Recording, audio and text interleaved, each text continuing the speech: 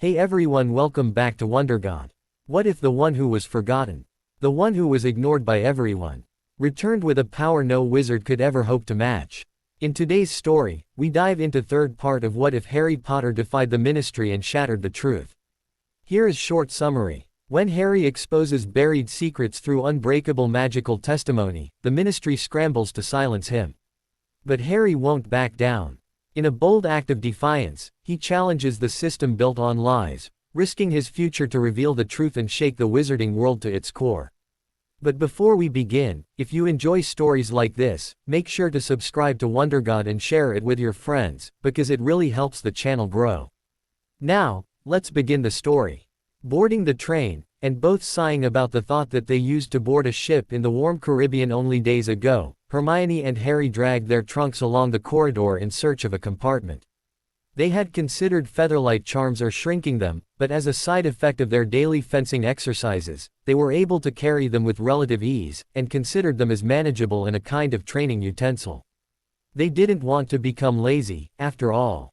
After they found an empty compartment in the middle, they stowed their trunks overhead and took a seat. In fact, they only took one seat as Hermione claimed Harry's lap and gave him the first snog he ever received on the Hogwarts Express. 5 minutes later, Harry quickly removed his hands from under Hermione's shirt and off her B***ests, as Luna Lovegood wrestled her trunk in. "Harry, there's no need to remove your hands from there for my sake. Besides, I believe Hermione seemed to rather like them there," she said in her usual, dreamy voice, while she tried to lift her trunk up onto the stowage rack. Both sat and stared at her with flaming red heads, completely flabbergasted with the casual way Luna had commented on something so embarrassing, until Harry became aware that Luna had already tried for the third time to lift it high enough, only to fall short a few inches, again, and exposing a lot of leg while stretching in her extremely short summer dress, which tried to make up for this shortcoming by adding more colors than necessary into the pattern. With a quick flick of his hand, he took control and levitated her trunk up. "I see your hands don't only do magic on Hermione, Harry," Luna smiled at him, looking directly at his wandless hand. Harry flinched at his faux pas, while Hermione hectically tried to find a way to explain it away, opening her mouth to begin, but coming up with nothing and closing it, again, repeatedly. Luna just smiled serenely at her, shaking her head. "You should stop that, Hermione, or nargles might nest in your mouth. And don't worry, I doubt anybody would believe me, anyway, if I told someone. Oh, by the way, thank you," she giggled, before she stared at an interesting pattern on the seat cushions. She could have sworn that that pattern had been upside down a moment before. "You're welcome. How has your summer been?" Harry asked to diffuse the awkwardness as Hermione as elegantly as possible slid off his lap and snuggled into his side to join the conversation from a more appropriate position.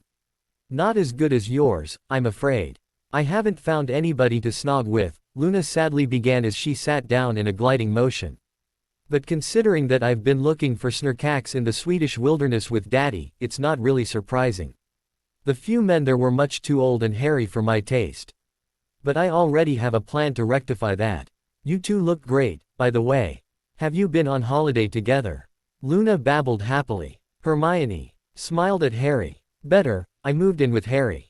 He happens to have a beach villa we spent most of the last month in," she admitted cryptically.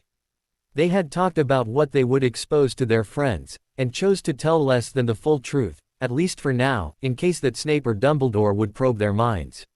"Really? Here I was under the impression Surrey didn't have access to the ocean," Luna told them with a strange wink, as if she were talking about an inside joke. Hermione and Harry were startled and wanted to ask a follow-up question about what she meant, when the girl's face became unfocused again. "The Glimpweeds must have manipulated my maps, they do this often, hello Neville." Luna continued innocently, waving at the boy, as her train of thought gained momentum and then derailed, as usual. It didn't escape Hermione's notice that she unnecessarily leaned forward to wave at Neville, an action that made the boy nearly stumble over his trunk as her dress followed gravity's call. The boy in question entered the compartment, stowed his trunk and seated himself next to Luna, while blushing furiously and trying to keep his eyes off her. Hermione could have sworn that Luna's smile got a bit less spacey and more devious for a moment. In no time all four were swapping stories, slightly edited in case of Harry and Hermione, of their holidays, and Harry had to promise everybody to invite them over next summer. Of course, just before departure, Ginny finally showed up and joined them. Neville stood and stowed her trunk in the overhead space as Ron just stormed by without a word, glaring at Harry and Hermione. Neville gave them a raised eyebrow at Ron's unusual behavior, but received an elbow in the ribs from Luna before anybody else could answer. "Neville, can't you see that he was bitten by a wibbling nerf groper? Their bite is known to induce bouts of jealousy at friends who have better love lives. The reaction is stronger the more active those couples are, which explains why Ron is such a prat to those two here." "Really, and people say I don't pay attention," she said with a very Hermione-like eye roll, and Neville nearly got a seizure from the coughing fit he developed. It didn't help his recovery that Luna leaned forward and smiled at him brightly as he was doubled over, giving him another good view of her assets while asking if she might get him something he wanted. Meanwhile, Hermione had immediately flushed beet red while Harry nearly broke his neck by snapping his head around to face the girl who just babbled about them doing it like bunnies in polite company. Ginny meanwhile had noted how neither of them denied Luna's claim. Hermione only needed one look at the petite redhead's sly smile to know that Ginny would pry all secrets out of her as soon as they arrived in Gryffindor Tower, if not earlier. Luna, as if she just had commented about the weather, now concentrated on Ginny, keeping the conversation flowing. "How does the shop of your brothers do? Father and I had some of their edible silly string cans with us on our expedition. It is perfect to lure Snurkax into a trap. Too sad that they ate their way out of the spider webs we made from that string to catch them in. They were supposed to only eat the red sting and despise the blue one." The conversation in the compartment resumed after that, and everybody had a good time teasing each other and telling tales about their summer, and Hermione had to admit that their beach vacation had been outside of Britain to Ginny as the girl dug for gossip like a niffler for galleons. Being a bad liar, she had simply no chance against a girl that could make the twins spill their deepest secrets. Some very good laughs were had at Neville's expense when he had a story to tell about how he got his new cherry and unicorn hair wand and how much better he could handle this new one. Ginny, and surprisingly Luna both couldn't help to comment that this newfound skill with his wand might come handy with the witches.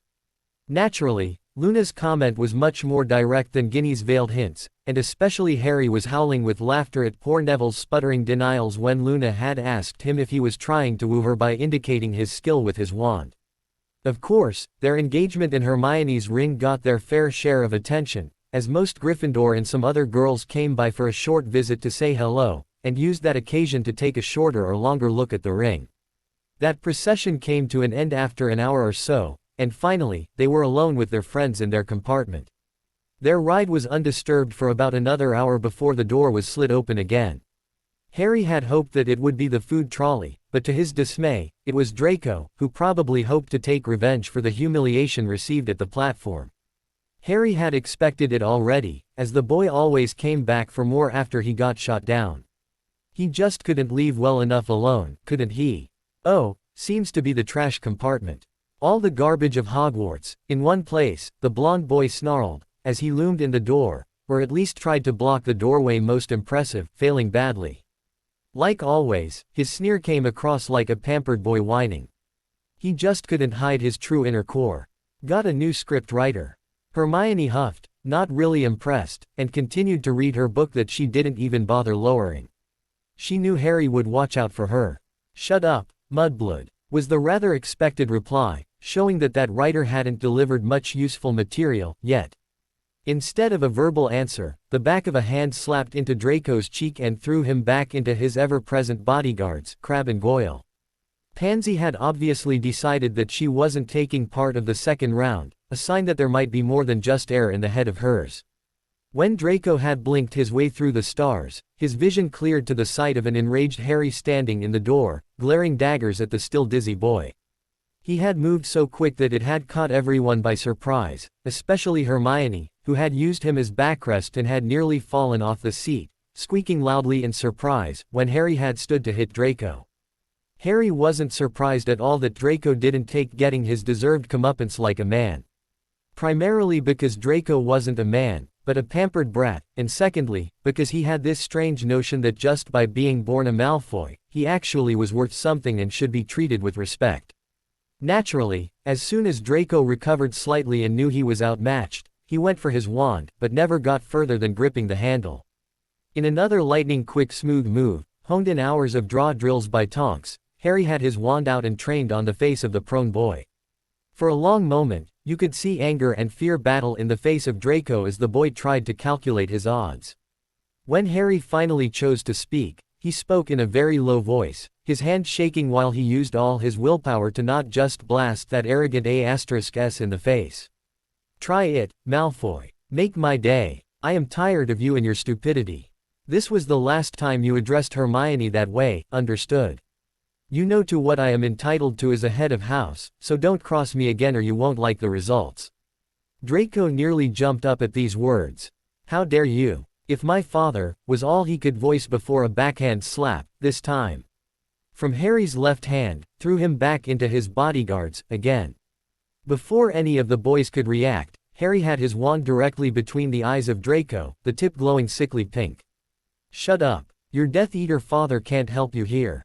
The next time you step over the line, you will pay. For the last time, keep your bloody carcass away from me and my friends."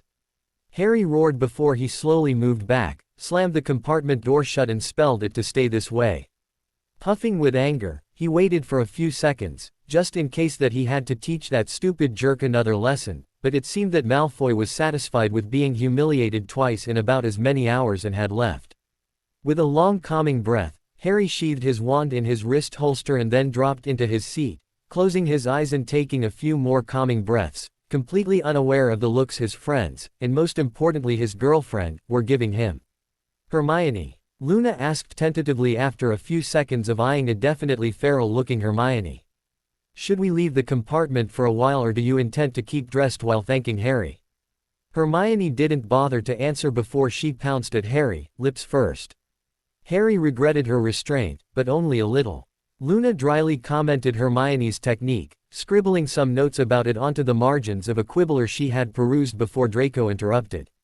For later reference, she told Ginny and a very uncomfortable Neville, while patting the latter's thigh amiably, causing a lot of the discomfort. After some time, Ginny produced a package of exploding snap cards and started dealing to Neville and Luna. It took 3 rounds before Hermione and Harry finally noticed the bangs. About halfway into the ride, a nervous girl, Harry thought he remembered her to be in 3rd year or so, delivered 2 scrolls to Harry and Neville. Harry didn't expect any letters this early into the ride. He knew that Dumbledore would certainly cite him into the office as soon as possible to inquire about the engagement announcement in the Daily Prophet or Harry's notice of guardian change. Curious, he broke the seal while Neville already was reading his own letter. "Do you know who this Slughorn fella is?" Ginny asked while reading over Neville's shoulder. "No idea," Harry replied with a shrug. As everyone turned to look at Hermione. Rolling with her eyes, Hermione lowered her book and straightened up. "Honestly, you people should read Hogwarts, a history sometimes. He was potions professor before Snape took over." "All right, but why is he back at Hogwarts?" Neville asked. "There is only one possible reason. He will take over potions, again," Hermione told him with a frown. "But what does this mean for Snape?" Harry stood and opened his trunk to retrieve his robes. "Well, I think we will find out at this meeting, won't we, Neville? Snape's the new Dada instructor," Harry proclaimed with a frown when he came back from the meeting. Neville looked sick at the prospect of having Snape for his new defense course. If anyone noticed that Hermione didn't correct Harry that it were Professor Snape, they didn't comment it. "That doesn't bode well for you," Ginny whispered in a very annoyed tone. "Snape will make defense a nightmare, especially for you, Harry." "Not really, we already made plans to test out early in this course since, to be frank, Hermione and I already perform at Newt level in defense," he told her. Neville had to snort at this. "Well, Hermione being far ahead of anyone doesn't surprise me, and if anyone has a sound motivation to do well in this class, then it's you, Harry." "Right in one, Neville," Harry smiled. "So all we have left to do now is to find a way to do so in a manner most insulting for Snape. I just wait for the right opportunity. As we are talking about Snape, I think it will happen the first Dada class period." No one contested that claim. Snape had never lasted 5 minutes without baiting Harry before. "Will you continue the DA?" Luna asked. I mean, you both started it last year because we had an incompetent teacher, and we know that Snape is the definition of a bad teacher, she said, speaking out loud what everyone else had thought already. I think the Raxperts nested in his head once when he was a child, she then added, ruining the serious impression she had given. Harry had a slight suspicion she did that on purpose. We might do that, Hermione granted. It'll depend on our schedules, but we'll notify you. So, how was the party? Neville and Harry took a long look at each other and grinned broadly. Soon, they both were telling the tale of a man trying to woo the future elite and getting his foot into as many doors as possible. After a few more hours of a rather uneventful ride, they arrived at Hogsmeade and prepared to leave the train. To their surprise, there was a squad of Aurors patrolling the station. Harry didn't know them, except for one, who he thought to be Dawlish, one of the Aurors that tried and failed to arrest Dumbledore last year. In the distance, he saw Hagrid herding the first years away, but continued to follow the mass of students towards the carriages. He was slightly surprised when Hermione suddenly stopped and stared when they cleared the station and got onto the open field where their transport was waiting. It took him a second to realize that she now was able to see the Thestrals pulling the carts. Hermione quickly moved to stand beside one of the two magnificent beasts harnessed to the coach. She was mesmerized by these animals, their leathery skin, their powerful wings folded against their skeletal rump. Beautiful, aren't they? Luna said as she joined her with a serene smile. Most people are afraid of them, but I never have met nicer animals than those, she said as she let her hand glide over the closest animal's back, and scratching it a bit. The Thestral regarded her actions with a satisfied snort, and shook his slender neck. Hermione was still a bit stunned, and only nodded absent-minded, but she only hesitated a moment before she quickly reached out to pet the Thestral as well for a moment before she hurried to climb into the carriage. Crookshanks was rather put off after having to witness his human petting another animal, and it took Hermione the entire ride to the castle to pet herself back into her familiar's good graces. When they arrived at the castle, they quickly entered the Great Hall, being prodded by Filch with some secrecy and dark detectors rather fiercely when they passed the entrance hall, and found some seats near the door, as far away as possible from the head table. Ginny gave them a pained look, since Ron had Seamus and, most importantly, Dean sitting with him somewhere in the middle of the table. Hermione noticed her plight, and gave her a smile and a nod in Dean's direction. She received a dazzling smile in return before Ginny dashed off to sit next to her boyfriend. Hermione also smiled when Ron looked nauseous because of Ginny and Dean flirting next to him, but had to play nice in order not to lose his last friends. Neville sat opposite to them, a place that would become his during the year. So, all in all, they attended a nice welcoming feast, including the rather long sorting. The only difference to prior years was that Ron sat far away, and did his best to ignore their presence. Thus, not only could they follow the sorting without complaints of hunger and annoying stomach sounds, they also were able to eat in peace, keeping light conversation between themselves and Neville, and without the sight of Ron's legendary table manners, which were already disgusting some first years further down the table. Also, being that far away from the head table, they were able to completely ignore the teachers and the headmaster. Although Harry had assumed otherwise, Dumbledore refrained from citing Harry to the office on the first evening after concluding the feast and sending all the students into their dorms. Up there, Hermione and Harry spent a few more hours talking to Ginny, Dean and Neville, while Ron had Seamus in a chess battle. One by one, the others made their excuses and went to bed, until only Harry and Hermione remained and planned Snape's humiliation before they had to face the hardest part of being back at Hogwarts.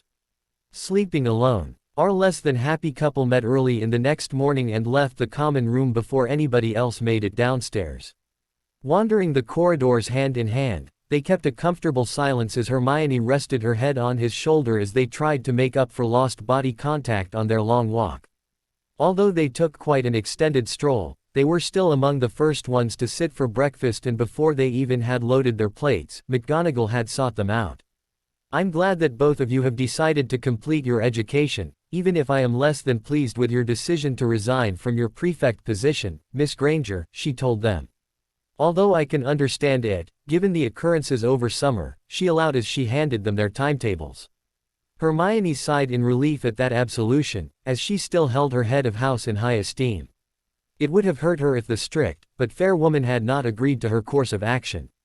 She was so relieved that she nearly didn't get the last statement of Professor McGonagall. I am especially proud of you, Mr. Potter. Not many people use the chance to take an OWL level course while being Newt level themselves, McGonagall stated before performing an about-face and returning to the teacher's table. Hermione's eyebrow was rising rapidly at that cryptic notion. The crooked grin Harry sported made her curious.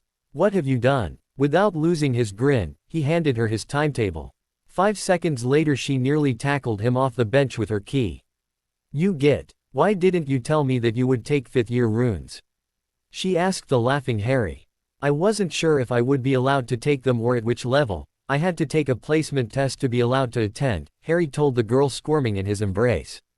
Really? When did you? Didn't you wonder what I have been doing when your mother whisked you away for that half day of girl time shopping with Tonks? Harry replied, waggling his eyebrows at her. Oh, I might have been distracted by shiny things. Not bad for a ruse, I say, Hermione cheekily replied as she sat back and smoothed her rumpled clothing. And quite expensive, I have to say, Harry added with a wide grin at her as he poured some tea for him. I didn't hear you complain when I modeled for you that evening, Hermione harumphed with no real malice, as she reached for the toast. But you yet owe me an explanation for why you did, she said, waving her butter knife in his direction, as if to threaten him. Careful, before you take an eye out, Harry made fun of her as he recoiled in mock horror. This thing is more dangerous than the tiny poker you fence with, he said while he disarmed her. And it's because the revenge uses that many, and for so many purposes. We used them for so much stuff already, and I think they're handy. I wanted to learn the basics, so I can at least understand the books in our library, he reasoned. Hermione could agree to this. The only books their library had on the topic were in the range between rather advanced to completely unintelligible to anyone but a master in the field. Harry had been positively thrilled when they used some runes on his holster, and did ask a lot of questions. She had been pleased by his interest back then, but never would have thought he would enroll in a class. And how he went on and did this behind her back was brilliant. She loved it when he applied himself to things and took control. Happily chatting, they dug into their breakfast. Prior to this, they had considered eating a light breakfast and maybe a bit of fencing done before class. A closer inspection of their timetables changed their minds. Instead of training, they decided on a lazy morning, as they had double defense to look forward to first thing in the morning. Hey there, Ginny chirped as she flopped herself onto the bench next to Hermione. You two were up rather early this morning, what gives? Habit, Hermione replied between sips of tea. We are still on Caribbean time and over there we rose early and rested in the midday heat. Ginny paused a bit in her sip of tea, but continued drinking without uttering a word. Also, we thought about getting a bit of training in before class, but since we start with Snape today, we decided to save our power, Harry added to his girlfriend's explanation, before taking another piece of toast to butter. Training? You mean weights and running and stuff? That sounds nasty and boring to me, Ginny told them as she reached for the scrambled eggs. No, fencing. The constant motion in sparring is nearly as effective as running and so it doubles as a kind of stamina training, but is more fun and practical. You mean with swords and stuff? Cool. Mind if I watch you sometimes? The petite redhead said conversationally while loading her plate with eggs and bacon, the usual Weasley load. Hermione had to swallow her envy on how much that girl could eat without putting weight on. Any news about you and my slob brother? Did you talk? Ginny asked between bites. Harry had to shake his head. Nope, he went straight to bed with the curtains drawn. Actually, I don't care. If he can't be happy for us, then he can get lost. I am so not going to ditch Hermione just to make him happy, he said, Hermione smiling at him fondly for his correct answer. Nor would I take him up on his advances. I got my scoundrel bagged and I am not interested in anyone else, Hermione added and refocused on her breakfast. Soon, the newspapers would arrive and she wanted to be finished by then to read it in peace, so she would know about everything someone might ask her about it. That would take long enough, and Neville would certainly join them. She wanted to talk a bit with him, as well. She had to be quick, since it wouldn't do to be late for class. 40 minutes later. I didn't tell anyone to open their books, Granger, Potter. 5 points from Gryffindor, Snape drawled as he stormed into the classroom, slamming the door shut in the process.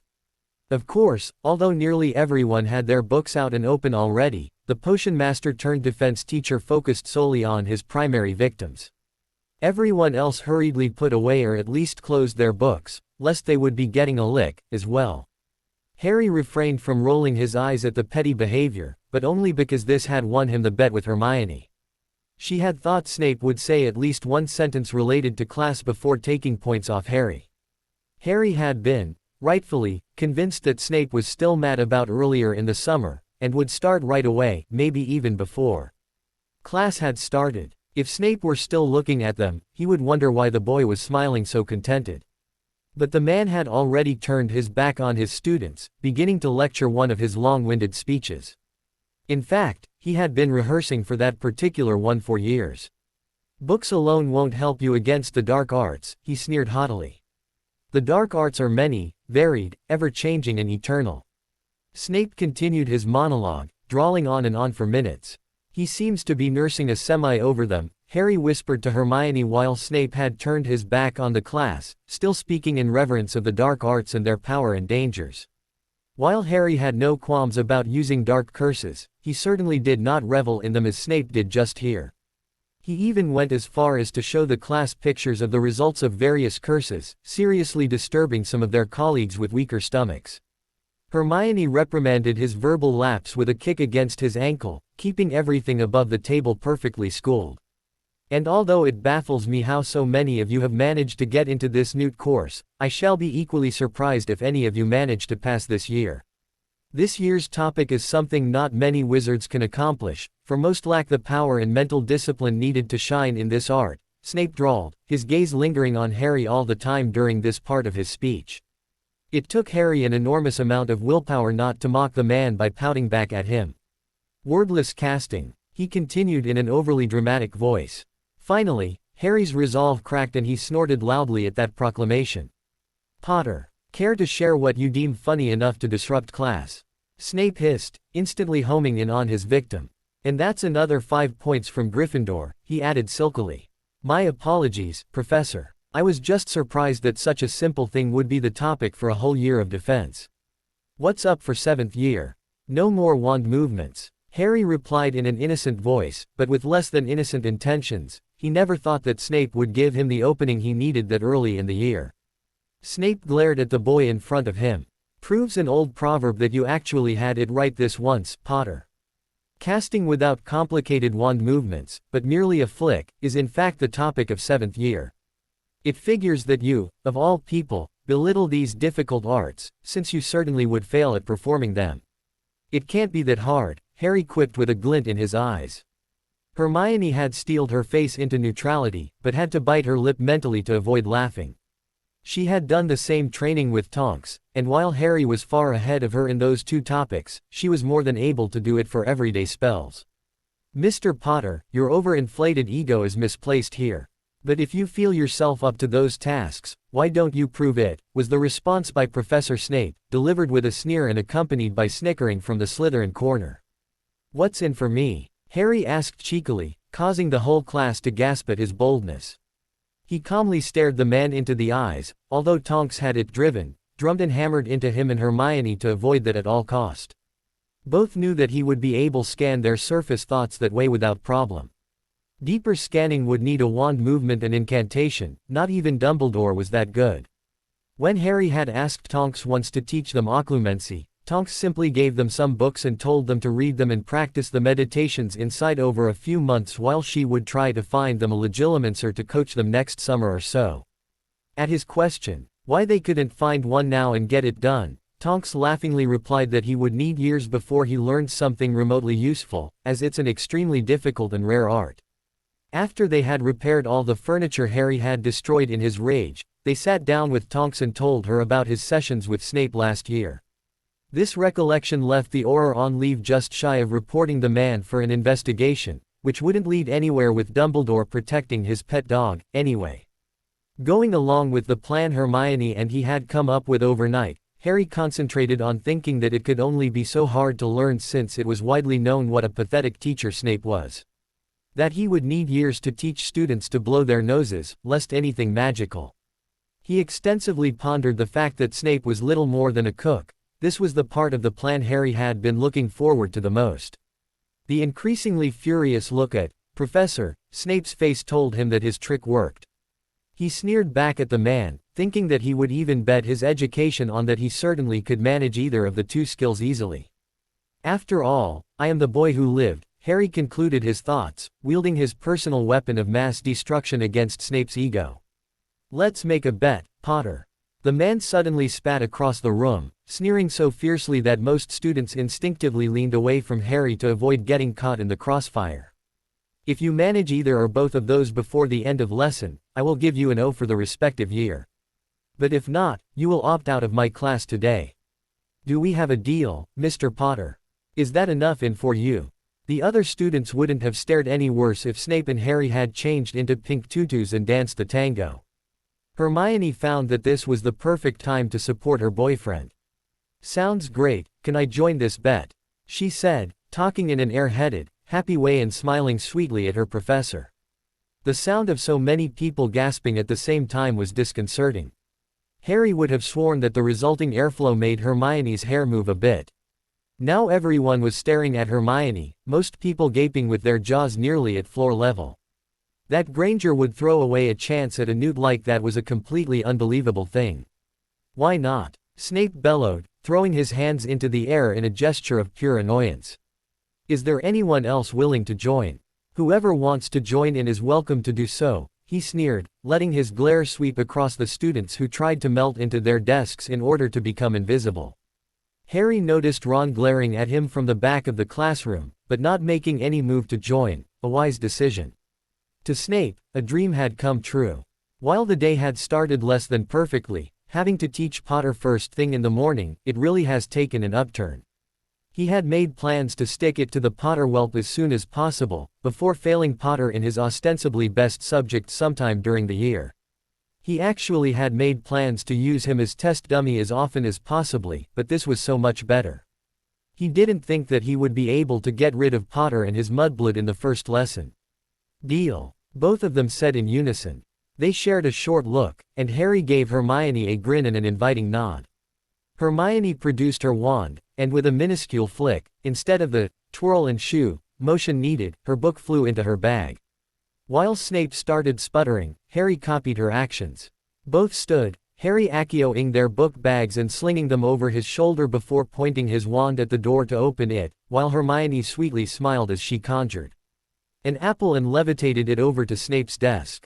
She then hooked her arm into Harry's and both marched out, leaving the class to stare at an openly gaping Snape, whose left eye had started to twitch in a spasmodic way. Hermione smiled back when Neville dared to shoot them a thumbs up from where he was sitting, while Harry noticed with a smug smirk that Ron was too shocked to glare at them anymore. After class, Severus Snape, Professor of Defense against the Dark Arts and youngest potions master in centuries, was in a quandary. The insufferable Potter and his know-it-all mudblood had tricked him. No way had they managed to do this on their first try. Somewhere deep inside, he had to grudgingly respect Potter for managing to set him up so thoroughly. That was very Slytherin. While he was proud to be the biggest bastard north of the Thames, the Malfoys lived a bit south of it. No one should ever say that he didn't honor a bet. That would be a slight on his reputation, making him look like a sore loser. Especially since he couldn't give them any other mark than an O for the year with what they showed. Their little show was actually sufficient to pass the final exam, and the educational department would have his accreditation if he didn't clear them for Newt after obviously having made the grade. He knew they had been out for his hide for years, with Dumbledore barely able to bridle them. At least, there is one small silver lining, he thought. When Harry and Hermione sat for lunch that day, they were approached by Snape in passing. As he walked by, he wordlessly tossed 2 envelopes on the table while glaring daggers, before leaving for his place at the head table. Much to their surprise, they really contained their final reports with outstanding scores for 6th and 7th year Dada. Bewildered, they looked at each other and then at Snape, who was half-heartedly picking at his meal, looking rather disgusted, probably at what he had just done. Harry shot a bewildered look at Hermione. He certainly wasn't prepared for the man giving up that easily. His plans contained a long fight with the man and probably a test in front of the board to get out of class.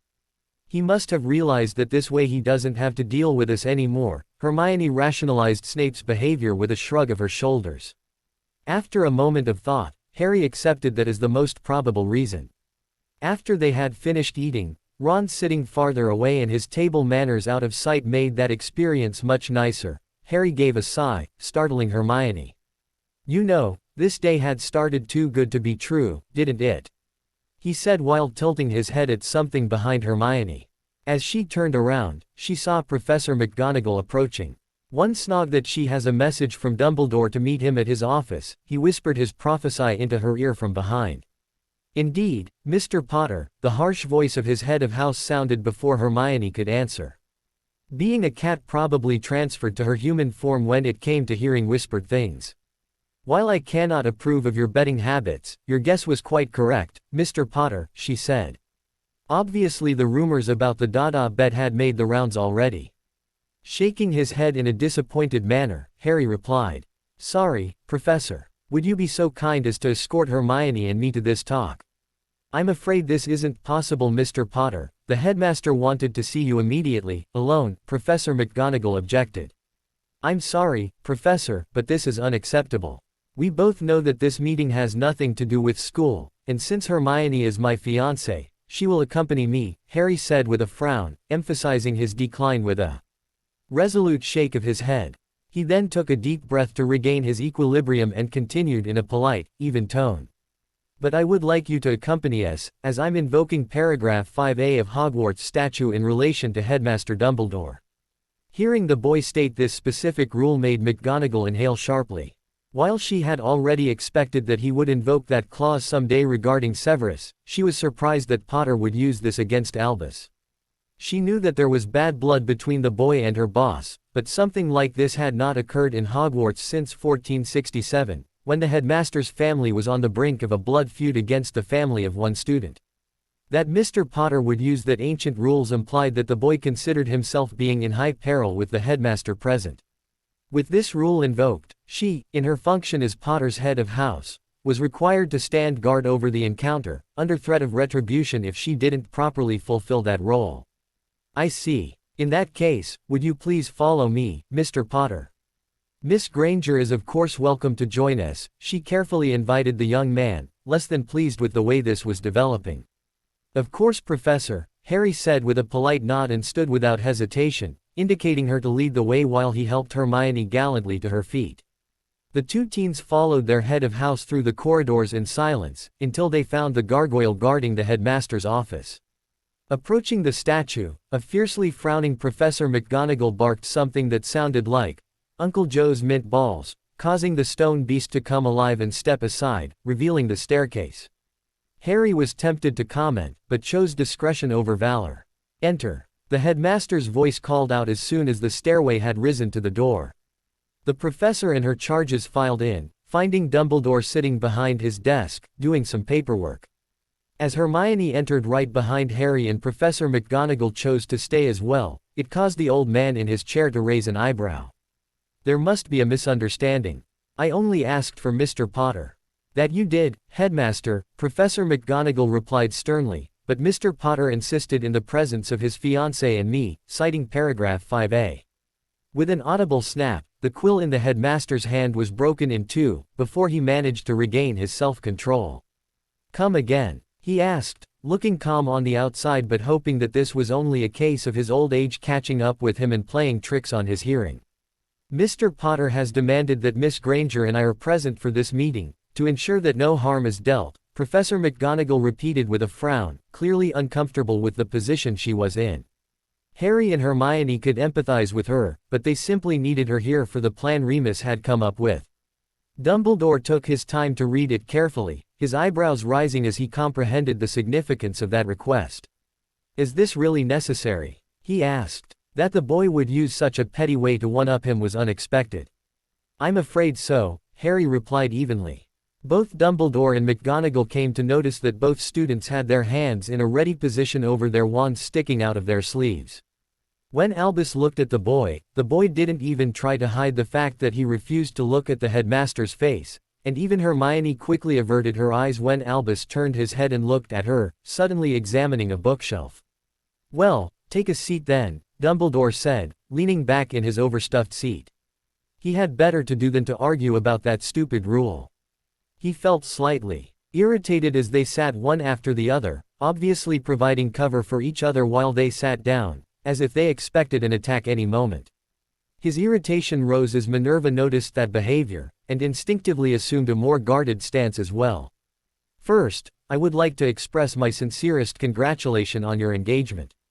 It is always nice to see some happiness in such dark times. Dumbledore began the meeting seemingly lightly, but lacking warmth in his voice. McGonagall was not the premier transfiguration teacher in Great Britain for being stupid. The way she raised an eyebrow at Harry because of the way that statement had been delivered made the boy try his hardest to avoid smiling. He could not even imagine how much it must irk the headmaster that they had tricked him into that agreement. Dumbledore hid his frown in his beard as he reminded himself, again, that this didn't really matter to his plans. Miss Granger would do as well as any other girlfriend. Deciding to not BMO NA spilled cauldron, he steepled his hands on the table in a display of peacefulness and came to the next point. I must admit that I am rather disappointed in you, Harry. You had been told to stay at home, where you would be well guarded and safe. He tried to play the usually successful guilt card.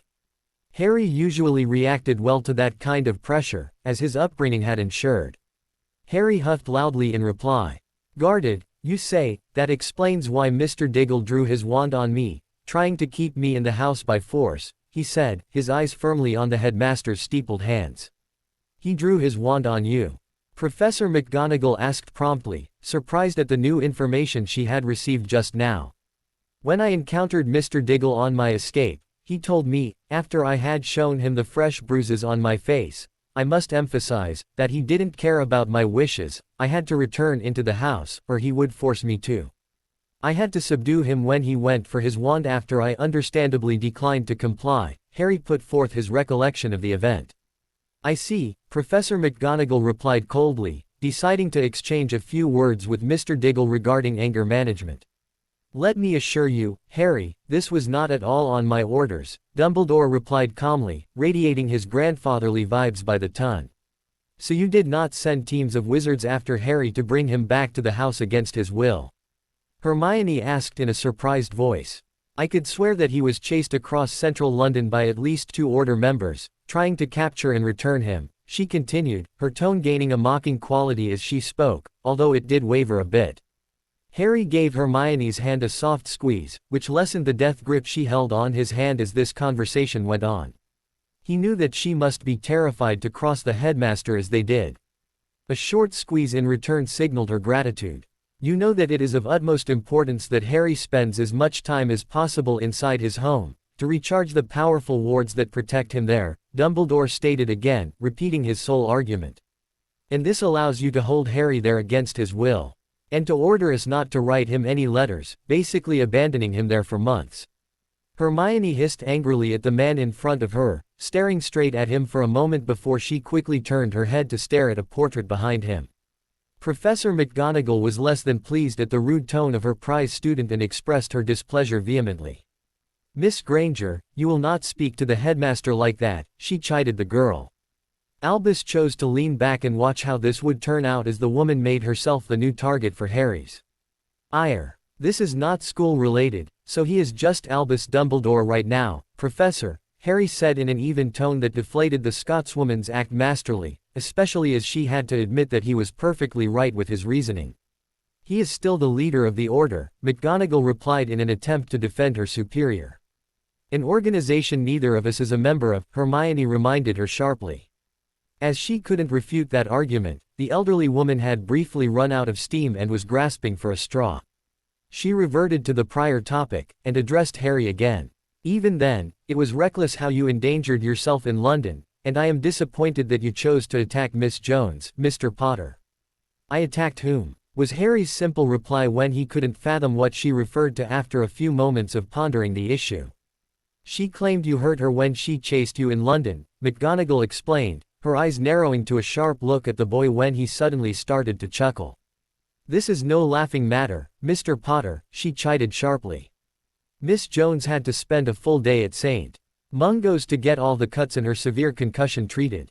She felt slightly incensed that Potter made fun of such grave injuries that required such extensive treatment. I meant no disrespect, Professor, but I had nothing to do with these injuries. She ran into a glass door, he answered, with Hermione smiling faintly as she remembered the time Harry had told her about that. It seemed so long ago already. Professor McGonagall's right eyebrow rose slightly as she heard the boy's version. It stayed in position as she turned slowly to look at her boss. She remembered the tale distinctively different from when Albus reported on Miss Jones' condition. Only years of practice in reading students' body languages made her notice the signs of distress on Albus that made her believe Mr. Potter's version over his. I see, Mr. Potter. I apologize for my incorrect assumption, she said in a slightly warmer tone. This warmth did not reach her eyes that still rested on Albus. This is getting us nowhere. Albus tried to get the conversation back on track. Let's try an easy question. What did you do to Voldemort? I don't know, Harry replied truthfully. It might have something to do with Hermione managing to end the blood trace you had on me, he added after a moment. Albus could practically feel Minerva's eyes burning holes in the side of his head as he tried to justify that less-than-light technique. It was the safest way to keep track of you. I had to make sure that I could find you quickly if you were to leave Privet Drive. When you removed it, I had to resort to much slower methods to find you in order to bring you back to safety. Hermione gave a snort when he said that. That's rich, considering that you led a group of Death Eaters directly to us, she said, her voice laced with mirth as she shook her head. Harry was equally entertained by the man. He neatly played into their game, giving them precisely all the keywords Remus had predicted. Which wasn't exactly hard as Dumbledore only ever used two kinds of arguments. It's for your own good, and it's for the greater good. This was an unfortunate accident, Dumbledore said dismissively, not wanting to delve into that topic. Sadly for him, the kids didn't share that sentiment. Sorry Professor, but to remove our disguises in the middle of Diagon Alley and shout out our names when we were the most wanted persons on Voldemort's list is more than just an accident, Harry said sourly. Minerva had to shake her head at hearing the kids' version of that encounter. She was entirely sure that the boy had told the truth by the way he had spoken. Albus, on the other hand, had only informed the Order that the Death Eaters had suddenly showed up, and that a fight broke out. The Daily Prophet had brought a detailed article about the fight, but not about how it started. The fact that he had made a mistake and caused this episode to happen seemed to have escaped Albus when he reported to the Order. Little by little, her adamant support of Dumbledore had eroded away over the years. He had ignored her advice multiple times, and had put the school and students into harm's way more than once. He even watered down the quality of Hogwarts education with his quirky choices for professors. Over the years, she found herself questioning her boss more and more, and it wasn't getting any better as this meeting progressed. Not aware of the internal conflict his deputy was warring with, Dumbledore stubbornly continued to fight his losing battle. It would have happened anyway. You weren't safe outside of Privet Drive, he insisted, trying to beat the dead horse with a bigger stick as he was getting irritated by the way these children were conducting that talk. Why not? We were staying in Grimmauld Place, the only other location except for the burrow you regularly allowed Harry to spend the summer, Hermione, who had the intros to their counterattacks learned by rote, inquired. They agreed on this tactic, fearing Dumbledore might put too much pressure on Harry if he were alone against Dumbledore. The plan was that she would run distraction for Harry, diffusing Dumbledore with quick remarks, allowing Harry to deliver the blows. That's correct, Hermione. And the wards on Black Manor are formidable. You might remember what Bill said when he declined your request that he and Fleur should break down the wards on the Black Mansion. Headmaster, Harry caught the metaphorical ball seamlessly and went for the kill. Dumbledore could only frown in response as it was slowly dawning on him that the boy had too much ammunition on him to pursue this kind of conversation. Meanwhile, Minerva didn't believe her ears. That stupid Sassenach had really wanted William Weasley and his fiancée to attempt breaking the wards of an ancient mansion. That was tantamount to suicide for a curse breaker, even with a whole team. The question would be how many were still alive after the attempt. No wonder the both of them had declined and left the country for a while. Anyway, your extended absence means that you will have to spend all of next summer with your relatives in order to recharge the wards, Albus stated, trying to put some pressure on Harry. The boy, who was starting to really get on his nerves with the way he childishly looked everywhere but at him, needed to be protected as well as possible in order to fulfill his destiny. He was also well aware that the Dursleys would never allow Miss Granger to stay with the boy, so they would also serve as a tool to distance the two children from each other. Maybe the threat of separation could help Dumbledore to get the kids to cooperate with him. Dumbledore wasn't aware of the fact that with the blood binding lifted, Harry's presence would only have a marginal effect on charging these wards. A fact both of the teens knew very well. That would be extremely complicated, possibly impossible even. Headmaster, Harry gave a pensive reply, smiling inwardly at the way they had backstabbed the headmaster's plans thoroughly. You see, the Dursleys are currently residing at the Queen's pleasure, and I don't think they are letting teenagers room at these facilities for summer. Hermione proceeded to turn the knife in the wound. When Professor Dumbledore and McGonagall, both, stared at her in a thoroughly confused way, she clarified her intended meaning. Didn't you hear that the Dursleys have been charged and convicted of child abuse last week? Harry is not only my betrothed, but also a foster child of my parents now. That reminds me, we will have to hand the paperwork over to Professor McGonagall tomorrow, sweetie, she tweeted at her boyfriend. Her seemingly carefree use of a pet name helped a lot to ease the tension in Harry, who actually had to fight a chuckle. Mission accomplished, Hermione turned her attention to Professor McGonagall. Sorry, but it wasn't finished in time before September 1st, and we thought it would be more convenient to just hand it to you instead of using an all unnecessarily. We honestly forgot to do it in all the rush of the first days, she told the flabbergasted woman, who probably hadn't heard a word of what the girl had told her. In a way, it was shocking to see so much emotion displayed by the usually so stern woman. This revelation had been like a physical blow to her.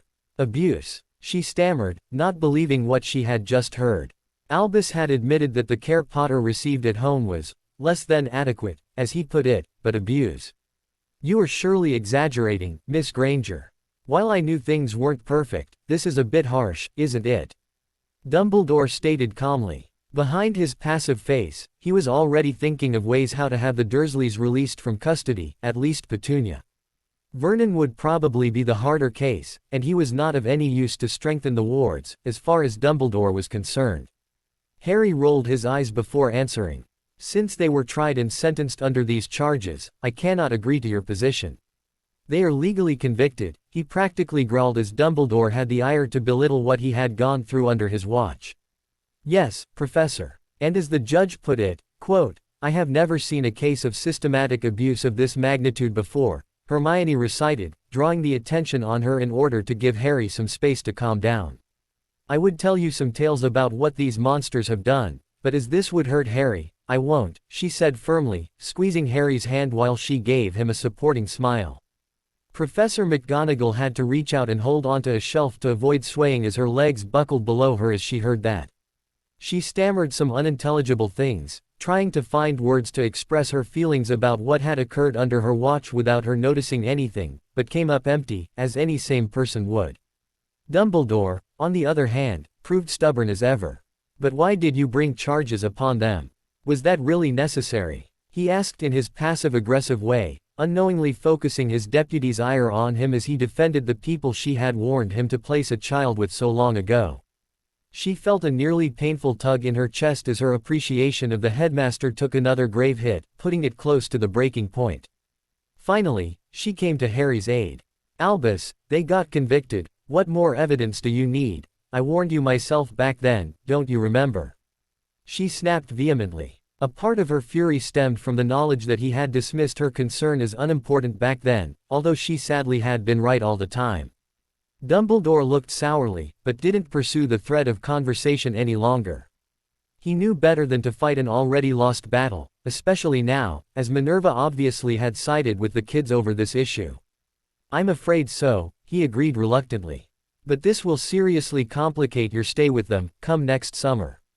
I hope that at least your aunt can be freed by then, so you can stay with her. He tried to find a way to salvage the situation and upholding the protection at Privet Drive.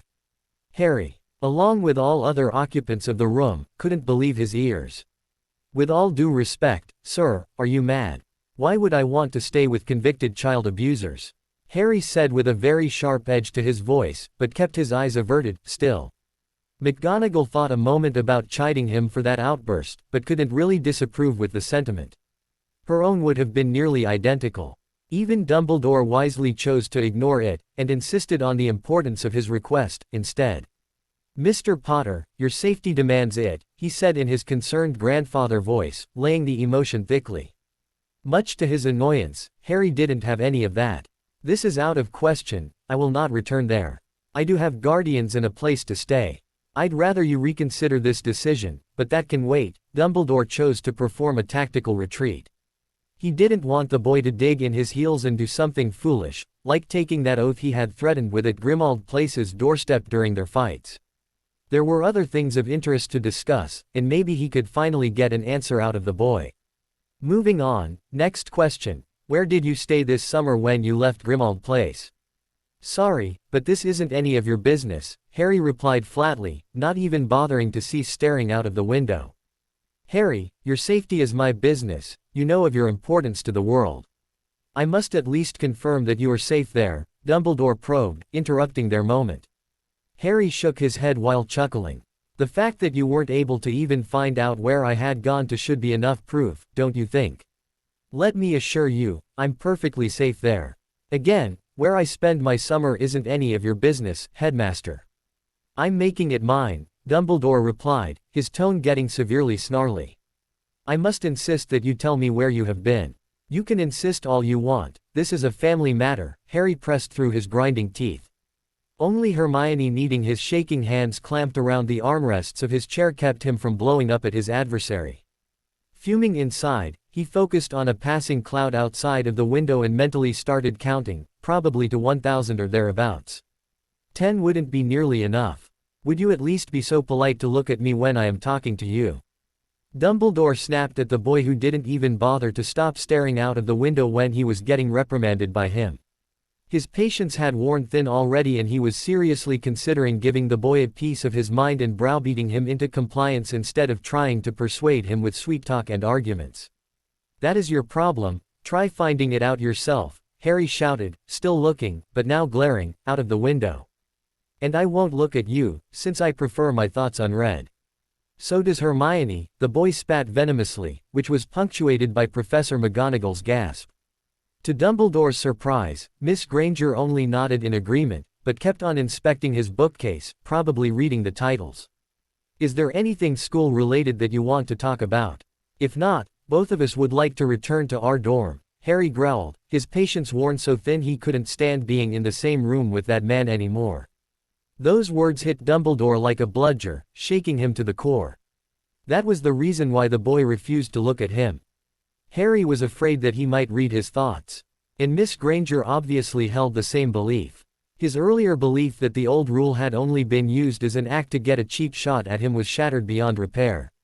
He had thought the boy was just rebelling against adults, like any boy was bound to, but now Albus suddenly realized how much the relationship between him and Harry had deteriorated already, and how badly this would damage his plans. He needed the boy to work with him. Please, Harry. Why all this enmity? I admit that there has been hardship in your life that I am partially responsible and sorry for, but all I did was for the greater good. He pleaded. I see, Harry said carefully. Was it also for the greater good that when I refused to leave the safety of Grimmauld Place, you tried to get Mr. Scrimgeour to arrest me under charges of turning dark and to put me under house arrest in Hogwarts, under the headmaster's care? He asked in a sweet tone, the smile never reaching his eyes. Only his many years of politics saved Dumbledore from giving his surprise away at this revelation. Albus, you did what? Professor McGonagall screeched at the man she thought she knew so well. Didn't she tell him that these accusations were ridiculous when he brought them up? He didn't even tell anybody about this attempt. He tried to get me arrested, and put under his thumb, Harry repeated. And I don't give a damn about what you think to be the greater good. All that it means is that I am the one to sacrifice for all others to be happy. And why I don't trust you. Because you made a lot of my things your bloody business. Harry spat with so much disgust that the headmaster cringed involuntarily. Albus was flabbergasted, the boy knew about this attempt. But how? It shot through his mind. Within a few moments, he had found the answer, Miss Tonks. Scrimgeour must have used that fact to gain some political capital with the boy, and let the information slip. This metaphorical cauldron was not only spilt, it was completely turned over. How, by Merlin's shaggy beard, do I salvage this mess? Lost in thought, Albus didn't stop the boy when Harry stood and left, along with his girlfriend, without being dismissed. He only winced slightly when he received a fierce glare from his deputy headmistress when she turned to follow her students, promising wordlessly to have a private talk with him, later. He was too busy finding a solution for his problems. Somehow, he had to regain the boy's trust or all the plans he made for Britain's future would be moot. Deep inside, he had a feeling that this anger wasn't just about the Dursleys, and their quarrels, of that Albus was sure. He had a strong feeling that he had missed something crucial concerning Mr. Potter, and this was the true root of their problem. Maybe he should have this long overdue chat with Vector or babbling about his broken distancia headometer. It was the first of the many mysteries that surrounded Harry nowadays. The next morning, Hedwig arrived at Grimmauld Place during breakfast. Overjoyed at the early first letter, Margaret removed the post from the owl's leg, while Remus procured some bacon for it. Everyone continued their meal while Margaret read the long letter. Obviously Hermione had a lot to tell for only 2 days' absence. The good news first, they are well, McGonagall is apparently on their side, and the plan to deal with Dumbledore seems to have worked flawlessly, she proclaimed after a few paragraphs. Good, Remus remarked after a sip of his tea. It might suffice to make Albus think long and hard about what he is doing. If he were to ease up on his control issues, he would be a valuable ally. Tonks nodded her agreement with this while she reached for the toast. Might I have a minute of your time, Tonks? Margaret asked after reading the first half of the letter, interrupting the woman's fight with the toast and honey, which the tablecloth had lost utterly. Fire away, Tonks replied while licking some excess honey off her fingers. Is it possible to take Newt exam midterm? Actually, yes, it is. Usually, you take them at the end of 7th year, but there are lots of people out of school who applied during the year to earn diplomas, Al and Newt both. Why? It seems that Harry has somehow tricked Professor Snape into passing him and Hermione with O's for both remaining years. Margaret stated dryly. She wanted to continue but had to wait a little. Remus had gotten his tea into the wrong pipe and was currently coughing up a lung while Tonks helplessly patted his back. Margaret waited until Remus had recovered and resumed his breakfast before she began anew. I am not sure if I should approve of this. Classes are serious, after all. Don't they miss a lot if they don't attend those years? Margaret voiced her qualms, frowning at the general situation. We had a talk about that early in July, when I finally broke them on their habits of schoolkid casting. Even before we went to the island, both were performing at 7th year level, wordless and point casting. So basically, they know all the practical stuff, except for some minor hexes and jinxes they get in 6th year. They only need some revising on the theory from the first 5 years and the theory portion of Book 6 and 7. Once they're done with that, we could do the testing within a day's notice. I believe McGonagall would certainly let us escort them over to the Ministry for a day during class, if needed, but I think we could arrange for a Hogsmeade weekend test. Did they need anything else? She asked, and Margaret checked the document once again. Yes, they ask about a list of topics they should study for the exams. Would you? She asked, and Tonks replied with a, yep, can do, before she had finished her question. Margaret quickly finished the letter and found one last point to check. Oh, and Hermione inquires what forms they would need to apply for Harry's mastery. She described the remaining contents of the letter. Unfortunately, and completely coincidentally, of course, the word, mastery, was uttered at precisely the moment Remus was taking a hearty bite of a scone. This time, Remus needed a potion to recover. On checkmate. Ron gloated as his knight came out of nowhere and skewered Harry's queen. Harry had been sure that he had the situation under control for the last 5 moves, but he obviously had run right into Ron's trap. Good one, Harry said as he got out of his chair, intending to join Hermione and Neville at the study desk. He figured that she should be nearly done with her arithmancy work by now, and he still had the essay to finish. He had let Ron badger him into a game, but it was entirely too awkward to really enjoy it. Ron looked up from setting up the board when Harry stood.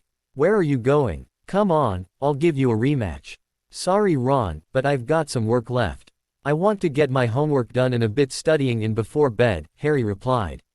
Maybe tomorrow. Ron's look clearly showed his opinion. You spent entirely too much time with her, he accused. He didn't like it at all that Hermione succeeded in warping Harry into her likeness, which was something inherently bad and evil in his opinion, even making him study for class. Harry ignored that outburst and stood. I want to spend time with her, and I need to get my homework done, he said. You should, too. Come on, there is more than enough time for that later. One more quick game won't hurt, Ron continued to wheedle Harry into goofing off. How about exploding snap or gobstones, you might even win a game. He said with a wide grin at Harry. Harry sighed deeply, but nonetheless he stood and wordlessly went to join his girlfriend, leaving a frowning Ron behind. Hermione casually slid her chair to the side to allow him to sit next to her, her gesture and her slight frown telling Harry that she had observed the incident but chose not to comment. Neville shot him a sympathetic glance while Ron wasn't looking as he was trying to coax Seamus into a game. With another sigh, Harry kissed Hermione's cheek tenderly. With a faint purr, Hermione's face evened as the tension left her as she returned her attention to her books. Harry sighed again, and pulled his earlier discarded books closer and started working on his transfiguration essay, trying to ignore his plight, while Neville asked Hermione to check his. Harry's main problem was that Ron had graciously decided, after 2 days of moping, that he would magnanimously ignore their betrayal of his trust and had gone straight back to business as usual. With Harry, at least. Hermione, on the other hand, was still persona non grata. With her, Ron kept a polite peace, still arguing about minor things, but mostly ignoring her presence, except for frequent requests to copy her homework. The tentative peace was only held by the fact that neither of them wanted to anger Harry. Hermione held back in order not to disturb Harry's friendship with Ron. Of course, she was still angry at Ron, but this was more or less a perpetual state she had grown used to over the years. At first, Harry was glad to have his friend back, but it came at a price. Within the last 2 days, Ron had managed to cut Harry's study time in half, just by relentlessly arguing that Harry should spend more time on his broom or with him. At first Harry gave in order to bridge over the gap in their friendship, but it was quickly getting on his nerves. The main problem was that Ron was completely convinced that Harry only studied to impress Hermione in order to get rewarded. Every attempt to convince him that Harry actually liked studying, to a certain degree, was answered by a suggestive smirk. At least Ron hadn't tried to ask Harry about how far he had gotten, yet. Harry would feel sorry if he had to eviscerate his best friend. He would do well to copy your study habits, Hermione whispered as Ron stalked up the stairs angrily after Seamus refused to play, as well.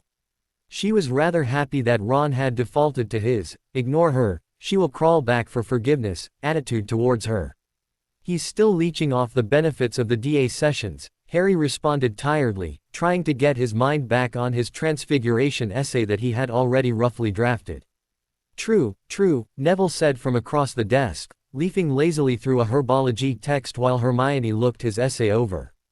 Hermione could only roll her eyes at her boyfriend's assessment while she rearranged a paragraph in Neville's text with her wand. True, the work with the DA last year had brought all of its members far ahead of their classmates, but the grinder Tonks had put the two through had increased this advantage heftily.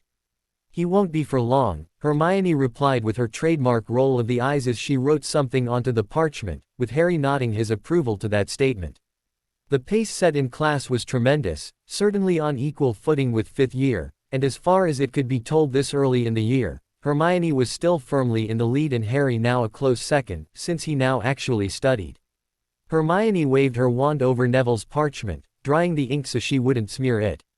That's it, Neville, just redo that last paragraph, you got it nearly backwards, I wrote you the source and page next to it so you can look it up for the final version.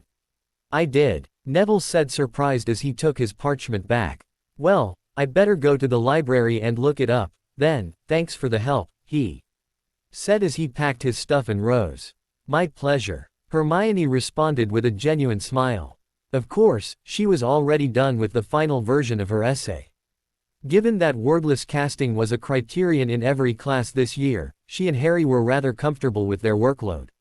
While their classmates were often seen struggling with their homework, still trying to make their spells work without incantations. They didn't need that practical training anymore.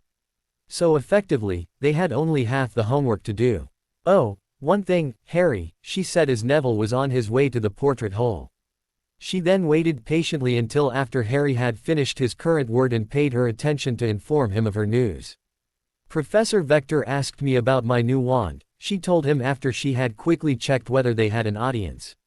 "I made up a story that we got them from a wand maker in France, who we had visited during holidays. The official version is that our suitcase got bumped up badly during flight, and our wands had been snapped. We stumbled across her shop when visiting Marseille and picked up wands there. The name was Raquel's Batons. She was a nice lady, brown hair, a very small shop, and told us that snapped wands couldn't be repaired," she whispered across the table. "Okay, I'll try to remember that," Harry smiled back. "Could you look my essay over, just to be sure?" he suddenly said. Hermione was a bit surprised by the sudden change of topic, but when she turned, she saw that Ron had returned and was closing in on them, his book bag in hand. Obviously, he had finally decided to do his homework, as no one was available to play games. "Of course, Harry," she said loudly. "I'll gladly look your essay over, and then I'll help you with runes, okay?" she said, smiling slightly as she saw Ron frown deeply as she mentioned Harry's sacrilege. Harry couldn't help but chuckle at Hermione's antics. At least, she was teasing Ron instead of hexing. Being grateful for small favors, he pulled out his runes book as Hermione grabbed her quill and charmed the ink bottle red in preparation for his essay. Surprisingly, Harry had adapted nicely into the ancient runes class he shared with some fifth-year Ravenclaws, and with occasional help from Hermione was more than able to keep up. Hermione did her best to show her appreciation of his course selection whenever the topic came up, which soon made that class Harry's favorite. After all, he was already done with Dada. The biggest surprise that first week was that Harry was allowed to attend potions class, since Professor Slughorn did allow participation with an E. "Oh, Mr. Potter, glad to see you again," Professor Slughorn beamed when he opened the door to see Harry waiting there along with Hermione and the rest of the students. When Harry gave Hermione a peck on the cheek and turned to leave, the man was less than happy.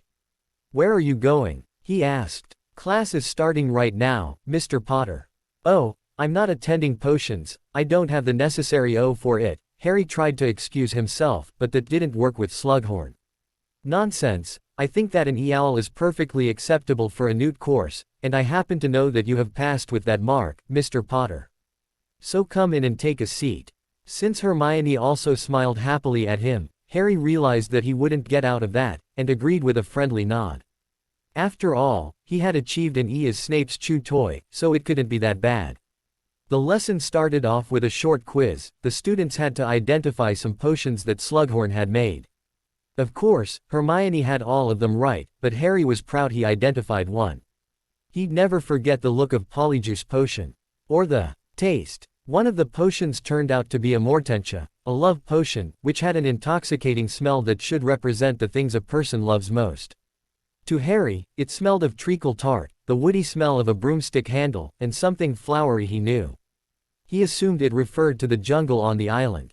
"Really? It reminds me of the sea, new parchment and the smell of your hair," Hermione whispered back when he told her this. Meanwhile, Slughorn had proposed an interesting challenge for his students planned for the first hour. They were to square off against each other to produce the draft of living death to win a small bottle of Felix Felicis, also known as liquefied luck, easily enough to last for about 12 perfect hours. "You'll find the instructions on page 146 of your books," Slughorn said, and found himself confused when Harry raised his hand after that statement. "Sorry, Professor, but as I hadn't planned on attending this year, I don't have a book of my own, and I presume we aren't supposed to share books during this contest," he admitted uncomfortably, hearing Malfoy chuckle from somewhere behind him, mocking him. Slughorn took a moment to process, before his face lightened up. "Of course, my boy," he said, unaware that this phrase made Harry grind his teeth. "Here, take this one until you can obtain a new one," he said as he handed Harry a random one from the potions room library. While Slughorn was answering some questions from the other side of the classroom, Harry flipped to the given page. Much to his surprise and dismay, he found side notes scribbled all over the text, presumably by the former owner. A quick look at the name tag revealed a not very helpful moniker of Half-Blood Prince as the person in question. Hermione. Harry whispered while people started setting up their cauldrons and sorting their tools. What do you think of these notes? He asked her for input. I'm not so sure about them, she said with a frown at the defaced pages. Usually, you're supposed to take notes on parchment, not like this. Propriety and neatness aside, I doubt he wrote those down because they are wrong, Harry insisted with a sigh. Hermione was reluctant to agree. Who knows, after all, he discarded the book later, so for all we know, it might as well be a prank on some poor sod who happens to borrow that book. Harry stared at her for a moment, before blinking and shaking his head. You spent entirely too much time around the twins, he chuckled as he readied his desk for the work. That statement applies to any span of time you have to endure those two clowns when they are in mood to be funny, Hermione sighed. For a given value of funny, Harry commented dryly. But you're right, I could see them editing a book like that, even if they never were to hear about the results. They admitted that they had left a series of pranks hidden around the school that they keyed to Filch. They say it's so he doesn't forget them too soon. Hermione huffed in reply. Filch probably still had nightmares about these two. So, are you going to use these, now? After you put pictures of the twins into my head? Hell, no, for all I know this could as well be a belated prank from the Marauders, given the age of this book. I say we check these notes later, and I'll stick to the original recipe, for now. With you in the team, we'll win this contest, anyway, he whispered back at her, chuckling as she blushed under his praise. Naturally, Hermione won that contest, while Harry had finished somewhere in the middle field, as expected. Of course he was very proud of his talented girlfriend, a sentiment that was now shared with their potions professor, who nearly fell over himself in order to praise her. Damn, Harry. Moped later that evening in the room of requirement. When they tried the alternate instructions from his book, they produced an even better result than Hermione had achieved. I'd have beaten you, he whined. By cheating, Hermione set him straight as she started to dispose of the potion. It's not cheating if I had better instructions out of luck, Harry insisted lightly, which was answered by a huff from his girl.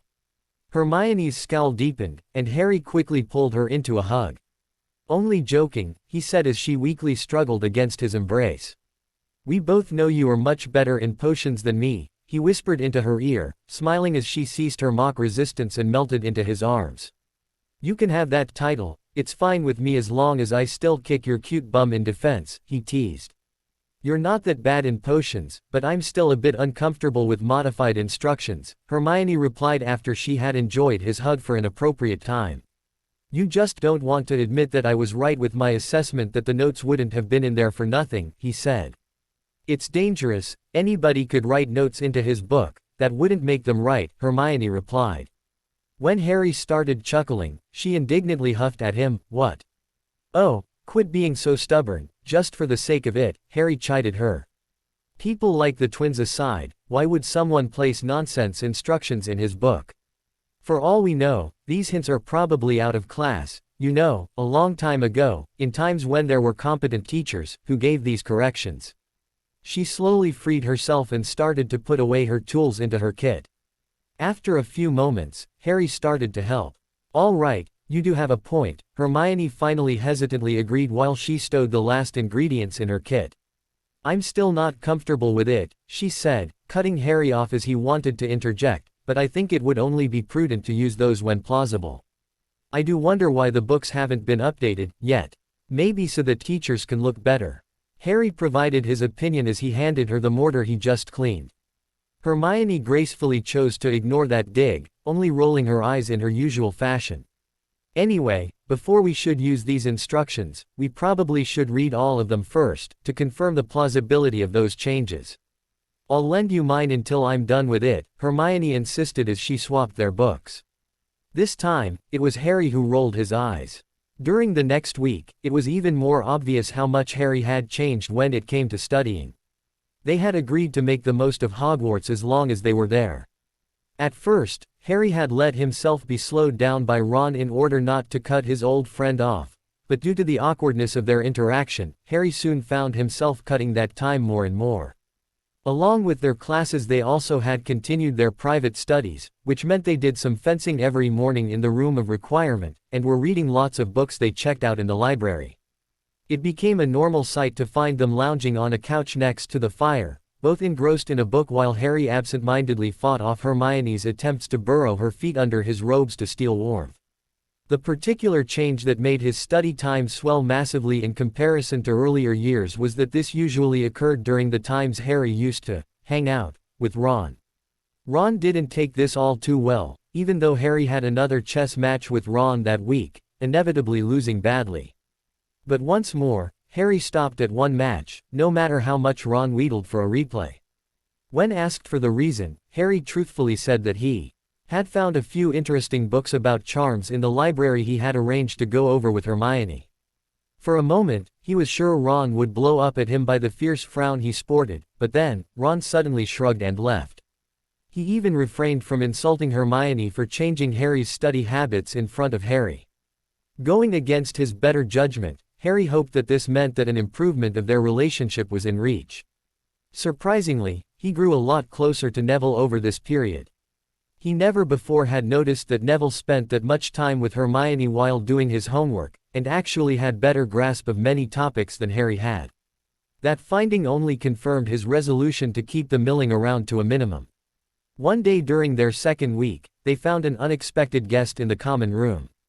"Hi, guys." Ginny yawned from the couch, wearing casual clothes instead of the school uniform, just like them, only without the training bags. Given the fact that it was 6 o'clock in the morning, at least an hour before she would even start to stir in her bed, they were rather surprised to see the girl there. "Mind if I join you today? Hermione promised to let me watch you one day, and I woke up early today." Hermione doubted the truthfulness of that statement, since she had a very long chat with Ginny just yesterday, in which the younger girl had tried to get details about her and Harry. Especially about their carnal knowledge of each other, Ginny had figured out quickly that something more than just snogging had occurred between Harry and Hermione.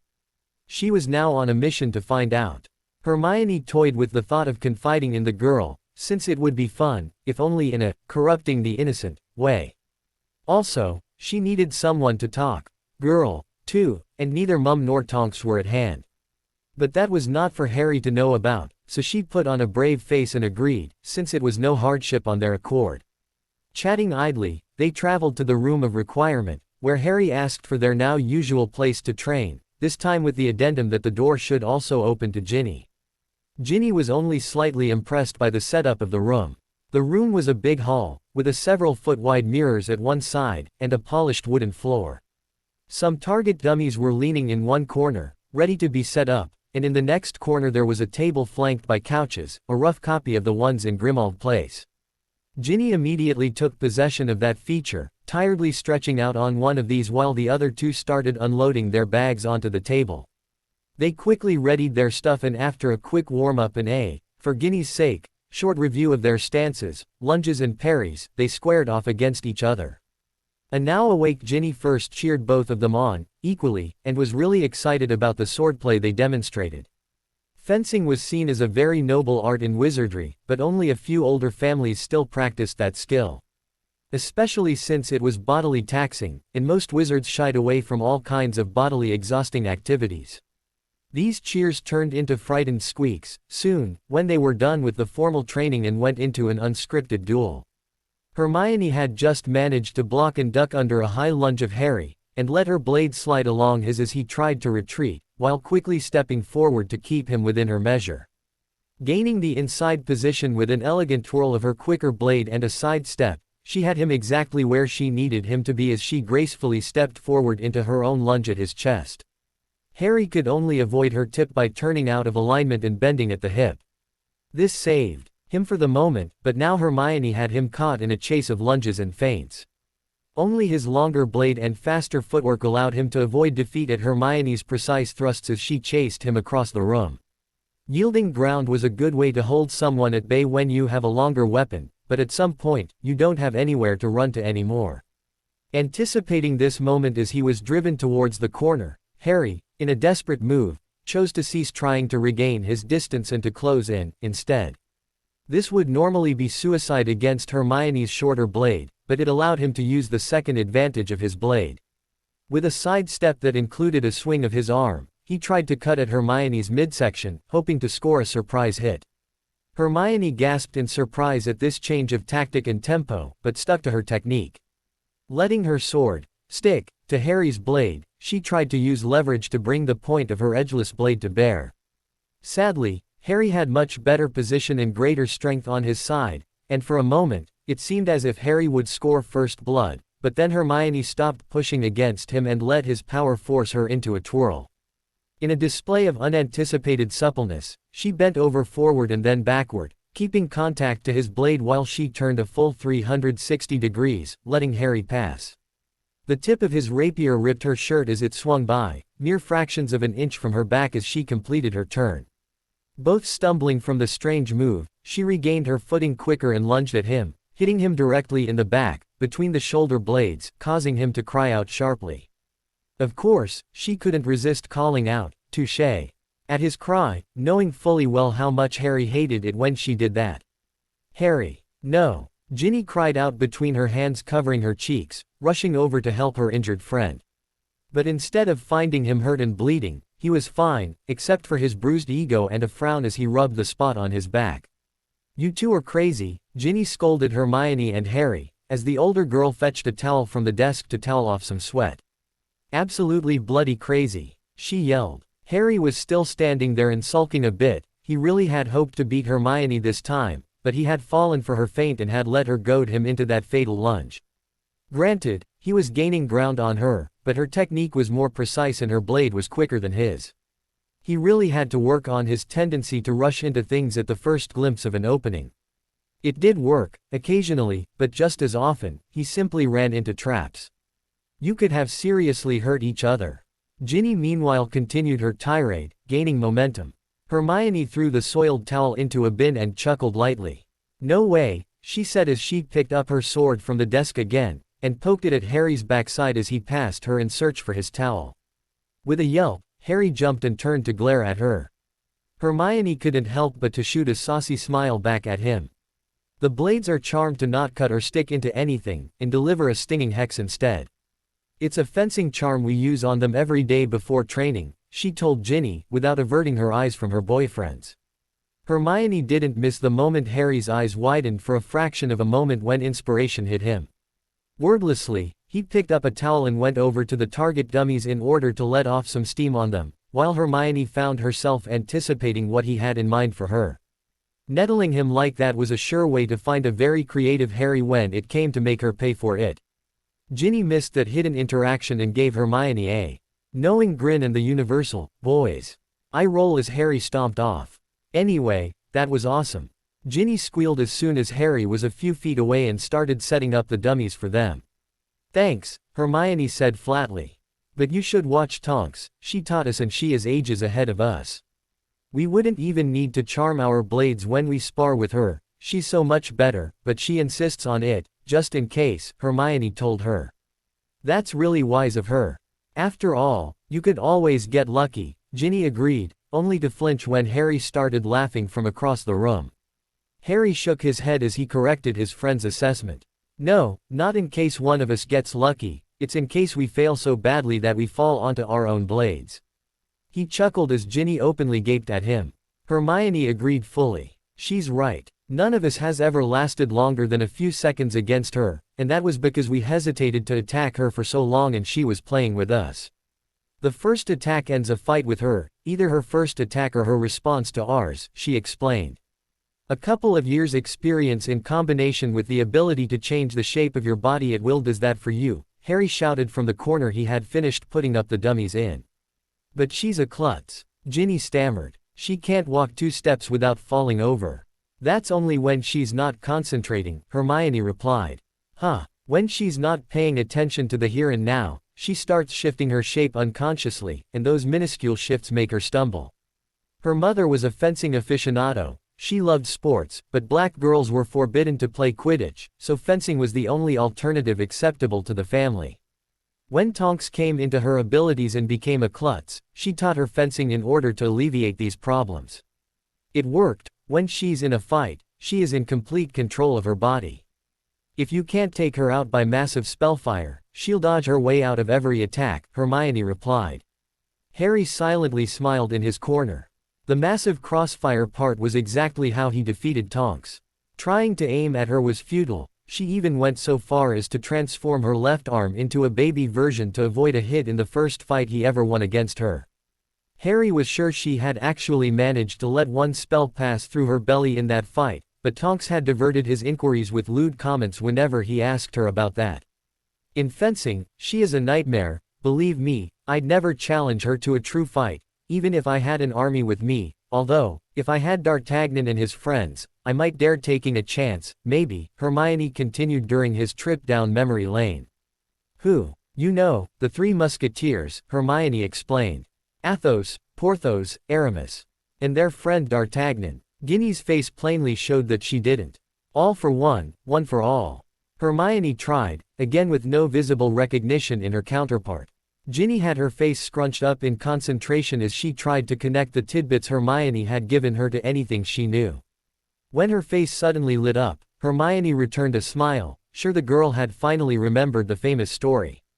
Muskets. That are these modern muggle gums from the World War, aren't they? I didn't know that you could use them for fencing. Ginny's mouth disproved that assumption while Hermione's face fell.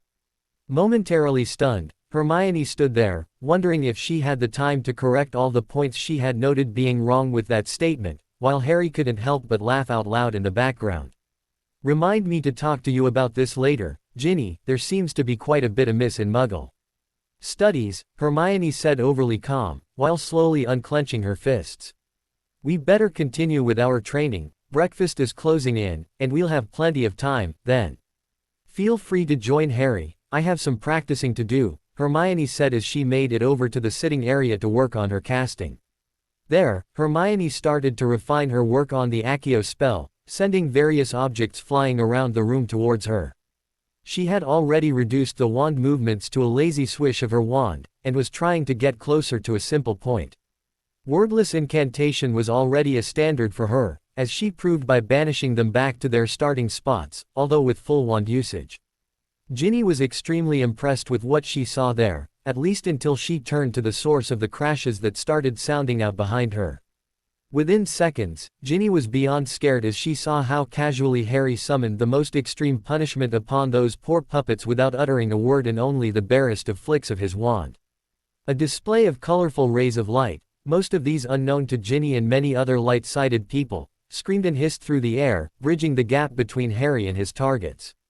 On hitting the puppets, they were cutting them in half, setting them aflame, decomposing them quickly or simply blowing them apart in various ways. Some dummies with lesser damage sustained managed to repair themselves while Harry already flayed another one of their comrades, the only visible wand movement being when he changed targets. You must show me how to do this. Ginny shouted excited, jumping up and down like Dobby on a good day after Harry had nearly run out of dummies, leaving smoking and sizzling debris behind. That was unreal. It was so beyond scary when you did all of this in that weird silent way. It would be so cool if I could do that. Hermione exchanged an uncertain glance with Harry, who had stopped at the squealed outburst, staring a bit shocked at the gushing girl. She wasn't sure if Ginny would be able to do that, yet. While Harry had power in abundance to offset the inefficient casting, meaning he didn't really count as an example, Hermione was 2 years older than Ginny, nearly 3 if you counted the extra months she lived through with the help of the Time Turner. That made Hermione's core rather mature in comparison. Additionally, while her core was good-sized, but nothing to write epic tales about, she had something that made her and Harry, especially him, able to do that: willpower. It was left to decide if Ginny could show the determination needed to master those two techniques. Given the fact that the girl in question was rather easy to annoy and her best friend, she was wary about the best way to put it. It was Harry who came to her help, trying to keep the girl's hopes down. Well, we can try, but there is no guarantee. Remember, this is Newt stuff, and most wizards never get this at all, you understand. He carefully explained, gently easing the girl into the knowledge that this might be unattainable for her. Yeah, I know, Ginny pouted. Still, I would like to try. Will you help me? She pleaded, puppy eyes on full power. Harry naturally relented and waved her over to the sitting area. "Sit down," he ordered the girl, while he sat next to Hermione. Ginny eagerly flopped down on the opposite couch, listening attentively. "I have a basic exercise for you, while I work with Hermione. First, simply cast a Lumos spell. Concentrate on the effects. Try feeling how the magic flows," he told her. "When you think you got a feeling, try it without incantation. Visualize your wand lighting up. Wordless casting isn't done by just saying the words in your head, that doesn't work.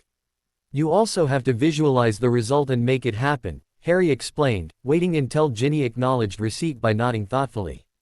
"That's how Hermione and I learned it. Start with casting the spell normally for a few times and then try it wordless. Cast it loud every 10 tries or so, and focus on how the spell feels like before trying again." Ginny nodded and began casting vocally, and then fell into the rhythm of sitting silently, her face scrunched up in concentration and alertly casting the spell once in a while. "Oh, and Ginny, don't be surprised, we are going to put up some privacy charms in that other corner, so we can train without distracting you, or you," Harry said over his shoulder as he led Hermione away, only getting a grunt of approval as reply. Quickly, Harry cast a multitude of charms, from a very helpful muffling spell Hermione had found in the book up to obscuring, ending with a repelling ward, just in case. Ginny was a Weasley and a girl, making her one of the most curious creatures possible. This done, Harry returned to the task of helping Hermione, who meanwhile had transfigured a heap of dummy parts into a pair of chairs and a small table for them to sit, learn wandless casting. They had earlier settled for trying to float a feather, which currently was the recipient of Hermione's steely glare. Seriously, the way she was glaring and pointing her hand at the feather made Harry think that she was about to read that poor feather the riot act. She still had difficulties achieving anything, and every now and then, her temper flared, resulting in the feather getting incinerated. This was coincidentally the reason why Harry didn't dare to tell her how silly she looked. Dutifully, Harry told her every time that this was actually a good sign. Since she at least was projecting her magic at the feather, she now only had to learn controlling it. Hermione always just huffed at him and conjured a new feather to stare to death, while Harry fetched his bag and continued to read up the theory portions Tonks had advised crucial for their Newt exams. She had sent them a letter to that regard, also telling Harry that she had started the paperwork on his mastery already and would submit them and his needed memories during Christmas break, if, and only if, she was finished with the forms by then. Be that as it may, all good things come to an end sometimes, and soon they were on the way back to their dormitories to shower and dress for class. Ginny hadn't managed to do anything in her practice, but she wheedled and puppy dog-eyed both into letting her join their daily exercises. Back in the common room and feeling more human after the shower, Harry went straight to his girlfriend waiting on the couch, reading. How she always was faster than him, having long hair and being a girl, was beyond him. Ginny proved the stereotype to be somewhat true, as she always took ages in the shower, and would certainly show up late at breakfast, as usual, with her hair still wet and clothes a little damp due to the lack of proper toweling. His teenage mind would come up with several entertaining reasons for her long showers, but rational thoughts prevailed, making him realize that she might just like the always hot water and the lack of disruptions, compared to the burrow. Sitting down and planting a key on Hermione's cheek, he received a smile in return. "Hey there, you know, we must find a solution to our living arrangements," she whispered in his ear. "Sleeping alone doesn't do it for me anymore." "Tell me about it," Harry whispered, rising and pulling her with him. "At least you don't have to bother with Ron. That guy can clear whole forests in a single night," he joked while leading her to the exit and to the waiting breakfast. Hermione huddled herself against his arm as they jostled themselves through the too small, for two, at least, passage, reluctant to let him go. "Well, that puts him in competition with Parvati. You wouldn't believe the noise her petite nose is able to produce." "Really? I'd never thought. But that's what silencing charms are for, aren't they?" she cheekily added. Chatting happily about stuff like only young couples can do, they made their way down to the already well-filled Great Hall, not knowing that the good day was about to end. Down there they sat at their usual places furthest away from the head table, and began loading their plates with scones, and some scrambled eggs in Harry's case. Hermione was just finished pouring them some tea to go with that when something was shouted over the din of breakfast that made her drop the teapot, shattering it and spilling the contents over the table. What's wrong with you, Weasley? Are you sulking because the mudblood whore isn't spreading her legs for you anymore?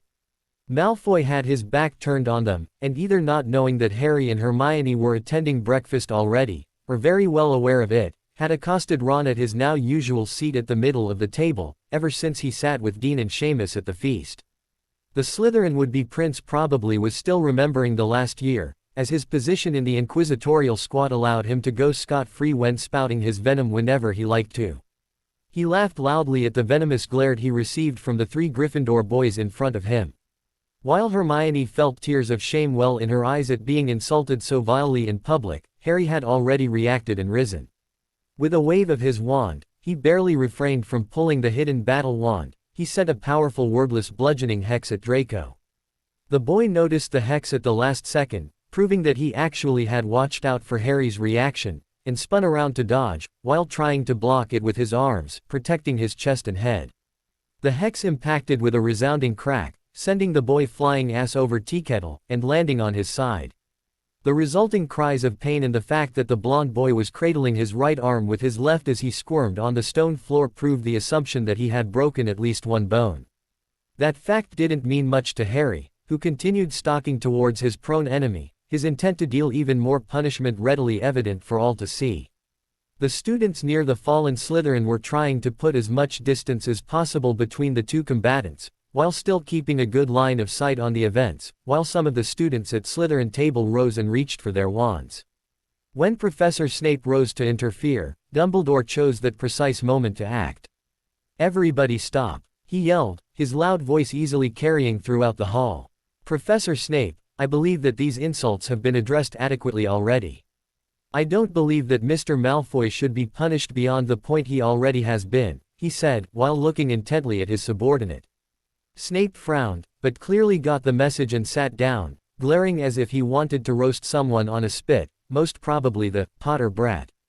Dumbledore smiled benignly as he turned to address the resident nurse, who still sat there, stunned, the fork halfway to her mouth.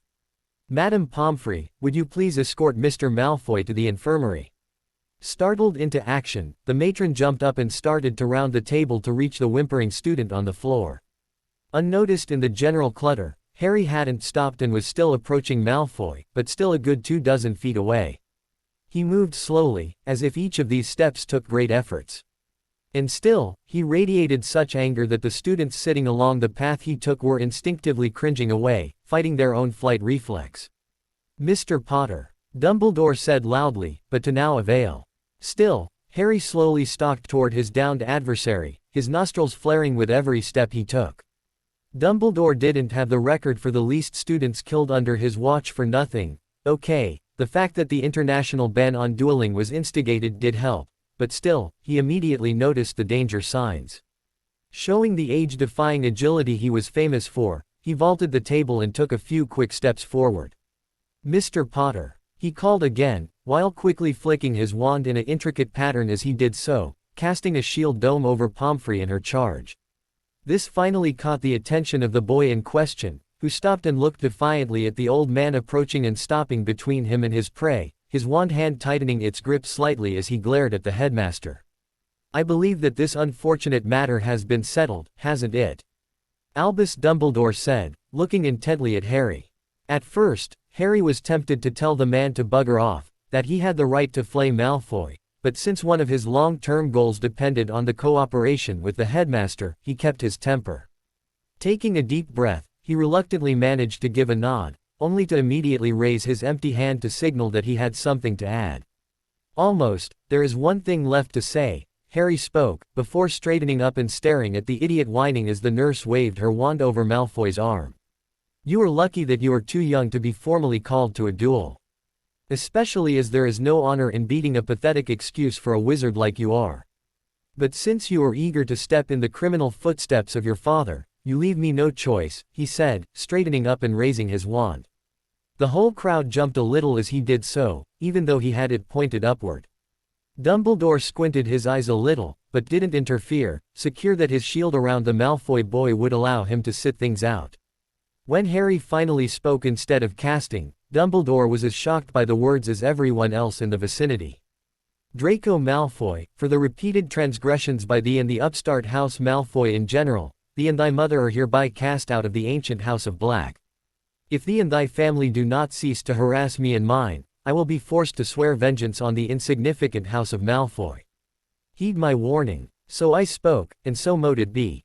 He shouted, using the formal speech of the old ways, and ignoring the gasps echoing through the great hall as his wand flashed and signed his actions. No one could deny the validity of this measure. Legally, Harry would have been all right to duel Malfoy to the death for the insult to his betrothed, if only the boy had been of age. Even a bludgeoning curse as direct response was not excessive, given the type of insult delivered. In the eye of the public, Potter was actually acting rather restrained. Thus said, Harry gave a nod at the headmaster, turned, and left the hall, gathering Hermione on his way out. On his way out, Harry just barely heard the start of an impromptu speech by Dumbledore, in which the man expressed his hope that this was the first and last time that he would have to witness or hear about such a blatant misdemeanor by one of his students as Mr. Malfoy had just performed. While he was quite aware that Dumbledore was spinning the events for his own goals, he didn't care. He was too focused at the distressed girl trying to dig herself into his shoulder. He had some consoling to do. Later that day, Transfiguration class was no fun at all. The lesson topic, switching spells between vertebrae and insects, wasn't that hard, at least now that Harry had actually read ahead and knew what he was supposed to do. It wasn't that he was disgusted by bugs like some of the more girly girls like Lavender, who was on the verge of breaking down at the prospect of touching a weevil. And frankly, he found his mouse looked cool with grasshopper legs, albeit it proved a bit challenging to confine it to the table. It was the looks of their classmates that were grating on Harry's nerves.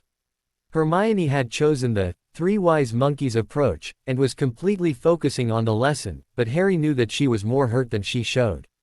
He had been with her in the empty classroom she had chosen to hide in. At least she had stopped using girls' toilets. Hogwarts had a tradition of bad things happening to people crying in toilets. Harry believed the worst thing had been that Ron hadn't risen to her defense like he always used to. In fact, instead of him jumping up or at least shouting at Malfoy, Harry was quite sure to have seen Ron actually giving Hermione a brief dark glance. Harry had purposely interfered swiftly and harshly before Ron might have said something derogatory. Hermione would have been devastated if he had. Finally, the period found an end, but while they were putting their things away, they heard Professor McGonagall's voice rising over the din. "Mr. Potter, Miss Granger. Would you please stay after class?" The couple finished packing their bags, and moved forward to meet Professor McGonagall. When the last student had left the room, she gave the two children a smile and informed them that the headmaster had asked her to escort them to his office before lunch.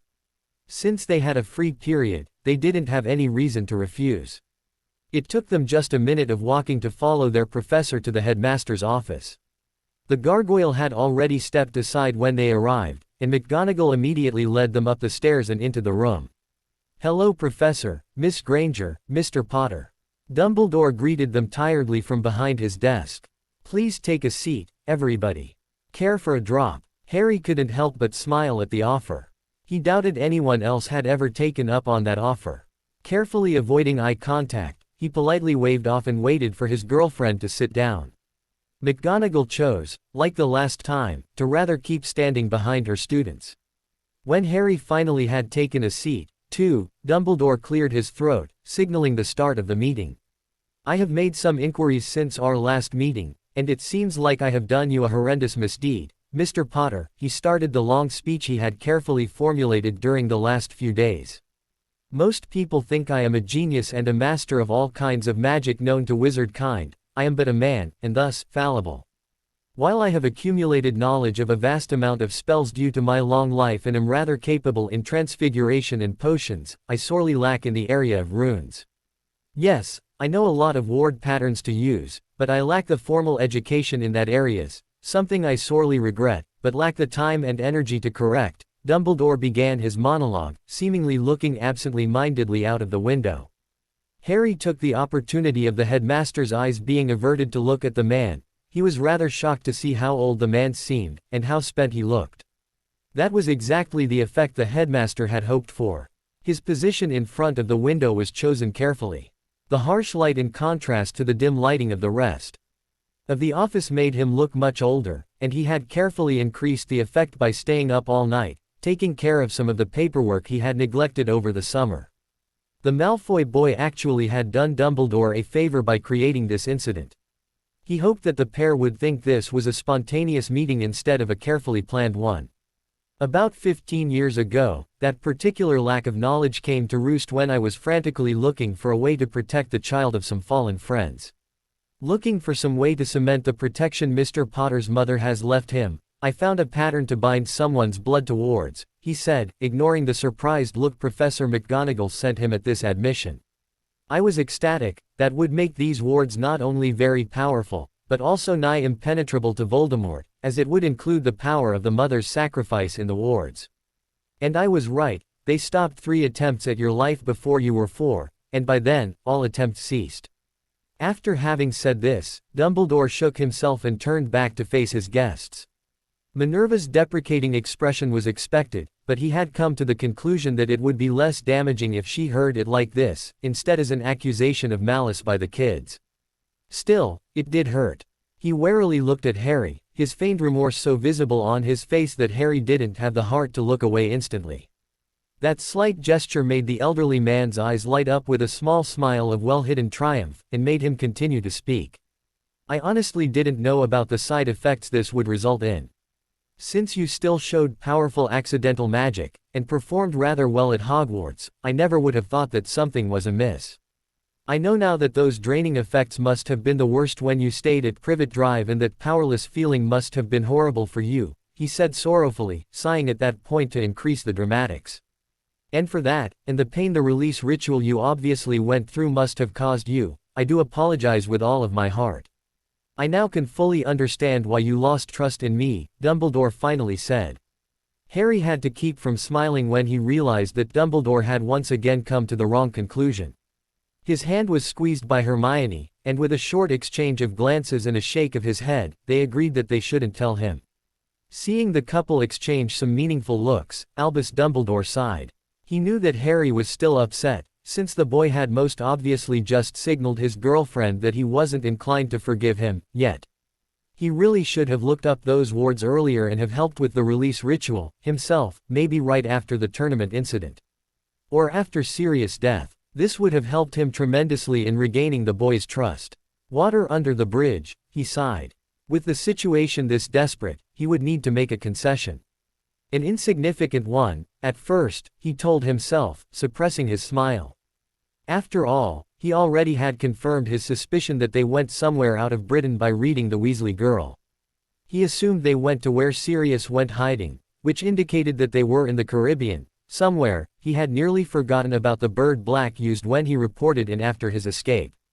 He also knew that the Lovegood girl probably knew something, maybe even more than Miss Weasley, but he would never, ever, try to read that girl again. I feel I have to make amends to you because of this.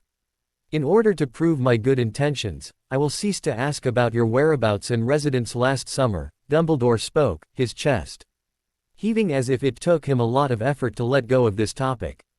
He gravely sighed, trying to increase the image he had put forward, before he spoke again, as if it were an afterthought, but I hope you will be inclined to tell me how I could reach you, come next summer, in order to stay in contact in case of a sudden emergency or interesting news, he said. Knowing very well from their reaction that this wasn't enough, Dumbledore knew he had to make another sacrifice.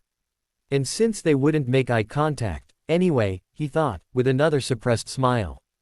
And in order to calm your last fears about me, Dumbledore told the kids, before slowly reaching for his wand. Harry and Hermione tensed slightly, their hands inching towards their own wands, but Dumbledore kept his wand in only 2 fingers, and pointed downward. Sighing in an overly dramatic, defeated way, Dumbledore gave them an oath he believed to be necessary, but acceptable. I swear that I will not use legilimency on any of you. On my magic, so mote it be. I hope that you find it in your heart to forgive an old man for his presumptuousness and mistakes, Headmaster Dumbledore said when the flash of his oath had dissipated. Harry was still a bit cautious. There were at least 2 or 3 ways he could think of on the fly to circumvent that oath. Pondering whether to trust the man or not, his eyes fell on the figure of Fawkes sitting on his perch in the corner. The fact that the bird hadn't left the headmaster put his mind a bit at ease, and since he knew would probably need the headmaster's help to survive Voldemort, he chose to take the high ground and offer an olive branch. He simply stood up and offered his hand. Dumbledore took but a second to stand and reach out, himself. After shaking it a few times, each time smiling a bit brighter, he released the hand and sat down. "Thank you, my boy. Merlin knows that I needed some good news after the long discussion I just had with Professor Snape," Dumbledore chuckled. To say that he was very upset about that incident at breakfast would be quite an understatement. Casually coasting over the fact that he hadn't mentioned that incident until now, he turned to address Hermione. "That said, I apologize about what happened, Miss Granger. Something like that will never happen again, I assure you." Hermione bristled at that. "While I appreciate the sentiment, I cannot believe that, Headmaster. As long as Malfoy can get away with anything, he will continue," she said testily. "I wouldn't say that he can get away with everything. You surely are exaggerating a bit." "Quite understandable, I say, but nonetheless," Dumbledore replied, only digging his grave deeper as Hermione didn't relent, but bristled, with her renewed ire now completely directed at the elderly man in front of her. "Really?" she asked coldly, her eyes squinting dangerously before she started to count points off on her fingers. "He openly supports Voldemort, he has acted hostile against anyone not of pure blood ever since first year. Every time he insults someone, Professor Snape hovers nearby to deal out punishment against anybody who dares to retaliate. Why, that little arrogant jerk is still prefect, even after he blatantly abused his position in the inquisitorial squad to terrorize other students last year." She nearly shrieked at the end. "I still believe that he might be reformed if we don't vilify him and show him the error of his ways." Dumbledore fidgeted, looking down at his folded hands in his lap. Even Professor McGonagall snorted at this point. "And how do you think he will ever change when he can do as he pleases without consequences? I appealed to you on this many times already, Albus. At least strip him of his prefectship. The incident today would be enough to have anybody removed," she told Dumbledore sharply, using her own staring technique. "But what would that prove? It would only drive him away faster." Dumbledore stubbornly stood by his opinion. "It would prove that misbehavior is going to get punished.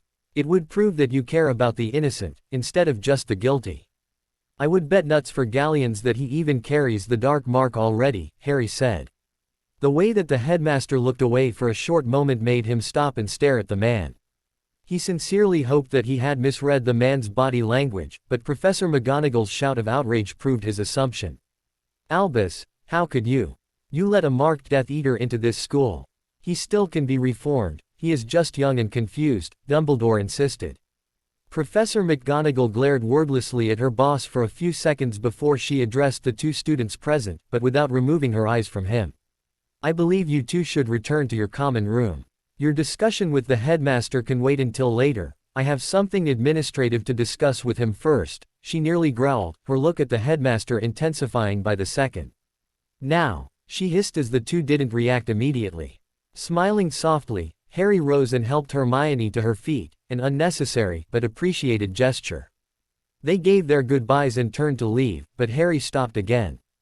"Just one more thing, Headmaster, I meant what I said, Draco has one last chance. The next stupid stunt will be his last. You better inform Professor Snape of this so he can have a word with his protégé," he said, and led Hermione out. He could nearly feel the impact of the silencing charm on the door as soon as it fell shut. The headmaster was really in for it. "Did you notice?" Harry asked in a whisper as they were a few steps away from the staircase. "You mean his hand? Honestly, that would be hard not to notice at this distance. If we weren't so careful not to look at him, we would have seen at the first meeting, already," Hermione huffed. "The skin looked like parchment to me," she added. "Yes, and it felt like it, too, dry and brittle, like a twig, and it was cold to the touch. It wasn't looking like that when we met after the Ministry battle. I wonder what the story behind that is," he mused as he led his girlfriend around the corner and in a particular direction. Hermione's eyes lit up as she noticed the current course they were on, and gave his arm an affectionate squeeze. "It might be interesting to bring it up later. But I doubt he would tell us. Really, that man can drive a nun to murder with his passive-aggressive evasive routine," Hermione huffed. I swear, if we didn't need to pick his brain so badly, really. Did you notice the vague oath he had given to placate us? Honestly, does he think we are stupid? I swear, I could tell you a dozen ways on the spot how he could circumvent it, not considering the inherent feasibility. Hermione started ranting about the headmaster, while Harry just hugged her closer and smiled at her antics as they continued towards their target. They spent the rest of their free period in the library, where Hermione made Harry study for their defense newt, something Harry didn't need much pushing with. Since they were at approximately the same level in the theoretical part of that course, it was a rather productive hour they spent there. Hermione had made them a study schedule for their year, and was estimating them being ready for their newts in April, May, tops. The prospect of finishing some classes a year early made Hermione positively giddy, and Harry greatly benefited from that once they left the library. He found out that there were 12 cupboards on the way back to the common room, for instance. At lunch, Dumbledore casually announced that Blaise Zabini was taking over the 6th-year male Slytherin prefect position, but without stating any reason. After all, everybody knew the reason: the incident was more than public. Draco looked murderous, Snape just glared at Harry, and McGonagall looked suspiciously smug. A few days later, Hermione had finished the potions book, and after some research in the library and some test potions Brood proved the addendums to be right, she copied them into her own book.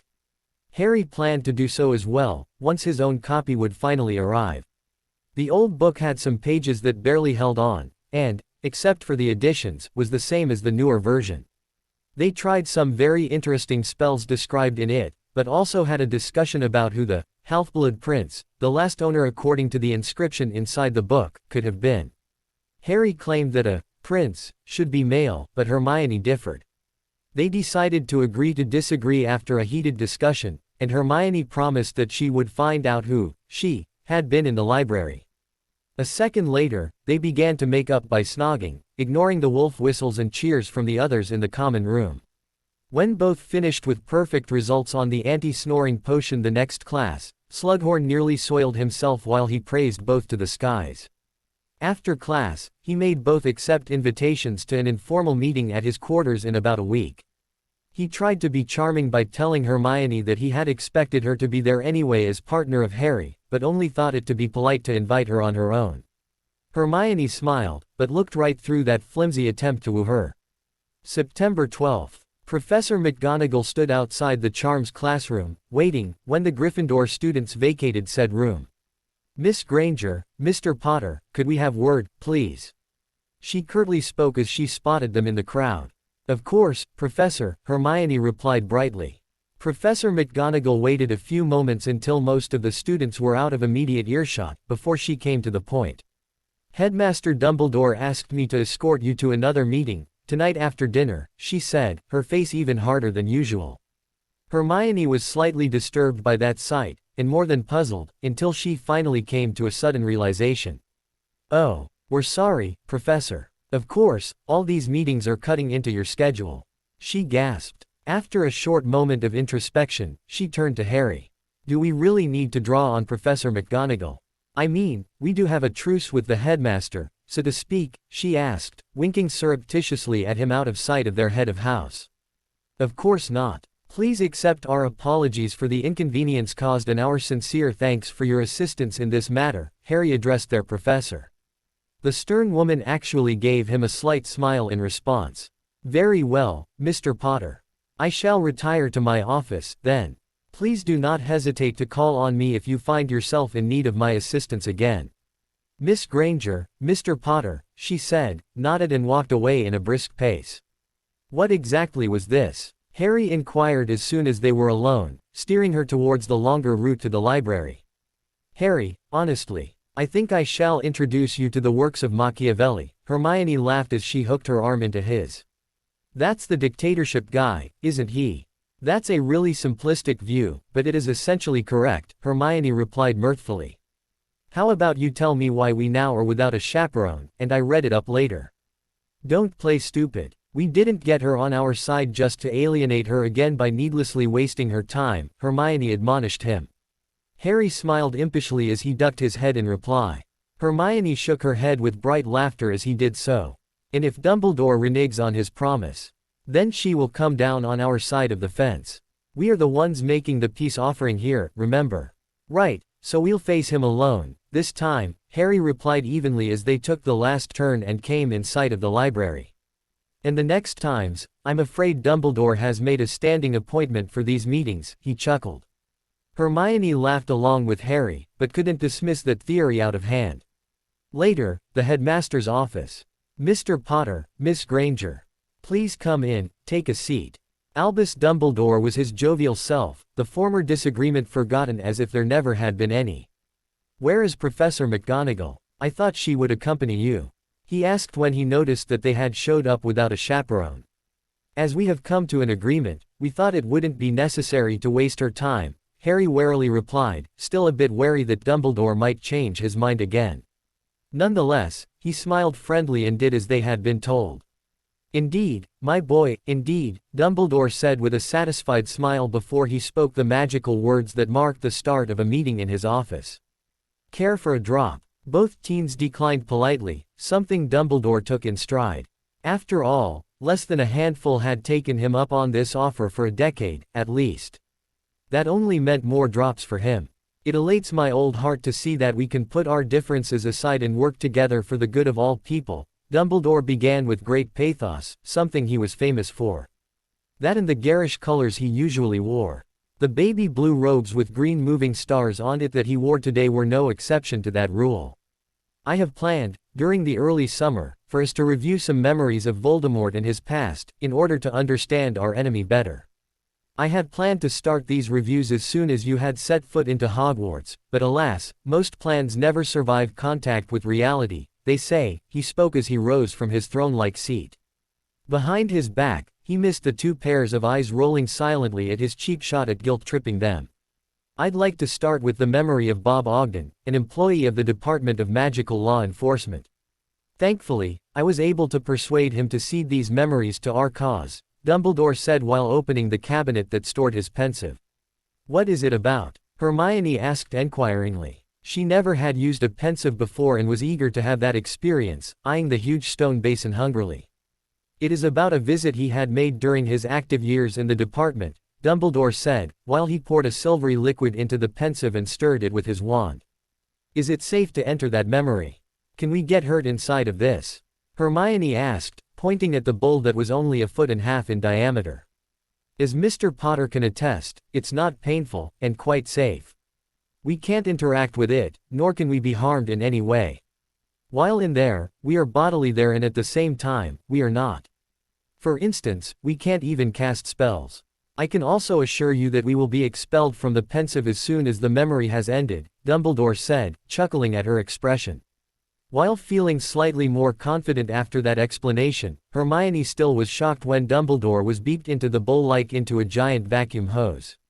Harry cast a few powerful locking spells at the doors and windows, just in case, and then followed the headmaster without a second thought.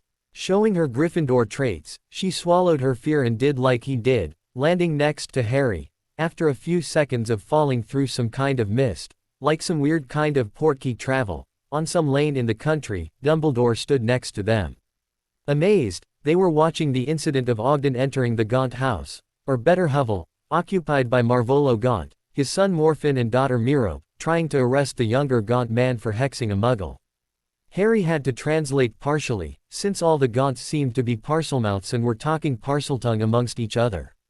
The whole thing rapidly escalated into a scene of domestic violence as the father started to lay into his near-squib daughter for being attracted to a muggle named Tom Riddle, and culminated in a pell-mell escape by Ogden as the men turned their rage on him.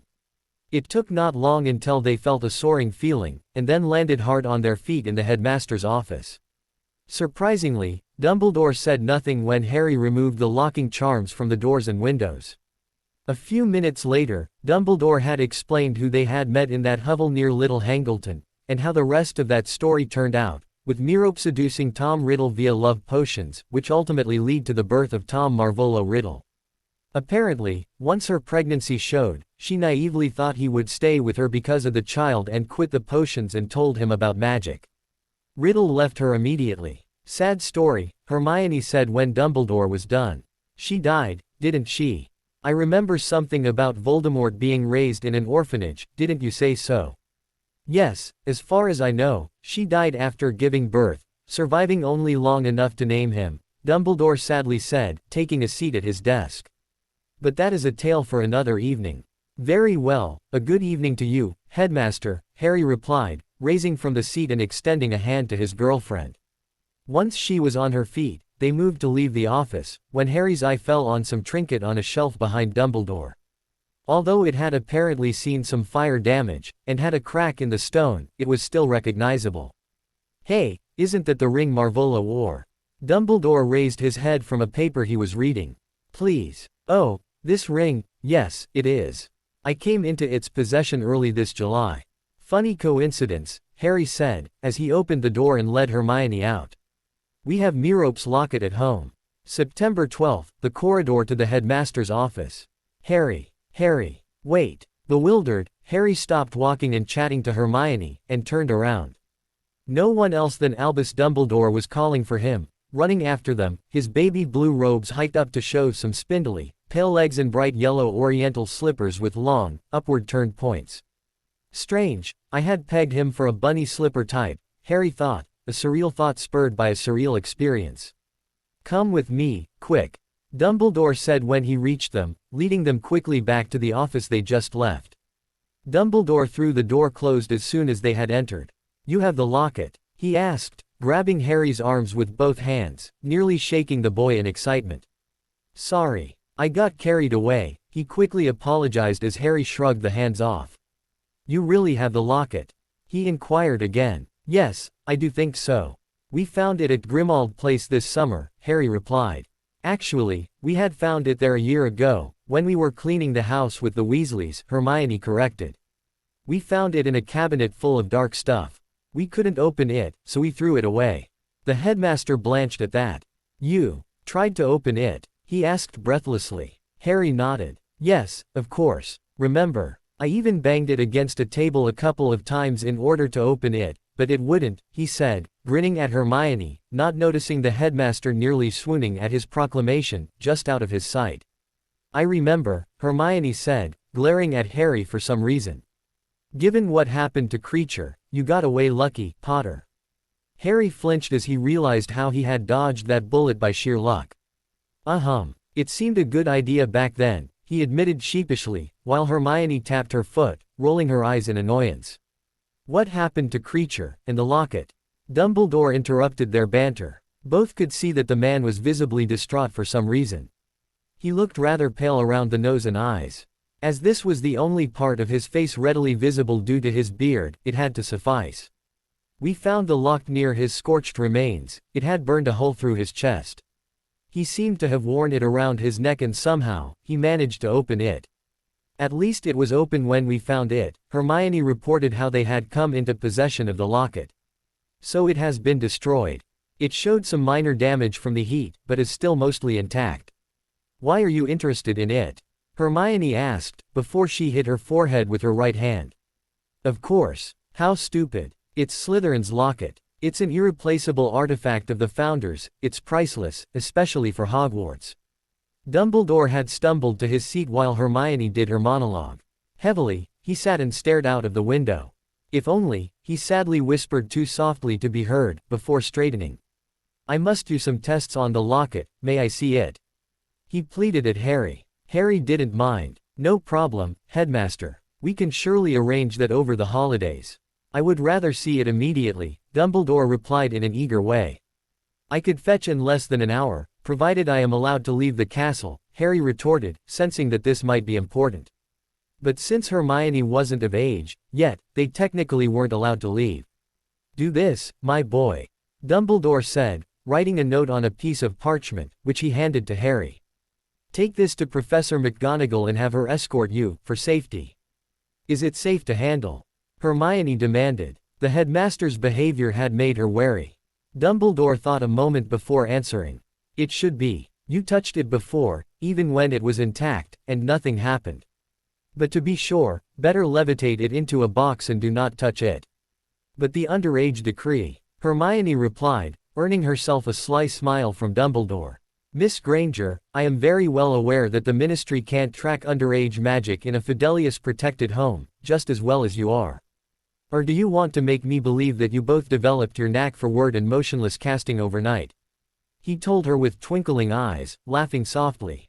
Harry joined the laughter and pulled his sputtering girlfriend towards the exit. 35 minutes later, Harry handed a pink Tupperware box over to Dumbledore, who raised an inquiring eyebrow. It was the first box with a lid I found. Harry answered the unspoken question with a shrug, slightly annoyed. He had to answer that question twice, already. Dumbledore turned the box over in his hands, and looked for the hinges or nails that kept it closed. Finally, he pulled at the lid, which came half open with a loud pop. Interesting, Dumbledore said and pushed the lid shut, getting another pop, only to pull it open again and examine the edges of the box and lid, and how they worked together. Albus, aren't there more pressing matters too? 10-2. Professor McGonagall chided her superior. Sometimes, he could be as bad as Arthur Weasley when it came to muggles and their concoctions. When it was important enough to warrant her escorting a student to London to fetch some object immediately and at haste, he should at least pay more attention to that thing than to the box it came in. Of course, Minerva, Dumbledore replied absent-mindedly, putting the lid onto his table, no doubt for later inspection. Now focusing on the task at hand, Albus Dumbledore gave the locket in the box a thoughtful look and examination. It was Slytherin's locket, without question. Minerva's gasp in the background signaled that she had identified the artifact, too. Mr. Potter, how did you come into possession of it? Minerva McGonagall nearly screamed as she whirled around to address the boy. This is an invaluable historical object. Would you be interested in a lend agreement with Hogwarts? She said while Dumbledore drew his wand and began to cast inspection spells at the locket, each more obscure than the other. We would agree to a 10-year exhibit for starters, if we could receive joint quarters. Hermione took advantage of the situation. Harry blushed brightly at the unexpected candor of his girlfriend, and even Dumbledore failed an incantation as he broke into laughter at his deputy's face. McGonagall was warring with herself, worrying her lip. She couldn't condone, much less facilitate, such behavior, but it was in exchange for a Founder's heirloom. Minerva, please, although I know your love for the Founders, you know that this is not possible, Dumbledore said with a chuckle. But I believe Mr. Potter would gladly have that locket displayed at Hogwarts in his name, anyway. By the way, could you please go and remind all the staff that this term's mandatory weekly meeting is scheduled for Tuesday, 5 to 7 p.m. He said innocently. Why should I, Albus? You already. Professor McGonagall began, only to notice the twinkle in the headmaster's eyes and the bright smiles on her students' faces. Sighing deeply, she acknowledged the deal. I will remind them, headmaster. Mr. Potter, Miss Granger, please be aware that I will be very disappointed if this administrative information leaves this office, she said frostily, and with a nod to her boss, she left the room. It's for Slytherin's locket, she reminded herself as she pulled the door shut behind her. Would you mind to leave me this trinket for a while for some tests, Mr. Potter? Dumbledore asked after they were alone again. When Harry agreed, he bid them goodbye and watched them leave. What a pity. He would surely have turned into a really good wizard, he thought sadly as the boy left, contemplating what cruel fate the boy was destined to. Then he shook his head and banished that thought for now. He had some important tests to do. The rest of September went by in a uniform flow of classes, study, practice and make-out sessions. Only a few days stood out in memory. The first Quidditch practice on September 14th, for example, was one candidate. Since the team had lost its beaters, the keeper and two of the chasers, it was nothing else but a huge tryout. All in all, only Harry and Katie remained from last year's team. Katie had been made captain, something that both agreed was only a slight against Harry, since Katie had read in the papers about the state of relations between the headmaster and Harry at the time the badge was given to her. Given the fact that she was in her newt year, and Harry the next oldest teammate, it would have been clear that he should have gotten the badge. They agreed that they would share the burden, as Katie had less time, and they split off to review their candidates. Katie putting the chasers and keepers through a ringer, while Harry played target for the beater prospects. Most of the trial was easy. Apart from choosing Ginny and a girl named Demelza for chasers, a no-brainer given Ginny's flying and Demelza's skill at dodging bludgers, Dean made it reserve chaser, something that he would surely be rewarded for by Ginny later. The beaters were rather easy to replace, since only 2 boys, named Peaks and Coot, were any good. At least they were better than Kirk and Sloper, but that wasn't exactly rocket science. The whole experience of keeper tryout, on the other hand, was difficult to describe properly. Catch-22, Hobson's choice, between Scylla and Charybdis, between a rock and a hard place, between the hammer and the anvil, between 2 fires, cornered, in a dilemma, in a pickle, sitting on a powder keg, or the good old, pick your poison. It was not so much that the 2 contenders were incompetent, not at all, but they were Ron and an arrogant asshole named Cormac McLagan. Both were about equal in skill, but what Ron lacked in confidence, McLagan more than compensated in purest holery. In the end they, or better Katie, chose Ron, because of McLagan's very smooth attempts to offer Katie to go out with her, which he made near the end of the tryouts. She might have knocked a tooth loose when she rejected his proposal. "Did you see Katie slapping that jerk?" Harry gasped, nearly doubled over in laughter as he met Hermione by the stands after he had changed. "I wish she had a beater's bat at hand. He was driving me mad with his running commentary about how bad all the others were and what he would do in their stead." "What did he say to her?" Hermione inquired curiously. Of course she had seen how Katie had punched that boy to the ground and had continued yelling at him as he laid there, clutching his nose. "She only told us that he offered to earn his position. What a stupid jerk."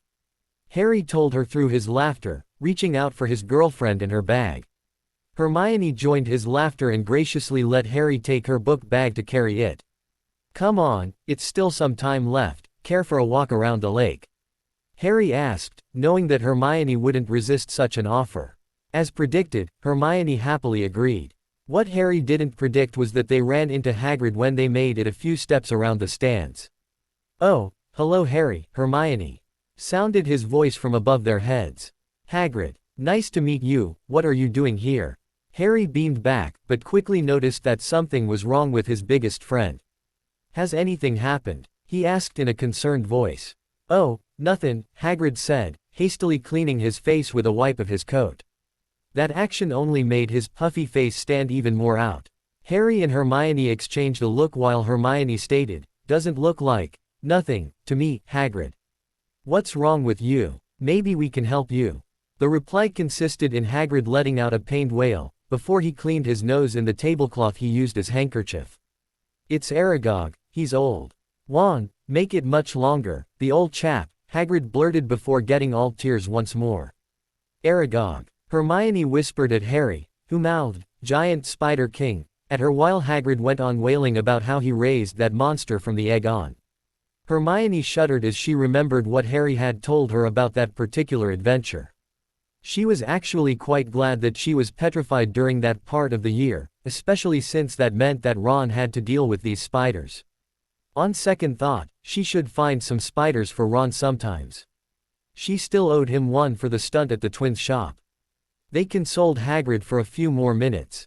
But finally they had to make their excuses, since they were expected at the Slug Club meeting tonight. To their surprise, that meeting actually wasn't half bad, if you ignored that most of the people around were just invited because the host was trying to get in their good graces.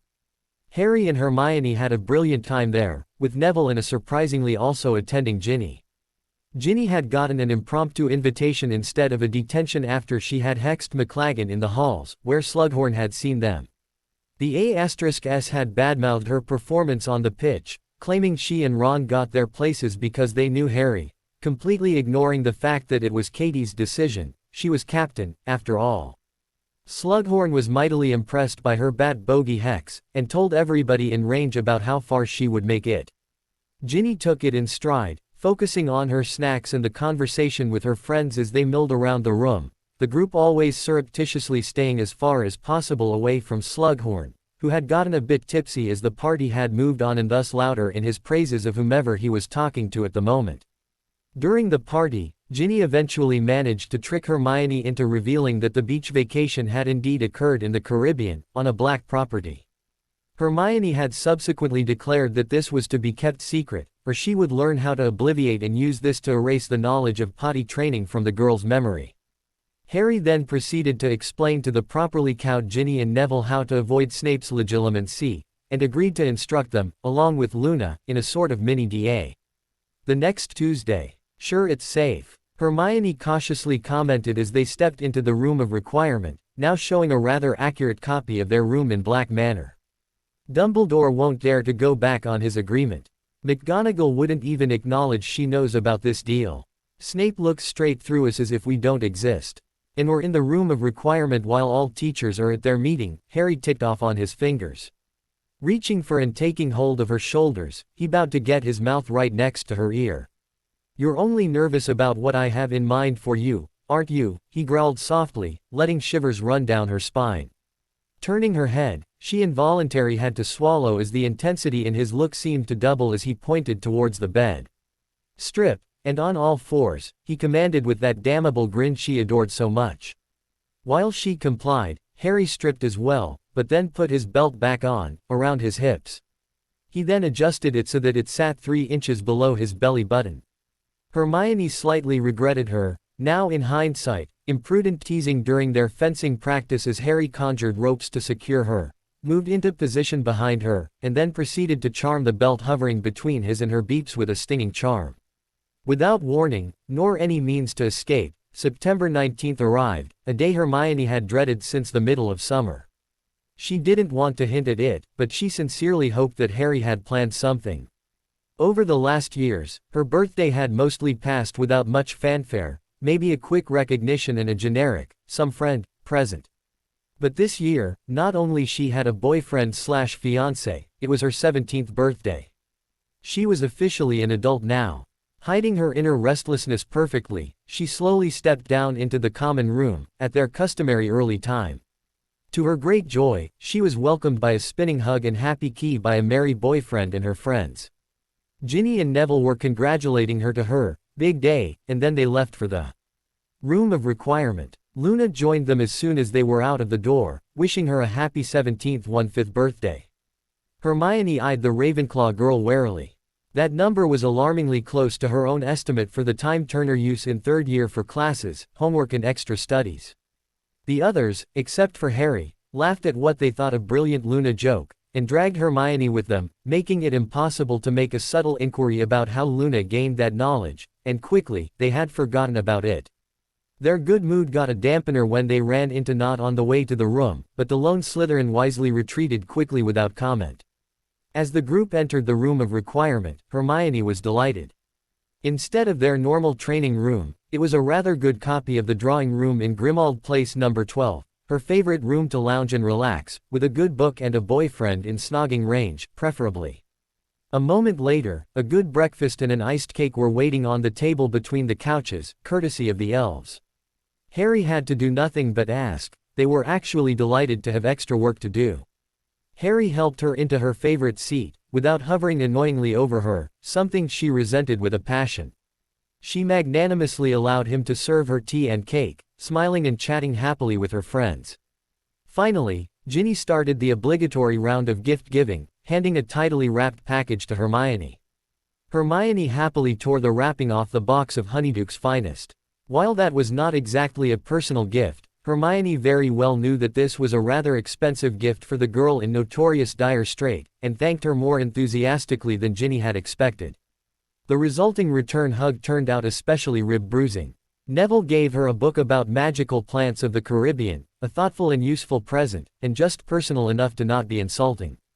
Neville blushed brightly when Hermione gave him a thank you peck on the cheek, and to everybody's surprise, Ginny added her own to the other cheek.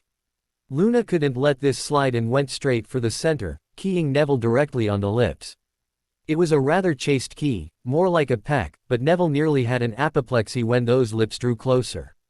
Luna gave Hermione her gift, of course wrapped in the most garish green-yellow patterned wrapping paper ever seen by man. It was made even worse that the borders between the colors were moving, undulating and bending, forming patterns that Hermione was sure laughed at the concept of Euclidean geometry. She kept the paper for later study, and blushed at the present, a book about positions possible by clever spellwork. Be sure to take notes on the suggestions, I might borrow them some time, Luna said, absently-mindedly brushing some lint, imaginary or real, no one could really tell with Luna, and to her, the borders on that were fluid, anyway, from Neville's shoulder. Poor Neville barely avoided his second near-fatal seizure at this action, missing how Ginny smiled brightly at Luna, and gave her a conspiratorial wink. Hermione could now clearly see the conspiracy against the poor boy and guessed that by the end of year, Neville would either be Luna's boyfriend or dead. Or maybe both. In either order, she mentally corrected herself, they were talking about Luna, after all. Harry concluded the gift presentation by handing Hermione a rather long package. Neville and Ginny immediately began discussing what broomstick that might be, while Luna assumed a collapsible totem pole. When Hermione had removed the packing paper, a polished wooden box came into view. Ginny immediately corrected her guess, stating with authority that this must be a Nimbus broom transport case. Hermione was a bit disappointed by this. A broomstick to make her fly with him would be a nice gift, but a somewhat selfish one, since she still didn't like flying that much. At least it wasn't a book. Books from her friends were expected, but from Harry, it would be very disappointing. Hiding her disappointment, she opened the box, and gaped at the long, slender wooden rod in there. One end had an ornate brass cap for protection and the other side a double circle hilt and a grip. No bristles, but a grip. A Smallsword-style hilt and grip. A scrimshaw ebony grip with golden pommel and a golden shell-style hilt, the two halves resembling clam shells. With a quick turn, Hermione hurled herself at Harry, tackling him and his seat to the ground while she devoured his lips. Luna's wolf whistles and comments made her realize that they still had company, but the smoldering look she gave Harry while she climbed off him promised him that she would make that present worth every canute. With a practiced move, she took the sword and unsheathed it, the blade singing during the motion as it flicked through the air. She expertly whirled and thrusted a few times against an unseen enemy, getting more and more excited. Just like her audience, once it became clear to Luna and Neville that she knew how to use that poker. "Harry, I love it. It's perfect," she squealed. "Where did you get that?" "Well, I couldn't just let you use a slowly disintegrating transfigured sword anymore, so I nicked it and went to Lenny to commission a copy worthy of you," Harry chuckled. "It's a Lenny's." Hermione squealed and looked the blade over. Of course, on the unsharpened part of the blade under the hilt, called a ricasso, she remembered, there were the sharpness runes and rune sets to make it unbreakable, and Lenny's mark, the crossed bones, causing her to smile even wider. "Look at the pommel," Harry hinted ominously, and Hermione examined the yet unknown markings on it. She then calmly sheathed the blade, put it back onto the table, and launched herself a second time at her fiancé. While they were occupied, Ginny took a look at the pommel, curious of what had caused the current attack. There were two images, one on each side, which looked like coats of arms. "Figures," Neville said after a short look at them. "Those are the Black and Potter crests." While Ginny went on about what a sweet gesture those crests were, Luna interrupted her and asked if they shouldn't provide the two with a comfortable bed or couch, for she would like to take some notes on their other techniques, as well. This comment was odd enough to even stop Hermione's oral abuse of Harry's lips. Luna just moped about the lost opportunity as the couple separated without coupling. The rest of the impromptu party continued with a short demonstration of their fencing to Luna and Neville, which Harry won by a hair's breadth, and some brief and funny lessons to the other three. Finally, it was time to pack and return to their dorms to stow the gifts and get their book bags for Charms class this morning. "Too bad we can't carry them," Hermione sighed while putting the newly christened Venus back into the case to transport her, somewhat covertly. "It would be reassuring to have some ace in the sleeve, just in case." "You don't have to tell me. I tried to come up with a solution, but it's too awkward carrying a concealed blade around. Especially since it is explicitly forbidden in Hogwarts," Harry replied with a sad face. "But you're right, it would be cool," he agreed with a longing look in his eyes. "Hey Harry, how about some flying after class?" asked Ron after Charms class was finished. Harry thought for a moment before responding. They had a free period before lunch, and since it would have been Dada after lunch, he would be free, too. But it was Hermione's birthday, and she would appreciate having the homework done and then a walk or whatever in their free time. "Sorry Ron, but not today, we would like to finish Charms' homework first," he finally said, and got an approving smile from Hermione. Seemingly, he had begun to understand the rules of the boyfriend game, as strange as they were in their case. "Come on, we have to get in shape for the match. Slytherin won't be easy and we have to beat them," That homework isn't due till next week, Ron said with fervor. And that matches in November, an annoyed Harry replied, while Hermione rolled her eyes. That obviously seemed to prove Ron's point somehow, at least in his opinion. See, we don't have any time to lose, this is the most important match, he insisted, before making a crucial error. We can always copy our homework later from my own. Harry had just enough time to flinch before Hermione reacted. So that's all what I'm good for? She asked with an expression between hurt and anger. Hey, you didn't want to date me, so what do you expect? Ron huffed at her. The sound of her hand impacting on his cheek was ear-splitting. Only their long, and now probably former, friendship kept her from using a fist like she had done with Malfoy years before. Without a further word, she stomped off, leaving Harry to deal with the jerk. You really can't help but to push her buttons, don't you? Harry asked with a sad shake of his head. Ron was also shaking his head, but for a different reason. That girl is mental. What's wrong with her? You. Good grief, you're such a bloody git, sometimes. Do you even remember that today is her birthday? Harry replied angrily, shaking his head in chagrin as Ron at least had the decency to blush. You know, if I were you, I'd stay the hell away from her, Harry added as he stalked off after his girlfriend, wondering how much deeper into the doghouse Ron would manage to get himself. About a week later. No, Professor, I don't have any idea what happened. I didn't see anything happen to him, Harry responded truthfully. According to your teammates, you were standing right next to him when he started screaming, Professor McGonagall asked again. So there was no visible effect. No spell flash. No, Professor. 1 second, he was showering and complaining about practice, and the next he started jumping and screaming. Interesting, she replied as she took some notes. What did he shout? Just screams, or did he say something? Something about spiders and bugs, and then we should get them off him. Then he stared at us as if we were monsters or something. He slowly backed away from us and suddenly shouted about the walls melting and ran out of the shower. Professor McGonagall nodded slowly as she took some more notes. That explains his attire. That is all. Thank you, Mr. Potter. Do you know what caused him to act that way? No, Madame Pomfrey has checked Mr. Weasley thoroughly, but found no signs of magic or potion traces. She suspects some food poisoning, or maybe an allergic reaction, as she found a huge variety of perishables when she drained his stomach. He'll need to spend the night in the infirmary for observation, but will be released tomorrow, in time for class. Thank you, Professor, Harry spoke as he stood and turned to leave the office. Although he never would tell, he had a slight inkling about who might have been responsible for this, concerning the number of trips Hedwig has made between Hermione and Grimmauld Place in the last week since Hermione's birthday. Still, he'd love to know the how. Bang! The sound of the gun in the tunnel to the Shrieking Shack would have been just as devastating to their ears as the lead ball had been to the target, if they weren't wearing the earmuffs they had borrowed from the glass house. No one would miss 2 pairs, now that class was over for the day, and they would return it before they'd head back to the castle. A bit low-end, Hermione stated, squinting her eyes to see the target better through the smoke. Waving her wand, she cleared the noxious fumes, continuing after the sight had cleared. To the right. You're yanking the trigger again, don't you? She criticized his technique. As if you'd be a better shot, Harry teased back.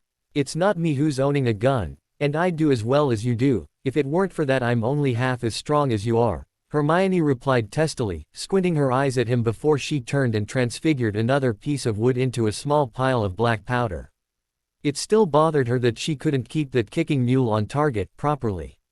The black powder charge and the nearly 3/4 of an inch diameter lead ball produced entirely too much recoil for her to handle.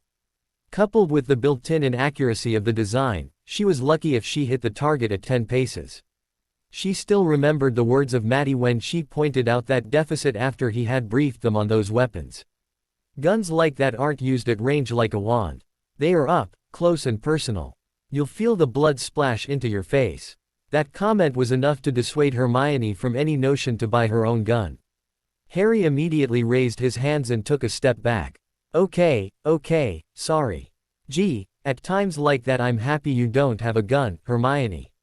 When she smirked at him, he couldn't help but tease her. But then again, you'd never hit me with it, He laughed, and started running towards the shrieking shack as she stopped conjuring lead shots and gave chase, casting tickling charms at him in quick succession. October 12th, the road to Hogsmeade, early in the morning. "Have you given Professor McGonagall the note?" Hermione asked Harry as she sneaked her arm into the crook of his arm. They were casually strolling down to Hogsmeade on this bright October day, enjoying the last rays of sunshine before the grey Scottish autumn would set in. Of course, they first had run Filch's even more aggressive gauntlet at the door. Brandishing his detectors like a sword, he had prodded every student all over, although they were leaving the castle. More than one had commented on the stupidity of that, and had gotten some even less gentle prods in reply. Harry tackled her lightly, careful to not make her stumble too hard. "Why, of course not, my dear," he replied in an overly posh voice.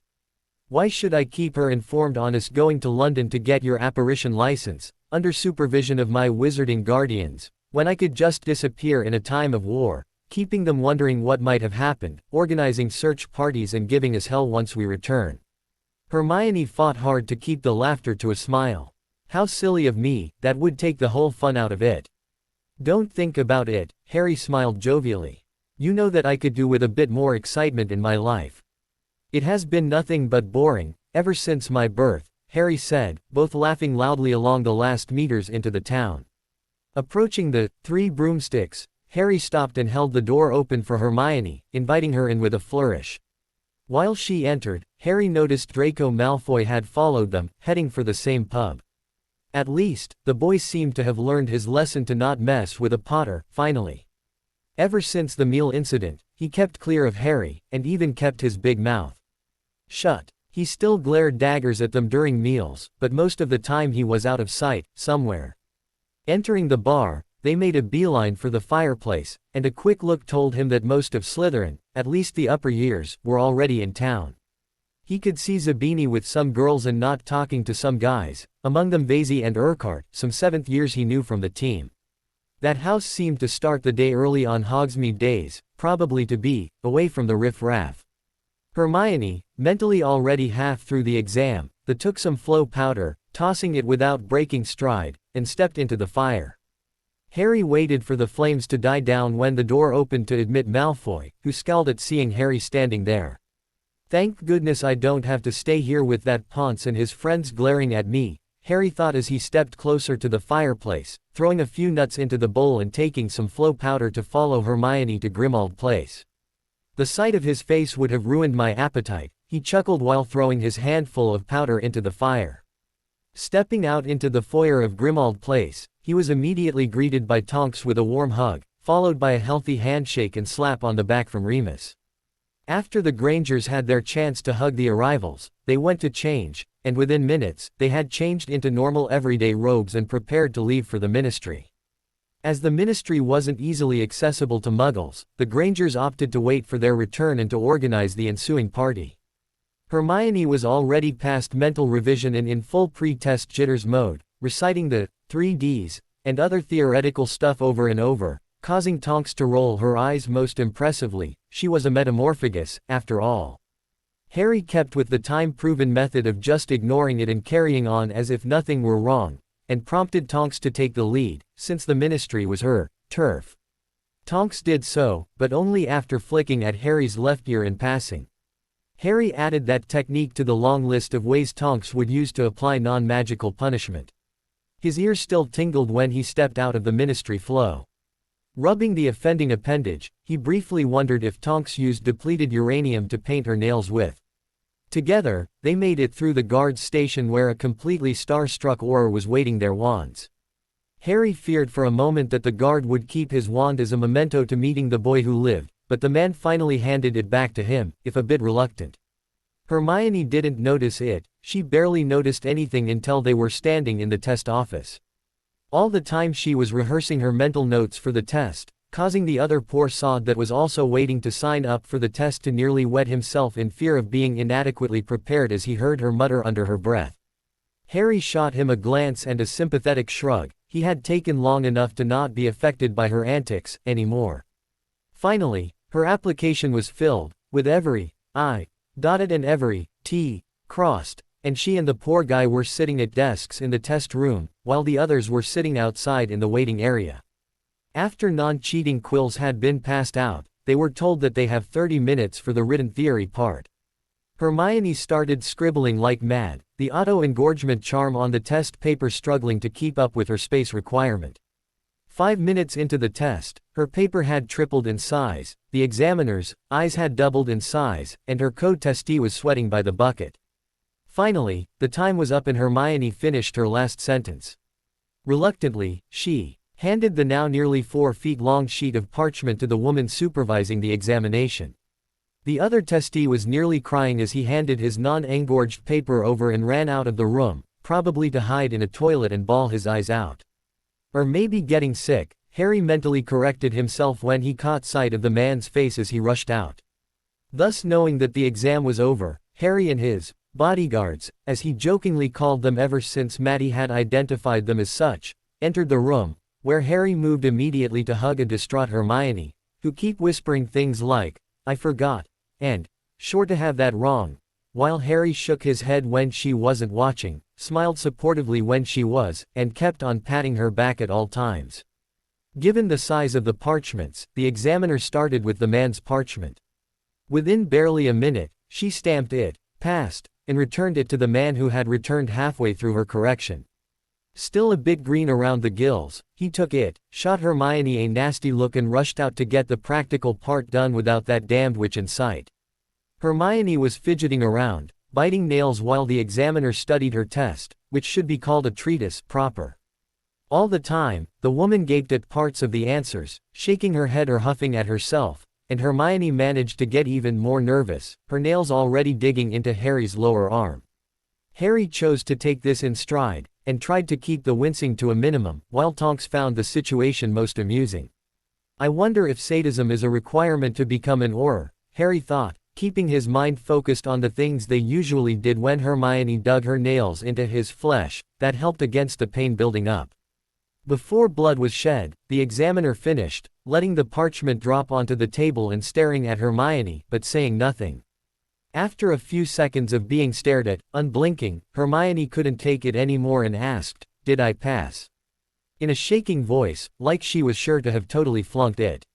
Harry was grinning broadly, joined by Remus and Tonks, when the woman at the desk let her jaw drop at this comment. "Pass. You could have written the book," she blurted, while reaching for the "passed" stamp. Shaking his head, Harry herded his squealing girlfriend out of the room. 10 minutes later, Hermione was led out of the practical room, waving her apparition license parchment at her friends, squealing, "I did it," like that would come as a surprise to anyone present. Clutching his girlfriend in a bear hug, Harry spun her around while the older couple offered their congratulations verbally. Coming to a standstill, Harry kept the hug a bit longer, while Hermione burrowed her face into his neck. As he felt her smile against his skin, he got a sudden idea. "Remember about the woman saying you could write the book?" he asked. "Well, if you'd like to do so, I could arrange for it to be published," he softly told her. Much to his surprise, her hug became a strong squeeze at his words, while he thought he felt her collapse against him for a brief moment. "Is everything all right with you?" he asked as he held her at arm's length to look at her. She looked a bit flushed and seemed to be slightly dizzy. Harry immediately became afraid that she might have overextended herself while impressing the examiner with her apparition prowess. "Oh, yes, I'm fine," Hermione said, sounding a bit winded, though. "Really?" Harry asked, still a bit concerned. "Should I get you some water?" "That might be a good idea," Hermione replied absent-mindedly, before she took a deep breath to compose herself. "How about a visit to Fortescue's? I could do with a chocolate ice cream right now," she inquired, still rather flushed. Tonks guffawed loudly, mumbling something sounding like, "I bet you would," before leading the group towards the exit, pulling Remus after her, who was staring at Hermione with wide eyes, his nose twitching. Harry kept wondering and protectively hovering around her all day, through lunch with her parents and the rest of the day they spent with them. Their day was topped by an hour relaxation in the sun on a tropical beach for the adults and a short stint on board of the Revenge for them, where she finally told him what had happened. He should have known. Tonks and Remus remained, in order to take the Revengado Britain with a small crew of men. They estimated that it would take them 2 or 3 weeks, depending on the wind. 4 weeks, tops, if they had to make their own wind.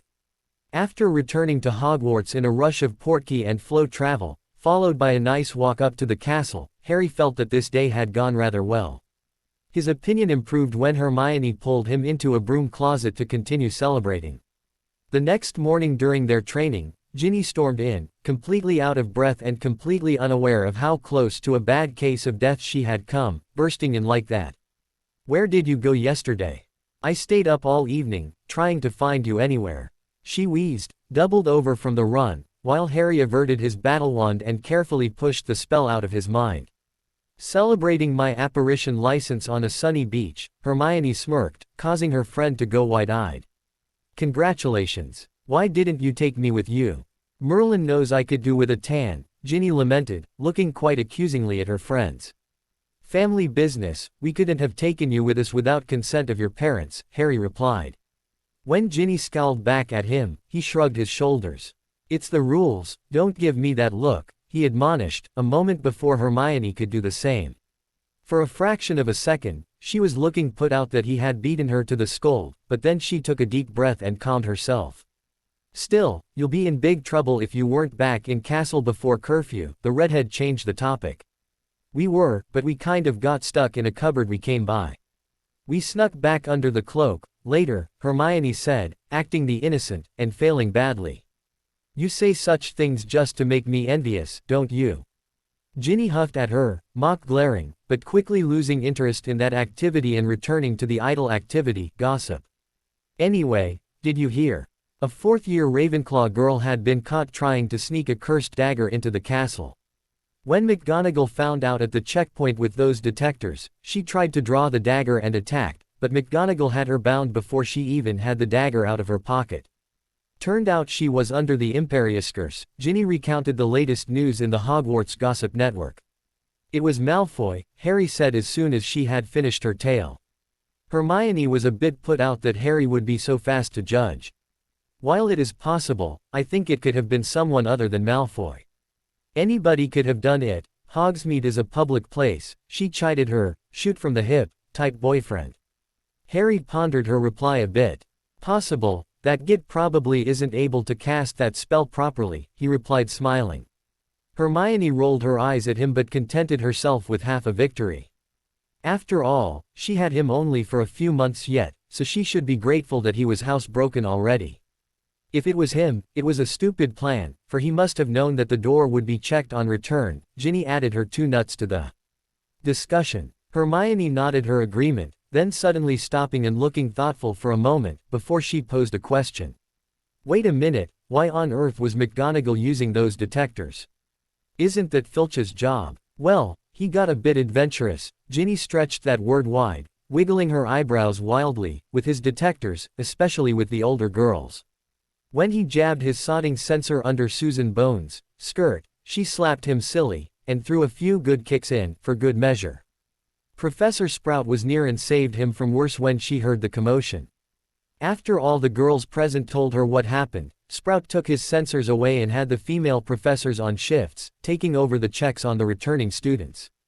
I have it on good authority that she was close to hexing him, herself. After last year and now this, I don't think we will see Filch much longer." Harry was doubled over by the time she had finished her tale. Hermione was a bit more reserved, but not less amused. "You know what?" Hermione told them after Harry had controlled his laughter a bit, "if he still were on duty, then, the girl would probably have killed him. That means that he actually owes his life to Susan for slapping him," she laughed. The other 2 readily agreed to that, after they had stopped rolling on the floor in laughter, literally, in Harry's case. After breakfast and a bit of gossip, courtesy of Ginny, that assessment spread rapidly through the school. Even Filch grudgingly had to agree. Finally, on a rainy October 14th, nearly a month after their last visit to the headmaster, Harry and Hermione were again invited into his office. Since their last visit, Albus Dumbledore had been more away from than in the school, which most students saw as a sign of how bad things really were out there. The silent phase of the war had ceased and things were heating up again, although slowly. There was not much known, but there were rumors of attacks in the Muggle world. Hello, you two. Take a seat. Would you care for a drop? Dumbledore offered as soon as they had entered. Harry chose to put the man off balance. Yes, thank you, he said, and took one of the sweets. Since the headmaster always ate from the same dish, Harry assumed them to be untainted, and the old man's face at the unexpected turn of events was priceless.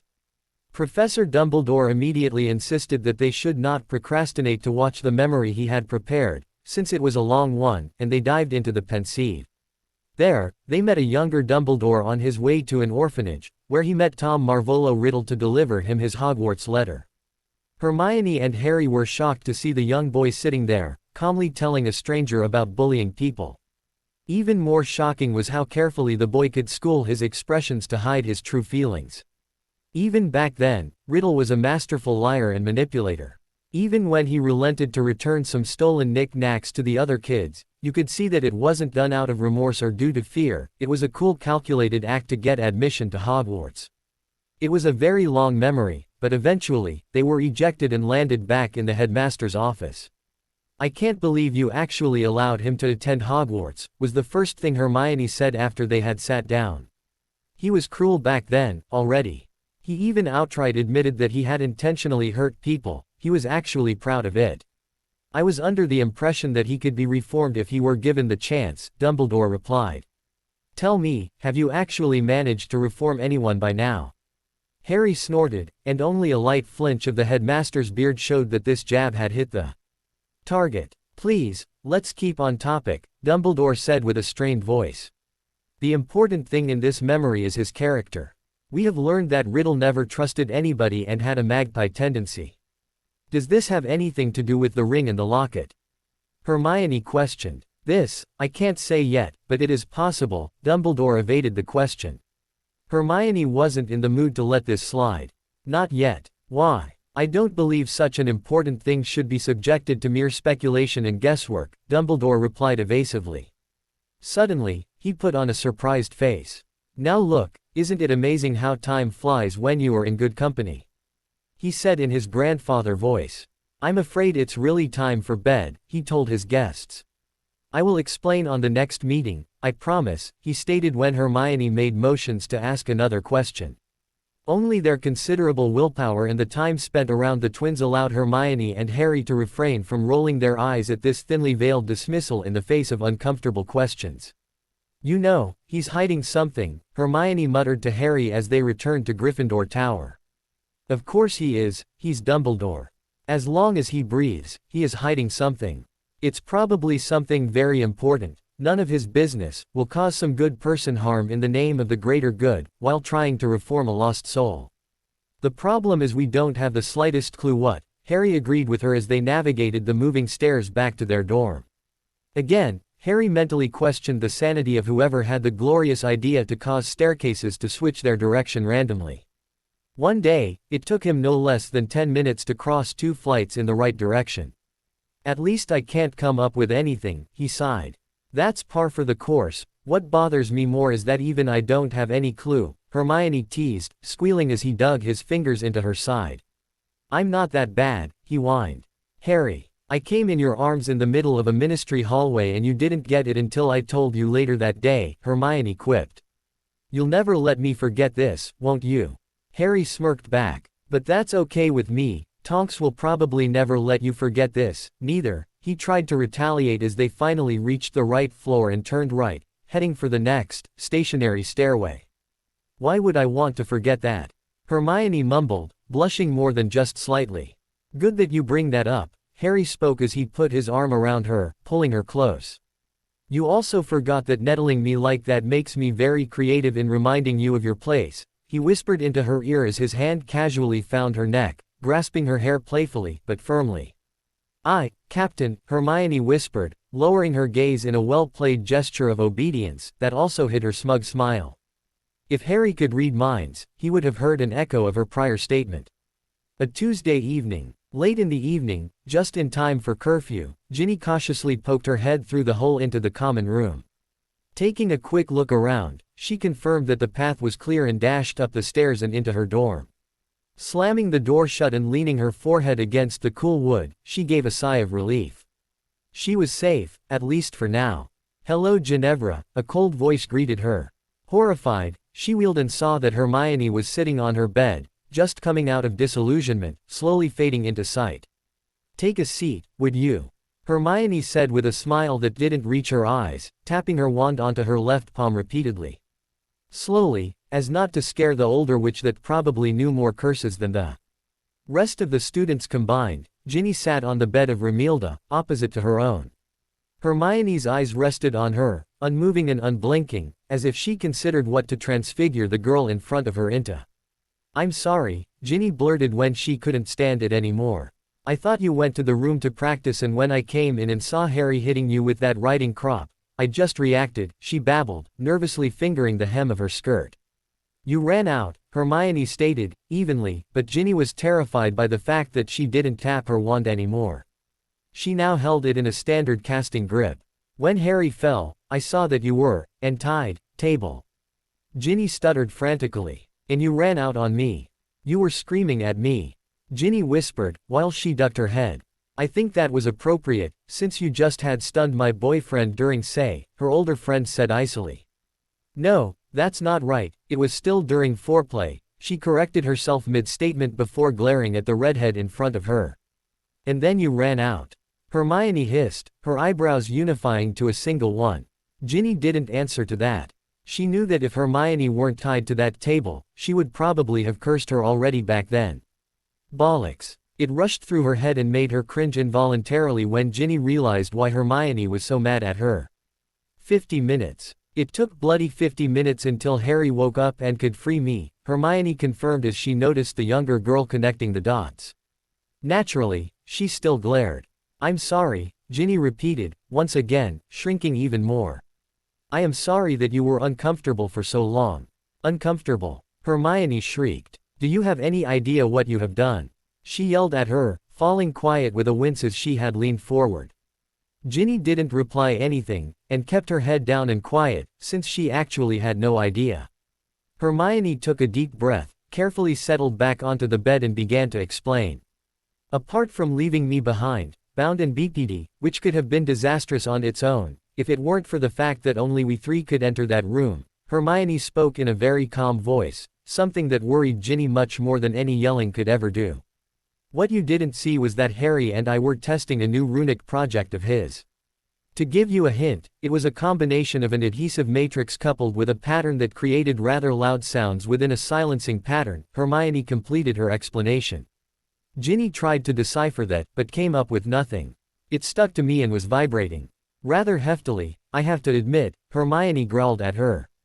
Ginny gaped open-mouthed at her friend. Ever since returning to school this year, Hermione had started to confide in Ginny and chatted with her about the things two people in love could do to each other, most of those things Ginny had never even heard about before. To be frank, if Ginny had just talked about something even as innocent as snogging at home, her mother would have washed out her mouth.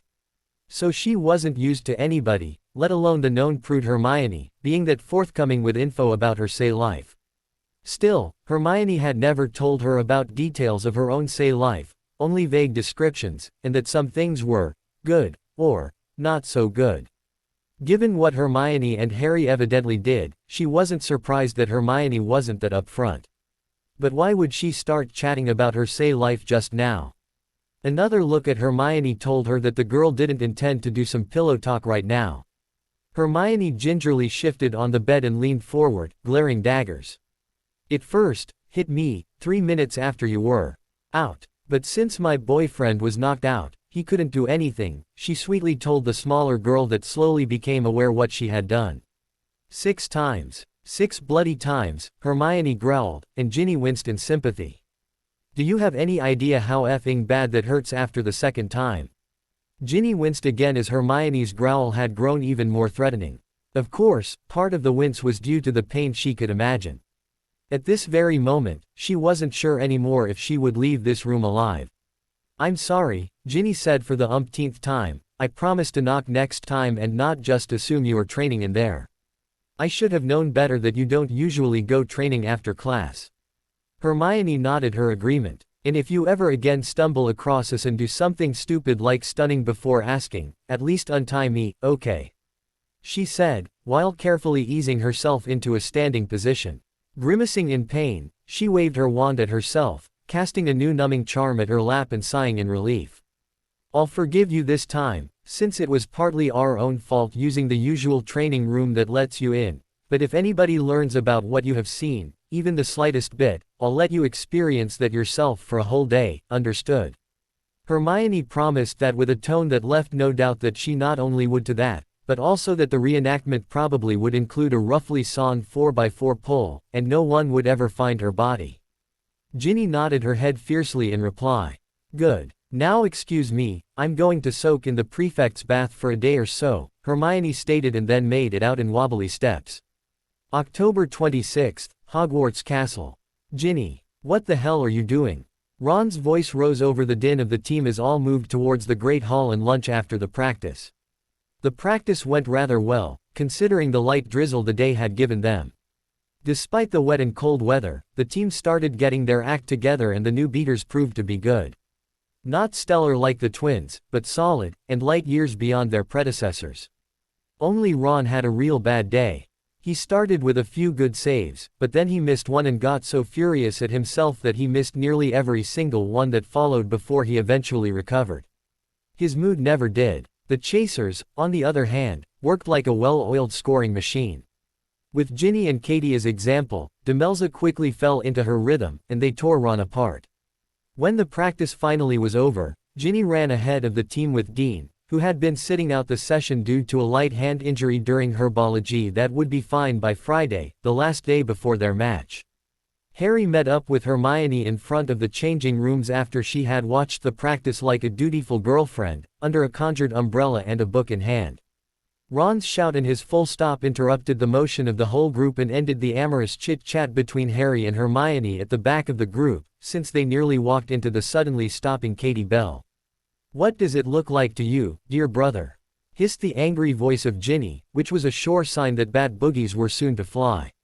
Naturally, most of the team took this as their sign to rush off, leaving Harry and Hermione standing in a nearly empty hallway.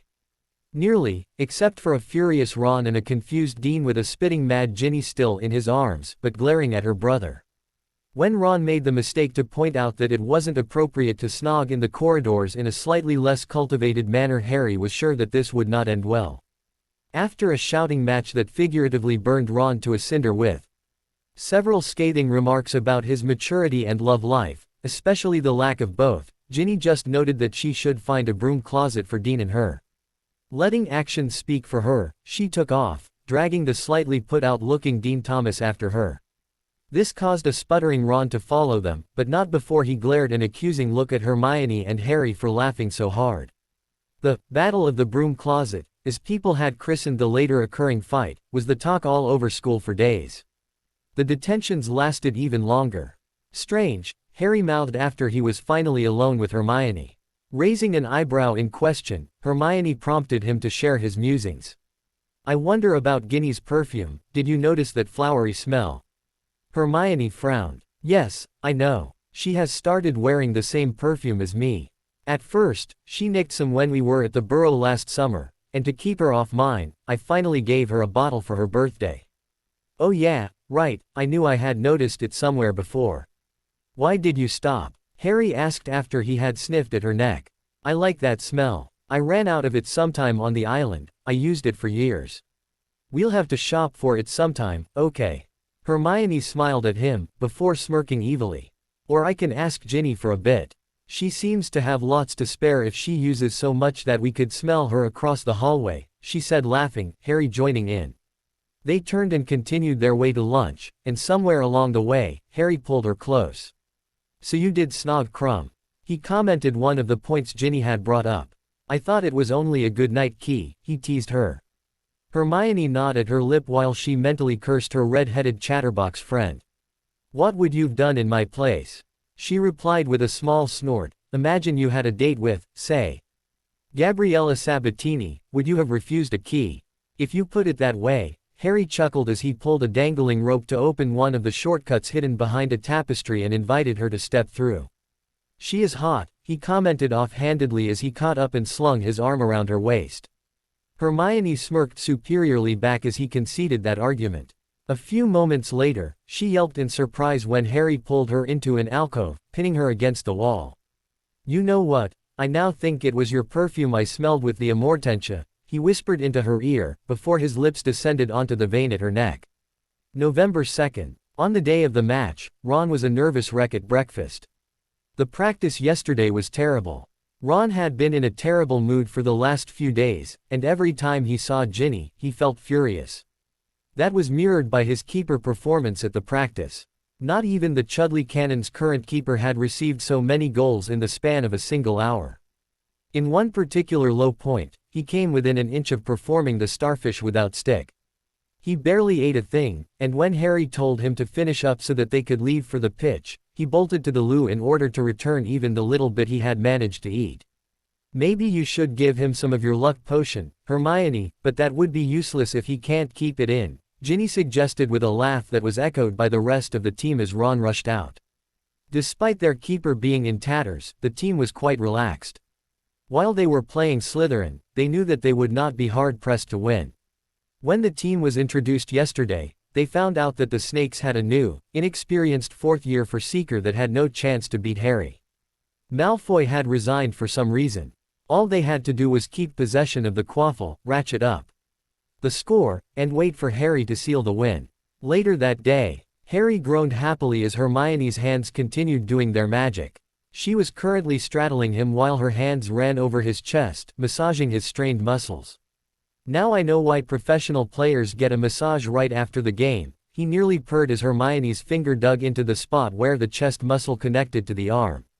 "You better plan on only having me do that once you turn professional, you prat," Hermione mock growled back as she dug her fingers into his sides, catching his attention. "If you think you'll get out of this chore, you've got another thing coming," Harry growled back, catching her tickling fingers. "And now behave, or it'll be sore all day," he said. Reaching out and taking hold of her curly locks, he pulled her down, face to face. "And then you'll be the same for a week," he threatened with a smirk. I, Captain," Hermione replied with a lewd grin, before she licked his nose. Laughing, she settled back to continue her work, while Harry drew a face as he wiped his nose with the back of his hand. At a score of 60-40 for Gryffindor, Harry had spotted the snitch. The problem was, it was heading straight towards the opposite Seeker, and it was only a matter of time until the boy would have noticed it. So Harry had pushed his broom to the maximum, and managed to catch it a fraction of a second before the other did, wrapping his hand around Harry's. But holding hands while flying in opposite directions meant pulled muscles. Harry was the bigger one, and came off lightly. The other Seeker actually came clean off his broomstick and had to be floated to the infirmary with a dislocated shoulder and a broken elbow. For Harry, it was only one potion and a recommendation to get a massage from his fiancée. "I still can't get the picture out of my mind," Hermione said after a while, when she moved her hands to his stomach, caressing his developing six-pack. "A bit more time with Tonks and he will be perfect," she thought, trying to paint the disgusting memory currently plaguing her over with the sight of her captain beneath her. "Me neither," Harry sighed. "But the sound was even more disgusting. I can't believe I actually heard them over the din in the common room." "You prat." Hermione gave him a hard slap on the chest for that. "Did you have to remind me of that? I was glad when Lavender finally pulled Ron out of the room to find a private place," Hermione chided him. "Honestly, I wonder how she managed to remove her tongue from his stomach long enough to do so," she added as an afterthought. "True. They were scary. Remember that film your dad chose? The one your mother hated so much and was scared to death of. What was it called? Alien, I think." Harry chuckled and Hermione replied with a bout of laughter that made her wiggle on his lap quite nicely. "True. Let's call them facehuggers from now on. They won't get it, but the Muggleborn and Halfbloods will spread it like wildfire," Hermione replied with her most evil smile, making Harry wonder how much longer his former best friend would stay in the doghouse. "By the way, it was very sweet how you handled Ginny throwing herself at you. The poor thing," Hermione said, giving Harry a loving key on the chest. "What was I supposed to do? Shag her in front of everybody? Make a scene? Or dump you just because she made advances on me? It was best just to laugh, give her a hug and tell her that once you decide to share, she would be the first I'd call. And I know you won't, ever," he chuckled as she gave him the evil eye. "You better remember that. But I meant how you took her aside and talked to her. It was kind of cute how she cried herself out on your shoulder. I doubt she'll remember in the morning, Harry said, pulling his girl down on top of him.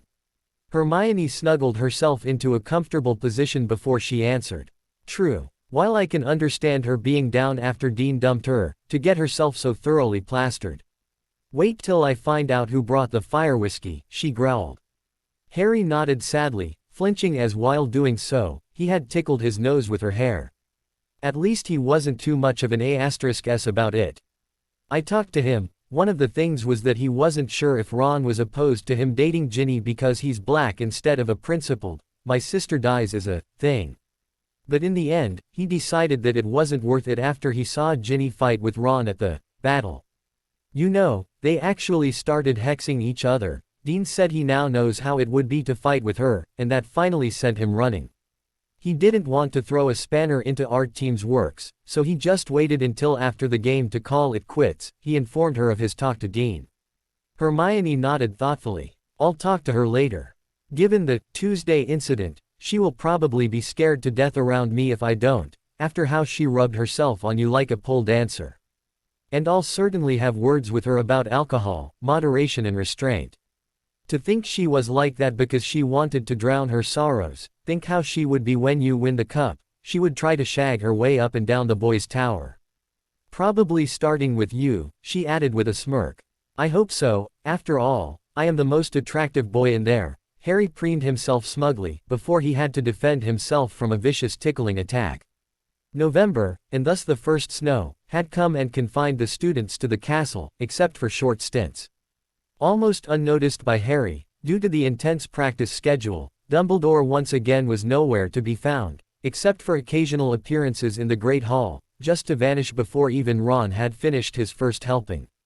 Since their primary quest was completely put to a stop by that problem, Harry and Hermione tried to use the time as efficiently as they could. This meant they were usually to be found researching in the library or reading in the common room, something that finally put an end to the slight remains of Harry's and Ron's friendship.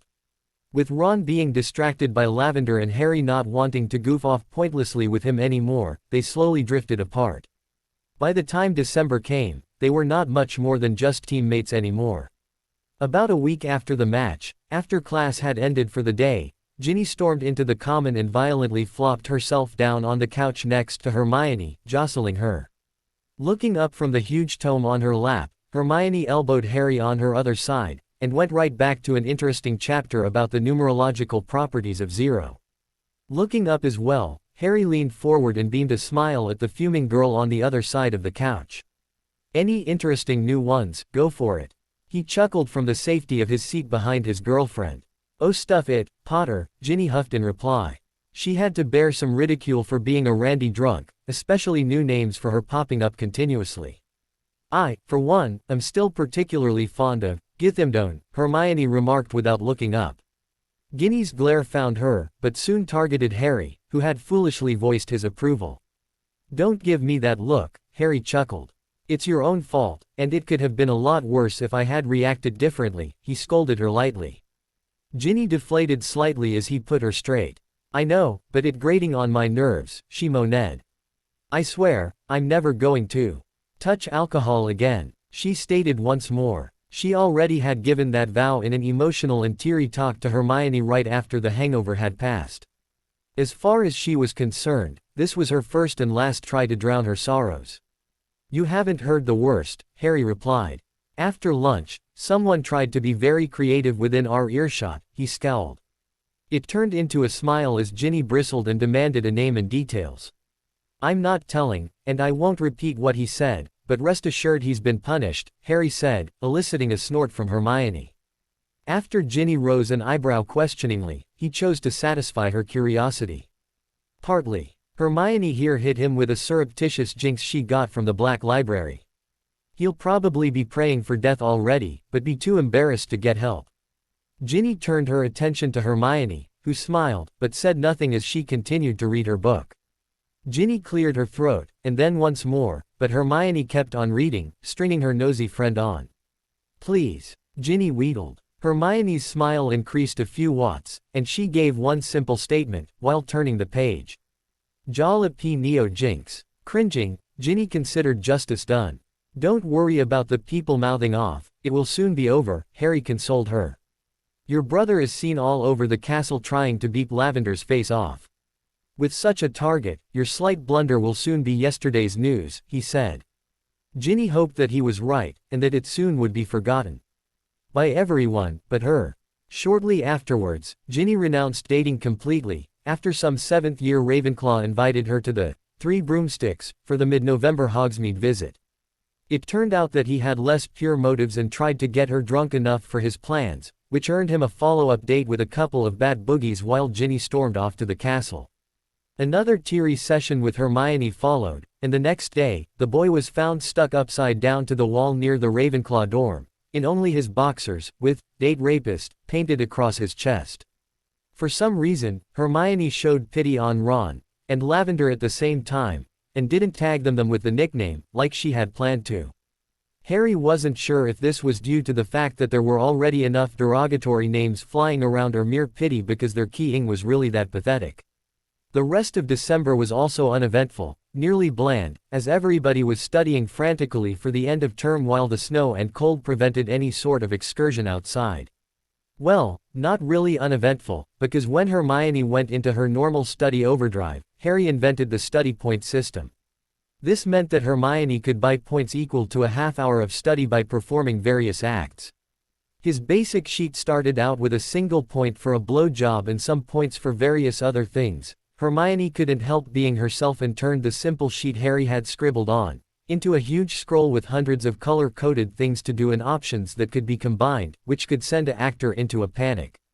Since the only real safe time for longer, really point-worthy things were the infamous shagging Tuesday hours, Hermione once again proved her competitive streak by drawing up exquisite plots for that day, to maximize her score to last for the rest of the week. Sadly, someone else seemed to have discovered the room of requirement, too, since it was frequently occupied and unavailable. Still, between the times it was available and the help of an invisible cloak and the Marauder's map to get Harry into a secluded spot, most of the days were filled with short but randy encounters to keep her point account. Topped off, Harry one time joked that her average sperm content over the day exceeded his own, but hurried to add that he was not even close to complaining about that. So while everyone else could only see that Hermione spent most of the day in the library studying, while Harry only joined her for a few hours a day, Harry in fact had the time of his life. Nonetheless, the public image of Hermione abandoning Harry for her studies led to one person having ideas above her station. December 21st, Hogwarts Express. In the end, I had to stick that stupid bint to the ceiling to make her back off. Honestly, the nerve. Hermione huffed as she told the others the tale. Neville was sitting on the floor of the compartment, laughing, having slid from his seat. Luna had joined him there, laughing less hard, but using the opportunity to cuddle with the boy. They had spent a great time at Slughorn's Christmas party, where Luna had worn mistletoe as hair ornament, and used that as an excuse to key Neville the whole night long. She was currently wearing a purple lip balm to deal with the chafing, but she smiled nonetheless. She really tried to slip Harry a love potion. Ginny asked incredulously. I never knew what a bloody cow Romilda was. But what has that to do with Ron ending up in the hospital wing for a whole day? Harry stifled a laugh at that. Well, that was how we found out about the potion, Romilda. The bint, he corrected himself after a fierce glare from Hermione, had handed me a Christmas present when I passed her on the way to my dorm. Turned out to be full of cauldron cakes, which I despise, he continued, being interrupted at this point by an indignant snort from Hermione. She was still peeved that the bint didn't even know that much about Harry, but still tried to snatch him from her. Anyway, I thought about being nice to Ron, and left them on his bed. When we came back, the whole common room was talking about how Ron infuriated Lavender by serenading about the bint to her, until she hexed him so badly that he had to be taken to Pomfrey. Turned out he was filled to the brim with love potion, though. Took Pomfrey a potion to neutralize and a salve to remove the boils from his groin, before she sent Wan and the frantically apologizing Lavender back to the tower. By the time he finished, Neville and Luna were only able to make yapping noises from the floor, and Ginny was laughing tears at the picture of Poppy no nonsensically massaging a salve onto tiny Ron. Dabbing her eyes with a hanky, Ginny sputtered another question between gales of laughter. Brilliant, but that can't have taken long. Why the whole day, then? Harry had to fight the laughter to continue telling, while Hermione alternated between glaring and bursting into laughter. Well, Lavender was desperate to apologize to her 1-1 for her reaction after she found out. Being smooth as he is, 1-1 thought this would be the perfect time to blackmail her into going a step further. She took exception to his suggestions of a proper apology. Pomfrey had to brew a batch of special healing potions to deal with all the damage her knee caused. Harry ended in tears of laughter, while Hermione had to cling to him to keep on her seat. Neville had to actually visit the healer the next day, having hurt something by laughing so hard. Everybody was happy as they left the train at King's Cross after the long ride. Harry and Neville, the latter one still clutching his sore belly from the laughter, helped the girls to get their trunks from the overhead rafters before all left the carriage and the train. Hermione and Harry had their trunks already shrunk since they had planned to have Hermione side along them both to Grimmauld Place. There, friends Neville and Luna had bid their goodbyes soon after, as they went to meet Neville's grandma. Neville was especially eager to present his girlfriend to her, but Harry would bet that the stern woman would not be overly pleased with the girl with lilac lipstick. Knowing that it was in fact a potion to heal her lips from the overlong session of keying her grandson probably wouldn't help things. Harry would bet that Luna would mention this fact within the first 10 seconds. Saying goodbye to Ginny, both checked for the trunks in their pockets, and Hermione laid her hand into Harry's elbow. While Hermione turned expertly, Harry noticed a sharp jerk, very different to the usual feel of apparition, which was more like being squeezed. While Hermione lost contact to him and vanished, Harry found himself face to face, or better face to bun with the one head smaller Weasley matron, which was already yelling at him at the top of her voice. "What are you thinking, running away like that and not telling anybody? We were running all over the country looking for you, and then you go on and mouth off at the headmaster. I didn't raise you like that." Harry was on the verge of blowing up at her as she continued yapping and yelling at him, but a short look at a nearly crying Ginny made him stop and roll his eyes in her direction with a smirk. This had the wanted effect of calming Ginny down, while it had the side effect of having Molly slap him. "And don't roll your eyes at me, young man." With a short burst of wandless magic, Harry had Molly petrified. This turned out to be redundant, since Hermione had just reappeared a few moments before and just did the same.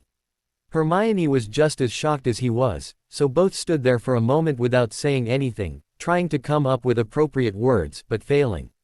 Then, Harry gave the thoroughly shocked, but quickly turning spitting mad Ginny a wan smile and went over to Hermione. This time, they managed to disparate undisturbed. Sighing, Harry let himself fall into the couch at the entrance hall of Grimmauld Place 12. He rubbed his head, trying to forget the incident on the platform, as he lamented, "Why can't I just get a break? Why couldn't I just go with Remus and Tonks instead? I bet they had a fun ride." December 21st, Hogwarts Lake.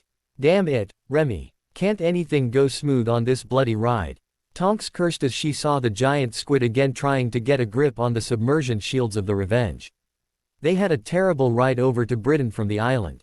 At first, they were hit by an exceptionally late, but nonetheless fierce hurricane a week after they had left the island eastbound, and were blown all the way back and more, to the American coast, where they decided to head north to get out of the hurricane belt. They lost over a week to that freak storm, but the crew took it in stride. It needed more than a storm to damage the Revenge. Remus did miss some of it, spending that time in the brig, the ship's jail, consisting of some cages in the lowest deck, which proved to be a good place for his transformation.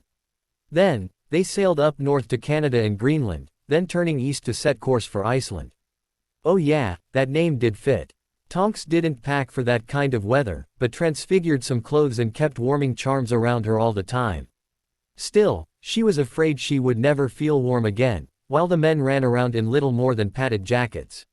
She was sure they did so only to mock her. Needless to say, they lost another 2 weeks to that detour.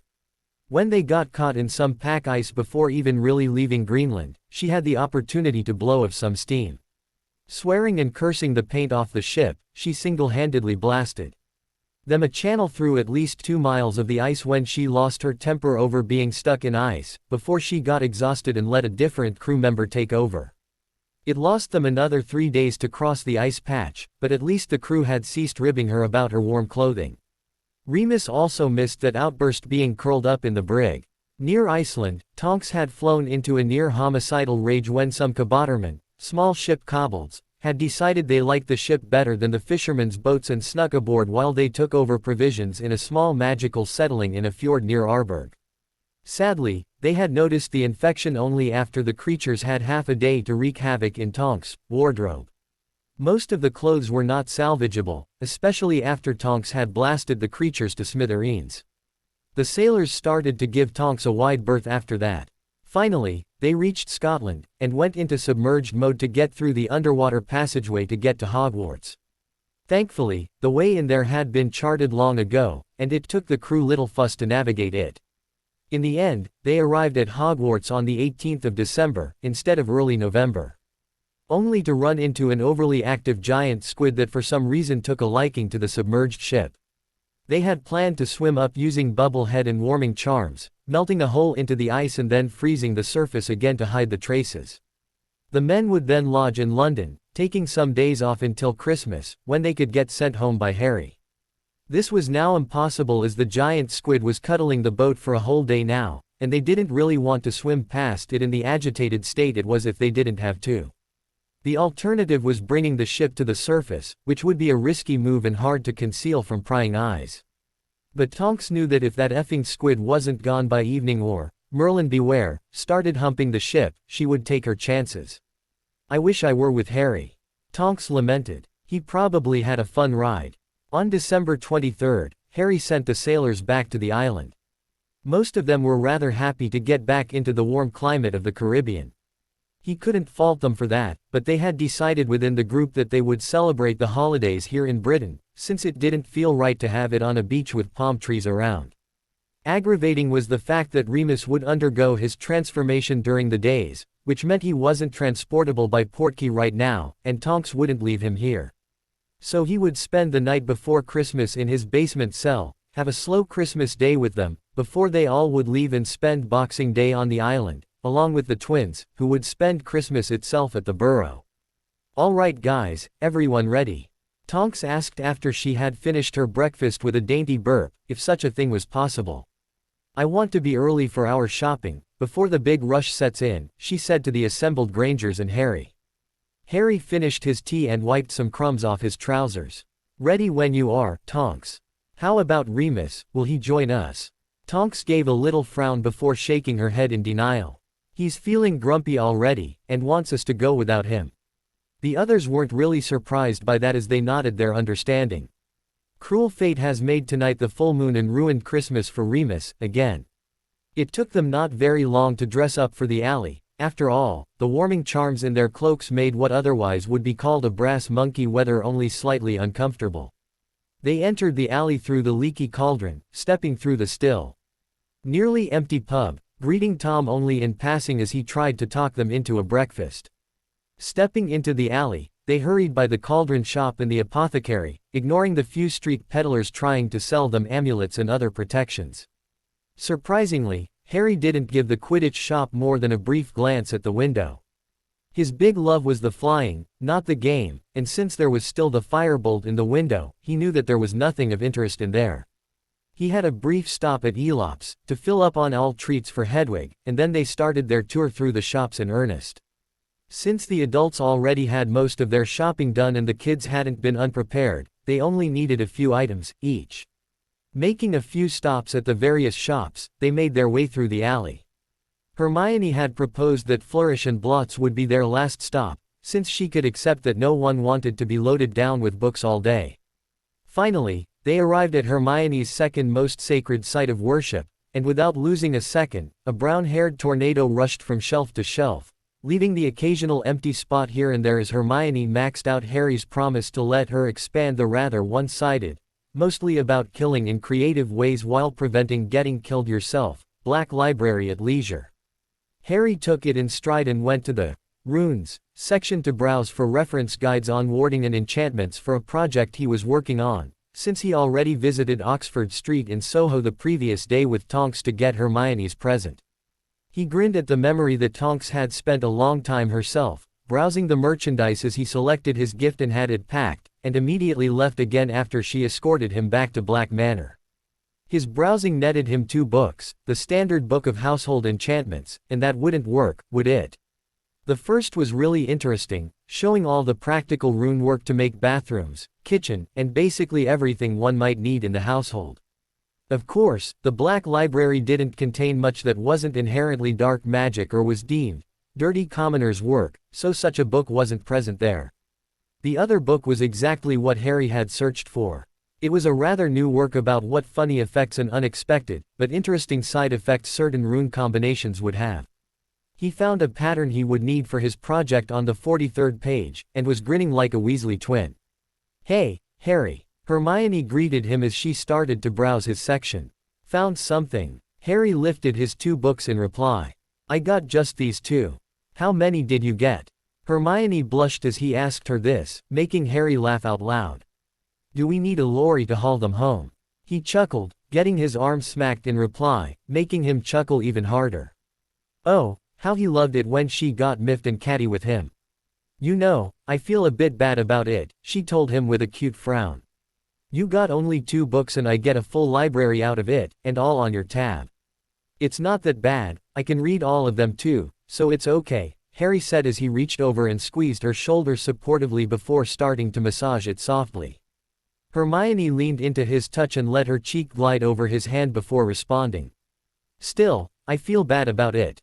Maybe I could make it up to you, milord," she said, smiling suggestively at him. "Any interesting offers in mind?"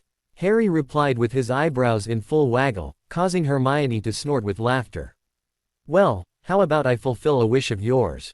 she offered, and quickly added, "But no say in here, my parents are out there," as Harry's leer was about to split his head open. "Spoilsport," Harry grumbled. "But you would agree to this if your parents weren't around, wouldn't you?" "Harry, you should know me. I've been dreaming about doing it in a library for as long as I knew about say," Hermione admitted with a coy smile. Trying to get more of a rise out of her, Harry leaned in, whispering, "And how about doing it in the Hogwarts library?" In her ear, renewing his laughter as she couldn't keep the small moan this thought had caused her contained. "I might even be apt to make it happen," Harry chuckled, keeping on messing with her head, and receiving Hermione's full attention, including the patented deer-in-headlight look as she tried to process that new info. But only without a silencing charm, Harry's voice registered with her during her considerations. Hermione's eyes nearly hit Harry as they bulged out of their sockets. "Are you mad?" she hissed at him in a hushed tone. "You know what a screamer I am," she continued to berate him, but then noticed his leer. "You're planning on that, aren't you? I'm not sure if I should hate you for that," she hissed again, but this time with her eyes glistening with something else. "We'll do it on my terms or not at all," he said, his hand stopping to knead her shoulder and grabbing her hair instead, pulling her head back and forcing her to look up at him, just strong enough that it didn't hurt. "You are mine to play with, and I would bet a shag at the leaving feast that you are in dire need of clean already," he noted as she smiled at him, before releasing her hair and planting a key on her forehead while caressing her smiling cheek. "But for now, I suggest a simple deal," he told her with a high-wattage smile. "To pay for your books, you hand over your clothes." You could have knocked Hermione over with a feather as she stared at him in shock, not believing her own ears. "You know, at first I thought a one-for-one deal would be fair, but then, you might not even own that many clothes, don't you?" He continued talking as if he were oblivious to her surprise, teasing her, without knowing that he was not far off the mark, actually. "But I think one article for 5 books would be fair. How many do you have?" He spaced out for a moment when he heard the answer. That was a lot of books. "Wow," he uttered in awe. "Do you even wear that much?" Hermione had to think a bit. Today, she wore a plaited skirt, a woolen paw, tie hose, knickers, and bra. She had a single pullover over her shirt, and then her shoes and the cloak. Even if she counted the shoes as 2 items, it wasn't enough, by far. She shook her head at Harry. Harry also shook his head, but in mirth. "I am willing to negotiate. You may keep your shoes and cloak, but only if you cooperate and start quickly before I change my mind," he whispered, his excitement showing in his thick, throaty voice and his contagious grin. He waved his hand in a gesture she hoped meant that he had cast a notice me not charm. Mum will be so jealous when she hears about this, a grinning Hermione whispered under her breath, as she undid her cloak and reached for the hem of her pullover, while trying not to blush too hard with her own arousal. Harry couldn't help but smile when she said that, but his smile fell abruptly when she added, chuckling softly, and Ginny will probably faint. Wait, you tell Ginny about the things we do? Harry demanded, confused, not believing what he had just heard. What? No. Hermione squeaked in panic as she became aware that she had just slipped her tongue again. Her fingernails nearly tore holes into the fabric of her pullover as she stiffened in shock. Do you really have to lie about it, as well? Harry said in a pained voice that broke her heart. She threw herself at him, hugging him so hard that her arms hurt as she started to apologize. I'm sorry, I didn't want to upset you, it's just a thing girls do, she said, hoping he wouldn't be too mad at her. You said it was a thing only between you and your mum. I kinda accepted it when you included Tonks in that circle. But Ginny, I thought you were only teasing her, not giving her full details. He demanded, pushing her back at arm's length. Well, she started with a wince, coming to realize how bad she had messed up. We kind of started talking about that after the Tuesday incident, she confessed. Harry sighed at this. It was bad enough that she had caught them doing that, but that Hermione had started gossiping with her, too. Hermione knew as well as him that Ginny was liable to spout things in the heat of conversations if goaded right. Luna, too? He asked warily, and sighed in relief when Hermione shook her head frantically. So you tell practically every female I know what we do in the sack? He said with an edge to his voice that made Hermione wince even more than she had before. Not in detail, I only tell them the most basic stuff, she quickly clarified, lying badly. It's not that bad, really, she said, hoping that she could dismiss his concern. So it's not really bad that all these women know what we do in private? He demanded to know, and threw his hands up in the air as she only replied by looking at her shoes. Cool, I think it's okay then if I talked about what we do to Remus or the twins. Or maybe with Ron when he grows up and apologizes. Come to think of it, Neville and Luna would certainly like to hear about it, he ranted, pacing to and fro in their secluded space. Hermione blanched as she heard that. This would be horrible. The twins and Remus would tease the shit out of her, but Ron. The scorn would reach lethal levels if he knew about Hermione's submissive tendencies. Neville would never say a word, but Luna would probably ask her conversationally about anal say during dinner in the Great Hall. Would you like me to tell them? Harry asked again, glaring at her. As you said, there's nothing to it, really, he added. Please don't, she said, hanging her head in shame. Come on, why not? After all, you told so many people already, maybe we should start doing it in front of them. Just to be sure they know everything. Luna would probably take pictures and send them to the Quibbler for a column or something. And I bet the twins would have some good advice for us, he said cruelly. Hermione felt herself flush at the thought of doing it with an audience, but finally understood why he was upset. Although he was very open with her, he still was a very private person, and valued his privacy above all. She once again had charged away with something, taking her opinion as the only one possible and had run roughshod all over him. I'm sorry. I'm sorry, she stuttered as she felt close to tears. Are you mad at me? She asked him with a very small voice. Harry gave her a long look. It wasn't really how he liked it to be, but he had come to accept that this was how the relationship between her and her mum worked. Well, and Tonks, who was something like an older sister for him. He couldn't really say that he understood it, but then, he was male. The urge to brag wasn't unknown to him, and he assumed that this gossiping/chatting was something alike. If he had any close male friends his age that weren't stuck in perpetual puberty, he might have done the same. No, of course not, he said. Not really, anyway, he corrected himself. I have made enough of an A*S of me the last time I stomped off in anger. He had to pause at this as she hugged him once again, glad that they were all right. But you know that some things are going to change, he finished after his lungs weren't compressed too much anymore. Hermione frowned into his shoulder at this. I know. I'll stop talking to anybody about us, she accepted reluctantly, her tone of voice clearly expressing the pout she wore. While I appreciate the gesture, you are wrong, honey bunch, he said, relinquishing in her wince at his endearment. She really hated these sickeningly sweet pet names, and even in bed, she only accepted dirty talk. But he knew she wouldn't dare reprimanding him now. You see, sweetie, he added in order to turn the knife in the wound, I would never take these talks away from you and your mom. I know it means a lot to you both, he said, and hissed as he feared his ribs might break under Hermione's renewed onslaught. And what exactly do you want to change? Hermione asked while still hugging him, only lighter. Do you want me to tell them less? She queried, looking at him to clarify his demand. Harry gave her an evil smile. Far from it, my little chatterbox.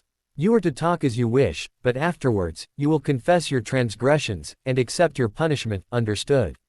He proclaimed. At first Hermione blushed at this demand, but then, she happily agreed.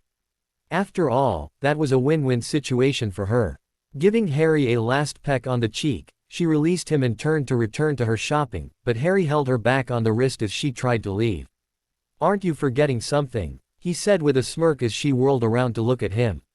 At her confused look, he chuckled. You still owe me for the books, don't you? Christmas morning. Harry was lying on the bed, exhausted. I guess we made up for all the time we missed in Hogwarts, he thought as he slowly sat up and vanished the ropes dangling from the ceiling of their four-poster, chuckling at the memory for what all a Wingardium Leviosa charm was good for. Or Hermione Leviosa, in that case. The flush of a toilet reminded him where Hermione had gone. Harry had to smile at the thought that if anybody had told him a year ago that Harry would call abound and BPD Hermione names or demand her to beg him for say, they'd have found pieces of that person for weeks. And now, not only had he done that, but Hermione was actually happy that he did so, he thought with a smile. He proudly thought back on the last few moments, when he had actually managed to make Hermione lose control over language. And she had proven a very wide knowledge of topic-related words just before that. She should take extra time washing her mouth, he thought with a choked snort. Who would have thought that, Miss Manners, Granger would use such words when she got really riled up? Life had certainly taken an upswing these days. Absent-mindedly, he started waving his fingers idly, humming a song that just came to his mind, ignoring the squeaked call of his name from the bathroom as he got lost in the feeling of the rising and falling tune of his song. Either stop that or do more, Hermione demanded as she returning from the loo, walking a bit tenderly, probably by reason of his birthday present still attached to her. Harry was growing very fond of runes. The prototype they tested back then was good, but that final version turned out better than he anticipated, with the device being controlled by the ring he wore on his index. And it would deactivate if he fell unconscious, Hermione insisted in that feature. You still need to be punished for your babbling, Harry smiled evilly at her, as she laid down beside him and snuggled into his side. To underline his point, he wandlessly set his present to a very soft vibration, one that Hermione actually found very pleasant. As far as punishment goes, that was really fine with her. She rubbed her wrists gingerly as she cuddled into his side. Are you all right? Harry asked, looking a bit concerned at her. I'm fine, just a bit sore, she told him with an exhausted but happy smile. In lieu of an answer, Harry reached out for her, and 4 soft caresses with wandless magic later, the slight bruises left by the ropes were gone. Thank you. Now can you get over with punishing me properly so I can get, what the hell are you doing? She asked as he stood up and started dressing. Why, I'm getting ready for breakfast. You should, too. The others are probably already waiting for us, he grinned evilly. No, not that. They might notice. Hermione gasped as her still foggy mind realized what he intended to do. I'll do anything instead. Anything, she pleaded. No chance, Harry smirked. I can barely stand anymore, he said with mirth glistening in his eyes, increasing the settings on the stone a bit. But, Hermione hissed in surprise. They might notice, she protested weakly, ignoring the fluttery feeling the thought alone caused her. Not if you act well. Remus would know, but he's still out from the full moon yesterday, and will join us tomorrow. And you'll probably tell the girls later, anyway, he winked at her. Hermione had to smile at this against her will. Something like that had led to today's events. A repeat wouldn't exactly be unwelcome. Either this, or all, Tuesday, you for a whole day, he said in a voice that left no doubt of who was in charge. Hermione immediately shook her head, yelling, no. Of course, you can still beg me for Butterscotch, but if you don't, you'll be dressed in 5, he said, reminding her of the safe word. In your dreams, Captain, Hermione smiled confidently at him. She wouldn't chicken out at this, she would show him what self-control meant. I'm Hermione Granger, after all. Half an hour later, a much more humble, not to mention very hot and bothered Hermione was contemplating that in some cases, it was better to accept defeat and surrender instead of facing humiliation. Harry had been playing his song all through the breakfast, varying the vibrations permanently, not giving her any chance to adjust.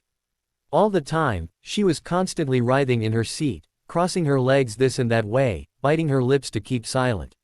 She even had to tell her mother that she felt a bit under the weather to keep her from asking constantly about how she felt because of the feverish look Hermione sported during the meal. To add insult to injury, Tonks was grinning at her, inconspicuously to all others, but very noticeable to Hermione, giving the tortured girl glances with a knowing twinkle in her eyes. This began shortly after the pour. Hermione had spilt her tea for the second time, masking it with a badly acted cough much too late to conceal anything, as Harry used a short full-power burst to goad her further on. Busted, was the only coherent thought Hermione wasted on this. She had bigger problems right now and would have had to tell her later anyways, on Harry's newest standing order. She just hoped that Tonks didn't watch and tell, or in other words, enjoyed the show enough not to bust them. Thank Merlin, or maybe due to Harry seizing the occasion, the twins had just slipped her parents another kind of pastry, the 6th or so, this time bunny bagels, making them hop around the floor as the cutest kind of Angora bunnies for a few moments, when that spill happened, or they would have noticed, too. Slowly, the sense of inevitability set in. She had one short reprieve when she could use laughter as cover when the twins presented her and Harry 2 garishly neon pink and pea green plush parrots they had. Charmed to talk pirate slogans. Of course, these comments were completely hilarious, but she was too distracted to appreciate those properly, since she knew she wouldn't be able to keep it together any longer. Her breaths were coming in bursts already, and only the fact that everyone had been roaring in laughter at the parrots allowed her glowing face to stay unnoticed in the crowd until now. A few seconds ago, Harry had taken the parrot's cry of, "Avast, scumbags, bring her in the wind, whip her through the sea," as incentive to wave his hand idly at her, setting the rune stone to full speed while handing her his public present with a Cheshire grin. Knowing that she couldn't hold back much longer, she quickly ripped the paper open and let the present fall to the ground without really looking at it. With a loud yell of, "Oh my God, I love it!" she threw herself around Harry's neck and let herself be consumed by the fire in her loins. Holding on him tightly so she didn't buck, she sighed into his neck as she felt the vibrations cease. Waiting for a moment for the worst to wear off, she finally turned back to face the others, who all laughed out loud and teased her for her excitement. "Damn, Hermione," Margaret said as she curiously had taken a look at the present, finding a £100 gift voucher for Ann Summers. "I love lingerie as much as the next woman, but don't you think you are a tad excessive here? Boxing Day. Watch her, kids," Tonks greeted from the breakfast table, buttering her toast. She was wearing only a bathrobe and a bright smile, her shoulder-length hair glowing canary yellow. Harry assumed that she had gotten her present earlier, as had Remus. He gallantly held out the seat for Hermione, who sat with a wink and smile, reaching for some scones. She had become addicted to Winky's special recipe, and already made plans to increase her training accordingly to not gain weight. "Hello Tonks," they chorused and began breakfast in earnest. After Tonks had finished her tea, milk, no sugar, she wasn't for the sweet stuff, she watched the other two clowning around like teens in love while she reached for the prophet. Harry was feeding Hermione pieces of toast with strawberry jam, deliberately missing and smearing her nose, at the time Henry and Margaret arrived. Remus followed a few seconds later, his hair still slightly damp from a shower. The twins were nowhere to be seen, and probably still in hibernation mode after last night. Somehow, they got themselves into a drinking contest with Henry later in the evening. With his bigger mass and their relative lack of experience, he had easily drunk them under the table. Henry seemed not to have any problems, in fact, he was grinning like a schoolboy, along with Margaret. "Any news?" Remus asked as he started to shovel lots of bacon onto his plate. Being a werewolf had some effect on one's food preferences. "Nothing overly interesting, some attacks, but the ministry is completely in control, yada, yada, fudge, this, fudge that, Tonks recited in a sing-song, changing her hair color at every other word. Then she beamed an ear-splitting smile. She really did. Margaret choked on her tea when she noticed it, and spoke to Harry. Boy, would I love to see his face when he hears about what we're going to do this afternoon.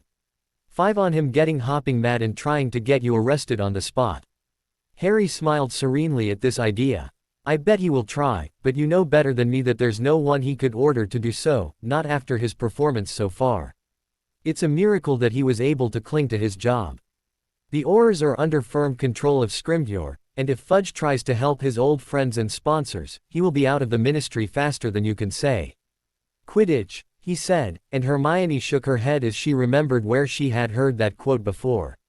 So you are going to apply for the Newts and the Mastery, both, today. Why not wait until the Newts are done, being a bit presumptuous, aren't you? Remus noted between some coffee and some scrambled eggs. Because there is a 4 months wait period for the memories to be evaluated, and we don't want to return in late August for the tests, that would ruin the summer.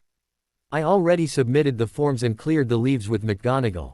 After a bit of a tug-o-war with the board about the date, McGonagall intervened, and so, in order to not unduly interrupt their schooling, Harry and Hermione will both take their defense Newts on May 3rd in the morning, during the Hogsmeade trip. Afterwards, Harry will go to the Mastery board, show them a wandless spell and be out in 5 minutes, 10 if they sign slowly. Tonks snapped back, elongating her nose to nearly 10 inches before she thumbed it at Remus, causing the whole table to erupt in laughter. Also, we are getting tired of the headmaster's procrastination. He's playing his waiting game again, holding onto his knowledge and trying to get his way. Harry spoke between bites. I told you that he would do this, Remus remarked sardonically. He always was the one to control the game, and never showing even the slightest bit of his hand until he deemed it necessary. If that is so, he is losing his edge, Hermione stated. Or we are finally on to his antics, and he's too old to adapt. Anyway, we have found a weak spot and have asked some questions that caused him quite a bit of unease. He has slipped enough that he can't keep stuff from us for much longer. Harry nodded as he took a sip of tea. And that's why he's avoiding us. I don't believe for a moment that he's that busy with politics.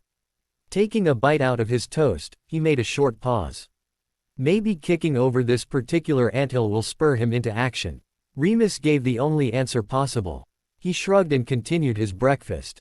Later into their breakfast, and out of the corner of his eye, Remus noticed Henry chuckle and check his clock, again. He had done this all the time, but now, he was checking every few seconds, while Margaret dreamily smiled into her cup, fighting giggles. Would you care to share? Remus inquired curiously, bringing the whole table's attention to them. Henry just raised his hand to stave off the question as he started counting loud. 5 4 3 2 1. At this moment, a cacophony of ringing noises was heard from upstairs, followed by screams and a loud thud that seemed to have an echo. Then, there was silence, and everybody at the table turned to Hermione's parents, who were calmly eating breakfast, and taking nips from their cups with serene smiles. Henry put his coffee down and took some toast. Dabbing his knife in the butter, he absent-mindedly talked to no one in particular. I have no idea how all those alarm clocks found their way into the twins' room, he said, spreading the butter. And neither do I know how the 2 low side desks from the couch assembly in the library made it in there, added Margaret while she expertly beheaded her hard-boiled egg. By then, Henry was already spreading some marmalade on the toast, and briefly paused before he took a bite. We might never solve the mystery of how those 2 tables got placed over their pillows, with those alarm clocks right on top, he ruminated, ending with a shrug and a large bite, chewing happily while everybody else, sans his wife, was gaping at him. Oh, by the way, Margaret suddenly asked after a spoonful of egg. You never told me, which one did you decide on? Henry smirked evilly as he finished his toast, stringing the others along. Up in their room, the red-haired troublemakers were sprawled in their beds, their hands pressed to their hurting foreheads, the tables flung across the room in anger. The localized pain was enough to drown out the hangover, for now, not that this was any relief. Finally, they were able to remove their hands from the impact spots, where both were sporting rather impressive bruises, which certainly would develop into rather marvelous lumps. Ew. Fred groaned as he noticed that the foggy sight he was currently experiencing wasn't entirely due to the hangover, but also due to a liberal amount of whipped cream smeared all over his face and hands, for some strange reason. "That's gross," he said as he wiped his hands clean, and reached for his wand to remove the stuff. It left him still feeling kind of sticky, but at least moderately clean. "Yeah," George agreed. "But not without merit, however it was done," he grumbled, as he turned in his bed, relieved that they had only gotten his brother. His brows furrowed as his eyes fell on a bowl of water placed on a stool right next to his bed, and slowly, he became aware of a certain smell. Downstairs, the kitchen. "Eeew." The cry filtered down from the upper floor, turning Henry's smirk into a broad smile. "Both," he replied, his eyes sparkling with mirth, as Margaret started giggling madly on his shoulder. "And remind me to charge the screwdriver, or I won't," he told his wife, as a loud yell interrupted him. Twins' bedroom. Disgusted, George had jumped up and taken a look at his soiled bed and pajamas. He had no idea how they had done this to him, but that was irrelevant right now. Wanting nothing more than to shower quickly, he rushed for the door. Much to his frustration, the doorknob didn't turn, but came off completely when he tried to pull the door open. With an interesting variety of curses on his lips, he went to pick up his wand. Returning to the door, he tapped the door once, and hissing the incantation to open the latch. Trying to pry the door open, he noticed that it seemed to be stuck. Casting a finite on the door to cancel the supposed sticking charms, he tried to open it but failed again. Realizing that it was physically stuck, George lost his patience. He stood one step back and used a summoning charm to tear it open. When the door flew open with a bang, he had but a moment to notice the bucket in the complicated rope cradle swinging his direction. Downstairs, the kitchen. All eyes were glued to Henry's face as he valiantly fought down the chuckles at the squeal coming from upstairs a moment earlier. "Well, they can skip the cold shower, now," he noted, and then started to explain to the others what just had happened. Upstairs. Slowly, Fred and George had advanced through the corridor towards the bathroom, casting detection spells at each and every step they took, and ignoring the laughter from downstairs, for now. Carefully testing the bathroom's door, they jumped aside as they pushed the door open. Waiting a few seconds with nothing happening, they finally dared to take a peek into the room. At first glance, it looked normal, but they were reluctant to believe this image. Casting another round of detection charms, they slowly entered the room, with George checking the door handle for function before they closed it to finally clean up. Of course not after having checked every single item within the room for lingering magic. After a quick shower for George and a wash-up at the sink for Fred, both were feeling much better. "You know, I'm rather impressed how they slipped us so many pranks without us noticing," Fred lamented as he picked up his toothbrush and reaching for the toothpaste. "In our defense, we aren't exactly in top condition, brother dear," George replied from his side of the double sink, just finishing some healing spells on his forehead, before holding his toothbrush out to his brother to daub it as well. "We will retaliate after breakfast," Fred commented as he squeezed the tube for each of them and put it away after that. "And a hangover cure," George added as they clinked their brushes together. Downstairs, the kitchen. Meanwhile, Henry had to raise his voice a little to drown out the yapping noises Harry made from where he had collapsed under the table, while Tonks was holding her cramping belly. The others were laughing nearly as hard as these two did, as Margaret told them the story about how she had pranked back that jerk in university with her special recipe of habanero menthol toothpaste. "And you know the worst thing?" Margaret asked them with tears in her eyes from remembering the incident. "The first reaction would be to rinse with water, and it only makes it worse," she said, at which Remus started a loud, howling belly laughter, which only intensified when two blood-curdling screams were heard from above. 10 minutes later, the twins were down at the table, nursing 2 huge jugs of milk under the snickers and giggles of the others, but happy to have the pain wear off. With a pop, Dobby appeared and placed 2 glasses with a familiar-looking greenish sludge in front of the 2 poor boys. Gladly, both of them downed the hangover cures to get rid of that part of their punishment for pranking the Grangers so hard. They were already plotting their revenge when Dobby reappeared with their breakfast, hard-boiled eggs, already decapitated, scones and tea. While George reached for his cup, Fred started his meal with the egg, stabbing it with his spoon. Pop! All sounds ceased for a moment at the sight of Fred, his face the epitome of confusion as dried egg yolk crumbs were all over his shirt, face and hair. Egg white pieces were completing the picture as the boy sat petrified, his spoon still resting in the cratered remains of the egg. If someone were to look up, he would notice some bits of egg sticking to the ceiling, as well. While all others were slumping from their seats in laughter, George carefully leaned away from his own egg. Hermione's thoughts that the elves would not be pleased about this were shot down as Margaret and Dobby exchanged smiles while Henry shot the house elf a double thumbs up. That little bugger was in on the joke. After a long bout of laughter, Tonks couldn't resist to draw her wand and casting spells at the remaining egg, but coming up empty. The other inhabitants were as stunned with the result, or lack of. We Muggles do have our ways to retaliate, and most of them are undetectable by magic. Henry smirked at the twins, who finally got the message that the Grangers weren't as easy targets as they had believed.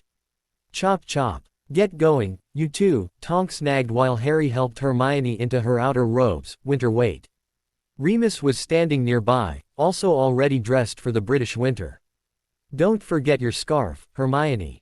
Margaret shouted from somewhere in the house, probably upstairs where Henry was dismantling the various traps they had set up, under the scrutiny of the twins. Harry already knew that this learning experience would make the twins only more dangerous. Merlin only knew, and even he might not, what these two would come up after that bit of inspiration. Yes, Mum, Hermione shouted back, without missing a beat, while she reached for her bobble cap, the scarf already secured around her neck. As if I'd ever leave the house without it, she muttered under her breath as she shoved some loose strands of hair under the woolen headgear. Move now, talk later, Tonks chided. I have an appointment with a beach I do not intend to miss. Watch it, or you are going to miss me in the suit I picked up at Summers, Tonks hissed when Remus chuckled at her words. Am I wrong to suppose it is tiny enough to be missed even while you are wearing it? Harry joked, and subsequently bolted out of the door, choosing to rather wait out in the cold wind and drizzle than to face her wrath. Tonks took a look at the door and promptly stripped off her cloak after the door fell shut. Okay, I'll take a potty break while I wait until Potter breaks, and remembers that we wanted to flow to the leaky cauldron, she said, stalking off towards the bathroom. A bit later Harry, Hermione and their tutor couple made their way from the cauldron to the ministry for their short visit. They didn't meet many people out there on the streets, and even less once they made it through the telephone box entry. The days of and after the holidays always were slow, with only a rump crew to do the minimum of work needed to keep the cogs and wheels of the magical world turning. After passing the obligatory wand check by some bored guard that barely took notice of them over his magazine, they headed into the Department of Education. It took only a few moments to file their applications for Newt's, but his application for the mastery caused a bit of a stir. We're not supposed to do this on a rump crew, the girl at the counter spoke as Tonks handed her the bundle of parchment. When she had scanned the first page and noticed the name on the application, she blanched. This isn't right, Mr. Potter, he isn't even done with his Newts. She stammered. I have to reject this. You might not be familiar with the regulations, Tonks snarked at the girl who obviously was only an intern, but according to the Articles 5 to 9, which regulate the eligibility requirements for an applicant, he only needs to show these documents at the time of the board meeting. But, the girl tried to retort, finding herself cornered by the practiced, I'm an Auror, don't mess with me, stare of Tonks. Gulping involuntarily, she dashed off, stammering that she'll get an Auror to testify. Admit, you liked scaring that poor thing, Harry chuckled from behind. Hush, you. Be glad that someone is throwing her weight around to protect your interests, she replied without even bothering to turn around. Before Harry had gathered the courage to comment on her weight, Harry was saved the repercussions by the girl, who returned with a female Auror. Tonks, she said. What the heck do you need me for? Sorry, Berthild, conflict of interest and all that codswallop, you know. Well, then let's get this over with, the Auror replied while producing a vial. I hope you are familiar with the procedure, for I have, the leper of St. Giles, waiting in the office. A bit later, Harry had the two memories extracted and placed into the vial under the supervision of the girl and the Auror, and given an oath to testify the veracity of the memory. Neither of the others had seen the memory, as it was considered private, and the first review would be the next day, since the commission wouldn't convene on a holiday. Satisfied, the group left the ministry, their thoughts already occupied with more tropical topics. Harry had a rough idea that the memory of the pureblood elite assembling to welcome Voldemort would cause some trouble, but he did completely underestimate that. The standard procedure for a review for a defense mastery was that a board of 3 masters went together into the memory to evaluate the performance. Usually, the head of the Auror Corps was one of them. When Master Auror Shacklebolt, who currently held that position, had seen that memory, he stayed just long enough to sign his part of the documents before he rushed to meet his boss. The ensuing loud discussion was soon the topic of many whispered conversations all over the ministry. Rufus Scrimgeour, who seemed to have hopes to rise higher in the political circles, adamantly refused to put charges on any of the named persons, nor having them questioned under any circumstances. In most cases, they had nothing other than a name spoken by you-know-who, and he wasn't willing to put his future on the line with as little as that. After all, those people had the money, and that money would be needed if he wanted to rise any further. The only one that was properly identified was Malfoy, and he already had been pardoned for being involved in that mess, thanks to Fudge. Shacklebolt tried to talk some sense into his superior, but in the end he left the office in a blind rage, smashing the door so hard that it cracked. As with any confidential information, it soon leaked to the press, and then the outrage spread into the population. The Daily Prophet soon picked it up and demanded investigation into the political connections and money flows that these men were involved in, something that Fudge didn't like one bit. Not that Harry knew, nor would have cared about that. 29th December, Grimmauld Place No. 12, late evening. With a flash, 8 humans and 2 elves appeared in the study by means of portkey. Giggling and chuckling among each other, they separated from the pile of bodies that such a mass transport into a small room always caused. That study wasn't large enough for 10 persons to stand comfortably in, let alone pop into existence. Like always, the elves immediately popped away. They were told that nobody would blame them and certainly would not mind, but they felt uncomfortable with being sprawled over their masters. Those 2 jumping away immediately had 2 advantages. First, it cleared up some space for the others to stand up, and secondly, refreshments would be available in a few seconds. True to form, the 2 elves had already brought some drinks and snacks to the table by the time the group had entered the drawing room. Normally, they wouldn't have returned before start of term. Nothing beats a New Year's Eve on a tropical island, but there was a traditional meeting between Henry and his brother's family that they attended every year on the 30th. In order to be on time, they decided to spend the night in London, and the rest decided to come over to look at their shop, visit some friends or go shopping. While everybody sat and chit-chatted, Remus took care of the pile of daily prophets, in order to get up to date on the daily happenings in good old Britain. After having read the 5 headlines, he gave a low whistle. "You really rocked the boat this time, Harry. Potter reveals memory of you-know-who's return." He cited the first paper, holding the headline up for everyone to read. "Prominent members of society involved in rebirth. Fudge denies," was the next headline, showing Fudge on a press conference. "Suspicions substantiated, list inside," was the current headline, showing Fudge evading the reporters. True to their word, there was a list of names inside that not only conformed to the names Harry had heard from the Dark Lord himself, but also to a list of the British wizarding who's who. The bantering continued till late in the evening. The next evening, Margaret never really got used to Grimmauld Place. No, not the house was great. It was the way it dis and reappeared when you left or approached it that made her nervous. That counted double when she was already annoyed, like today.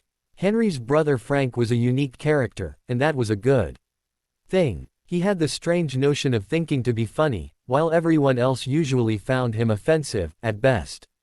He had such a caustic humor that he could teach vitriolic acid a thing or two, and the later it became, the more irritating he got. That was exactly why Hermione didn't attend the annual meeting anymore. Ever since they found out she was a witch, the Grangers finally had the explanation for the multitude of strange things that happened during their visit with Uncle Frank. Margaret was impressed with the control Hermione had shown all these years by only breaking plates and dropping pictures. She knew that if she were magical, they would find pieces of Frank for years. Today, it was the good old classic. He commented on women, and their figures. His wife Sally was a woman twice Margaret's weight at half her size. Of course, she had more tits than Margaret, but they rested on her bulging belly.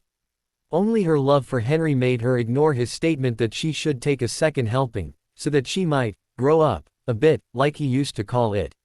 He really said, grow up, as if a nearly 40-year-old woman could expect B***East growth anymore. Henry was walking next to his still fuming wife.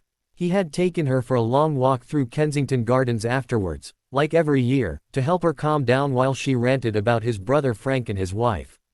He knew how hard it was for her to accompany him, but he had promised his mother on her deathbed to visit his brother at least once a year, and he couldn't show up alone.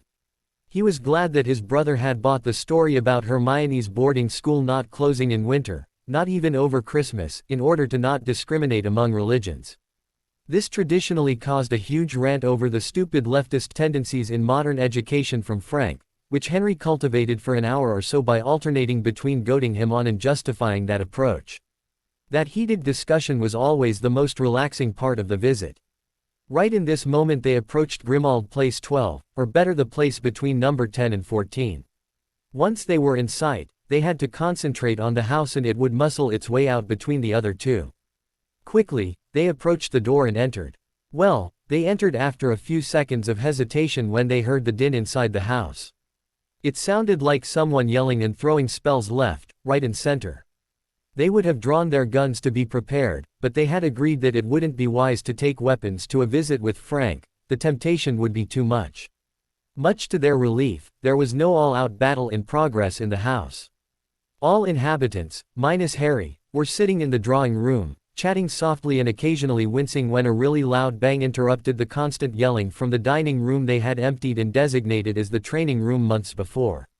"Hi Mum, hi Dad," Hermione greeted them. "How bad was it this year?" "Don't ask. But it seems as if your day was worse, I guess," Margaret answered. "That's Harry in there, isn't it?" she asked with a wave towards the door, which glowed yellow with magic, probably reinforcements. Hermione nodded weakly. "Take a seat, that's a long story." After the Grangers had found a spot on a couch and accepted drinks from Winky, Hermione began the tale. It began with a perfect day. They strolled along Diagon Alley under disguise, having fun with shopping and couple stuff. Remus and Tonks accompanied them, which turned out to be a mistake. The four of them were standing in front of a magical hotchpotch shop, pointing out various pieces of knick-knack to each other, commenting on whom it would be the perfect present for. Currently, Harry pointed out a string-less Newton's cradle to Hermione, which he thought perfect for Henry. Hermione huffed at that thought. "Better not. Mom had told me about how she had to take away the Muggle one Henry had in his office, because he kept on neglecting his paperwork while playing with it," she told Harry just as they both felt their glamours fade. "Mr. Potter," a loud voice proclaimed at the same moment, causing all of them to wince and Tonks to swear under her breath. She had seen the group moving in their general direction, but had dismissed them as no threat, and continued to scan the crowd. Turning around, Harry suddenly found himself facing no other than the Minister of Magic, Cornelius Fudge, accompanied by Percy Weasley and two Auror bodyguards. One of them, a man she knew as Gangspill from patrol duty, briefly nodded to Tonks, acknowledging her. She swore once more when she realized that her presence had given them away. "Are you crazy?" Harry hissed at them. "Don't you remember what happened the last time someone exposed us on Diagon Alley?" The Aurors had the presence of mind to immediately turn outwards, scanning for threats, as did Tonks and Remus. Percy was sputtering, near apoplectic at how Potter dared to address the Minister of Magic, and Fudge was his usual, oblivious self. "Nonsense, Potter, we are perfectly safe here," the man said pompously, probably even believing his own propaganda. "I want you to retract your accusatory memories. You are casting doubts on some outstanding members of society, dragging them into the mud with your lies. You know that those are true memories. I had to provide an oath on their authenticity," Harry replied, his eyes narrowing dangerously at the nerve of that man. "Irrelevant. They are subverting order and I demand you to retract them. After this, you'll attend a press conference where you will endorse the Ministry's actions to keep the peace," Fudge replied, completely ignoring the signs of impending doom. "Just to sum that up, you want me to accuse myself of lying, thereby destroying my academic reputation forever, humiliate myself, and show up at your dog and pony show, and be a good puppet." Harry sweetly replied, his smile growing increasingly feral. Fudge smiled happily in return, oblivious of the sarcasm. Do you want fries with that? Harry harumphed, shaking his head as he turned around to leave. Percy was having nothing of that, and yanked him back on his arm, shrieking and enraged, "What do you?" Smack. Immediately, Harry and Hermione had their wands out, as well as Tonks, Remus and the two Aurors. Only Fudge and Percy hadn't. Fudge was staring at his aide, and said aide was prone on the ground, howling in pain and clutching his face, while blood seeped through his fingers. Aurors. Arrest that boy! Fudge shrieked, and before the Aurors had moved, Remus and Tonks had moved between them and the kids. I hope you meant to arrest Weasley here, since he had attacked Mr. Potter, prompting him to defend himself, she said. The Aurors lowered their wands, knowing quite well that not only this was correct, but also that they would be forced to go against one of their own squad, a known werewolf and Potter himself to make the arrest. Sorry Minister, Auror Tonks has it right. There is no cause to arrest any of them, Minister. Let's go, Harry prompted, again turning to leave. Fudge, noticing that this hadn't gone quite the way he had wanted, took his last chance to get one up on them. Auror Tonks, I'll have your badge for this. He growled, which Tonks answered with a shrug and reached into her pocket, throwing the badge at his feet. Have fun, she smirked as she took the rear guard, herding the kids to the nearest flow. While they told the Grangers the story, the explosions in the trainings room lessened, and about 10 minutes after they had finished, the door flew open, with Harry storming out and over to them. Tonks, I want to hire you as my personal bodyguard, same pay as you had in the Corps. Same for you Remus, I'm sorry I didn't think about it before, you both put your life on hold for us, and got nothing out of it, he told them nonsensically as he stood in front of them. He didn't know what he did to Remus with that. Harry had just offered the man who had been forced to coast by with menial work for a few days or weeks all his life one of the highest wages in the wizarding world, or pay. While Remus fought with himself if he really should accept this offer, Tonks needed Harry to settle a question unambiguously. Wait a minute, you want me to just hang around with you guys, on a tropical island on top, and actually want to pay me for that? She asked incredulously, receiving a nod from Harry.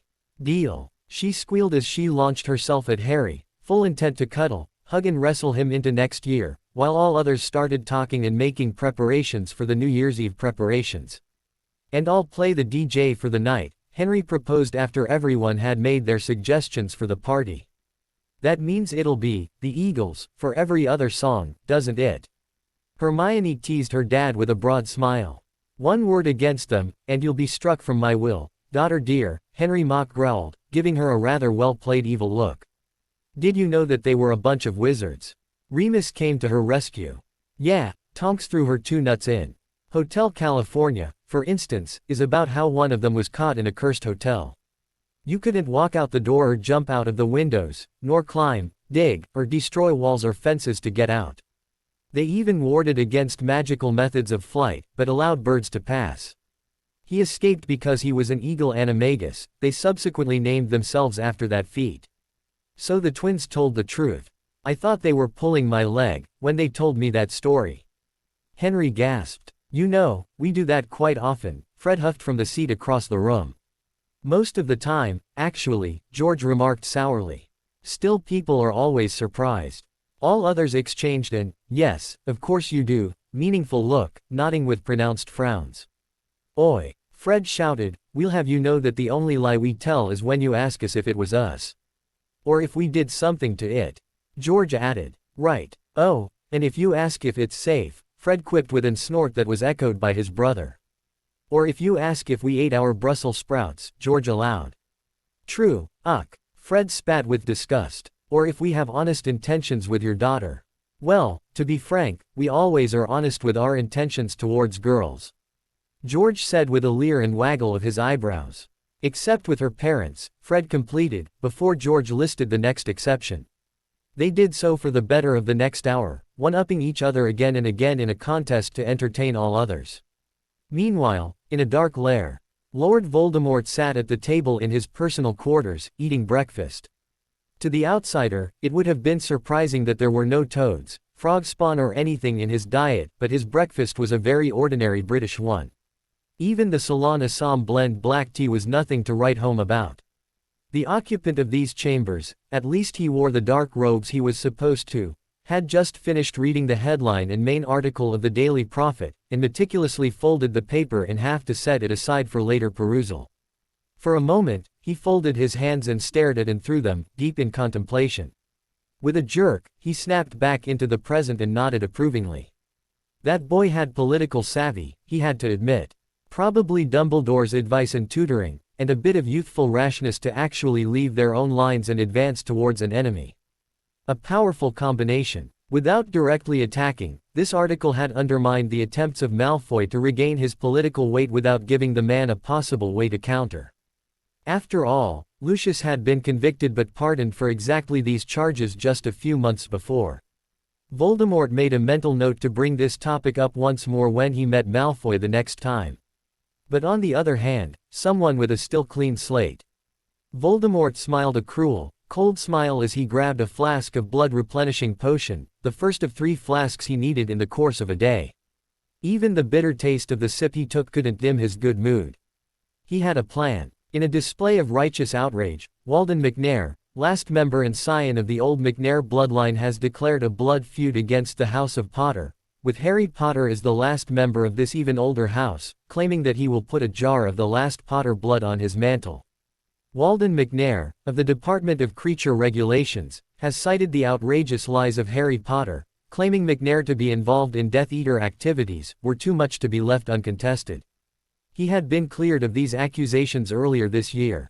See page 2. Minister Cornelius Fudge has stepped forward and declared his approval of the actions of McNair, citing that Potter has a long story of public lies and attention-seeking to answer for, and this last insult to an upstanding member of society was merely the final drop that made the cauldron boil over. He said he had personally tried to make Potter retract those insulting lies to avoid such trouble, but the arrogant boy had declined in a most insulting way. In a gesture of sportsmanship, McNair has offered Potter a formal duel to death on January 4, under old rules and a mutual oath of no curses or hidden weapons being used during the duel. Mr. McNair claims his reasoning for that oath to be, it's unbecoming for a gentleman to beat someone with spells he hasn't even learned, yet. The Daily Prophet lauds Mr. McNair for his gracious offer, but was unable to contact Mr. Potter for a comment.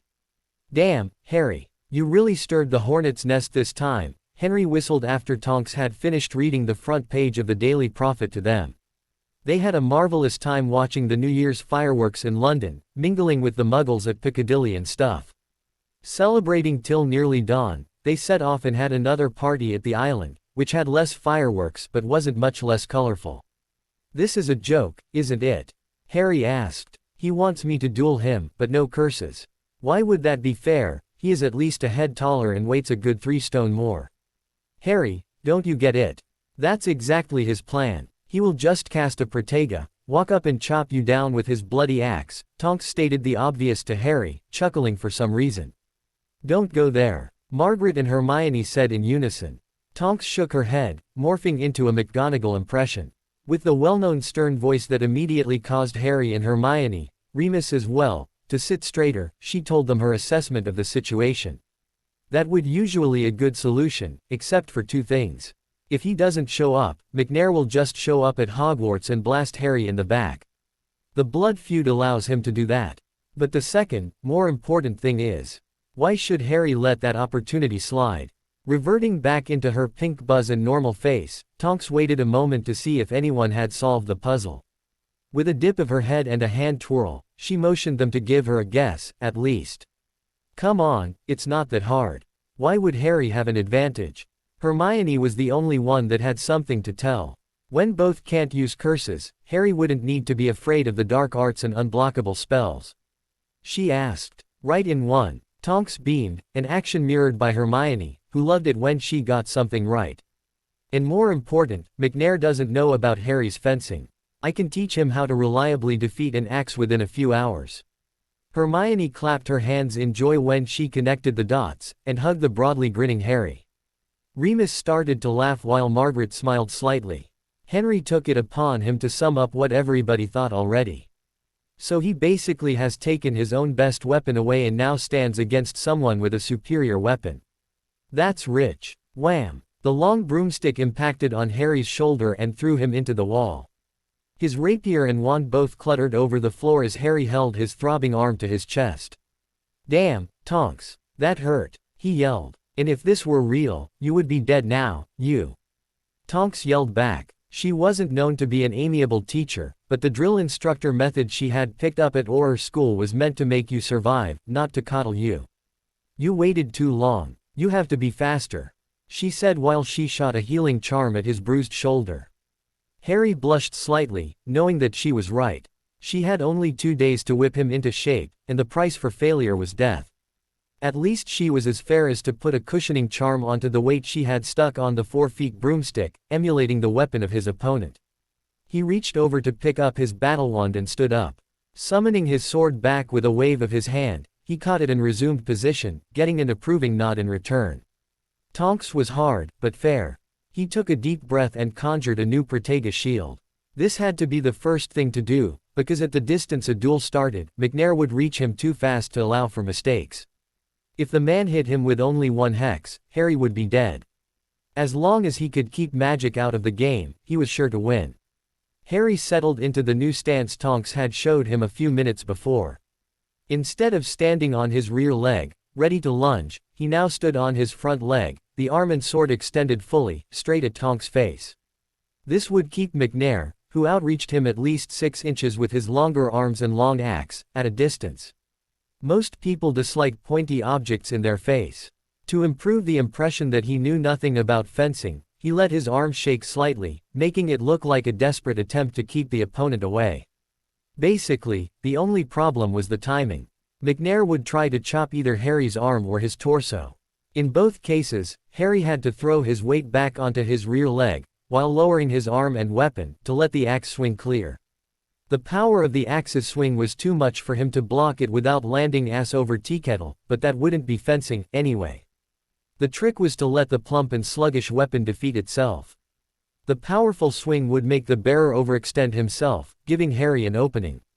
If he initiated the lunge exactly at the moment the axe had flown past, he would have enough time to give the other man a good poke. They assumed that each stab would go at least 2 or 3 inches deep. As soon as he drew first blood, McNair would be doomed. He would be slower, and Harry would have even more time. If McNair started to keep the axe closer to his body to fight faster, Harry would outreach him by over a foot, giving him free pass to stab wherever he wanted to. Hermione had refrained from watching that training for the first hour, knowing well she would fuss over things needlessly. She would look at the thing when Harry knew the technique and then give him permission to go ahead or not. With a nod, he gave Tonks the sign to continue. Exploding into action, Tonks, who had morphed into a copy of McNair who she knew from the Ministry, swung the makeshift axe at Harry, aiming for his elbow while dodging the tip of his weapon. To her satisfaction, that arm fell out of the way, while Harry made a seemingly afraid jump backward. Before she could stop the momentum of her swing, she felt a sharp sting on her right side by the practice-charmed blade. Pulling back, she made a mad overhead strike with her weapon, which Harry dodged only by inches, falling to the floor. Never assume that the other falls down after a hit. Constant vigilance. She chided her student, who nodded in understanding. Within moments, Harry was back on his feet, and Tonks resumed beating him into shape. Meanwhile, at the burrow, Ginny was fighting the urge to take a knife to her mother. Instead, she continued cutting the cabbage as the very same woman was trying to talk sense to her. At least what Molly Weasley thought to make sense. Really, it was only a matter of time until Harry would end up in a situation like that, Molly ranted as she stirred the stew with much more energy than necessary. That's exactly what happens when young people stop listening to their betters. First they talk back to their parents, then they disrespect adults in general, she ranted, not noticing how the chopping of her wayward daughter increased in speed. And then they go down dark paths that lead to them getting in trouble. Turning around, she pointed her spoon at her daughter sitting at the table, a bit of the stew spilling onto the stove as she did so. You could have prevented that, Ginevra Molly Weasley. All you had to do was to get close to the boy that spent so much time here in your home and was attracted to you. But no, the boy who lived wasn't good enough anymore. You had to whore around with several other boys during Hogwarts, instead of following the right path, she scolded. I did not whore around, Ginny spat as she slammed her knife into the cutting block, jumping to her feet in anger. Don't talk to me like that. You will pay me respect. Has this dark influence of Potter already poisoned you as well? Molly shouted back at her. Ginny took a deep breath to keep her anger in check. Failing to do that, she used it to shout back, instead. Harry has not turned dark, and I did not whore around, she screamed in tears as she whirled around and stormed out of the kitchen, through the living room and out of the door. She'd passed her father on the way out, her mother in hot pursuit. Arthur stopped his wife from following the crying girl, blocking the doorway. Molly, please. This is not helping. Shouting at her will solve nothing, he pleaded. You don't understand, Arthur. She is turning bad, truly. Ronald told me how he found her doing inexcusable things to a boy in a broom closet, Molly screeched as she tried to step past her husband to follow Ginny. Arthur didn't let her pass. Molly, it's our daughter you are talking about. I don't believe that she was doing anything wrong. But Ronald told me, Molly insisted. He also told me that this was not the first guy, she had at least 3 boyfriends, Arthur. And you had more than 6 that I know of, Molly, Arthur replied calmly. This is different, I was completely in control and did nothing untoward, Molly snapped. And so was she. I trust my daughter unconditionally, Molly, and so should you. You don't know what you are doing. You are lashing out at her for things she hasn't done, Arthur replied sadly. Do you really think so badly of her that you assume that she would do anything we would be ashamed of? It's her fault. It's because she fooled around with these boys that Harry didn't want to get involved with her and went to Granger, instead, Molly hissed. Arthur sadly shook his head at her outburst. And why is this bad? Harry and Hermione know each other for years. It's not that inconceivable that they would fall for each other, one day. But Granger is a woman, through and through. These muggles don't have any shame, look what their advertisements look like, or their clothes. No good woman would want to be seen in things they wear.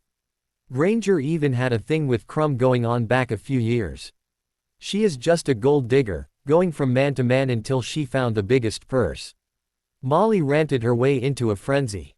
Arthur wasn't able to get a word in, edgewise, as she gained momentum and spat her vitriolic theories. I'm sure that she is the reason Harry turned dark. He was such a good boy when he was younger and not under her influence.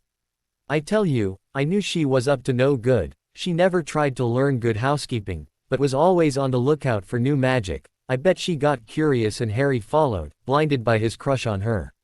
Molly, you can't just say such things about people we know. You know that this isn't true. Arthur tried to talk sense to her. Molly just waved him off dismissively.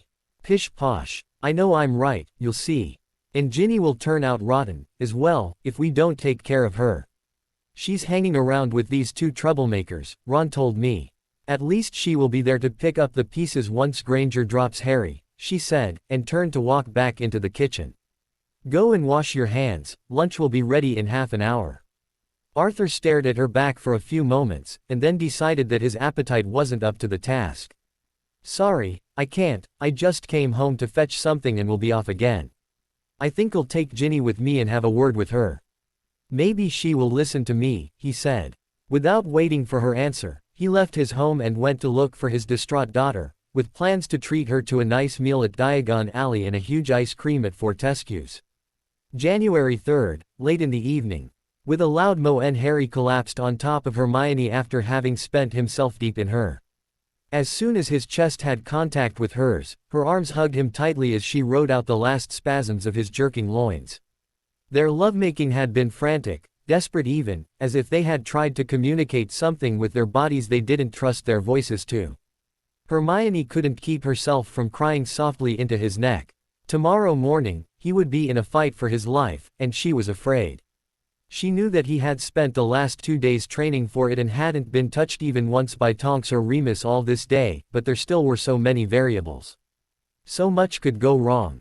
While her rational mind knew that this was the best chance Harry would get to win a fight that he couldn't escape, all in her screamed to just take the portkey and hide on the island.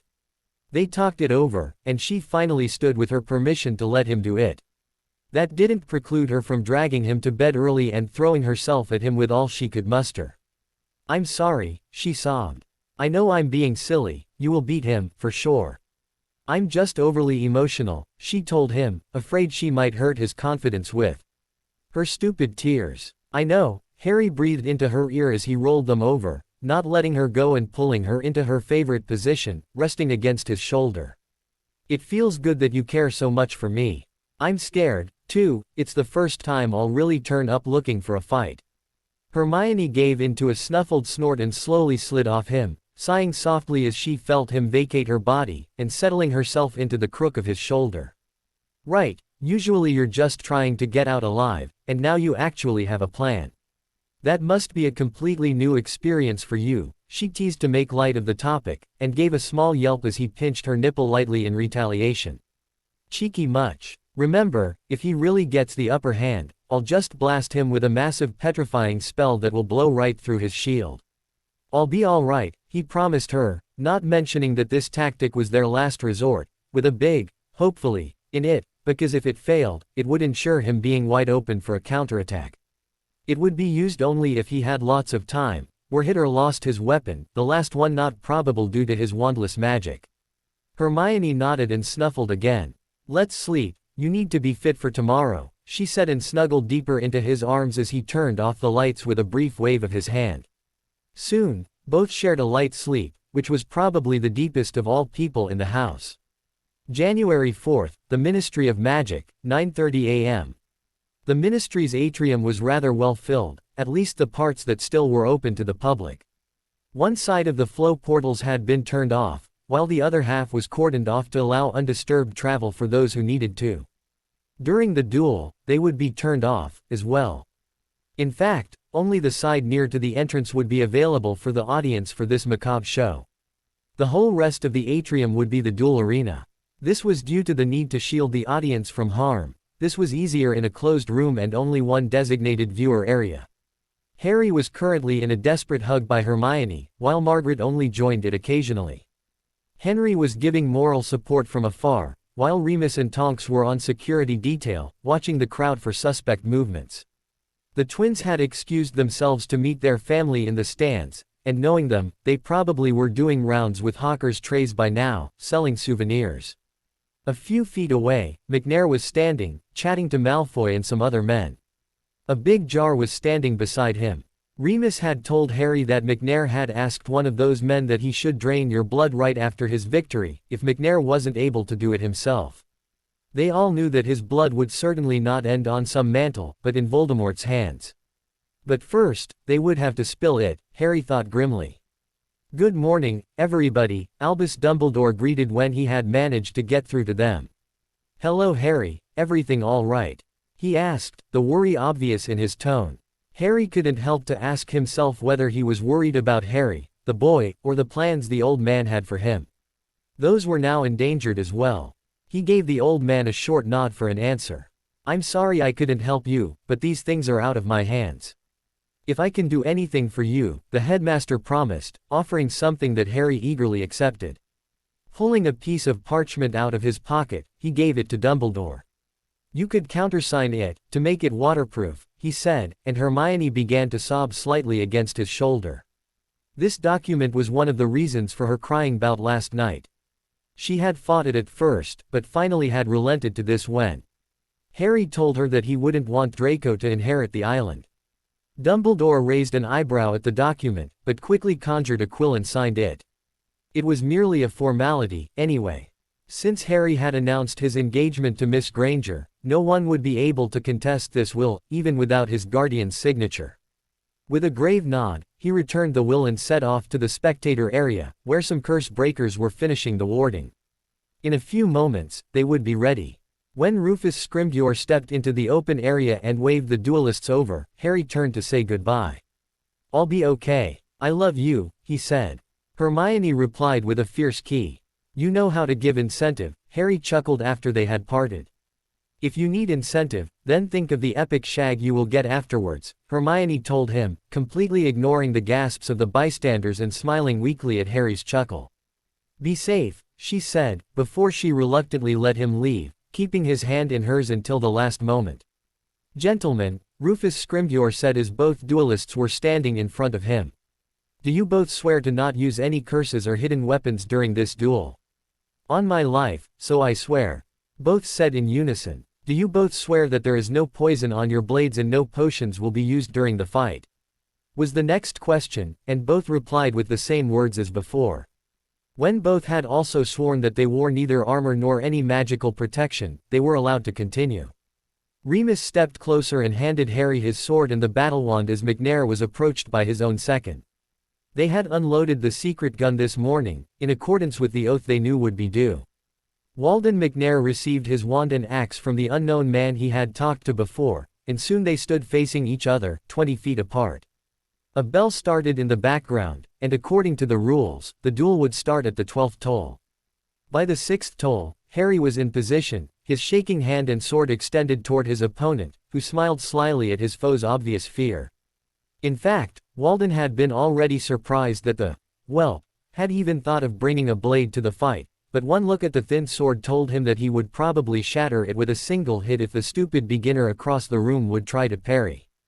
There he goes, that stupid child is scared to death, and he wants to use the blade to keep me at distance. He probably will try to shower me in hexes to win the fight. This will be pathetically easy, that flimsy thing was probably the only weapon that Wimp could lift. He chuckled to himself. A slight change of his hand position made sure that his wand was fitting well between his hand and the axe grip, so he wouldn't need to let go of the handle to cast. At the 10th toll, he mentally prepared the shield spell. At the 11th, he bent his knees slightly to ensure an explosive start. When the bell tolled for the 12th time, Walden McNair yelled the Protega incantation, foregoing the wand movement. As he sprinted at the boy, he noticed that his foe had made the same decision, causing a silvery shield springing to life around the boy. That was your last blunder. Walden laughed inside at the stupid mistake the kid had made, as he dove to the left and under Potter's blade. As soon as the flimsy poker wasn't pointed at his face anymore, he swung his axe at the outstretched arm, preparing for the impact. Nothing. At the last moment, the boy had noticed his mistake and had made a jump back, lowering his arm, making Walden miss his target. "I'll show this bastard," McNair screamed inside his head and tried to pull his axe into a curve and a backhanded swing. Before he had finished that, he felt a sharp pain in his right biceps, causing him to scream and pull the swipe short, completely missing the boy this time. Taking a few quick steps to regain balance, Walden turned and stared at his opponent. The boy stood there, in the same amateur pose as before, shaking even more and casting a quick spell at him. Walden instinctively raised a new shield while he took a step aside. The spell went wide, not even grazing his shield. He cursed his bad luck. This lucky hit from the boy had lost him the advantage, and he had to recover it before Potter had time to cast. He had heard about Dolahov's fate. Clenching his teeth and ignoring the pain in his right arm, he dodged another spell to conserve his shield and then took a few steps forward and one to the left. While doing so, he used a weak, but fast blow to bat the boy's blade away. As soon as he had achieved that, he took another step forward to get into striking distance while he swung his axe down to his right and backwards, to circle behind him and end in a powerful double-handed overhead blow. At least that was the plan he had before 10 inches of steel were rammed into his gut while the axe was still on the way down and back. The shock caused him to let go, and his trusted companion in work and play flew away, to hit a flow portal with a resounding clank, chipping the wall, while his wand rolled over the floor. The pain intensified when Potter jerked the blade out of his gut, and a sudden dizziness brought him to his knees with a surprised gasp, while he still stared at the face of the man he had thought to be a boy. The cold, calculating look in Potter's face as the blade again entered his foe's body, this time piercing his heart, told Walden McNair something he would have never believed possible. He'd been tricked by a griff. London, Bayswater Borough, around 1 o'clock. Henry savored the taste of his steak in pepper crust. He was currently sitting in a fancy central London restaurant, celebrating the day with his wife, eating out. As far as he knew, Remus and Tonks were off to some place in Diagon Alley, doing the same. After all, they had the same good reason to celebrate. Of course, they could have had the same or an even better meal at home. He chuckled lightly over that thought while he sipped on his Bordeaux. Half a year ago, all he had seen of magic was the show they received when they were told about magic, and the occasional items in Hermione's trunk. Or Diagon Alley, he admitted. Still, he hadn't even noticed magic in his life back then, and half a year later, he considered a magical house, home, and housemaid, elves were a part of his life. That life also included spur-of-the-moment visits on a tropical island full of pirates. He also fondly remembered the dress his wife wore at that location and the possibilities these dresses in combination with the lush vegetation provided. Margaret was oblivious to the cause of her husband's smile, or maybe not, she knew her oversay monster all too well, and returned his smile as she daintily took another bite of her trout fillet in Saint Someone sauce. He didn't pay much attention to her ordering.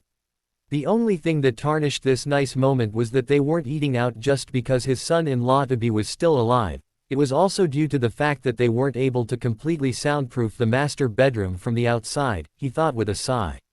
Hermione had kept her promise and dragged Harry up into their room for the epic shag the moment they returned. They probably were at it, still. Just a short ride on a broomstick away. So, how long? Tonks asked after she had put down her thinned mead, staring out of the window into the grey London weather. Normally, she wouldn't drink anything stronger than butterbeer in public, but today was a day to celebrate.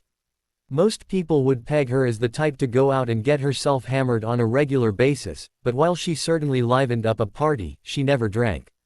At least not much. On her 15th birthday, she tried that for the first and last time. Let's state for posterity that a drunk or hung-over metamorphagus was no pretty sight, and leave it at this. Remus swallowed his shepherd's pie before he replied. How long, what? Till the two come out again. Don't be stupid, I meant how long it will take until you find out what Dumbledore hides, Remy, was the huffed reply. I want back on the island and leave this weather behind. Remus could only shrug his shoulders as he put down his cutlery. Dora, all the kids and I have is that he was an orphan, a cruel kid, and that he had a tendency to hoard trophies. While interesting, I doubt that this will hold the key to victory, he said before he took a sip of his Guinness. Savoring the taste, he paused for a moment before he tried to continue his briefing. And there is the part of the ring and locket of Slytherin, Tonks cut him off, waving her lamb chop in his direction as she spoke. Remus briefly smiled as she did so, hoping that this time, she wouldn't end up throwing her food across the table. She just couldn't have a discussion without gesticulating. You can make of this whatever you want, he replied between bites of his dragon steak, while loading his fork with some more of the pie side dish. I don't have the slightest idea how there could be a connection between those two and our problem. Tonks twirled her fork of Brussels sprouts pensively. I just can't forget the circumstances under which we found the locket. I have a feeling we are missing something, she trailed off, eating her bite. Remus raised an eyebrow in anticipation, but didn't question her. He instead patiently waited for her to finish eating. You know, our theory about it being cursed, all evidence points to it, and that makes me nervous. I don't think I can follow you, Dora, Remus admitted. It's just a feeling. We Aurors say, when it looks, walks and quacks like a duck, someone is hiding something. It's just too perfect an explanation, and simply conjectural. We have no idea what the locket was for. Obviously, it was to burn a hole through a person's chest, Remus said after another satisfying gulp of Guinness. To a werewolf, nothing beats the taste of that brew. A very nasty curse, if you ask me. Even if you get it off quickly, the most probable victims would be devastated about burn scars on the chest. Figures that you don't get it. You never were a field agent, and you never worked with Moody, Tonks sighed. Enlighten me, then, Remus replied, a little annoyed. Don't be like that. I mean, if the locket was a trap, it should open quickly, but the kids banged it around and nothing happened. They didn't put it on, so it probably didn't trigger, Remus countered. Maybe, but it sounds fishy to me, Tonks replied before she took another swig. Call it female intuition. Knowing that nothing would beat the female intuition card once played. But he couldn't keep from mirroring her doubts as he continued his steak. Same time, in the dark lair. Disappointed, Voldemort shook his head. The plan was sound. Slowly, he walked up and down in his chambers, trying to find the flaw. Who would have thought that Potter, a simple boy, would see through our plans so easily and counter them so completely, he thought. With a jerk, he came to a halt as realization hit him. The Potter brat didn't, it was McNair's fault. Overconfidence. Simple. Devastating. McNair was so secure in his skills with that stupid muggle toy that he didn't even take into consideration that it was a stupid weapon for a duel. Of course, it was a tool of destruction against the necks of stupid beasts, but it was clumsy. And slow. Lord Voldemort was a master dueler, not only because of the power he harnessed but because of his speed. In a fight, speed was everything. McNair learned that crucial lesson too late. He didn't even manage to cut Potter just once. A drop of blood on the axe would have been enough for the ritual, the Dark Lord thought as he resumed his slow walk. He turned left and headed for his library, walking towards his big stuffed chair, the reading desk with the tomes he currently studied right beside it. It doesn't matter, he thought as he sat down and reached for the topmost book. There were still other plans in motion. January 5th, King's Cross. Harry. A voice yelled over the din of the platform. Said boy had only just enough time to turn around as a red streak tackled him and engulfed him in a hug. "Oh, Harry, I was so afraid, I thought you would die and I never." Ginny rambled between hiccups, tears streaming from her eyes as the distraught girl emptied her soul from all the pent-up stress and then, in old Weasley tradition, ended up doing something stupid. With a loud sob, she grabbed Harry's head and keyed him on the lips. In her defense, it was a key like those among siblings. Okay, it was a bit more than that, but she immediately realized her blunder. As if she had keyed a spider, Ginny jumped away from Harry, who hadn't even fully registered what happened to him, yet, because it all happened so fast. At once, Ginny turned to Hermione, her eyes wide in panic.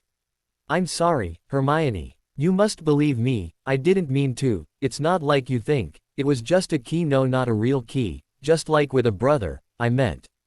I'm not interested in Harry, at all, he's not my type," she rushed to say, while the color of her face went into overdrive, approaching the color of her hair. Embarrassed, she suddenly turned around again. "It's not that you look bad, I didn't mean that as an insult, Harry, you have to believe me. It's just that you are like a brother to me. It's just all this stress and my mother and..." Ginny continued rambling apologies as she talked herself into an apoplectic frenzy. She finally stopped as she realized that everybody, from Hermione to her parents to Remus, Tonks and Harry were in tears from laughing at her hilariously awkward behavior. Tonks was currently laughing and hiccuping into Remus's shoulder, her hair changing color one streak at a time at every hiccup. Groaning, Ginny turned around to hide her red face, only to see the twins rolling around on the ground, laughing so hard that they were only squeaking in high tones while pointing at her. She wanted to reducto herself when she noticed that some students and their parents on the platform had joined the laughter. "Arrrgh. Just kill me and get it over with, would you?"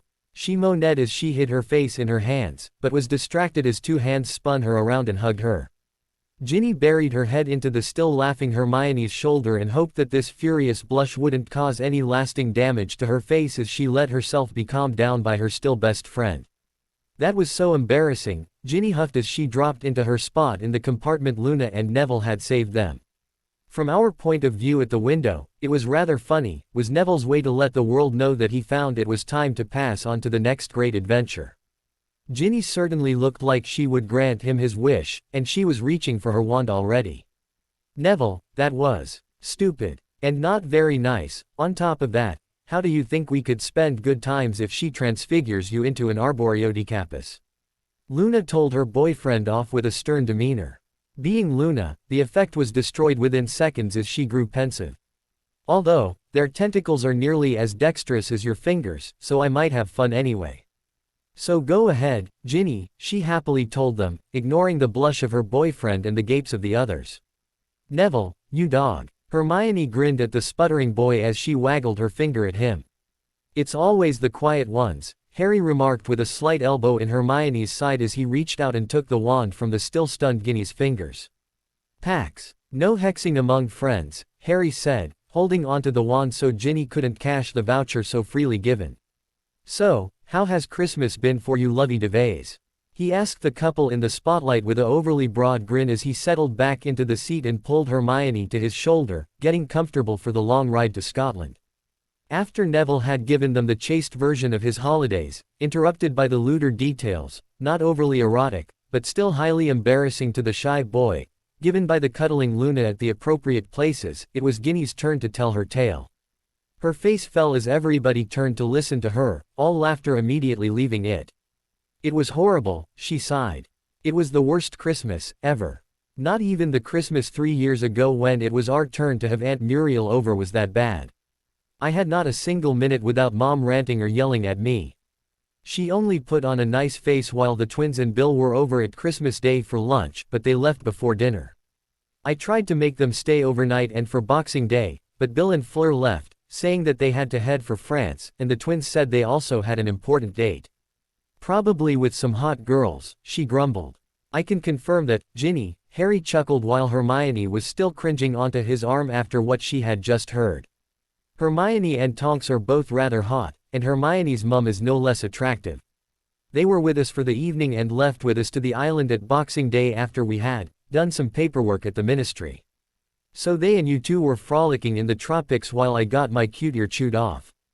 Ginny huffed with a glare firmly fixed on Harry. As far as I can tell, it's still on, still cute, and yes, we were, Harry replied cheekily under the laughter of all others, feeling safe in the knowledge that he still held onto her wand. It didn't keep her from kicking his shin, sadly. How did you get wind of the challenge, then? Do you get the profit there? Ginny continued as if nothing had happened, fetching her wand from the ground and pocketing it while Harry still was hugging his leg with both hands. She had perfected her technique by the age of 7. The twins were scared of her long before she could hold a wand. No, we don't. No owl could do that bit of traveling. We found out that they all are redirected to the Manor's Ollery once the portkey to the island is triggered, until the return of the group. We returned for a family meeting just before the new year, and that's when we found out about the headlines we caused, Hermione said while patting Harry's back in mock sympathy. Not to forget hitting Percy on that day, Ginny added, her face beatifying with a huge smile. We heard about that a day later, from Dad, after it made the rounds in the ministry. While I could key you, again, for that, it didn't really help brighten Mom's mood. Sorry, fair, Harry hissed through clenched teeth, still trying to rub the sting out of his leg. Honestly, Harry, are you a wizard or what? Hermione huffed and drew her wand, tapping his shin once to ease his pain. Got distracted, Harry mumbled with pink ears as he sat up and leaned back into the seat, crossing his arms and huffing at her with a slightly lecherous glare, ignoring the laughter of all others. Oh, he would so get back at her for that later. Oh yes, he would. Did your mom really give you such a hard time just for getting petrified by Hermione? Neville asked incredulously, absent-mindedly fighting off Luna's attempts to unbutton his shirt. No, not really, at least not after the third day, Ginny admitted while watching Neville squeak and slapping Luna's hand as she reached for his belt buckle instead. After that she went on about my dating and that I should have tried to date Harry when he still was available, and how I could have prevented you from going dark. That I defended you, for not being dark at all, didn't really get her off my back, but I couldn't let that stand, could I?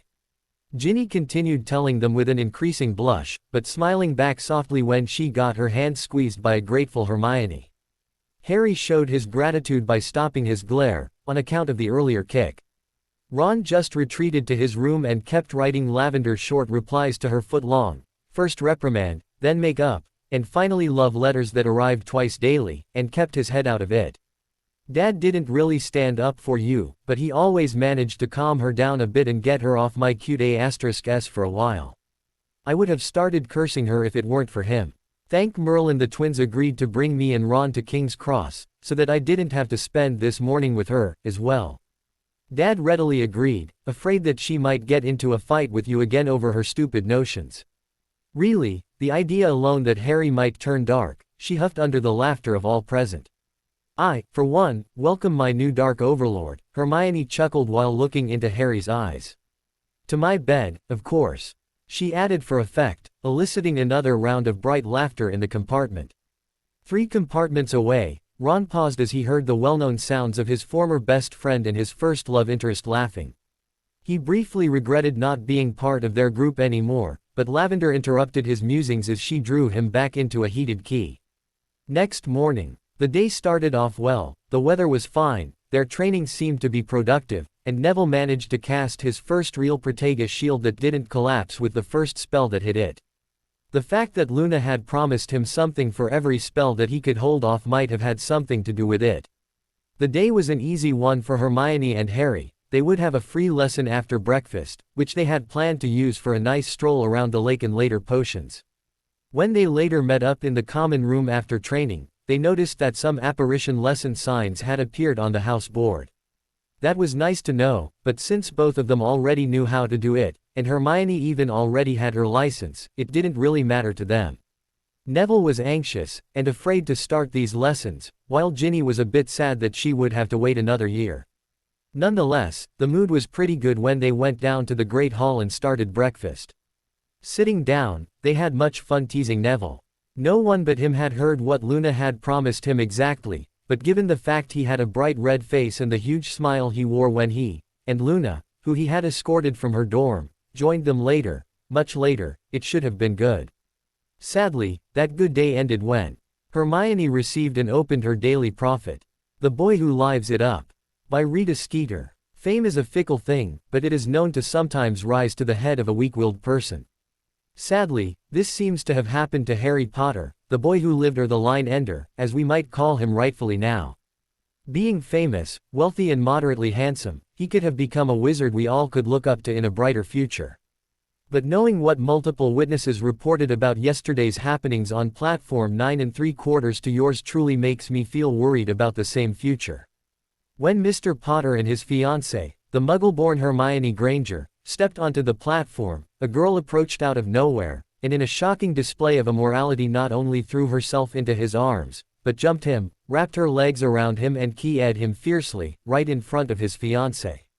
Now, my dear readers, you will ask yourself the same question like this reporter: when will she leave Street Mungos? Far from it. Right after separating from Mr. Potter, the girl embraced Miss Granger and proceeded to nibble her neck to Miss Granger's obvious delight, before the three went into the train together, proving that there is in fact a relationship between those three.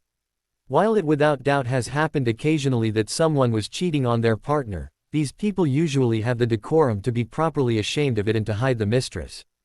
But no, these three openly celebrate their relationship. Now, who is the other girl in this love triangle? Research has shown that the mystery girl is no other than Ginevra Weasley, daughter of Arthur Weasley, head of the Misuse of Muggle Artifacts Office, a daughter of an old and known pureblood family. The very same girl who had been rescued by Potter a few years ago, in the still not fully settled heir of Slytherin affair. Coincidentally, Miss Granger also was among the victims in the series of attacks on students. Does this mean that this relationship started 4 years ago? At least Miss Granger had a short affair on the side with Star Seeker Victor Crumb 2 years ago. This also raises the question why Miss Granger is the fiancée in this triangle, and what she has or does that Miss Weasley doesn't, to earn her that position. Hermione slammed the Daily Prophet onto the table in disgust. Sniggers could already be heard from the Slytherin table across the hall. Harry had looked up from his breakfast as she had tried to embed the paper into the Gryffindor table. "What's wrong?" he asked. Hermione interrupted her third count to 10 at his question. "You don't want to know," she hissed, and slammed her hand back on the paper as Ginny tried to nick it from her other side. "And you neither," she told the girl. "Hermione, either you tell me, or I'll hear it from these rabid monkeys over there," Harry said, pointing his thumb at the raucous Slytherin table. Hermione shoved the paper over to him with a long sigh, and busied herself with a piece of toast. She didn't have much of an appetite left. Harry finished the front page and without a word, handed the paper over to Ginny. "Don't bother, I'm sure it'll blow over," he said helplessly, stabbing his breakfast, his appetite waning as well, while Hermione and Neville, who had read over Ginny's shoulder, both whispered encouragements to the once more mortally embarrassed girl. "He's right," Luna spoke to them, having approached the table to whisk her Neville away. "And I wonder why so many people believe those stupid stories, since it is obvious that Skeeter didn't even get all her facts right," she said while pulling Neville to his feet. "You are certainly not only just moderately handsome, Harry," she concluded matter-of-factly. Turned and dragged Neville out of the Great Hall, multiple eyes following them for various reasons. Hogwarts resident pirates had a much better morning than Ginny, that much could be said. First, most students were rather impressed with, if not to say frightened of, Harry and his display at the Ministry. While he gained virtually nothing in spoils but another Wizengamot seat, giving him 4 in total, about the average of the still remaining 50-something members, he had ended a pureblood line, something not many could claim. The title line ender was one of the most respected and feared titles in the wizarding world, telling all that he would follow the mandates of a blood feud until the last drop was spilled. Not that it was particularly hard in this case with the last members of each family on either side battling. Also, it was well known that he and Hermione had already tested out of Dada, over a year early. No one even remotely sane would challenge them, and Draco Malfoy was keeping a rather low profile this year. Harry thought it was a bit extreme, though, how afraid some students were acting. Near the room of requirement, they met a Hufflepuff firstie girl who was so afraid of them that she dropped her astronomy gear as they approached. They helped her to retrieve and repair all her stuff and sent her on her way, trying to calm her, but she was looking at them as if they would eat her alive the whole time. Much to their disappointment, the room was again already occupied, so they had to put off their training, and the much-needed let-off of steam until later, so they settled for an alternative. Later that day, after class and about an hour left until dinner, Harry and Hermione were still in the library, the best place in Hermione's opinion to let a day fade away gently. Some old tomes and sweet keys were a balm for Hermione's soul, the stupid incident from earlier long forgotten. As the evening had gotten later, the library had emptied, leaving the two inhabitants of the study section alone, save Madame Pants in her booth, who had no problems with their occasional displays of intimacy, as long as the books weren't harmed. They were engaged, after all. About an hour ago, Harry had finished his homework, but chose to watch her looking up some more things for her arithmancy extra credit work instead of studying. Hermione didn't mind at all. Harry had been a very good boyfriend today, so she was okay with him slagging off his studies a bit, especially as his hands were doing wonders massaging her neck while she was reading. Resolved to let the day end well, she turned and gave Harry a sweet key while she closed the book. "Okay, you clean up our desk while I bring that one back and then we can leave," she whispered to Harry. Harry smiled back happily, if a bit evil at the smile she had given him while speaking, promising a stop in a broom closet on the way back. He eagerly started to put their stuff away into their bags as she rose and walked into the maze of the shelves, back to one of the rows deep in the less frequented part of the library where the more obscure works were located. Finding the spot she had taken the tome from, she had to stand on tiptoe to return it to the top shelf. Hermione got startled when she heard Harry's disembodied voice whisper in her ear, "Obey, my wench," as she felt his invisible body press against her. Her suppressed squeak of surprise died and was reborn as a moan as the same disembodied lips that had just talked to her started nibbling the sensitive spot on her neck. Properly distracted, she didn't notice the brief flicker in the air as several privacy spells were raised. A faint rustling sound made her open her eyes again, and she saw some books floating away from the shelf. Just in front of her, leaving a small, but deep gap. When she noticed that she couldn't move her hands away from the places she had braced herself against Harry's assault on her neck, a clear sign of sticking charms, a hushed, "What are you doing?" left her lips. "Making your dream come true," was the answer, and suddenly, a hand grabbed her shoulder while another circled her stomach, and she found herself unceremoniously doubled over and shoved into the gap. She gave a small sound of protest as she felt herself getting magically stuck to the shelf and the books, holding her firmly in place with only a little movement possible. His intentions became clear to her as she felt the cold air when her skirt was flipped over her back. She took a deep gasp as he did so, and then another, even deeper one, drawing more of that delightful, arousing, musty scent of old books into her lungs as she got assaulted by both of her greatest loves at once. After leaving the library, and then eating a desperately needed dinner, they retreated to the common room for a bit of reading. Harry tried to make headway with warding for homeowners, while Hermione preferred her relaxing copy of the arithmetical improbability of probability as they cuddled in one of the stuffed couches near the fire. Harry was absent-mindedly playing with the flicking tail of Crookshanks, who was sprawled over Hermione's lap, purring, as he got his ears scratched. A bit before dinner, they were scared out of their reading. Ginny barreled into the room and was about to rush up the stairs, when Hermione's call stopped her. Slowly, Ginny turned and went over to the waiting couple. Her face was flushed enough that Hermione immediately put her book aside and guided the girl into the couch between her and Harry. Harry offered to leave, so that the girls could talk to each other, but Ginny declined. "It doesn't matter. You will hear most of it in a while, anyway." "What happened?" Hermione asked from her side, stroking her back in a comforting way. "That stupid article happened. All day, I heard the whispers behind my back, by everyone. I even overheard some girls talking about me practically betting everyone, especially once I had some drinks, but they bolted before I could hex anyone." Ginny moped. "How did you two get through second year in the tournament like that? It's only half a day, and I already want to do nothing but curl up and cry. Or hex someone," she said, alternating between whining and ranting at them, holding her head with both hands. "I, for one, have grown accustomed to it. I get this every other year, so it's nothing new," Harry told her with a shrug, not helping her much. "You know, at least something good might come from this," Ginny sighed and sat up with a light smile. Hermione brightened at the newfound spark in her friend and gave her a side hug. "That's the spirit," she told her friend jovially in a very London town accent. Ginny snorted at Hermione's antics. "Yeah, you know, Ron and Lavender got into a fight over the article. Lavender believed in Skeeter, and Ron told her off, telling her that he witnessed most of the thing, and Skeeter made up things, as usual. Lavender took exception to his calling her favorite writer a liar. They might break up soon." Harry chuckled lightly, an action mirrored by Hermione, before she gave an enormous yawn that soon was repeated by Harry and Ginny. "I think we should end the day on this high note, don't you think?" she asked while yawning again. "Would you mind escorting me to and from class?" Ginny asked as they sat for breakfast in the buzzing Great Hall. "There has been no one pointing at me while you were around," she noted. Her curiosity aroused, Hermione let her eyes sweep the room. In fact, there were some hastily withdrawn fingers all over the hall as her eyes swept by, and everybody quickly minded their own business, or at least pretended to do so. She still vividly remembered how it had been in fourth year when Skeeter made her the Woman of the Month. She also noticed with a satisfied smirk that Ginny's hearsay information might be true, because while still sitting opposite to Lavender, Ron was cringing under the venomous looks he received from his maybe-still girlfriend, eating even faster than usual to get out of here as quick as possible.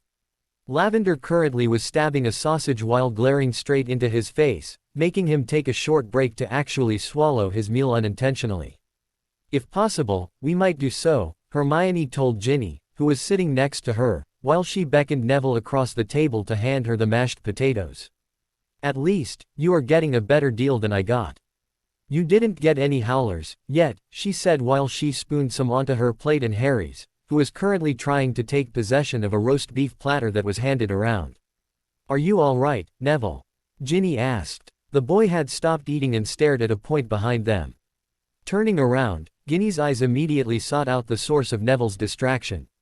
No, it wasn't Luna, she currently was juggling tomatoes, nothing unusual. It was a post owl, slowly making its way over to her, bearing a blood-red envelope. "Thanks for hexing me, Hermione," Ginny muttered with a sigh as her head hit the table in despair. But that wasn't all. Right behind the first owl, a huge procession of owls reaching for her.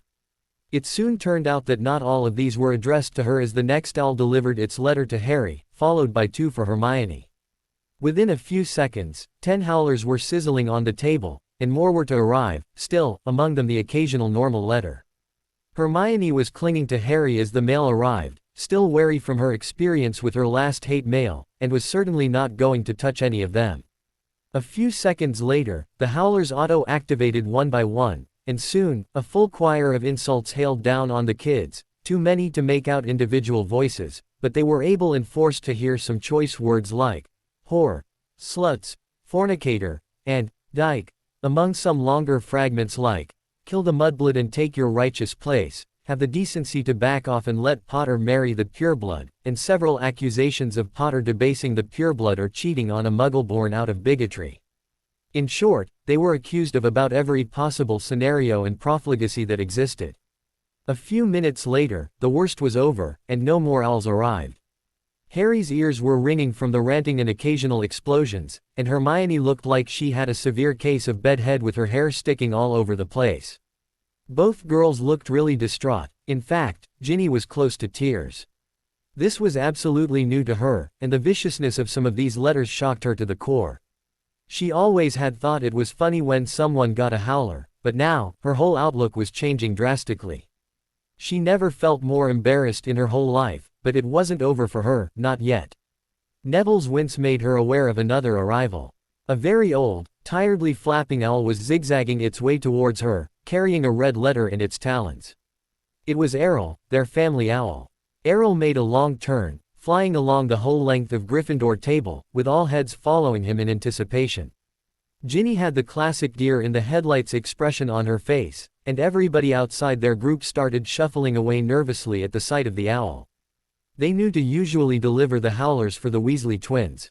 Coming near Ginny, Errol dropped the letter and followed its experience, beating his wings as hard as a young owlet, doing his best to get the hell out of there, while the envelope landed on some sausages, bouncing and finally landing on Ginny's hand.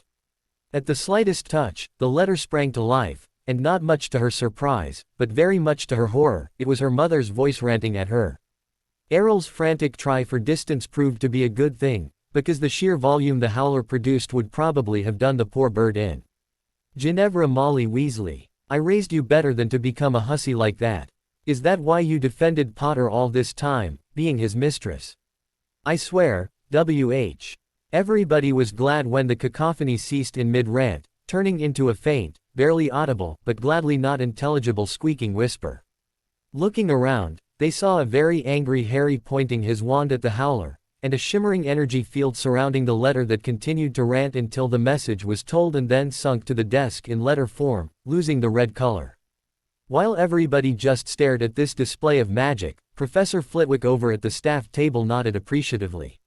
He recognized the effects of the spell. It was an old sound barrier charm that fell out of fashion when the easier Silencio charm was invented.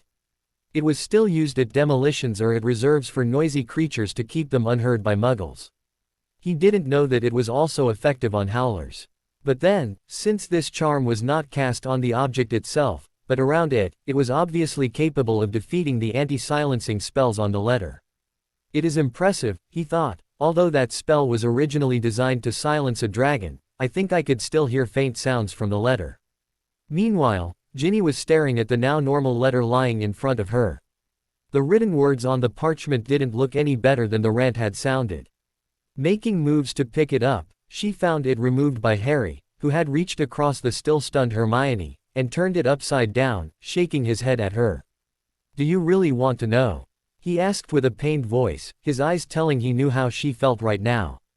For a moment, Ginny considered the pros and cons of knowing versus living in blissful ignorance.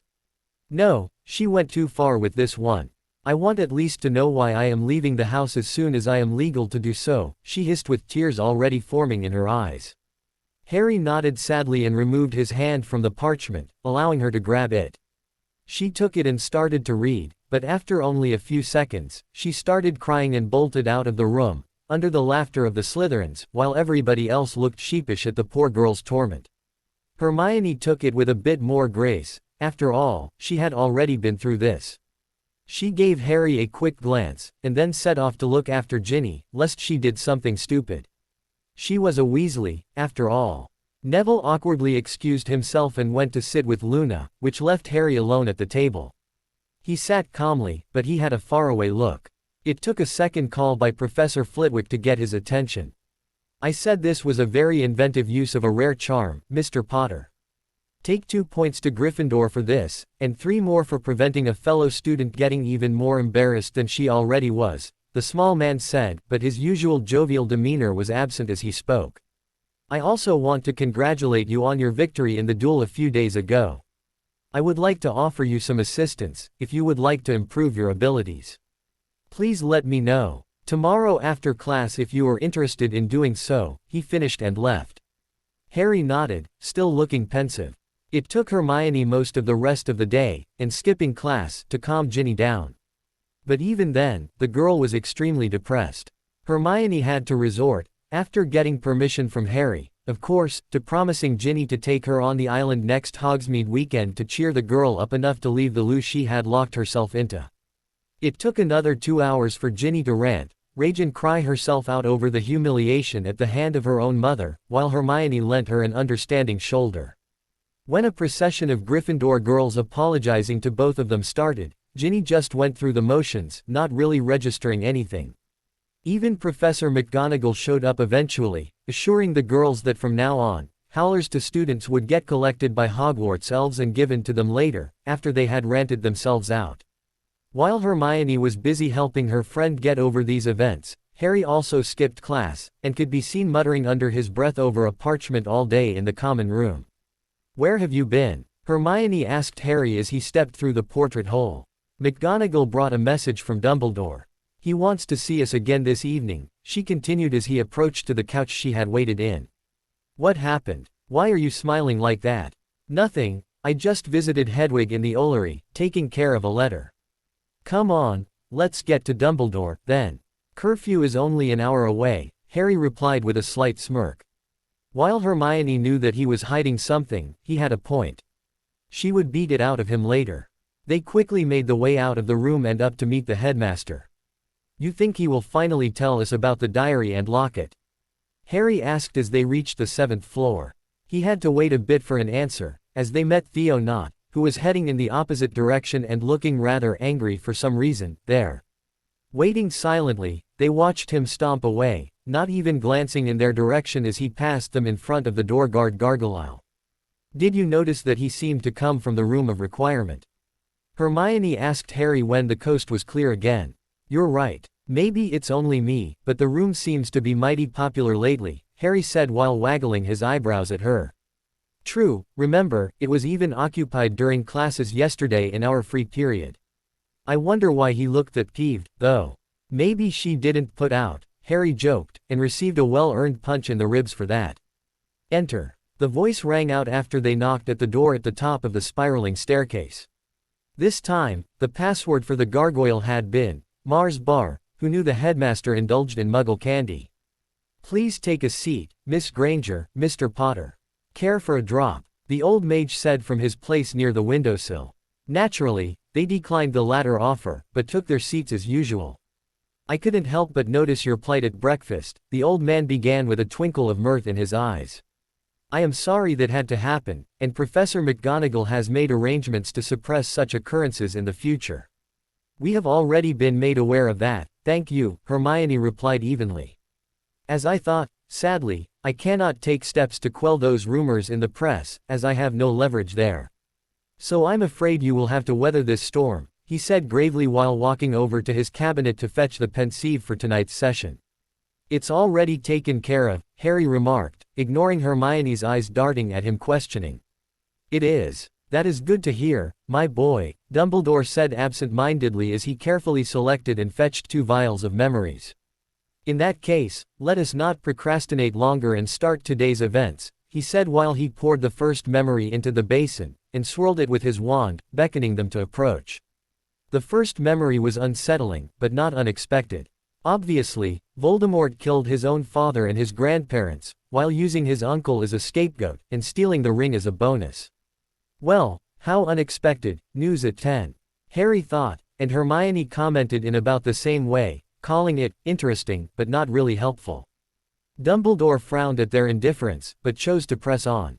The second memory had both of them mad enough to spit nails. "What did Slughorn do to the memory?"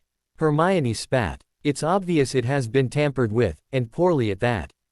"Your observation is spot on, Miss Granger," Dumbledore said placidly. "Professor Slughorn has meddled with his recollections. But why did he do that?" Harry asked confused. "Did he think you wouldn't notice? Even a first year wouldn't miss this fog thing right after Riddle asked him about these Horthingies." Dumbledore gave a sigh as he walked over to his desk. "It took me long enough to coerce Professor Slughorn into giving me this much. As for the reason, I believe that is obvious. He doesn't want me to know his real answer, which means that he knows something important that will damage his reputation if known," he said as he rounded the desk and sat heavily in his overstuffed chair, which sighed as loud as the wizard at this action. "And this brings me to a task I must entrust you both with. You need to obtain the full, untainted memory from Professor Slughorn, for I think it will be the most crucial piece of information of all we have and will see," Dumbledore said. "Us?" Hermione asked confused. "Why us? Why would we succeed where you couldn't? We don't have any power over him, or Veritaserum, and we don't know Legilimency, either."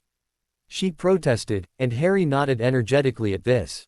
"You see, Miss Granger, it wouldn't do to wrestle this memory from him by force, and being a premier potions master, he will certainly have already taken precautions against the use of Veritaserum. But while Professor Slughorn would never give it to me, to you both, his prized pupils, he might be agreeable." Every man has his weakness, you understand. So, good luck, and good night. Hermione bristled a bit at the sudden dismissal, and even Harry wouldn't have any of this. But what about this Horcrux thing? What is that? Harry demanded. It is called Horcrux, Harry. What is it, Headmaster? Does this have anything to do with the ring and locket? Hermione asked a couple of questions that Dumbledore didn't reply to instantly. You know something more, don't you? Harry asked warily. I have some conjecture and guesswork, yes, but this is all irrelevant without that memory. Dumbledore gave in, but then quickly changed his tune again. But enough of this. You two should be off to bed. I will contact you for our next meeting in due time. Miss Granger, Mr. Potter, good night. Knowing that there was nothing that could make the man say another meaningful word to them, they both grudgingly accepted the dismissal and left. You know, Harry said as they navigated the staircase down to the Gryffindor Tower entrance. I'm finding myself growing quite angry again with our esteemed headmaster lately. He's hiding something big, I think. My skin crawls when he talks about those Horcrux things, he whispered. Mine, too. I believe, no, I am sure this has something to do with the ring and the locket, but I am wondering why such items might be of importance in the fight against Voldemort, Hermione answered as they turned towards the moving staircase. Harry stumbled as he missed a step at her words. Only by grabbing Hermione's arm, he could prevent a fall. The diary, he hissed as he found his balance again. What if they were like the diary? Very much possible. I never heard the term before, but I'll try to find something in the library. I'll certainly write a letter to Remus later, Hermione stated warily next to him. There might be a chance he knows something about them, and if those things are as evil as he says, there is a good chance they are at least mentioned in the library. Which is currently on the island, as you know, Harry said with a frown. Well then, Hermione huffed, we'll have to grasp the nettle and hop over to the island soon. I'm sorry. I know how much you despise being assigned such menial tasks like research, Harry chuckled, and Hermione bumped him in return. You know, we might as well take the guys with us for a visit when we do that. Ginny has certainly earned a bit of a break, and Neville and Luna certainly wouldn't complain, he added after a few seconds of silent walking. Hermione nodded at that, and continued to formulate her letter on the way downstairs, including the advance notice of their friends accompanying them to the island. The next morning, bad rumors tainted The Boy Who Lived in His Friends. By Barnabas Cuff. Much to our regret, the Daily Prophet failed in its duty to verify one of its stories thoroughly. When our reporter got multiple letters about the occurrences at Platform 9 3/4, all telling the same story, and her research did not show any evidence to the contrary, she sadly, but understandably, took it for fact. But after our article, multiple letters reached our office, claiming that this story went a bit different than we depicted it. We immediately made more inquiries and requested a statement by Lord Potter Black, which reached us this morning. In this statement, the Lord confirmed the other complaints. It was a simple misunderstanding. Poor Miss Weasley had been terrified when she heard about Lord Potter Black's duel, and when she saw him at the platform, she was simply overjoyed to see him and greeted him in an overly enthusiastic way, as young girls sometimes are wont to do. She immediately apologized to Miss Granger, who hugged her friend close, laughing at the stupidity of the whole scene. Sadly, we at the Daily Prophet have been misled by ill-meaning people, and apologize for the inconvenience these upstanding young people might have suffered due to our mishap. What did you do? Hermione asked Harry over the paper. Harry paused between two pieces of bacon and smiled sinisterly. Oh, nothing too extraordinary, I just wrote a letter to the editor, decently hinting at my being annoyed by the reporting. I actually happen to have a copy of that letter here, he smiled and gave it to her. Hermione immediately started to read, or better, decipher Harry's scrawl. Dear Mr. Cuff, I think you might want to check whether the published facts on the story about me, my fiancé and one of my best friends hold water. I wrote this letter to you as I think the editor is responsible for the content, and thought you might be interested in learning that the events did not entirely happen as they did ended up being depicted in the challenging story by Miss Skeeter. You see, to be truthful, Miss Weasley was quite a bit distraught over my recent duel, where she wasn't able to attend, and was just expressing her gratefulness, as you will understand, that I did not find an end at the point of a wand. Noticing that this might cause a misunderstanding, she proceeded to immediately withdraw the arms from me and explained her story, citing that she certainly had no ill intentions and apologized for her overreaction. I am sure she never meant any harm, as anyone knowing her would attest. Seriously, the idea she would do that is ridiculous. Yours sincerely, Harry Potter. Frowning as she read the letter a second time, Hermione's eyes suddenly widened as she noticed what had originally caught her eye. Reading once more, she broke down, laughing. Ginny took a few moments longer to read the note, but she finally stood and walked over, giving Harry a Hagrid-sized hug in return. January 7th, Charms Classroom. Mr. Potter, would you please stay after class? Flitwick squeaked over the din of the students packing away their stuff. Oh, shit, Harry whispered, doubling the intensity of the questioning look Hermione just gave him. He offered to help me in my dueling while you were away consoling Ginny. I forgot until now, he said sheepishly, to which Hermione generously only tisked tsked and left it be. They really had a lot to stomach the last day, so she felt forgiving. Both approached their charms professor, who took a slight wave of his wand to close the door. Ah, yes, Miss Granger. I should have thought that you would not want to miss this occasion. I believe this means you have chosen to accept my offer, doesn't it? He greeted them happily, smiling broadly as both of them voiced their agreement. Good, I believe you have a free period Monday before lunch. The small man inquired with a broad grin. While he never would confess it in public, he was rather glad that Snape had been shown up a bit. He never liked that braggart much. There was much more to dueling than stupid wand-waving and nasty curses. When both students voiced their confirmation, the man clapped his hands and beamed at them.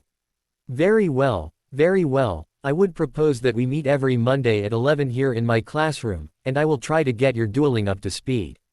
Considering what I saw in class from both of you, I believe I might bring you up to junior league entrance level, if you work hard in your spare time, the man offered. Hermione knew that this was a huge amount of trust the diminutive professor had just placed in them.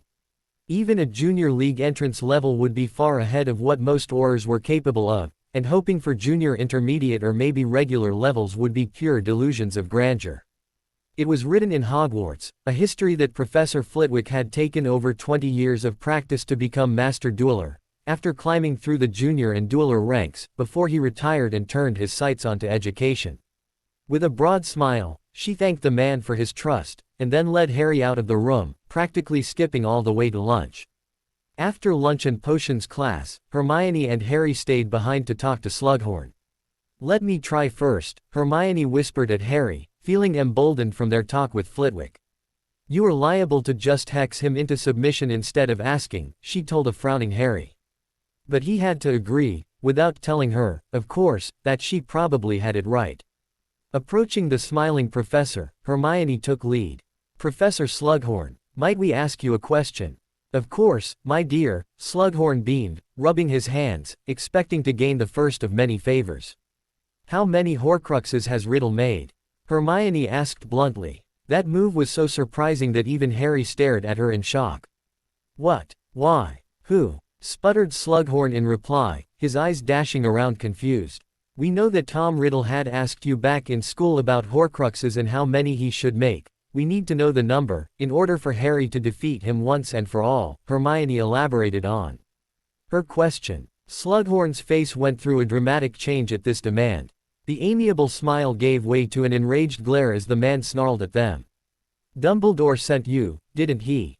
I gave him his sodding memory, but he can't leave me be. Now he's even sending students to do his work. Hermione instinctively recoiled as the man yelled at them, but continued trying to get the needed information out of him. Professor, this is important. We need to know how many Riddle might have made. Slughorn only grew even more enraged at her insistence. Nothing. I know nothing. And now out. Out. He yelled and unceremoniously shoved them out of his classroom, locking the door behind them. Okay, Harry chuckled at a mortified-looking Hermione. Now that you tried diplomacy, how about I just hex him into submission? Hermione harumphed and slapped Harry on the arm before she walked away with her head held high, followed by a mercilessly teasing Harry. January 10th, early evening, the Burrow. Dad, Mother. The shouts of George and Fred Weasley rang out in the living room, after the flames had spat them out and reverted to their normal orange color. He is out in the shed, Molly told them as she came out of the kitchen to greet her sons. It's so good to have you here again, she told them, closing in for a hug. It didn't come to that, as the twins shared a quick glance and a nod before they split up, both apparating away. Molly Weasley stood a few moments with her mouth wide open in her arms in pre-hug position before she succumbed to anger. What were these two clowns thinking? Not even saying hello and acting like that. She was about to return to the kitchen to use her temper on the bread dough as the door opened again, Arthur entering, followed by Fred, who obviously had fetched him from his stupid shed. Fred Weasley. Molly wound up for a rant, and getting ignored for the second time as Fred just turned and went to the staircase, yelling for his brother to hurry up. Just as she took another deep breath to yell at her brat properly, a pop sounded, and his copy appeared. Good, now that Dad is here, we can wrap up this matter, George said in a grave voice, stopping his mother's rant immediately. When her twin sons were serious, usually something very bad had happened. 2 days ago, we got a letter from our sister, who got slandered quite badly in the piece of filth that Wizarding Britain calls a newspaper. Fred started the talk. Yes, that was a disgusting piece of lies, thank goodness it was retracted yesterday, our poor Ginny, Arthur agreed. Merlin knows how bad it has been for her to be the target of such vile gossip, he said with a sorrowful voice, not noticing his wife cringing slightly next to him. Sadly, it was very bad, George agreed. She received dozens of howlers from people not knowing the truth and not bothering to ask anyone that might actually know what happened, he said with a glance at his mother, who started to grow uncomfortable with the direction this talk was heading. She contacted us, asking for a favor and to give you this letter, Fred continued, handing over a letter to his father. Sorry, Dad, but we think you'll understand, George sadly said, and with another nod to each other, both apparated away. Molly immediately took the letter from her husband and ripped it open. Reading it for a few moments, she swooned and sat heavily on a couch, the letter slipping from her hands and onto the ground. Arthur warily picked it up and read it. Mother, thank you for your loving words. In order to spare you further worry about my person and my actions, and to alleviate your burden of having a woman like me living under your roof, I have asked my brothers to take me in until such time that I am allowed to live on my own. They agreed after having read the contents of your loving letter, and should already have removed my few possessions from my former room. Wishing you a good life.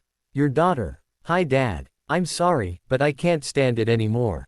I'll stay in contact. Love you, Ginny. Arthur stood like he was petrified as he had finished reading the letter. With an unbelieving stare, he looked at his wife sitting in front of him. Molly, what have you done now? Molly sputtered, not knowing what to say. Her procrastination in responding caused a series of warning bells to go off in Arthur's head. You didn't send her a howler over that, Molly? He asked pleadingly. Please tell me you didn't. He begged, but Molly didn't respond to this. Merlin, woman, can't you use your brain just once before letting your stupid temper take over? Arthur suddenly exploded. Molly looked in shock at her husband, he hadn't talked to her like this in years. Let me guess, you were still mad at her over the incident at the platform, and when the article came out, you just wrote that letter without even thinking once, didn't you? He continued ranting. I'm fed up with all of this, Molly. Are you satisfied? You managed to make another child run away from us. Shut up. Not one word, Molly, don't you dare. He roared as Molly bristled and wanted to say something. Arthur, you can't talk to me like that. Molly hotly tried to object, silencing as if spelled as he turned and glared at her. Oh I can, Molly, and I should have done so long ago. I let you run roughshod over our family for too long. This ends now, he shouted. I had to, you know that she is in danger with hanging around Potter. Even Dumbledore says that the boy is turning dark, she ranted back at him. I don't give a damn what Dumbledore thinks about that boy.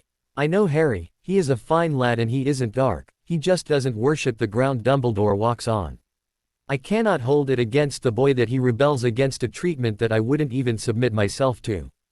Arthur countered. It was for his own good, children have to obey those who know better. Molly shrieked back. I know Molly, you always know better, Arthur sighed. First Bill went to Egypt to get away from your ranting over his hair and lifestyle, and even now, back in Britain, he only visits at major holidays. Charlie ran away to Romania to tend to dragons instead of staying here, just think about that, he continued to rant, pacing up and down in front of his wife, and showing for the first time in years why he was a department head instead of just a clerk. I acknowledge that Percy has been acting like a prat, since the other two at least awl me occasionally, he admitted, but even the twins got out as soon as they could, and are highly successful with what you always called their useless waste of time. And now our only daughter wants to move out before she even sat her owls. That's a new record for you, Molly. I will move into Bill's old room tonight, and will try to talk to them tomorrow to salvage what is possible. And you, he hissed at his wife, you will start working on your anger management issues. I have some contacts in the ministry where I can get some mind healer to help you to sort them out, he told her. Arthur, I won't do that. To even demand such a thing is an insult. Molly shrieked back. You will, or Merlin help me, I will toss you out on your ear, Molly Weasley. Arthur said with finality, then shaking his head ruefully as he saw his wife getting even more enraged.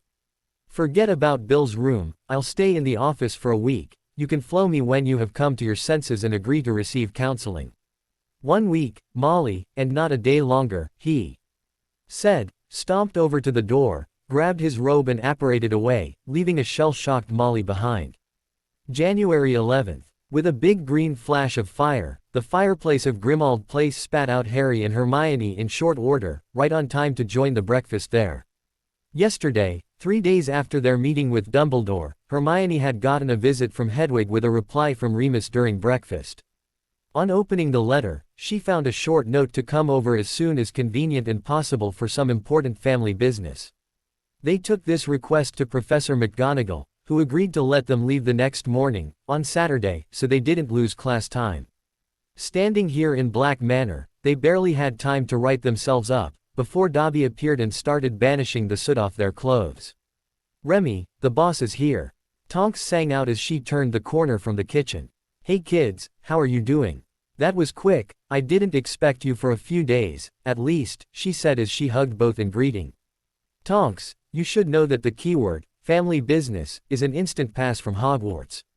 They could have been here yesterday if they wanted to, and if I didn't write the convenient clause into it, Remus growled from behind her as he joined them, with the Grangers lining up behind him for the hugs to be distributed. Finally, they went to the kitchen to resume breakfast, or take a second one, an option Harry chose, but Hermione passed, since she wanted to keep in shape for her man. So, what is this ominous family business? Do you know something about the Horcruxes already? Hermione asked while Harry started filling his plate. Sighing, Hermione took a scone from the platter to nibble on, resolving to eat only half of it, and definitely only this one, at most. No, nothing on that front, I have already started going through the few books still left here. The twins are trying to quietly contact Bill about it, but haven't gotten through to him yet. So that's why we needed you, to send us over to the island for the library. If it is as dark as we think, there will be some mention about them in there, Remus said. Okay, but you know that this means that you will be stuck there for a while. It will be March until we can come over again to get you back, Hermione answered. Are you okay with that? Tonks snorted at this. January in Britain or in the Caribbean, tough choice, girl, she laughed, a saying that was echoed by Hermione's mother, as well. But we don't plan to get marooned there. Remy had an idea to make a way to call our Harry taxi, Tonks completed her speech. At this, Remus waved his wand and Accio ed a wrapped bundle from the somewhere in the house, handing it over to Harry. When he tore the wrapping from it, Harry found a hand mirror within. With a shudder in his voice, Harry raised his eyes to look at Remus. Is that Sirius's? I heard and found it in a cupboard in his old room when I tested mine. It seems he never had the time to take it with him as he ran off to help you, his mentor replied with no less sorrow in his voice. Harry was hit by a wave of sorrow as he held that piece of Padfoot's history in hand. It made him feel a bit guilty to already have seemingly forgotten about his godfather with all the stress he had under lately. Feeling his plight, Hermione wrapped him in a tight hug, which soon was joined by Margaret, while Tonks opted for a hand squeeze across the table. I changed it so that it would react to Harry. With that, we can stay in contact about the research, and can call you to come and fetch us when necessary. Mine answers to Remus, Remus told Harry when the boy had calmed a bit. Harry nodded weakly at that. We will also be able to talk to each other without poor Hedwig having to cross Britain twice lengthwise to carry the letters, Margaret told her daughter fondly. It will take some time, but I plan to get another pair for your parents and you, Hermione, so you can stay in touch, too, but for starters, they will use this one while you share Harry's, Remus added, receiving a smile from Hermione as she was positively thrilled at the prospect of talking to her parents regularly. Right then, Margaret remembered something. Talking about staying in contact, you mentioned that you want to have some friends over to the island next Hogsmeade Day, March 1st, isn't it? She asked. Alright, the visit, want a sleepover pajama party, too.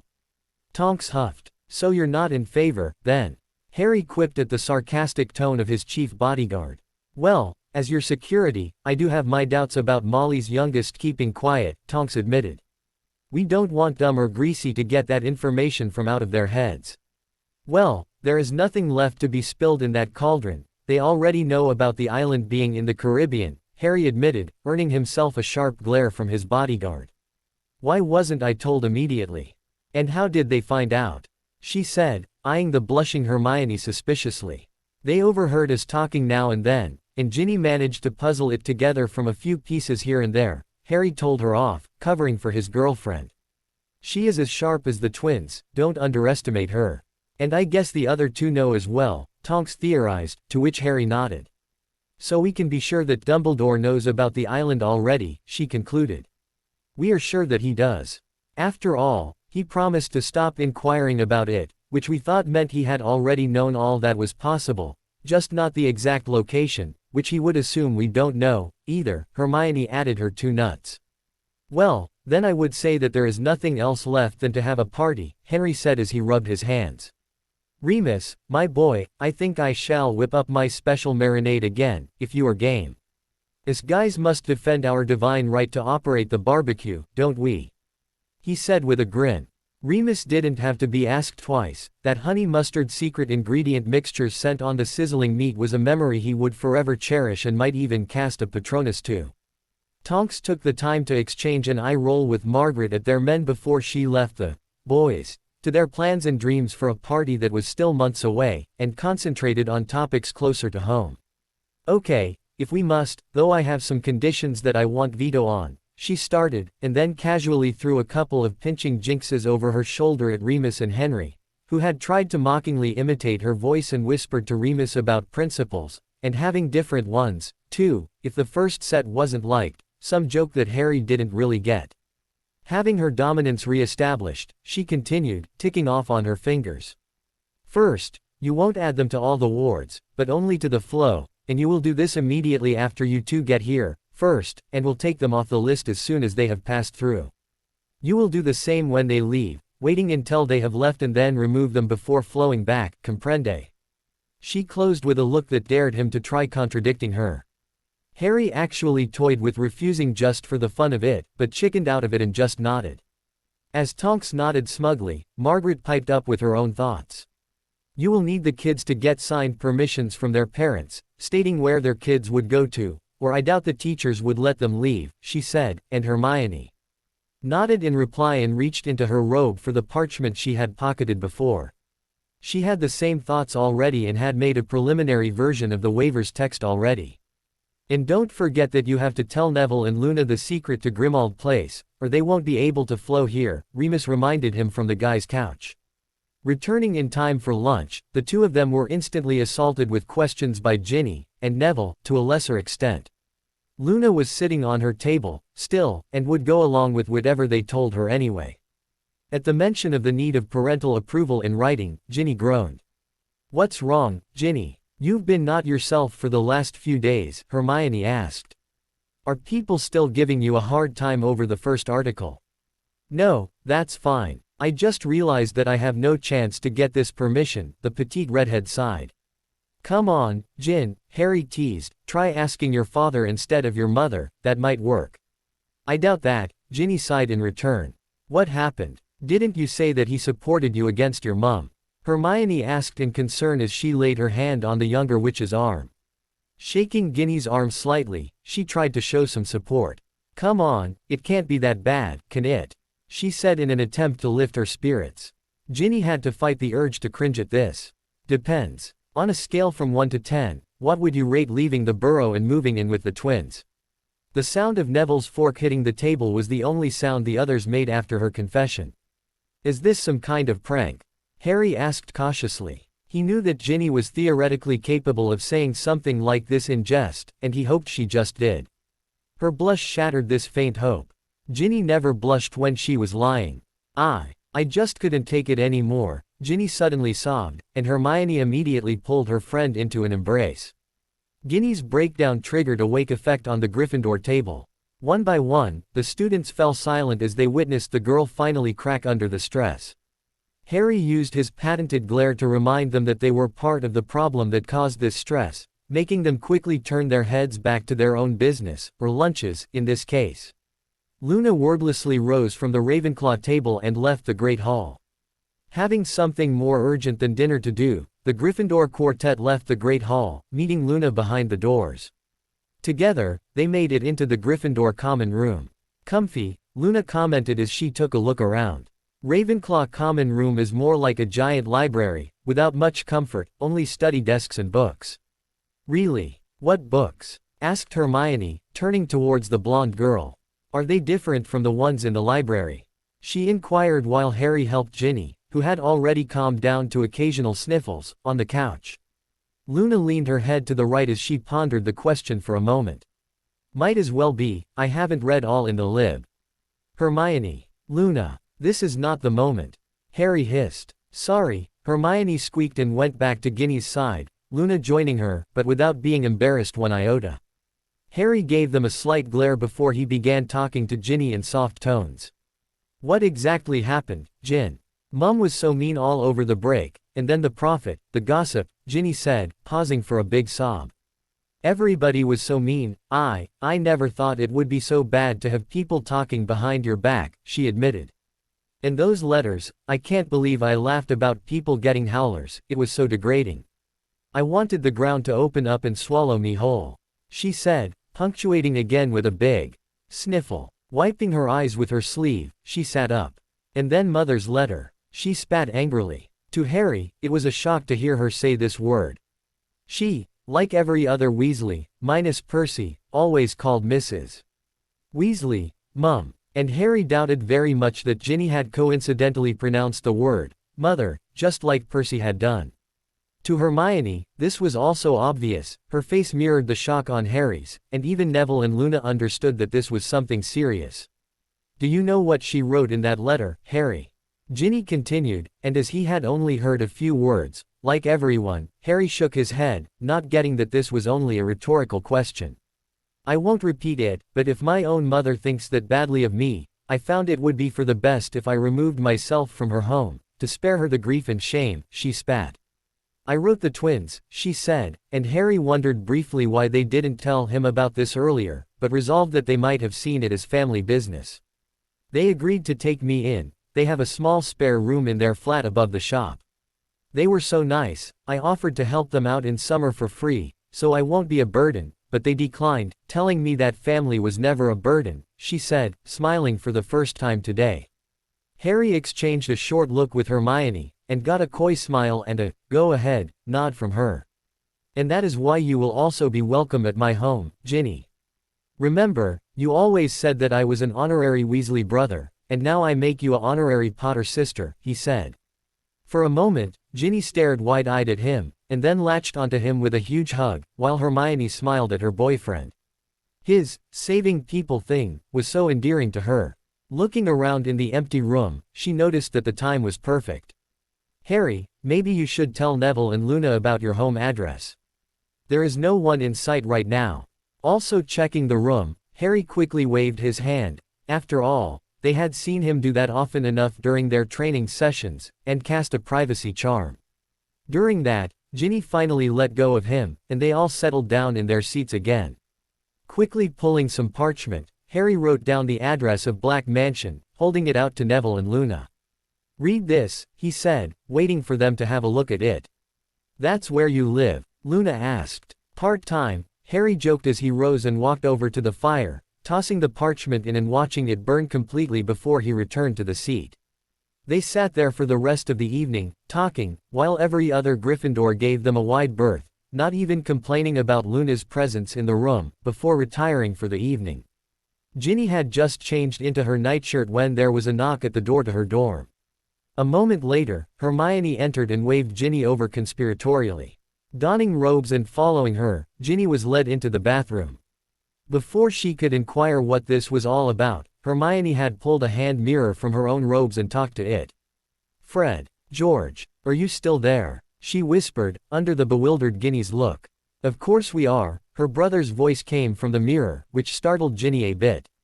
"Did you think we would miss a moment of finally getting under your robes?" Her other brother teased Hermione, who rolled her eyes at the mirror, her ears turning pinkish at the blatant teasing. "Why, I think I might be obliged to tell my fiancé about your intentions.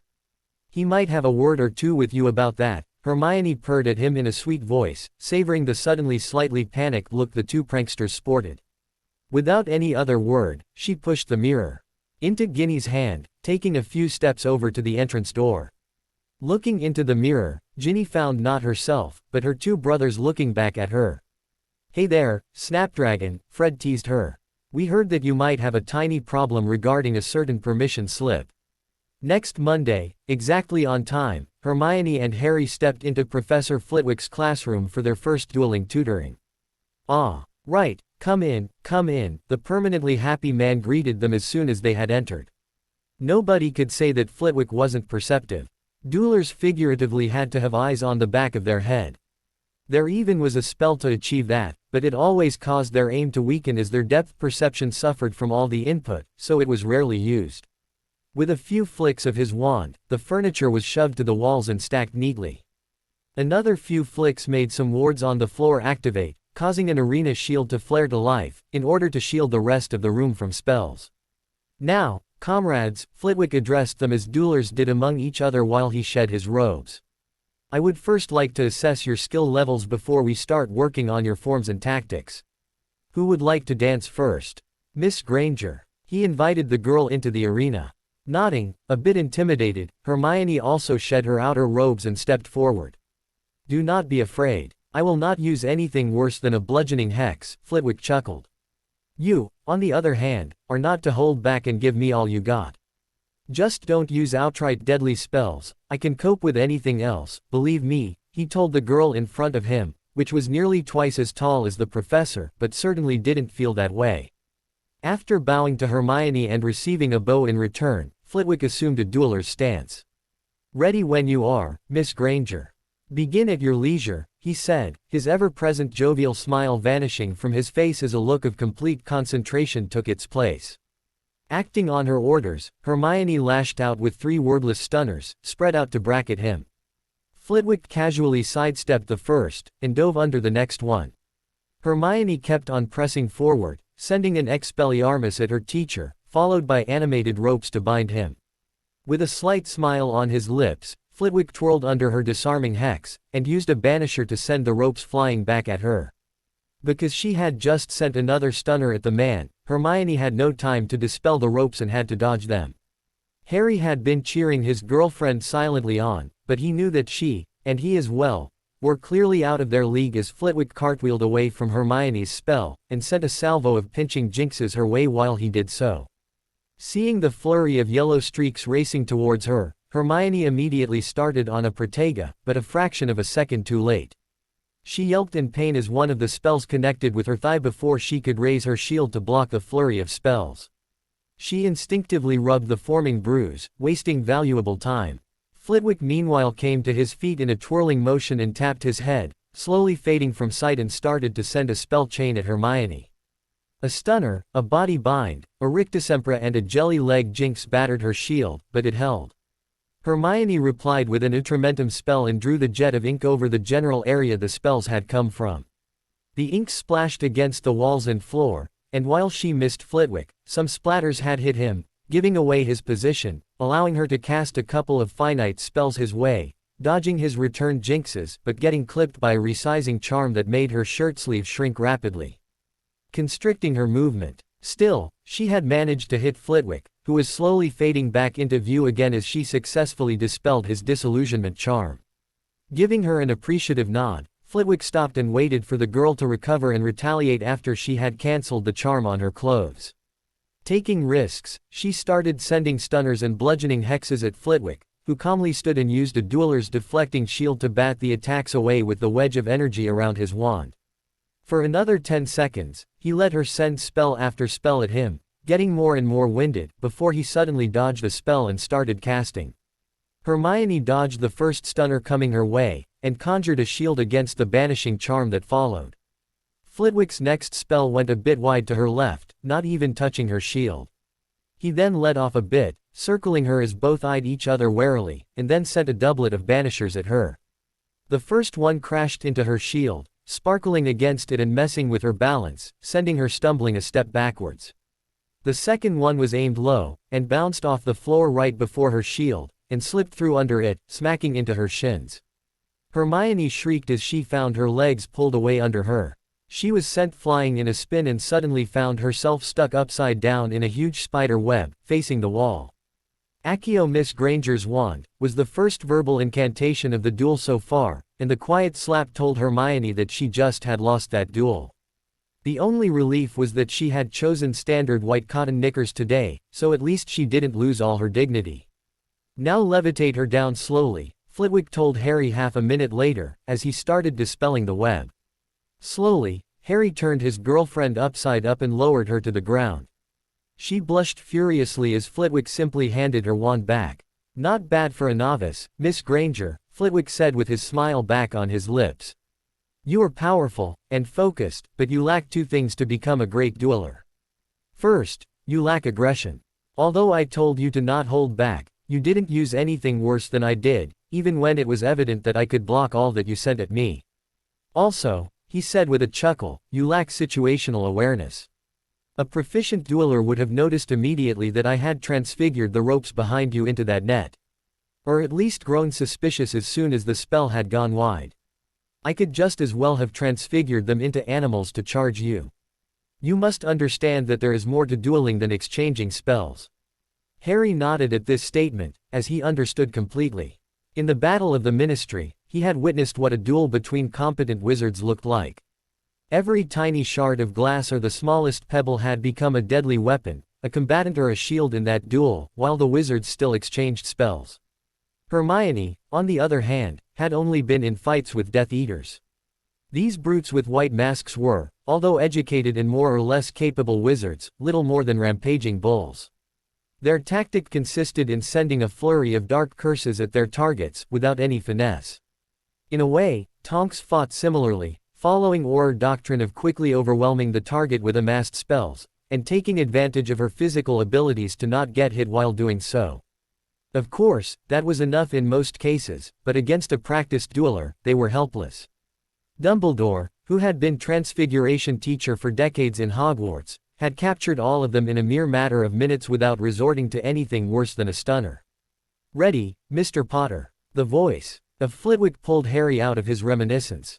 With a short nod, he made his way to the dueling arena. He took his spot, bowed to Flitwick, and then took a ready position, waiting for an opening. While it is a clever decision not to fight at all, it defeats the purpose of this, Flitwick said after a tense 10 seconds into their standoff. Harry nodded curtly, and sent a word and motionless stunner down the arena. Flitwick reacted far faster than Harry had thought possible, and spun out of the way, returning fire in the same way. Harry saw the crimson bolt coming his way and bent sideways to dodge under it, sending a banisher in return, which got sidestepped by Flitwick. The professor immediately started to send a multitude of spells at Harry, all wordless and point-casted, so Harry was left to guess what was coming his way. He immediately started to jump and duck, and finally had to roll to the side as spells came too close. Flitwick changed aim and targeted the point that Harry would end his roll, but Harry had cast a shield as he had to dive, covering himself while getting back onto his feet. Tonks had taught him that lesson the hard way.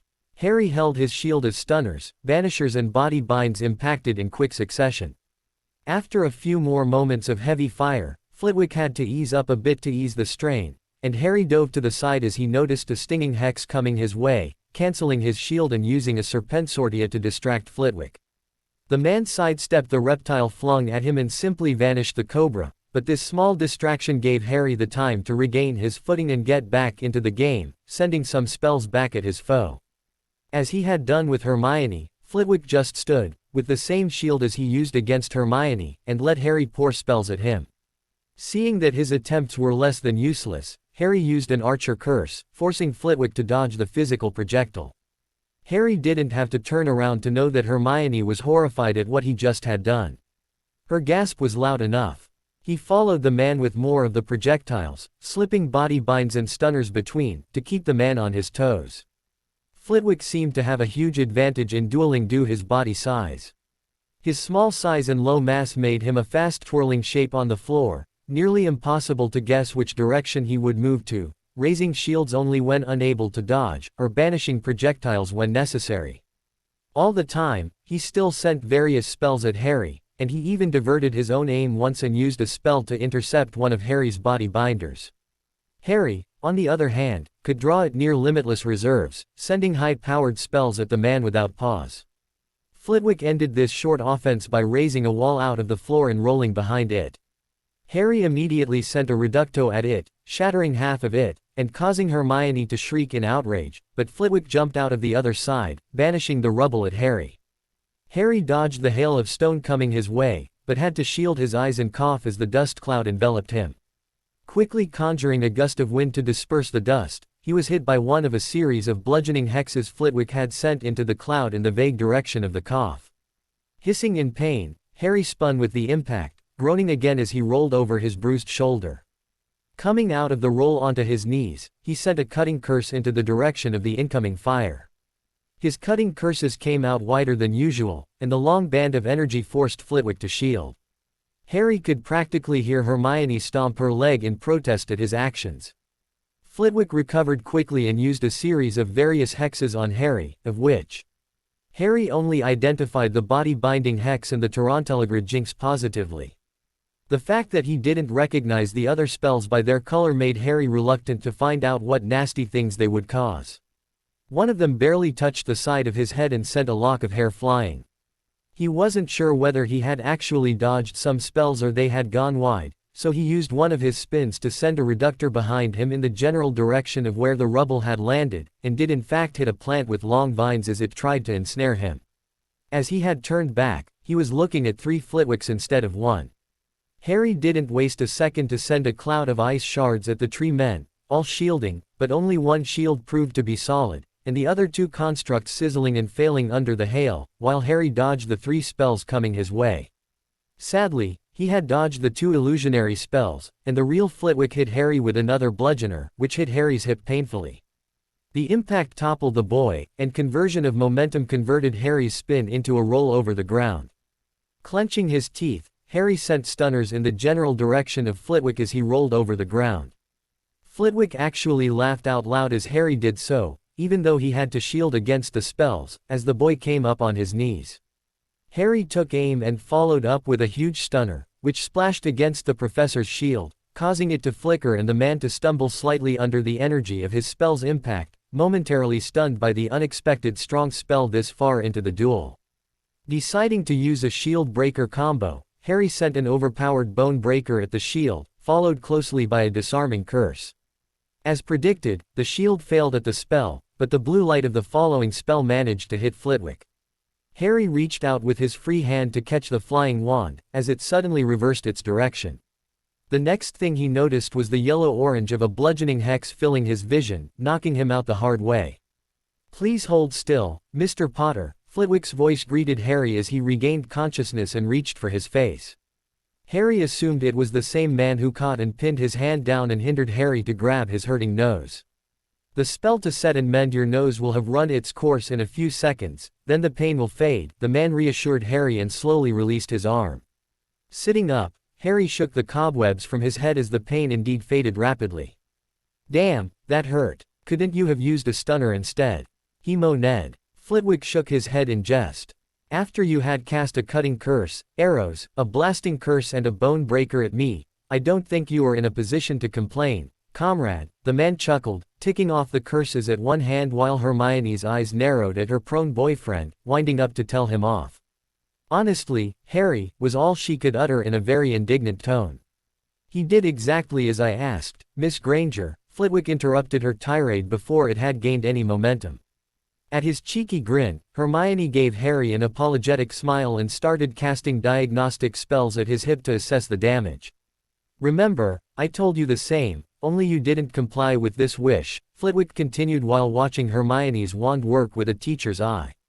"What happened? I did disarm you, didn't I?" Harry asked from his position on the ground.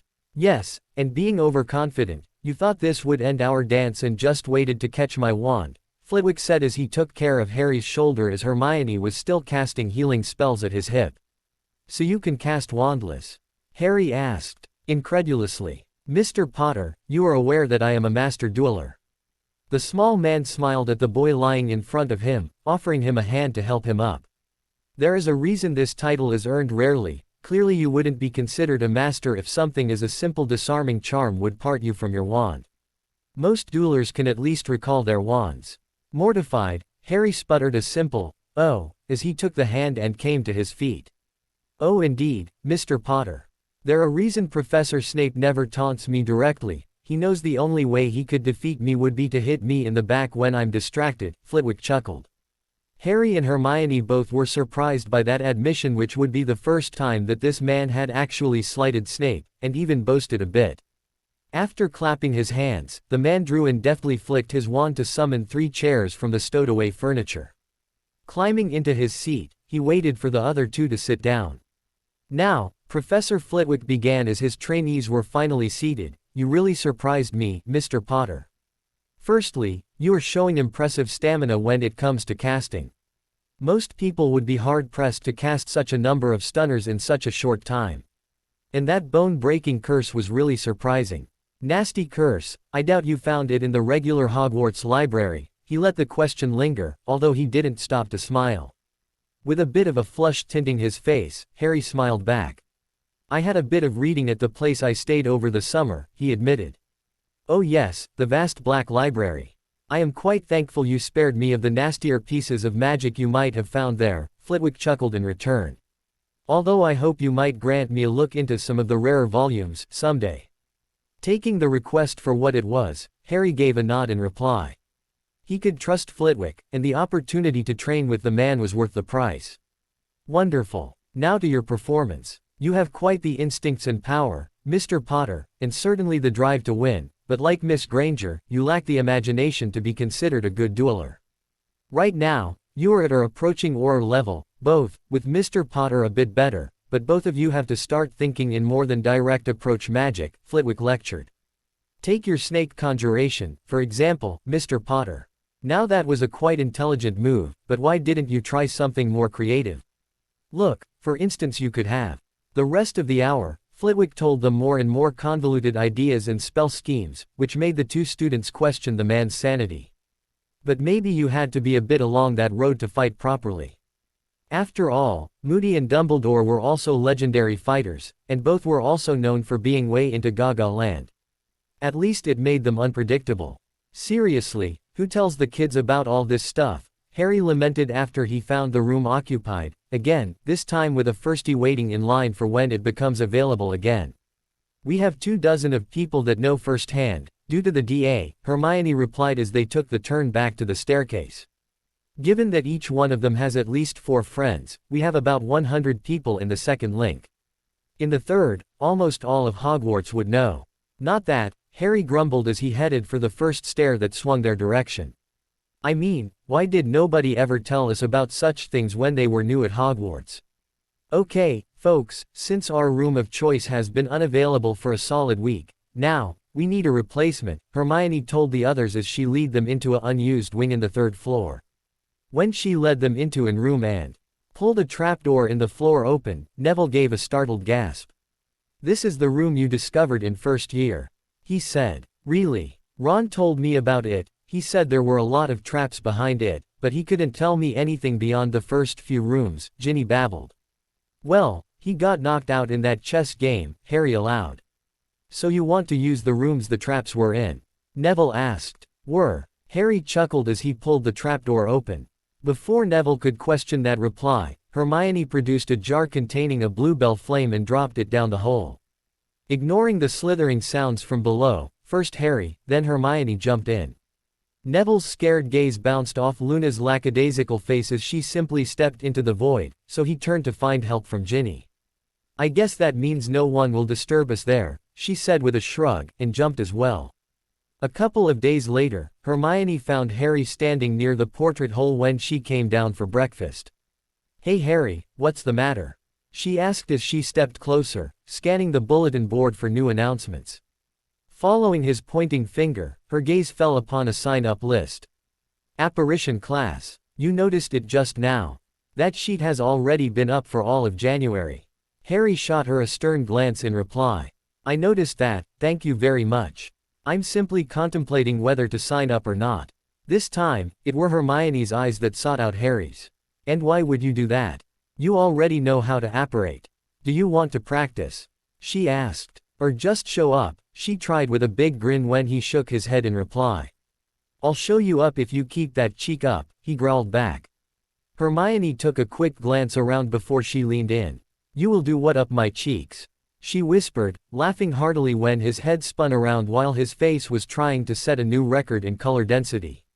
For a few moments, his mouth hung open as he tried to come up with a reply, but each time he started, her laughter shot him down before he could utter a single word.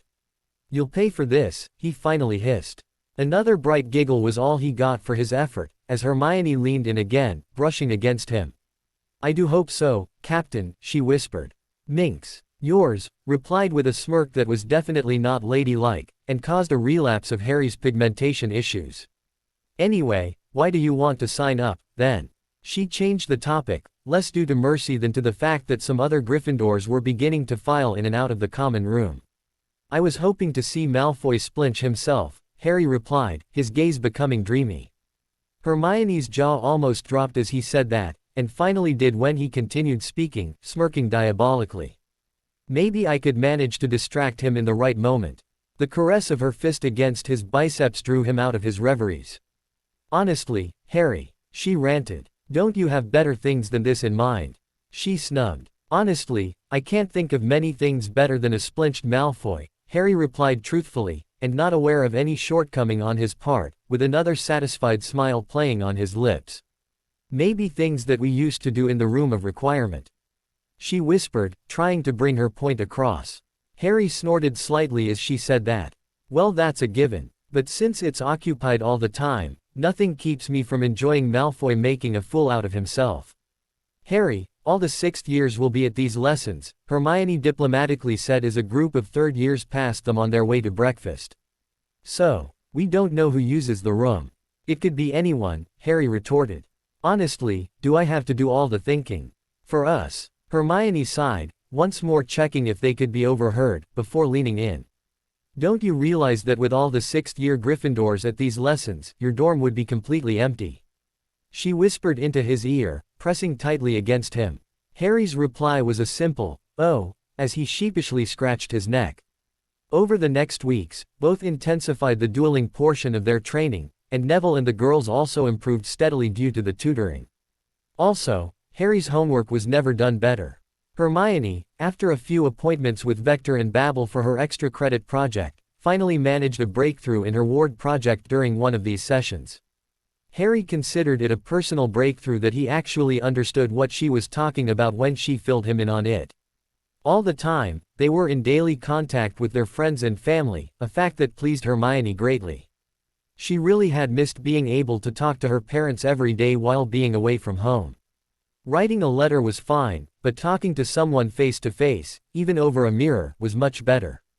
Gryffindor Common Room, mid-February. Harry was cuddling with Hermione when he suddenly heard Remus' voice from inside his robes. "Can you talk?" Hermione shifted slightly in his arms so that she cuddled against his chest. "Not freely," she whispered. There was a short pause of silence while Remus formulated his message. "We know something, find somewhere you cannot be overheard," he whispered. "We'll call back quickly," Hermione spoke as she slid her hand into Harry's robes to deactivate the mirror. She then rose, stretched, and pulled Harry to his feet. None of the others suspected anything ill when she started pulling him to the entrance hole. "Third floor?" Harry asked while the portrait swung open, but Hermione shook her head. "We can't be absolutely sure that there isn't anyone eavesdropping on us, remember?" I'm still not entirely convinced that Dumbledore hadn't something to watch the rooms installed, she whispered in his ear, her arm slung around his waist. Harry nodded grimly. That argument wasn't settled between them, but he had agreed to cease using wandless magic during training to alleviate her concerns. Instead, they went for the room of requirement, but like always, the room was in use, already. This time, it was a Ravenclaw boy wearing a groove in the flooring near the door, balancing a few books.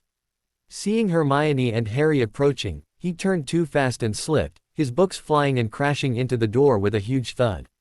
Sorry, the poor boy stammered, blushing profusely as he scrambled on the floor to pick up his books with Hermione's and Harry's help, before suddenly squeaking and taking off in high speed, leaving some books behind. Hermione looked baffled why the boy was acting that way. What the hell just happened? She asked as she turned to Harry, one of the books still in her hand. You got yourself a potential stalker, Harry returned sourly as he glared at the corner the boy had just rounded. Tilting her head, Hermione mulled it a bit over. Possible. But it's not fair to insult him for having a crush on an older girl. Even you had a thing for Cho and the Chaser girls, Harry. Harry grimaced at her in reply. Yeah, but I didn't try to sneak a peek under their shirts like he just did with you. He did what? Hermione screeched, instinctively covering her neckline with her hands. When you picked up that book, I saw him leaning over and blatantly checking you out.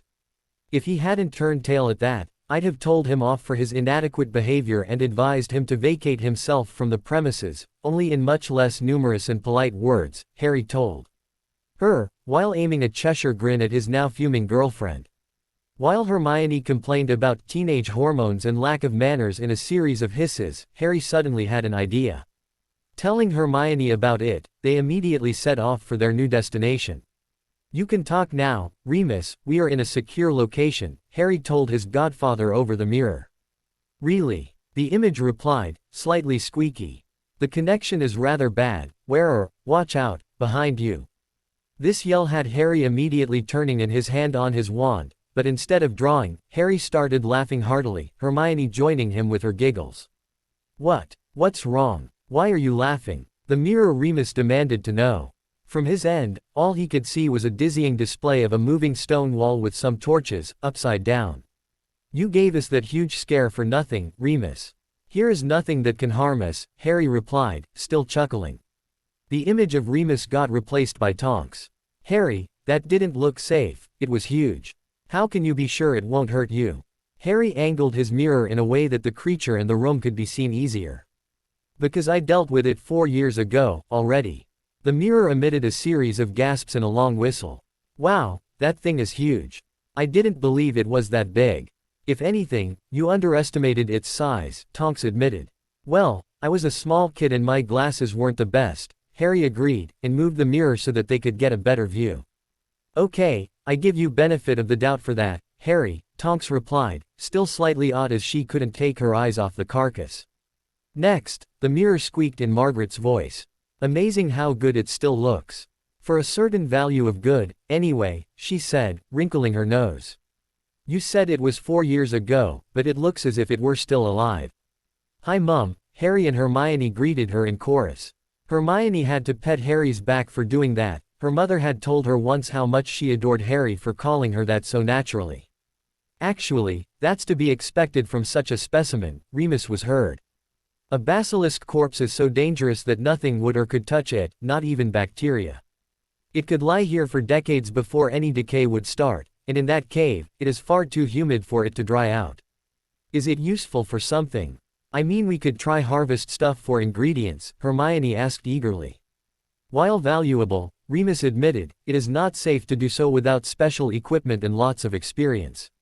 The only things relatively easy to harvest are the eyes, fangs and the venom, and none of them is something I would like to have stored in a dorm of children, as all are extremely dangerous and only used for the darkest magics and potions. Agreed, Harry said as he fought the shivers at the idea of having something like that in the same room as his dorm mates. What about the skin? Wouldn't it be good armor? Go ahead and try cutting it, Remus chuckled. You can't cut it with magic, but it might be possible with special tools made to withstand the corrosive effects. That property would also dissolve all stitches, which means you can't make a suit out of it. Also, it is far too heavy and toxic to be worn by men. Just tanning the hide would take years.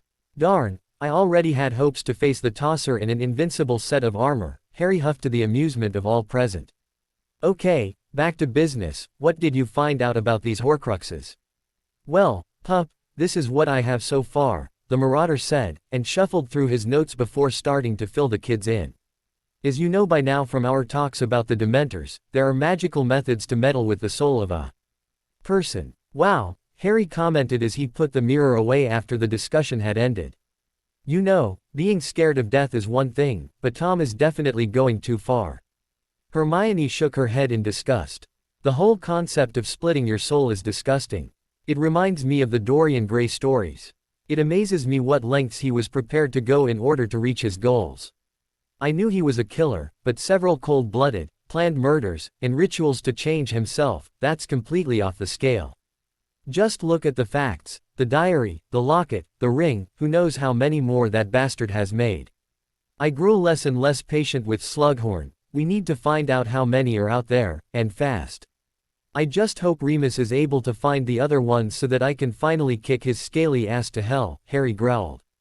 Yeah, that's true. He has to go down, Hermione agreed. Speaking of going down, Harry chuckled, his eyebrows wiggling like mad. For a second, Hermione didn't get it, but when it clicked with her, she couldn't suppress the urge to roll her eyes. Honestly, Harry, you're thinking of that, down here. She chided her overeager boyfriend. I don't remember you ever complaining before, Harry shrugged and shot her his lopsided killer grin. And just think of it. We are undisturbed, no time restriction, and given what enormous gets Salazar and Riddle were, I don't think they ever had a women down here. Except for Riddle, but he brought an 11-year-old girl, that doesn't count. So we would be the first, a really historic event, don't you think? He tried to convince her in jest. To his surprise, Hermione cocked her head and took a long look around, examining her surroundings. If your cleaning spells are up to the challenge, and we transfigure a bed and some walls so I don't have to look at that, she said, thumbing at the corpse, I might agree to go down. In history, she finally said with a smirk and laughed out loud as Harry took a short look at the grimy floor and exchanged his normal wand for his battle wand, eager to comply. Professor, might I ask you a question? Hermione exclaimed after potions class. Slughorn looked slightly wary, but waited for her to come forward. Harry waited at his place, keeping her bag as she did so. I'm afraid that I came across rather harsh when we had our last conversation, Professor. I want to apologize for that, Hermione began. Apology accepted, Slughorn replied, easing up slightly. You know, I was very afraid of the simple concept of a Horcrux, and the idea that Riddle had made multiple is awful, Hermione continued in a shy way. That is understandable, those things are vilest dark magic, Slughorn said. What exactly was the question you wanted to ask? He tried to switch topic. Just think about it, he can return from death multiple times, unless someone manages to find and destroy all of them. But without knowing how many, Hermione soldiered on, before she got interrupted by Slughorn's irate voice. Miss Granger, I already told you I know nothing about this. If you are just here to repeat that inquiry, I must demand that you get out of this classroom, immediately, he growled. Professor, this is import. Harry tried, but got cut off, as well. You too, Mr. Potter.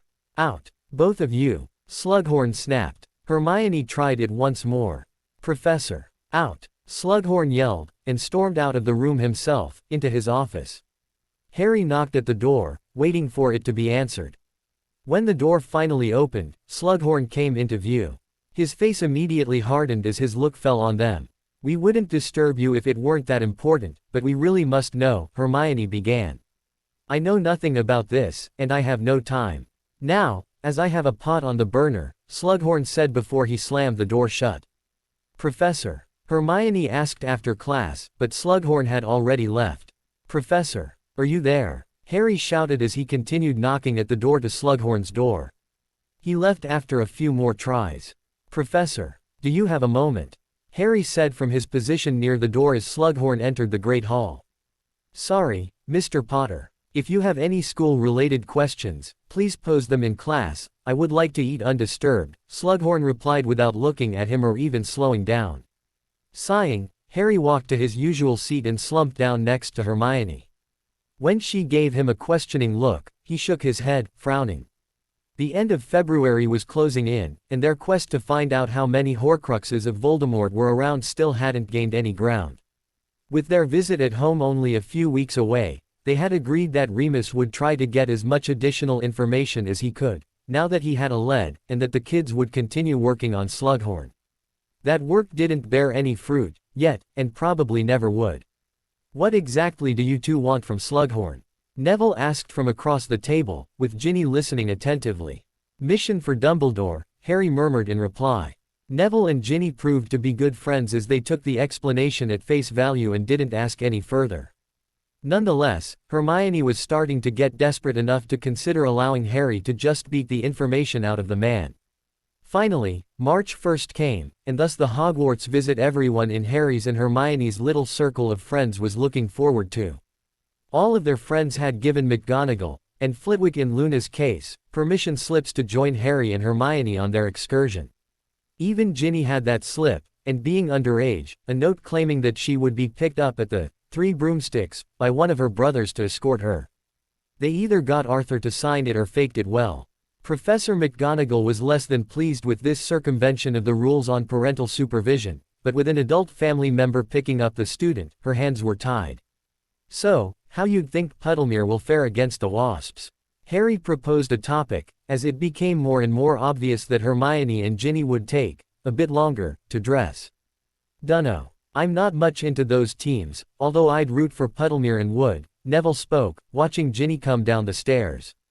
Hermione took one look at her and almost immediately headed back up, herself, while Ginny took her place near the fireplace to keep warm. Naturally, the arrival of a Hogsmeade day was also marked by a weather swing from sunny and mild to cold and continuous light rain that occurred over the morning. Rumors implied Snape was involved. Therefore both girls were alternating in getting up to their dorms again to don even more clothes for the walk down to the town. "So what's your team?" "Actually, the Harpies," Neville replied as Hermione came back down, having reached the end point at wearing her winter cloak.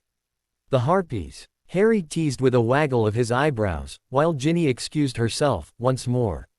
Neville rolled his eyes in response to both statements. "You should know best that you can't see a thing of their bodies in those robes, Harry," he chided. "It's just that they pull off some amazing flying out there," he said, before giving Harry a signal that Ginny was coming back down, also wearing her winter cloak. "Sorry we held you up a bit," Ginny said as she slipped into it, her eyes slightly narrowed as she practically dared the boys to comment on it. "Don't bother, we barely noticed," Harry lied. Through his teeth, with Neville quickly nodding, and taking a mental note of that phrase for future use. Trying to get going before the girls had time to consider going to the loo, Harry picked up his cloak from the couch and made his way to the door, offering Hermione his elbow as he passed her by. Harry and Neville, each accustomed to being outside in bad weather due to Quidditch and herbology, had only taken a light waterproofed cloak, each, and wisely refrained from mentioning the fact that it wasn't that cold to the two girls with the legendary tempers. Finally, they made their way down to the entrance hall to find their last companion, who was looking out into the rain and whistling an odd tune in rhythm with the water dropping down from the entrance porch. The fact that she was wearing a light, and very colorful summer dress, and a not really less psychedelic colored, but old-fashioned parasol, did not go unnoticed. "Oh goody. I was afraid that I took too long to dress for the occasion and you might have gone without me," she said in still the same rhythm she had whistled before. Harry had to keep his own whistle in check as she turned towards them, showing an amount of cleavage that was as mind-melting as the dress pattern. Neville was obviously fighting the same problem, but got distracted as she clung onto his arm and handed him the umbrella to shield her. Pulling her wand from behind her ear, she cast a warming charm on herself and then happily prompted the whole troop to get moving, or else the Warblediggers might bite them. They preferred nesting in drafty entrance halls. "Bah, this rain is evil, I tell you." A thoroughly wet Ginny ranted as she slid around on the muddy path down to the town that the light drizzle had caused to form. It was amazing how fast Scottish ground turned into first-class mud at the slightest contact with water. "Look at all that mud." "I agree," said Hermione, holding tight to Harry's arm as she stumbled along. "This mud is as slippery as Slughorn," she cursed as she nearly slipped for the umpteenth time. "Is he still avoiding you two in your questioning?" Luna said happily from under the umbrella, which meant that she was the only one of the group with a still intact hairdo. Not that the rain changed a lot in respects with Harry and Neville, but Hermione and Ginny certainly didn't look their best right now. Yeah, slippery as a piece of soap, that man. If we just knew a way to get a grip on him, Harry harumphed as they walked. Maybe you could just use a potion on him, with your newfound potion prowess, Neville proposed half-hearted, having overheard that part of their conversation, although most of his attention was riveted on the unusually low-cut dress Luna was wearing. His girl had insisted on dressing right for the occasion and was now relying heavily on warming charms and the umbrella her beau held for her. Harry shook his head. Neville, he's a potions master. There isn't a single potion we could use on him that he hasn't already taken precautions against, I guess. Luna took that chance to turn and look straight at Hermione. You know, that sounds like you could use a bit of luck with Slughorn. Luck? Hermione exclaimed as she stopped abruptly, jerking Harry to a sliding stop. The luck potion. We could use it to get what we need. She hissed at him in a whisper. As Harry's eyebrows shot up in realization, Ginny called them. Coming, you two. Some of us want to get out of the rain. She shouted from 20 paces away, where the group had stopped. Her hair was hanging damp and limp over her shoulders, and her mood was as bad as her hairdo. We have something to do about the mission Dumbledore gave us. We'll be back in an hour, tops. Would you all wait for us at the Three Broomsticks? Hermione called back. Of course, Hermione, Luna said amiably. That gives Ginny time to dry her hair and drink a butterbeer, and I could do a Nargle inspection on Neville. You can never be too sure, she said with a bright smile. The way Neville's eyes lit up at this proposal told everyone that he had no problems with it. I hope you can achieve something memorable, ta-ta. Luna said with a wave, and grabbed the others to drag them off to town. Hermione and Harry stared after her, then at each other. Then, they shrugged their shoulders at each other, all in unison. Sometimes, that girl was scary, and the jury was still out on the verdict whether she said these things on purpose or unintentionally. Turning around, they ran back up into the school, their footsteps squelching in the mud and dirty water soiling their robes. They needed cleaning charms on top of the drying charms once they were inside, under the disapproving glare of Filch, who prodded them extra fiercely with his dark detectors for that, it seemed. Once through his gauntlet, they raced off to the tower, where Harry obediently waited in the common room while Hermione fetched the bottle from her trunk. Deciding to conserve, Hermione decided that only Harry should drink it, since he always was the luckier, and the quicker thinker on his feet, and his being lucky would guarantee that they get the best thing to stop Voldemort. Harry agreed with her logic, if only because he couldn't find a way to argue against it, and would have lost in any discussion against Hermione, anyway. Hermione gave him a good swig of the potion, leaving the bottle half full. Harry immediately smiled brightly as a cheerful feeling of pure bliss ran through his veins. Looking at Hermione, he smiled even broader. You know, having you is the greatest luck in the world. I couldn't do any better, he said as he bent down to key her sweetly. Only her immense willpower kept Hermione from making Harry really lucky at this statement. And the fact that Harry suddenly proclaimed that they should go to Slughorn, right now. He practically pulled Hermione after him through the corridors towards the dungeons and the potions classroom. Before they came into the moving staircase hall, he suddenly stopped and pulled Hermione into an alcove, where he embraced her for a key that left her toes numb and made her secretly vow to make him very lucky later. In fact, she had a sudden urge to do something that normally wasn't her cup of tea, tonight. The key ended as someone stomped down the stairs, spitting mad and cursing under his breath. Stupid thing, all in vain, start anew. Theo not muttered as he brushed by without noticing them, hitting a suit of armor with his fist in frustration. Cringing and hissing in pain, he cradled his hand against his chest and stomped off, cursing loudly. Hermione had no time to wonder as Harry pulled her further along the corridor and down after the departing Slytherin, but then turning right, towards Slughorn's office. Finally, he stopped in front of the door, and knocked in a strange rhythm she would have bet money on having heard somewhere before. Yesh. Slughorn slurred lightly as he drew the door open. Harry, Hermione, he happily shouted as he recognized the faces. Come in, don't be shy, come in, he said and practically pulled them into his lavish office/party room. Slughorn positioned himself between them and put his hands on their shoulders, before he practically frog-marched them over to the sitting area. I had to jeet rrrid of shom of my shd, shom of diesh barelsh. Not a noosh room anymore. Shad thing, be a pity if it spoilsh. Wash nod, wand nod, I shay, he lamented. While Hermione recoiled slightly because of his breath when he spoke in her direction. Slughorn swayed dangerously when he suddenly stopped and stood upright. Why don't show help me wish dat? He slurred, communicating his sudden flash of brilliance to the kids. Professor, I don't think that this is a good. Hermione tried to get a word in, edgewise, but Slughorn waved her off dismissively. Nonshenshi, show take a drink with me, drinking alone ish no fun, he told them as he shoved them towards the couch. If you insist, Professor, Harry relented, winking back at Hermione when she glared at him behind the man's back. Harry was certain his luck potion still worked when she settled with rolling her eyes at him. SHP lended. Mead for all. Slughorn cheered, not noticing the kids exchanging looks. Harry gave Hermione another wink and a smile, letting her know that she should just play along, which she did, not even glaring at him. Sitting down, they only had to wait a moment before 2 mugs were dropped onto the table before them. Slughorn righted Hermione's mug, toppled it over again and managed to get it to stand still at the second try, using both hands. He then poured some mead into their glasses, filling Harry's perfectly, but as he tried Hermione's mug, he practically emptying the small barrel on it, flooding the table and nearly soiling her clothes. Oh pooh, the man slurred, looking at the barrel and his own empty mug in consternation for a bit, before suddenly having an epiphany. Dumbledore's. Yesh, that's right, must be here homewhere, there. He said as he dropped the old barrel and stepped over to a cupboard to rummage in. Tad daa. He giggled as he re-emerged with another barrel. A pity. Shook a good drop, got it for Dumbledore, he told the kids as if it were important. Alwaish have a good prescient for the uppity uppers. He giggled as he broke the seal of the barrel.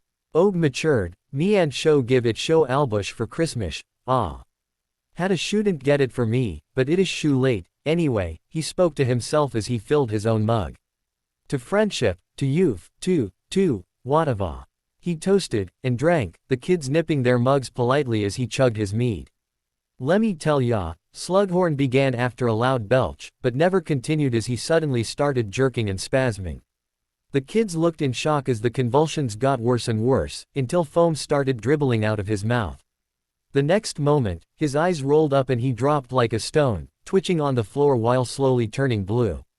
We must do something. He's poisoned. Hermione screamed as she realized what happened. Harry jumped up and ran out of the door, roaming the shelves of the potion ingredients cabinet. Finally he found what his flash of insight had told him to look for.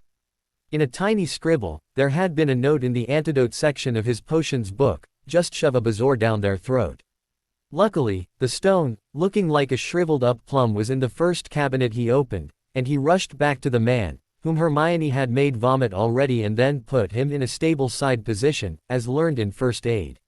He toughly shoved that stone down the man's throat, and suddenly, the man gave a shudder, and then laid still. Is he? Hermione asked fearfully, but Harry shook his head. I don't think so, said Harry without checking. You wait here and watch for him, I'll go and get Pomfrey and McGonagall. Don't touch or change anything, I'll be back shortly, he said, and with a key for extra luck, he left the room. Just to re-enter 2 minutes later, leading Pomfrey, who just happened to pass by the corridor near the dungeon's entrance when Harry left the dungeons, into the room. She had sent a Ravenclaw second year that stood nearby to get McGonagall and the headmaster, and immediately followed Harry to Slughorn's office, while Harry filled her in. Do you know how he got poisoned? Was the first question after Madame Pomfrey had ascertained that Professor Slughorn was in fact alive and not yet actively dying. It probably was the mead, his mug lies over there, but he drank from it before. It might be the mead in this barrel, Hermione said, pointing out the small barrel on the table. Did any of you drink this, too? Pomfrey asked while waving her wand over the barrel. No, answered Harry. Professor Slughorn poured us from the other one over there, he was the only one to get a mug of this. Pomfrey furrowed her brow as she got the results from her spell. And that is good so, Mr. Potter. This meat is so full of poison that you could rightfully say that there is meat in the poison, she stated in a fine display of British humor. So it's not an accident? Professor McGonagall, who had just entered with Dumbledore, asked. Certainly not, there is half a gallon of poison in this barrel. I doubt this could happen accidentally, was the sour answer from Pomfrey. If Potter didn't think of the bazaar that quickly, I would be stamping the papers now, she harrumphed as she started conjuring a stretcher. But why him? McGonagall wondered. It makes no sense. I fear it was targeted at you, Headmaster, Hermione told them. Professor Slughorn told us that he had a student deliver him that barrel as your Christmas present. He seemingly forgot to give it to you. That's the fourth attempt, Albus, McGonagall said in a concerned voice, seemingly forgetting for a moment that students were present. Shouldn't we cancel the Hogsmeade outing? No, Minerva, this attempt has been planned months ago, and has nothing to do with today's events. I don't see how this would mean any danger to the students, Dumbledore replied evenly. Noticing that two of said students were still present, he immediately addressed them. Mr. Potter, Miss Granger, thank you for your time and your actions. I think 20 points, each, are in order. You are free to go and continue your day. He dismissed them, and Harry quickly took Hermione's hand and pulled her after him, out of the door, before their luck ran out. The assassin is a student, you know, Hermione said as they left the dungeons and stepped into the corridors towards the entrance hall. Why? It could as well be a Death Eater, Harry replied evenly as they stepped into the entrance hall. I doubt that, Harry. The poisonous mead was brought by a student, on Slughorn's demand. This means that the student must be involved in it somehow, she rationalized. Maybe Malfoy. He has the mark, after all, Harry thought loudly. Hermione laughed out loud at that. That I strongly doubt. Malfoy was trying to woo Slughorn to be invited in his circles all the time, remember? I doubt Slughorn would talk to him about needing a Christmas present, she set her boyfriend right, proving that his luck had run out for today. Or maybe not, because Hermione still had some plans for him as she laughingly took his arm and dragged him out of the castle and down to town. Look who's coming. Ginny yelled over the din in the Three Broomsticks. Obviously, the news of their saving Slughorn already made it to town. Harry and Hermione have to wade through crowds of well-wishers, as everybody and his dog tried to slap their backs. Harry took this as a sign that his luck had really run out for today. The crowd was nearly too thick to get through, with even some Slytherins approaching them, but George came to their aid and shouldered some people out of their way to clear a path for them. Figures, you two go and do something heroic and send poor little old me to the bar, to chaperone those two, Ginny told them as they finally had reached the table near the flow, thumbing over her shoulder towards the other two members of their group. Not very successfully, it seems, Harry teased with a look at the snogging couple, before he gave Fred a nod in greeting. Sue me, Ginny returned acidly. Are you done saving the world for today? This crowd is getting on my nerves, she grumbled. Harry didn't comment on that and started shouldering his path over to the fireplace, and flowed out immediately. Hermione shrugged at Ginny over her boyfriend's behavior. Give us a minute to open the wards for you, and then follow us, she said, and reached for some flow powder, herself. A short journey spinning through the ethereal space connecting the fireplaces, Hermione stepped out of the grate, smiling as she saw Harry dusting off his knees, frowning something fierce. Are you all right? She asked compassionately, reaching for his hand to squeeze. Harry gave her a one smile as he grabbed it and pulled her near. No, it's just this hero worship I can't stand. This and Malfoy, I saw him heading my way, and I wasn't in the mood for his stupid taunts, he said as he rested his head on her shoulder, inhaling her scent in order to calm himself down again before he would open the flow connection for his friends. About 5 minutes later, his bad mood had evaporated as he watched his friends dart around in the arrival lounge of the villa. Luna was smiling serenely as she looked out of the window, with Neville beside her. The only difference was that Luna was watching the ocean in the distance while Neville's eyes were firmly on the lush vegetation closer at hand. He could get lost for months in that jungle and would probably not even notice. Ginny, on the other hand, was channeling a 4-year-old. Yeah, that description would fit well if you imagine that 4-year-old on Christmas Day, after about a pound of sweets for breakfast. She was running from window to window, squealing and whooping in joy at every new sight. Harry had to smile as he saw his honorary sister in such glee over something she never thought she would ever be able to witness in her life. At first, she had not believed Hermione that the Caribbean had temperatures in the 30 degrees Celsius range all year round, but now she was really glad she did take her swimsuit with her. The twins were standing nearby, watching their sister with the same smiles. "Hello there." Henry's voice boomed as he strode in, Margaret hanging on his arm, while Tonks and Remus were right behind them and added their greetings. "Hey everybody, I'm Margaret, Hermione's mum," Margaret said as she went straight towards the newcomers. "Hermione and Harry still have some stuff to discuss with Mr. Lupin and Miss Tonks, so why don't you just follow me down to the beach for a swim while they do their boring stuff," she offered the eager audience. The others didn't need to be told twice and happily followed Margaret and Henry out of the door, accepting towels from the house elves as they passed them.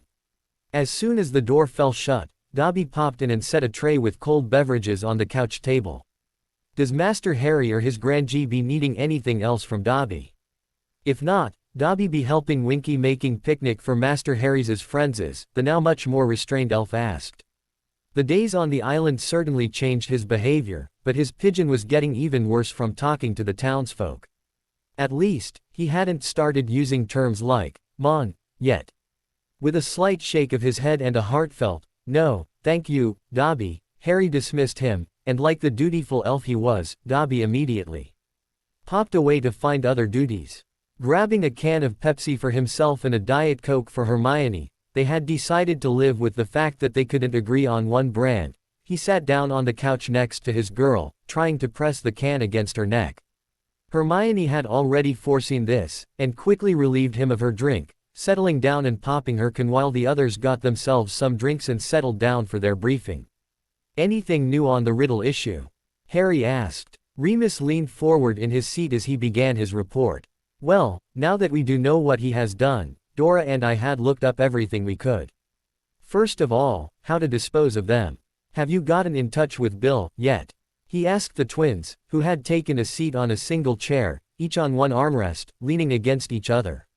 "We have, Moony. I believe he might be willing to support us. And most importantly, he won't tell anyone." Remus nodded slowly. "Good. You might want to ask him whether he knows a good way to destroy a Horcrux safely. We only know about basilisk venom and the Sword of Gryffindor, and both are hard to come by and to close for comfort. A curse breaker might know some tricks of the trade that might be safer than brute force." "Would a killing curse work?" Harry asked. "What?" he asked when everyone else in the room looked at him as if he had farted. "It is a piece of a soul, so it should work on it." "Theoretically, yes," Remus relented. "But that's not really what I'd call a safe way. This curse is not to be used lightly." Harry shrugged it off. "If that's what it takes. We hope to find a pattern to his creations. We know that he hasn't used random junk items, except for what we believe to be his first Horcrux. But even then, he used his personal diary," Tonks continued. "We think he used items that had some personal meaning to him," Remus explained. "So he used Slytherin's locket because he is the heir to Slytherin," Hermione stated. "Probably. And the ring was something that belonged to his family, as well." "What do you know about it? Was it another Slytherin heirloom?" Tonks took over. "According to the memories Dumbledore showed us, it was an heirloom of an old family. Peverell, I think," Harry replied, looking at Hermione for confirmation. She replied with a nod, while Tonks whistled slowly. "Peverell. That's a legendary ancient house. That's quite a trinket on itself. An heirloom of Slytherin and of Peverell. That's quite a collection." "Collection," Hermione shouted suddenly enough to make Fred fall from the armrest. "Could it be that easy?" Hermione queried while her gaze darted around the room. "We can't quite follow you, Hermione," Remus tried to fish for an explanation. Hermione turned to Harry, almost shouting at him. "Harry, don't you remember the memory when Dumbledore fetched Riddle, the secret stash?" "I think you are onto something," Harry replied, with all eyes now resting on him. With his megalomaniac mindset, he might very well have gone for it, Hermione argued, and Tonks had enough of this. "Gone for what?" she interrupted them. "Trophies," Hermione excitedly stated. "He went for big trophies." After this was said, they sat silent for a few moments, each of them trying to come to grips with the new information. "Okay," Remus took up the thread after the pause. "We'll look into this. The next point on the schedule, our problem with access to the island," he started. Hermione perked up at that, while Harry sighed, shrugged and took another swig of his can. "That's our code word," Fred said as he rose from his seat. "Yeah, see you in the sea, Harry," George joined in as both made their way to the door. "Don't let the sharks bite you," Harry shouted. After them. "Sorry. Please carry on," he said as he noticed Remus had stopped and waited for him to finish the banter. "I took my time to ask Matty, and he pointed out that the relative isolation of this island was by choice, and due to the fact that the blacks were a bunch of paranoid bastards," Remus continued as he leaned back into the couch, grinning smugly. "Thus, the portkey entry point is not public, but only for own portkeys, and in this room instead of the market square. But other than that, it's a standard area ward," Tonks happily concluded. "So Harry could make portkeys for others to use?" Hermione asked for confirmation of the obvious. Tonks smiled as smug as a person in complete control of her facial expression could as she replied with a question. "Could you see a governor making portkeys all day, to provide for the people's need to travel?" Harry could only snort as he tried to picture an island's version of Lucius sitting and enchanting various rubbish items, with people standing in line in front of his ornate desk, waiting for their turn. "Not really," Hermione admitted at the same time. "He could, of course, but there is a simpler way. He can appoint a ward keeper," Remus smiled. "So you're applying for that position?" Harry smiled back. Remus let out a howling laugh. "No, cub. My portkeys are crap, and international ones are even worse. If I were to aim for London, you'd wind up in Marseille, if you're lucky. Let Tonks handle this." "Okay, how is it done?" Remus stood and went over to the knot board. "Come here, what you have to do is. And how is the dueling with Flitwick going? I heard he is great, how are you faring?" Tonks asked eagerly after they settled the business part of their meeting. Harry beamed a smile in return. "Brilliant. I have yet to beat him, in fact, I have yet to hit him with something serious."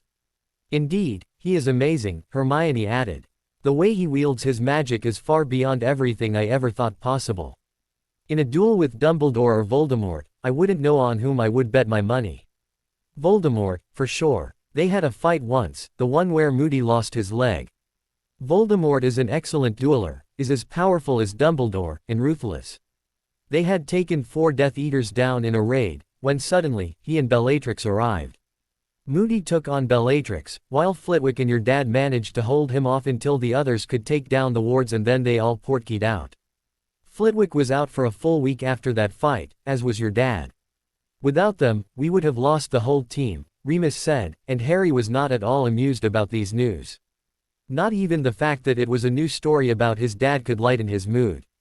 So a 15 years younger Flitwick, with help, couldn't match him. "Great," he huffed. "I can't even hit Flitwick, and he is always 4 steps ahead of me, even while holding back. How on earth do you expect me to fight Voldemort? I believe you don't use your battle wand and full power on Flitwick, do you, Harry?" Remus tried to alleviate the boy's fears. "Your power is a huge bonus, especially if you manage to draw the fight out. Voldemort will tire, you not," he said as he sent Harry a supportive smile. "And remember, you will have more help than Flitwick had," Hermione said, with all the other people present nodding gravely. "Enough of this depressing stuff, I didn't get here just to sulk in the sun instead of the fine Scottish weather," Harry huffed as he slapped his legs, beginning to rise. "Come on, we better get ourselves out on the beach and into the water, really, Hogwarts has a way to make you forget that you ever felt warm." He laughed as he pulled an eager Hermione to her feet, aiming for the door to get changed. Tonks and Remus followed in a more sedate way, Tonks casually shrugging off her kimono-like robes to reveal a bright red one-piece suit, with Remus only opening the 2 buttons that held his flowery shirt closed. They were halfway out of the villa, when they were surpassed by a giggling Hermione in a bikini and cover-up being chased by Harry in shorts. As soon as she had cleared the threshold of the entry hall, Hermione apparated away. With a shout of, "That's cheating," Harry disappeared, as well. Shrugging their shoulders, both followed the teens through the ether, rematerializing down at Skull Beach, to witness an all-out water battle between the kids, with Harry currently propelling a squealing Hermione a few feet high into the air by wandless levitation, from where she elegantly dived back into the sea, head first. Before she had resurfaced, the twins were already bothering Harry to do the same to them. Tonks was shaking her head at them before she had to tackle Remus to stop staring at Luna in her outfit as they sauntered by. Not that she could blame him, but teasing would be well within the line. Neville, for one, and not alone in this, definitely approved of her outfit, and had even commented positively on it, after he had managed to break his petrification at seeing her carelessly drop her dress right in front of him once they had reached the beach. Of course, she had worn a bikini swimsuit underneath, but for a split second, Neville's surprise and imagination got the better of him before he noticed the suit. The fact that it was so small as to be easily overlooked enhanced his problem. Even Hermione was wondering where the strange girl had gotten that suit from, or the concept of a thong, in case she made it herself. Remus chose to spare himself further humiliation by joining Henry at the pit, aiding the man's endeavor of lighting the fire with a few well-placed charms. He could already smell the marinated steaks in their containers, as well as he could imagine the smell of the sausages and burgers soon to be sizzling on the grill. Margaret was helping Winky to spread a few blankets on the beach, which proved tricky in the slight breeze, and due to the fact that sticking charms didn't work too well on sand. But with a few well-placed heaps of sand and driftwood, the setting was soon ready for the meal. Hermione and Ginny were currently cheering for the twins, who were making more and more convoluted spins and turns in the air, trying to make the biggest splashes on impact. The fact that Harry was already launching them as high as about 20 feet high into the air, he had taken hold of his battle wand to improve trajectories, made those splashes exorbitant. Fred was currently going down in the thinker's pose, with Ginny whistling her approval, while Luna was still doing her best to drown Neville with a full splash and dunk attack on the timid boy. Finally, Neville found his courage to splash water back at Luna. Ginny used that excuse to join her forces, splashing water with both hands. After finding his courage to fight back, Neville proved to be rather proficient at it, big hands and strong shoulders from all the weed pulling. Finally, the girls scored a decisive victory when Luna distracted him profoundly, with Ginny using his shocked state to shoot a huge splash of seawater right into his gaping mouth. The water activities were cut short when Luna somehow attracted a pair of dolphins who weren't averse to getting petted by the girl.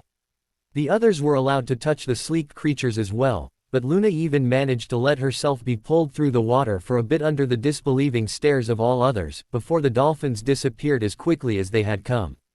Deciding to end the swim on that high note, and sufficiently hungry to devour a herd of hippogriffs, the group joined the adults on the beach. There, the fun continued in a nice meal, with the twins trying to outdo each other as to which one could make the biggest burger they still could bite into.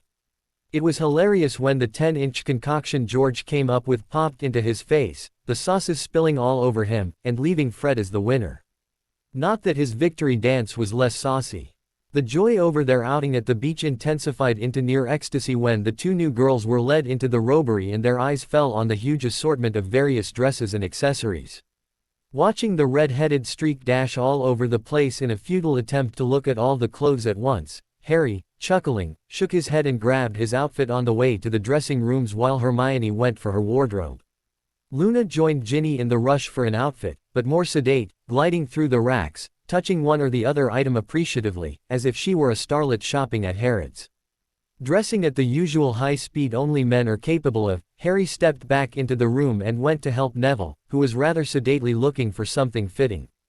As Harry offered his assistance, Neville declined, telling Harry that he had promised Luna that she could decide on his outfit. That talk was cut short as Luna arrived, carrying a huge bundle of various fabrics.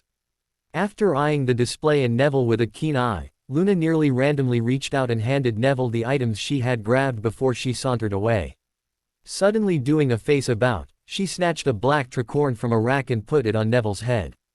Giving him a peck on the cheek, she gave him a bright smile and pronounced him ready to go, especially with the hat, which would help to ward off the spume frogs.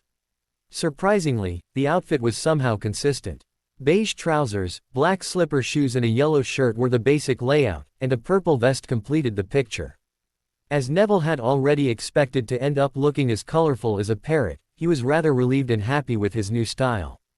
After tearing through various racks under loud squeals that had Margaret shaking with laughter, Ginny had found herself a really nice emerald green and white laced dress that looked spectacular with her pale skin and red hair.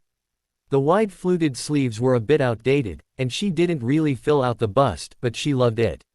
She decided on some low heels and grudgingly accepted a parasol at Hermione's command. After all, she knew how easily she would burn in the sun. When she saw what Hermione used for clothing, she was rather tempted to get a similar outfit as well, but knew she lacked the bravery and, more importantly, and depressingly, the rack to pull that off. As she intended to spend most of the day in her swimsuit on the beach, anyway, she decided to keep her dress. Luna, on the other hand, something they should have expected of her, since they wouldn't have expected it from her, used only a long piece of cloth and a very, very, very short top she came up from somewhere in the exotic corner. She used the cloth as a kind of skirt, folded triangular, slung around her hips somehow and thrown over her shoulder, leaving it knee-length on one side, and about mid-thigh on the other. She then added about every necklace she could find, claiming that this style was very famous in this area on something called the Mad Grass Festival, and even tying some around her waist as belts until she looked very much like a much younger, and definitely much hotter version of Trelawney. Hermione later called that outfit a choli, with a sari, of some kind, only much shorter. With everybody adorned properly, the group headed out to the town. Harry with Hermione hanging on his arm took the lead, Ginny quickly falling in step next to Hermione, chatting excitedly about everything she saw. Luna and Neville followed behind then, along with the Grangers, Neville pointing out exotic plants with magical properties, with Luna telling the Grangers about creatures that fed on these. Tonks and Remus took the rearguard, both biting down hard on their lips at Luna's outrageous creations. Soon, the palisade of the town came into view, and with them the first inhabitants. Shouts of, "Ahoy, Captain!" and "Greetings, Governor!" rang out, announcing their presence to others to take up the calls. Harry had to chuckle, as did the other, salty, members of his crew. That behavior wasn't entirely out of politeness, it was a way of alerting all people inconspicuously of the arrival of visitors. "This is awesome, Harry," Ginny said in hushed tones as they walked along the promenade, taking time to eyeball the goods for sale at the market, of varying quality and not always legally procured. Neville was currently haggling over some dried botany. Well, he was choosing the merchandise and Luna was haggling very effectively, as her state of dress seriously diminished the ability of the vendor to keep track of the current offer. She had drawn more than the odd stare from the people passing by, Harry had noticed, and alerted Hermione and Tonks to that. "We'll watch out, but I doubt there would be problems. She's with Neville and us, so no one will try to hire her, and Esmeralda's girls will notice instantly that Luna's no professional, so they won't try and protect their turf," Tonks calmly stated, watching out for potential misfits. Hermione sighed softly. "She certainly knows how to get attention. Look how Neville isn't leaving her side all the time. I bet that was her plan," she whispered while they were watching Luna looking for some colorful scarfs, with Neville shielding her from passers-by. Some younger ones were trying to accidentally bump into her, while most of them were giving her strange looks and whispered amongst each others. As they were on limited time, they passed the Red A in order to continue the tour, arriving at the harbor. "Wow, is that your ship, Captain Harry?"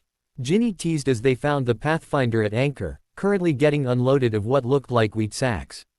The fact that they also had an ornate table and chest sitting among the goods told Harry that they had found an opportunity to make a fire sale bargain along the way back.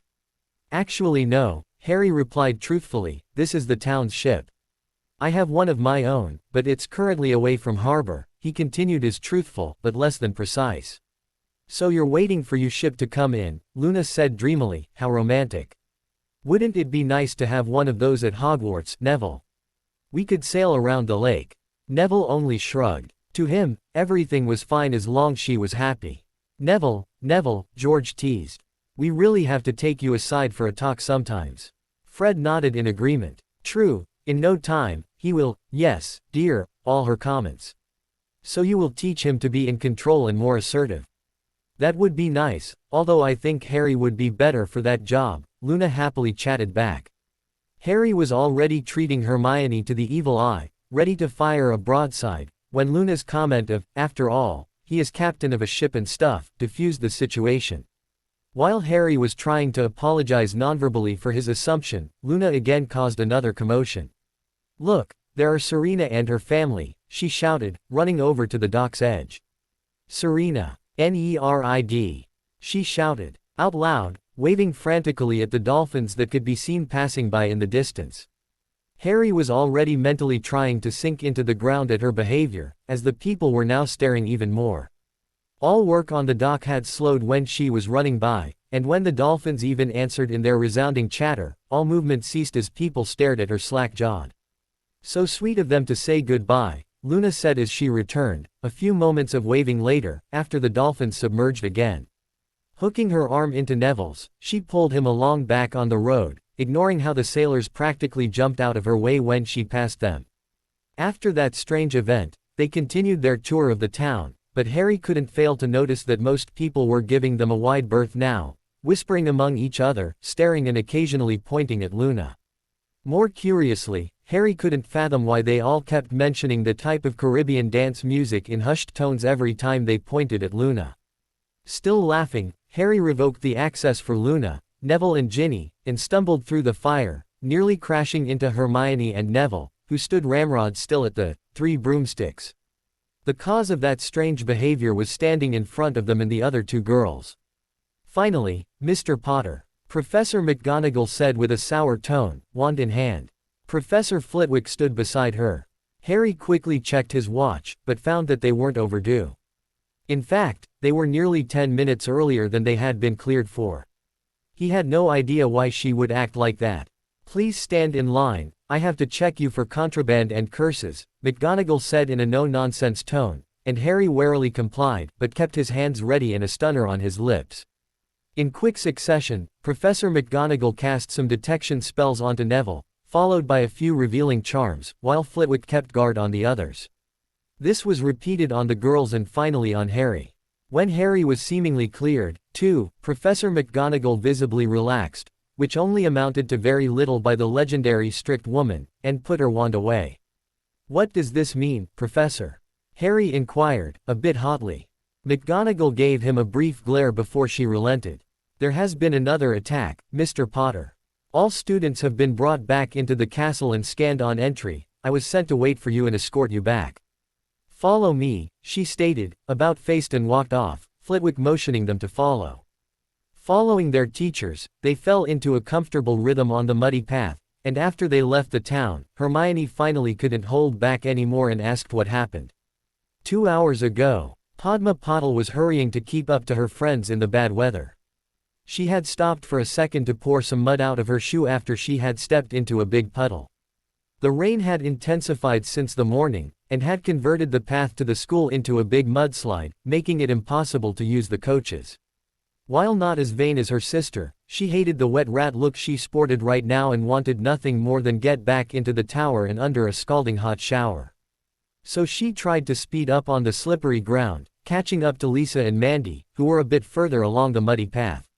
Lisa had actually wanted to wait on her, but Mandy was adamant on keeping up and getting out of the rain. If Padma were in her place, she would probably have done the same. It was the logical choice. Cursing and stumbling, she managed to get within 20 paces of her girls when she finally cried out for them to wait for her. Lisa stopped and tapped Mandy on the shoulder. The girl jumped, and tried to turn as well, but slipped on the bad ground. Padma won't ever forget how surprised the girl looked in the half-second she was airborne before she slammed onto her right side. And exploded in a ball of fire. The force of the explosion was enough to send her flying high into the air, until the upward force conceded to gravity. If anybody were still able to hear the sound of her impact in the stony field next to the path, they would have gotten sick on the spot. Lisa was hit by the fireball and thrown into the air, her hair getting partially burned off by the fire. It proved to be hot enough to even make her drenched robes briefly catch fire. Only the fact that her long hair was thoroughly drenched by the rain and hanging down saved her from permanent disfiguring scars in her face. The force threw her nearly 20 feet far, until a big branch of a fir mostly stopped her, snapping under the impact, as did a couple of Turpin's ribs. With a squishy thump, she landed in a heap, a few feet into the woods next to the path, her robes still smoldering as she moaned in pain. A group of Hufflepuffs, who were walking a bit ahead of the girls, were hit by the blast and thrown to the ground, Ernie Macmillan twisting his ankle badly while most suffered damage to their eardrums. Padma was hit by something in the chest and face, breaking her nose and cheekbone. The force of the impact toppled her backwards, causing her to roll a few times before coming to a stop in the mud, blood running from her broken nose, and too shocked to feel more than a numb pain in her face. Her ears ringing, she managed to turn around to look at the point where her friends had been standing. Where the girls had been, only a slightly smoking depression was visible, which was quickly filling with water. Looking around, she found the object that hit her lying a few feet in front of her. As she recognized Mandy's shoe on the remains of that leg, she started screaming.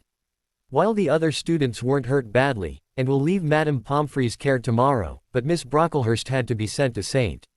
Mungo's after she had been given first aid. Flitwick concluded his tale of the events, while McGonagall looked worried.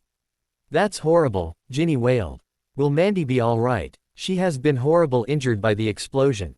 According to the doctors, she suffered broken bones, ruptures to most of her organs and serious burns to most of her body.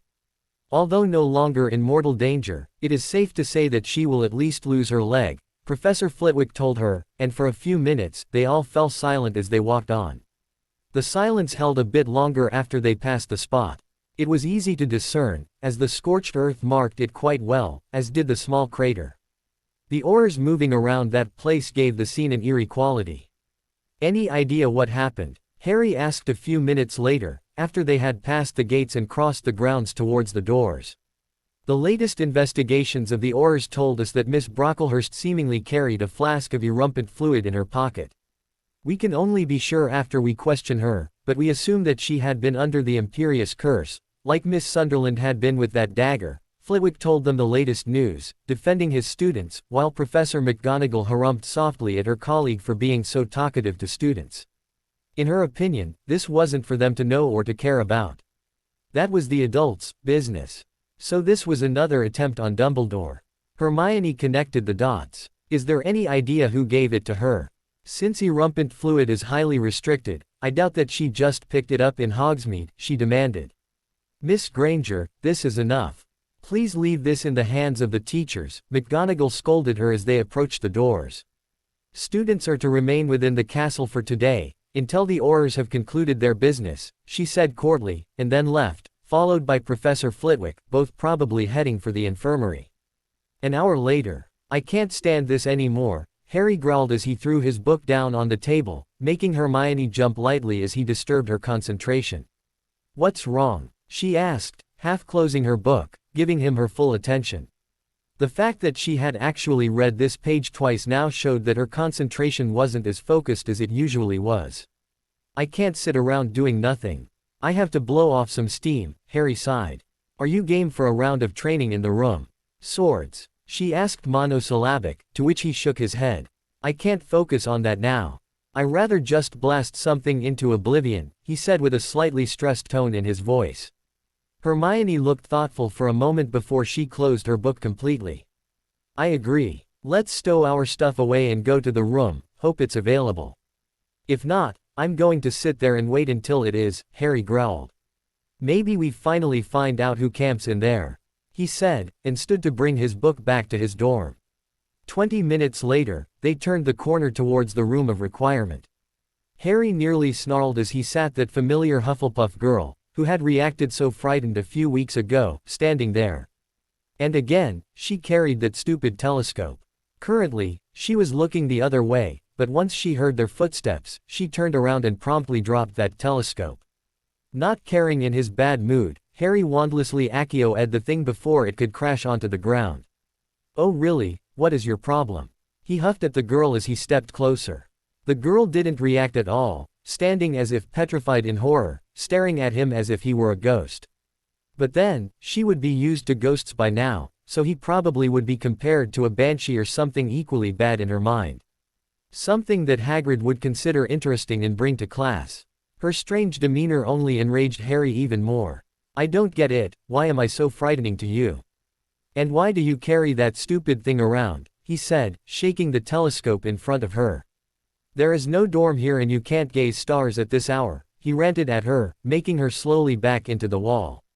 Just as Hermione wanted to stop Harry from venting his anger even more on the poor girl, the door to the room of requirement opened. Theodore Nott was in a really bad mood. For weeks and weeks, he had been working on the tasks the Dark Lord had bestowed upon him. He had planned multiple attempts at Dumbledore's life, but each failed, badly. And he was not an iota closer to completing the second task. He had managed to undo the most of the fire damage that stupid vanishing cabinet had received earlier that year, but he was no further in actually repairing the thing. Just yesterday, it seemed as if he was close to completion, only for the enchantments of the floor anchoring to fail. That meant he had to undo all work and completely take apart that stupid thing to anchor that part again. He had to take a few hours' time to calm himself again before continuing his work. He had to pick up his supply of polyjuice potion ingredients for his lookout from Hogsmeade, anyway, although he only needed the lookout at fixed times, for when he was to leave the room so nobody could see what he used it for, this still ate into his supply, and the next batch had to be brewed shortly. Getting his stuff from Hogsmeade would also be a perfect opportunity to execute another of his plans, the tool to them also being in the package waiting for him at the Three Broomsticks. Having Rosmerta, the barmaid, under his imperious curse for months already, he only had to give her the bottle of erumpent fluid with orders to put some girl under the same curse, and make her throw it at Dumbledore at the first possibility. Back in the castle, he soon noticed that his plan had been blown out of the water already. The fireball was clearly visible and audible to everybody outside the castle, that much he heard from the classmates that reported the occurrence to the Slytherin common room. That was bad. Students had been hurt, which meant that this time, there would be a full investigation. Knowing that this meant that the quick repair of the cabinet had just grown even more important, he had arranged the lookout duty and went off to get some more work done. The progress was good, he had that cabinet disassembled and the base newly anchored. If that was an indication, he would be back to yesterday's state by tomorrow, and might be finished by the end of the week. Checking the time, he knew his lookout would be here already, and went through the piles of scorched rubbish still left after that earlier fire, heading for the door. Waiting a few minutes, but hearing nothing, he opened the door and left. Just to see that Potter had cornered his lookout. Quickly, he tried to assess the situation, drawing the only conclusion possible from his point of view. They had found him out. With rage building up quickly, he drew his wand. Hermione had just enough time to turn her head to look towards the door before she heard the voice. "You'll never get me alive," the person coming out of the room yelled, immediately followed by, "Reducto." In shock, Hermione saw the red light cross the not even 30 feet distance in just enough time for Harry to turn. The spell hit him squarely, sending shrapnel pieces of the telescope flying all over the place as Harry went down with a meaty thud. "Okay kids, enough of this for now.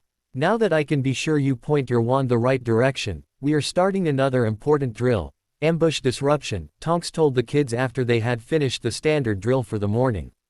As soon as she was sure that she had their complete attention, she continued her lecture.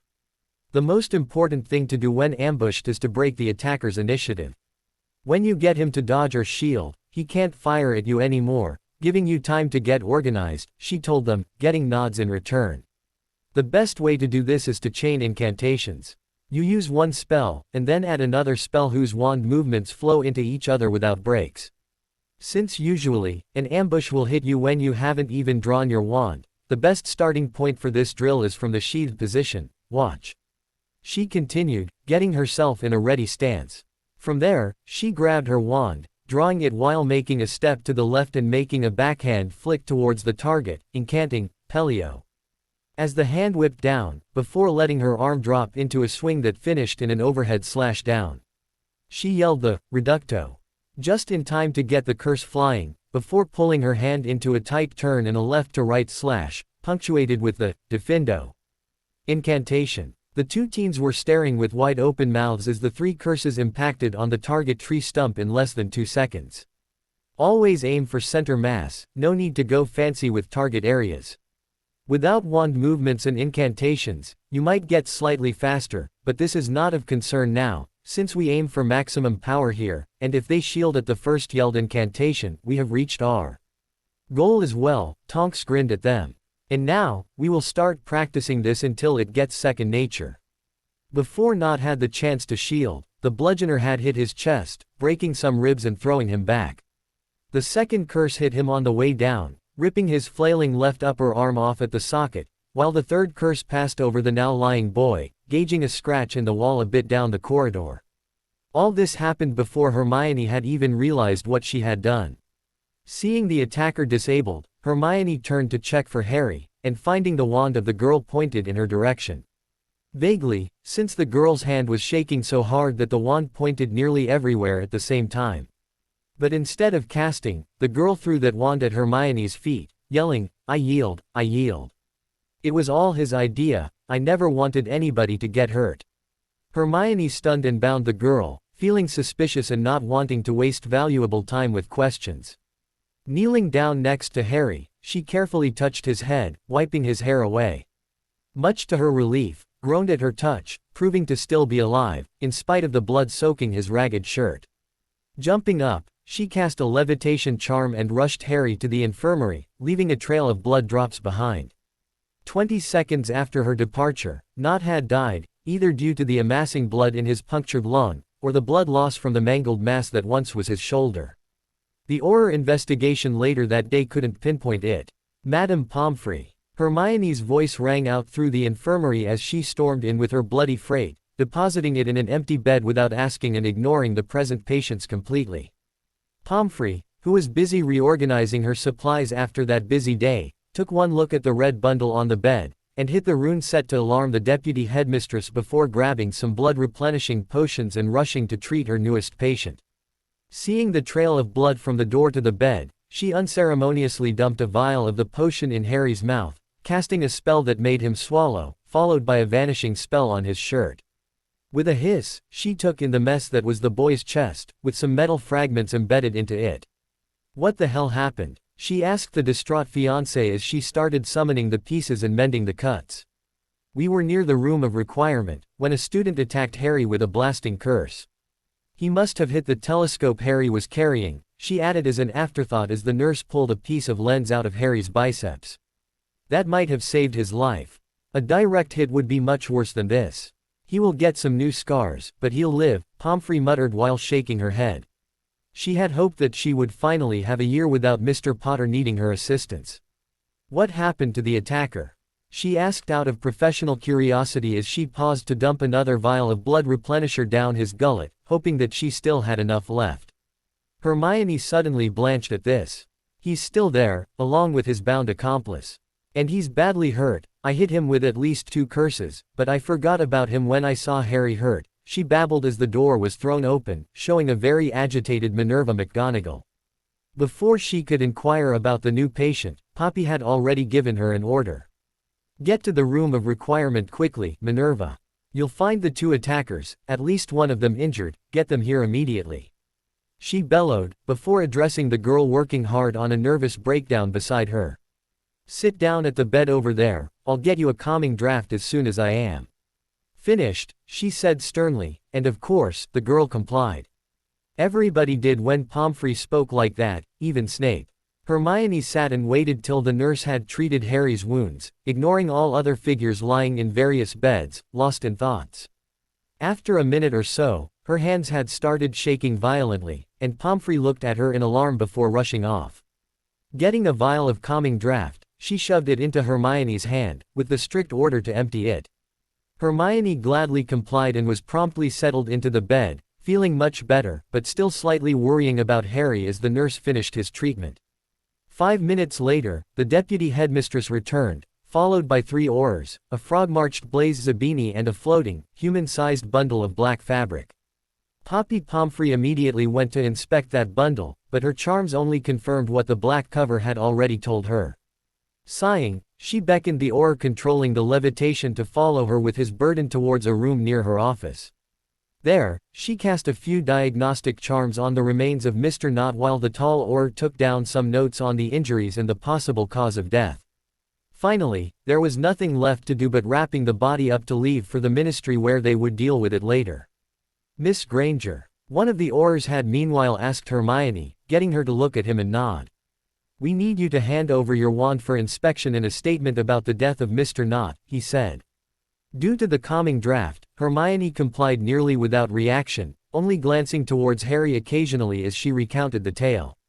"Then I bound the girl and brought Harry to the infirmary," she finished her tale after 2 minutes of talking. "Where is she?" she asked after noticing that the girl was missing. The girl, Miss Granger, had been this boy, who Madame McGonagall identified as one Blaise Zabini, under Polyjuice Potion. He reverted right under our noses, and was lucky that we found him back then already.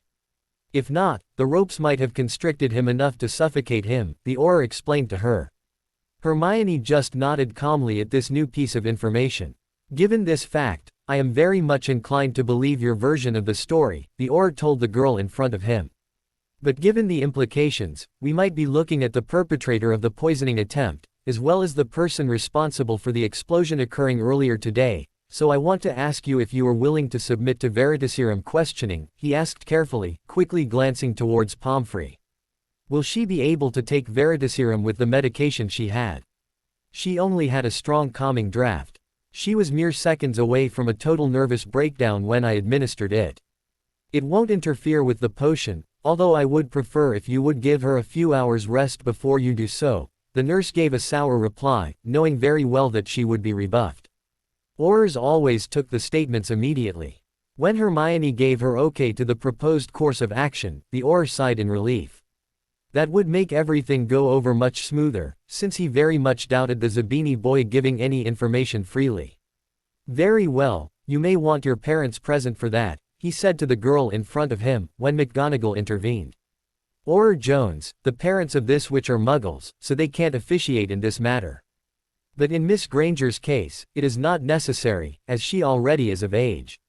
Of course only if you don't want your parents to be here as well, Miss Granger, she hastily added. Hermione, still being under calming draft influence, only shook her head tiredly. Might as well get this over with, she sighed. She sat still and waited patiently for the Auror preparing. After a quick discussion, they unceremoniously stunned and bound Zabini in order to not having to care about the boy anymore. Within a few minutes, Pomfrey, who wouldn't let anybody else dose anyone with anything in her infirmary, had the Veritaserum administered under the watch of the two Aurors. After Hermione had answered a few questions for the Aurors, under the watchful eyes of her Hogwarts head of house and the nurse, the antidote was administered and the Aurors took Zabini with them for questioning, as Pomfrey had enough and ordered them out of her infirmary. Less than a minute later, Hermione had a sleeping draught in hand. Mr. Potter is all right, and won't wake before the next morning at the earliest, anyway. You need rest, Pomfrey told her, still sporting her, dare to defy me, look. Hermione took a long look at Harry, but then downed the vial in one gulp. She had barely the chance to set it down before she already was fast asleep. I didn't say she wasn't supposed to get changed, Pomfrey sighed as she flicked her wand, removing the girl's shoes and then tucking her in with another twirl and flick. Was that really necessary, Poppy? McGonagall asked softly. She seemed all right. Minerva, I'm neither in the mood, nor do I have the energy left to deal with a distraught witch for the rest of the day and night. She was all right now, but when the calming draft would wear off in an hour or so, she'd probably take up from where she was, and it had all the signs of a complete nervous breakdown. I'll deal with that in the morning. An hour later, an Auror detail returned to the school to retrieve a half-assembled vanishing cabinet from the room of requirements, taking it away to the ministry as a piece of evidence to another plot the Zabini boy could hint at. How's Harry? Neville awkwardly asked Hermione, who was currently in a group hug with Ginny and Luna. The three had rushed to the infirmary as soon as they heard the news, but were rebuffed, and told to return next morning. 6 o'clock was morning. He'll be fine, Hermione sobbed in her bed, flanked by the girls. Pomfrey was low on potions, so she only could stabilize him for now, and has to brew some more before she can continue treatment. But you're all right. No, I'm not all right. Harry almost died in my arms. Hermione screamed, her sobs intensifying. Neville cringed as a wave of guilt hit him, as well as the disapproving glances of the girls consoling Hermione. Sorry, I meant if you were hurt, he meekly replied. No, it all hit Harry, it all happened so quickly. Before I knew, I had downed the attacker, bound a suspect and was on my way, levitating Harry to the infirmary, she told him, her speech interrupted by sobs and sniffles. So you got not? Ginny asked. The rumors had it that he was the one, she added as explanation when Hermione suddenly looked at her wide-eyed. Oh my God, she stammered. Oh my God, she repeated, her breath speeding up as she started winding herself up. Oh my God, she suddenly screamed. Everyone around her was more than scared by the sudden reaction. Hermione's face was white as a bedsheet as she stared into nothing, breathing heavily and shaking slightly. Hermione, what's wrong? Ginny begged as she slightly shook Hermione, trying to pull her friend out of whatever episode she was in. Hermione slowly turned her head to face her, but then averted her face in shame. I killed him. I killed not. I'm a murderer. A monster. I should have. Her rambling was interrupted by the slap of Luna's hand on her face. Everybody looked shocked at the slender girl, even Hermione. Luna simply smiled at them, cocking her head as she inspected Hermione's head. Well, this seems to have helped. Sorry, Hermione, but this is the best way to get the one-legged whopper out of someone's head. When they start nesting, they cause their host to stupidly second-guess and guilt-trip themselves over things they did right, she tweeted happily. I should watch over you for some time. Sometimes, they refuse to leave their nest and return. If that happens, I'll gladly remove them again, Luna said as she smiled at her friend. Thank you, I guess, Hermione replied warily, beginning to realize once more that there was more to Luna than most people would think. Luna waved her off, airily. Don't mention it. Now, do you need anything? I guess you'll be allowed to leave soon, but can we get you any books to tide you over? She said as she stood to leave. I'll get you a change of robes, Ginny pitched in, rising as well. I doubt you want to use the ones you came in, even if they are clean. She herself certainly wouldn't want to wear anything that had been soaked in the blood of a friend or loved one. Hermione's gaze followed them to the door, while her mind was still spinning. Luna's right, you know. Harry's voice rasped from the adjacent bed. She barely remembered his state before she could fling herself onto him. Instead, she fell onto his bed right next to him, hugging only his arm as she started to cry. Shish, honey, shish, Harry cooed, weakly reaching over to pet her hair softly. But I killed not, Harry, I killed him. She sobbed. On purpose. Harry croaked, before a cough shook him, and his arm fell weakly back to his side. Harry, are you all right? Hermione asked hectically, her tears forgotten for now. I guess I won't be singing for a while, Harry wheezed. And I asked you a question, did you kill him on purpose? Hermione's eyes shot wide open. No, of course not, she protested. He attacked you and I reacted, I hit him, he went down, and then brought you here, she whined. I thought so, Harry replied with a small smile. And what would he have done if you hadn't taken him down? Hermione lowered her head for a moment. He would have killed me, she stated the obvious. It was self-defense. She summed it up. You see, you had no choice, Harry cooed, and tried to pet her hair, again. But, Hermione tried to answer, but Harry silenced her with his finger on her lips. Shall I call Luna back? You seem to be relapsing, he rasped. I'm sorry, I know that sometime soon, we'll be in a fight for our lives against the worst maniacs wizarding Britain ever bred, and I have to pull myself together. I have to get used to this, she whispered. I hope you never will, Harry whispered in reply. What? I sincerely hope that you will never get used to killing people. That is a path no one should go down, Harry whispered. But you can do it, I'm useless to your quest if I can't keep going on like you. Hermione protested. Hermione, I'm the exception, not the norm.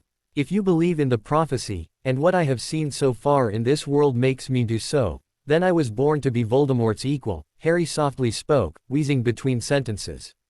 Just think about it, I was born to be the equal of someone with decades of knowledge in magical combat, someone that can duel Dumbledore to a standstill. Fate gave me this magical gift and granted me with the reflexes of a fighter, but that's not all of it.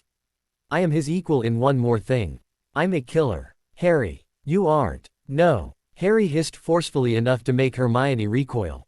Stop denying it. You know as well as I that it is true. I realized it after I dealt with Wormtail, I did not feel anything. For some reason, killing people doesn't really affect me. I could be as much of a monster as he is, he whispered sadly. But you aren't. Harry James Potter. You aren't. You are different than him, Hermione berated him, her eyes flashing angrily. Yes, my dear, there is one significant difference, I know love, he said, softly caressing her cheek. But that is as much of a weakness as a boon. If something happened to you, he whispered, not able to finish the sentence. Hermione replied his caress by gently stroking his face. It won't. You can't promise that, Harry spoke. No one is safe. Not as long as this maniac is around. That's why we are doing all this, Hermione cooed. You and me, we will get through all of this. We will find and destroy all of his Horcruxes, and we will defeat Riddle. And then we will leave all this behind and live a long, happy life, do you hear me? When Harry nodded weakly, she carefully settled down next to him. And now rest, Harry, we'll have you back on your feet, soon. 2 beds over, behind a privacy curtain, an old man began to weep silently. Hermione was woken by somebody clearing his throat. While I can understand that you fell asleep, and understand that you are engaged, I do not approve of your hand's whereabouts, Miss Granger, Madame Pomfrey harshly chided. It took Hermione a moment to realize that her hand had crept under Harry's covers and was reinforcing the tent he had erected. While she quickly pulled her hand out, Pomfrey set a tray with flasks onto the bedside table. You can freshen up in the washroom, I guess you still know the way, Pomfrey continued sternly. After Hermione had acknowledged that with a nod, Madame Pomfrey pulled her wand and took a reading of Harry. Please give me notice once Mr. Potter wakes, so I can change the dressings, she spoke coldly, and walked back into her office. Grumbling, Hermione dragged herself out of bed and straightened her ruffled clothes. Only after she had padded into the infirmary's bathroom and washed her face, and she heard some birds singing outside of the window, welcoming the rising sun, it occurred to her that despite her stern demeanor, Pomfrey had actually allowed her to spend the night in Harry's bed. Hey, Harry croaked in greeting when she made her way back. Hey, back, she cooed as she reached out to push some locks out of his face. Glasses, he croaked, freeing one hand to grope around the table. Here, she said, quickly handing them to him before he'd set up the tray. Feeling better? She asked as she gave Pomfrey, who could be seen through the monitor window, a wave. Not really. Feels like I'm breathing shards, he rasped. That was to be expected, Mr. Potter. You were lucky that the fragments didn't pierce too much of your chest. You resembled a pincushion, but only one piece actually punctured the lung. If he hadn't hit your left chest, but center, it would have pierced your heart and we wouldn't be talking, Pomfrey spoke as she approached, going for the vials. One after the other, she drained 5 of them into Harry's gullet. I'm afraid that you will have to stay here for a couple of days, until I can be sure your diaphragm and lung work properly. I don't want to risk an infection, and since I know you, and know that you will overexert yourself, I'll not let you leave until you are good. No negotiation, Mr. Potter, Pomfrey spoke, glaring down any form of protest that Harry might be able to muster, down. Having established her dominance, she addressed Hermione. You are free to leave, Miss Granger. I doubt I need to ask you to keep Mr. Potter updated on his assignments, she finished, picked up her tray and left.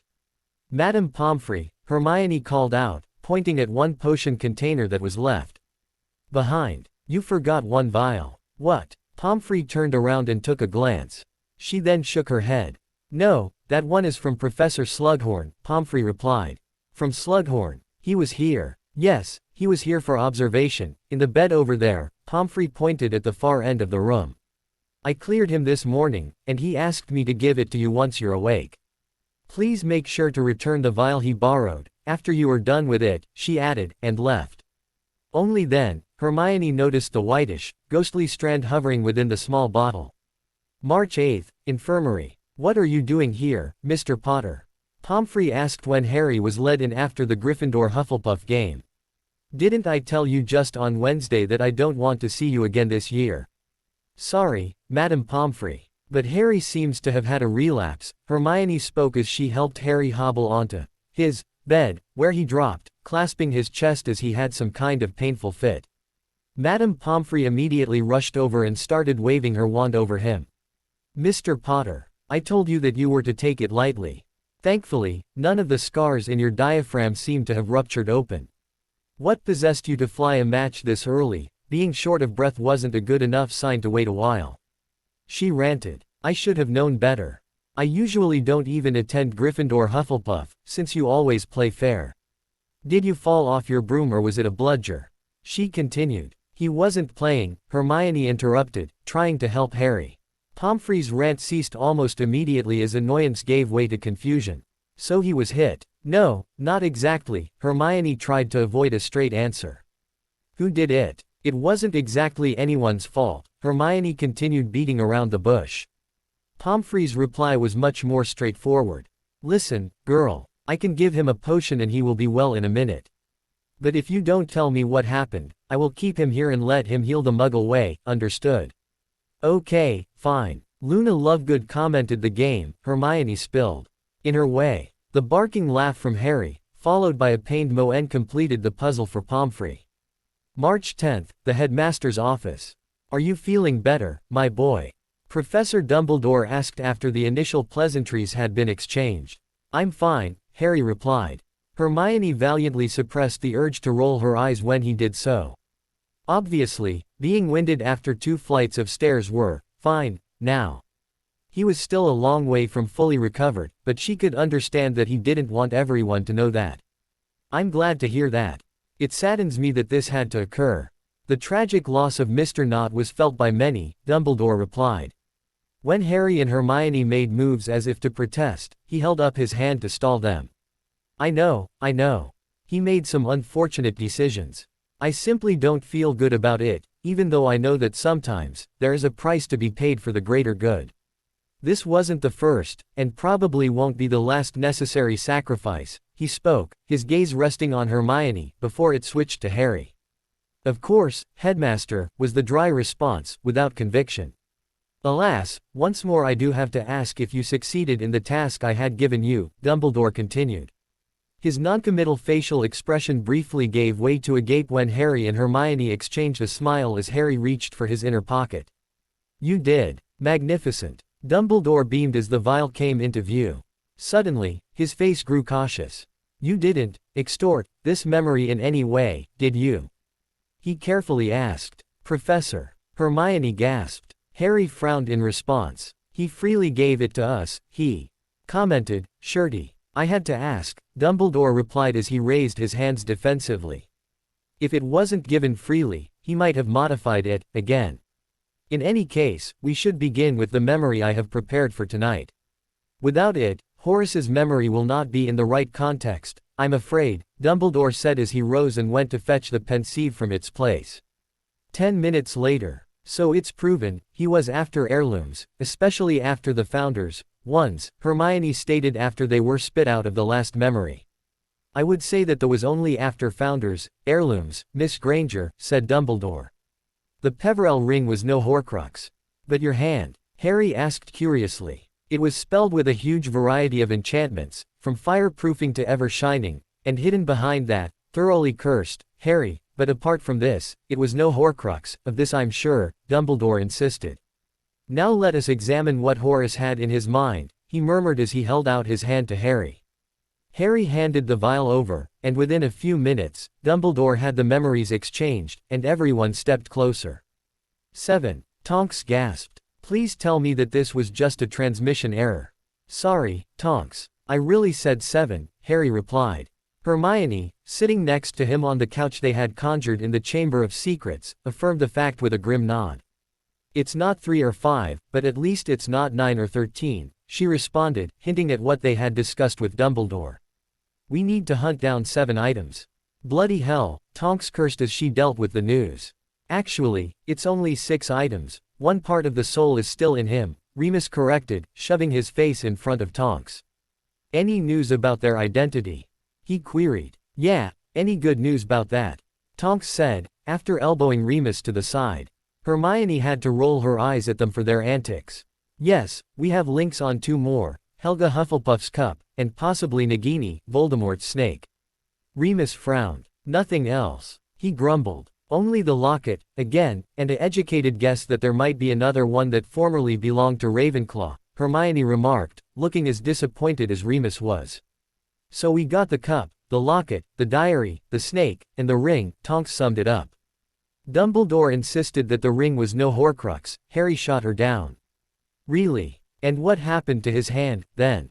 Tonks snarked back. He claims that it was cursed to next year and back, but no Horcrux, Hermione interjected, coming to Harry's aid. Tonks started to huff in response. You guys are such babies, really. If it wasn't a Horcrux, why would Riddle have hidden it well, and put such powerful enchantments on it? Dumbledore insisted that it was none, Harry repeated adamantly. Remus chose that moment to avert the looming quarrel. Maybe it wasn't, anymore. Someone else might have found it, destroyed the Horcrux and then used it as a trap for him. Tonks frowned for a moment, thinking it over. Implausible, but not entirely impossible. He would certainly notice that his Horcrux was enchanted if he checked it. I think it is more likely that the enchantments were made by him, and someone destroyed it without setting them off. That's also a possible explanation, Remus agreed. Still, we need to find out how many there are. And more importantly, where to look for the other items. They could be anywhere. I think one of them might be hidden in Hogwarts itself, Harry speculated. Riddle tried to get a job there, and he was roaming the school quite undisturbed on that day. Dumbledore also thinks so, he said.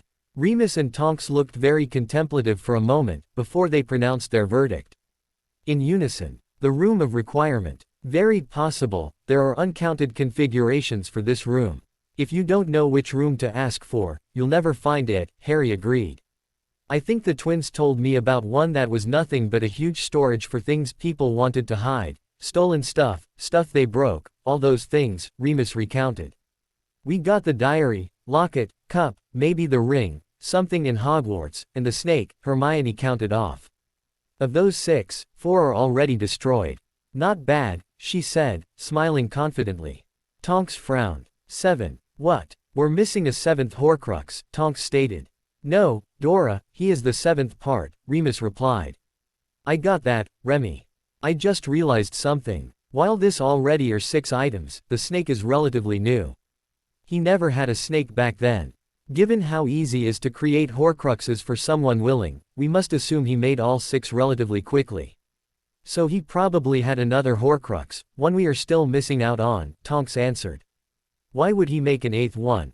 I'd say he knew he still was one short, Hermione voiced her opinion. There was a long pause before Hermione turned to look at Harry. Can you still read Riddle's mind? Do you still pick up his emotions? No, nothing. The connection was severed. Do you really think it was only the blood? Didn't you also feel him before his resurrection? When all eyes on the other side of the mirror slowly creeped over to stare at Harry, the boy in question couldn't take the suspense anymore. No way, he gasped as he came to the same conclusion as the others. That was only because of the scar, Harry protested. Another point, Tonks, how many times has a killing curse resulted in a scar on the victim? Hermione soldiered on. Harry knew the answer before Tonks uttered it. Never, she replied after a short contemplative pause. We know Riddle could take control of his snake, and you both could also get into each other's head, Harry, Hermione insisted. Okay, to be precise, Remus tried to sum things up. You proposed that Harry's scar was actually a Horcrux, and when you broke the blood binding, you not only managed to torture him, but somehow also destroyed the Horcrux. Hermione nodded. Remus wasn't entirely satisfied. And how? The release caused a magical feedback. It was enough to. Hermione spoke, but got too distraught to carry on. Harry put his arm around her to console her as he answered in her stead.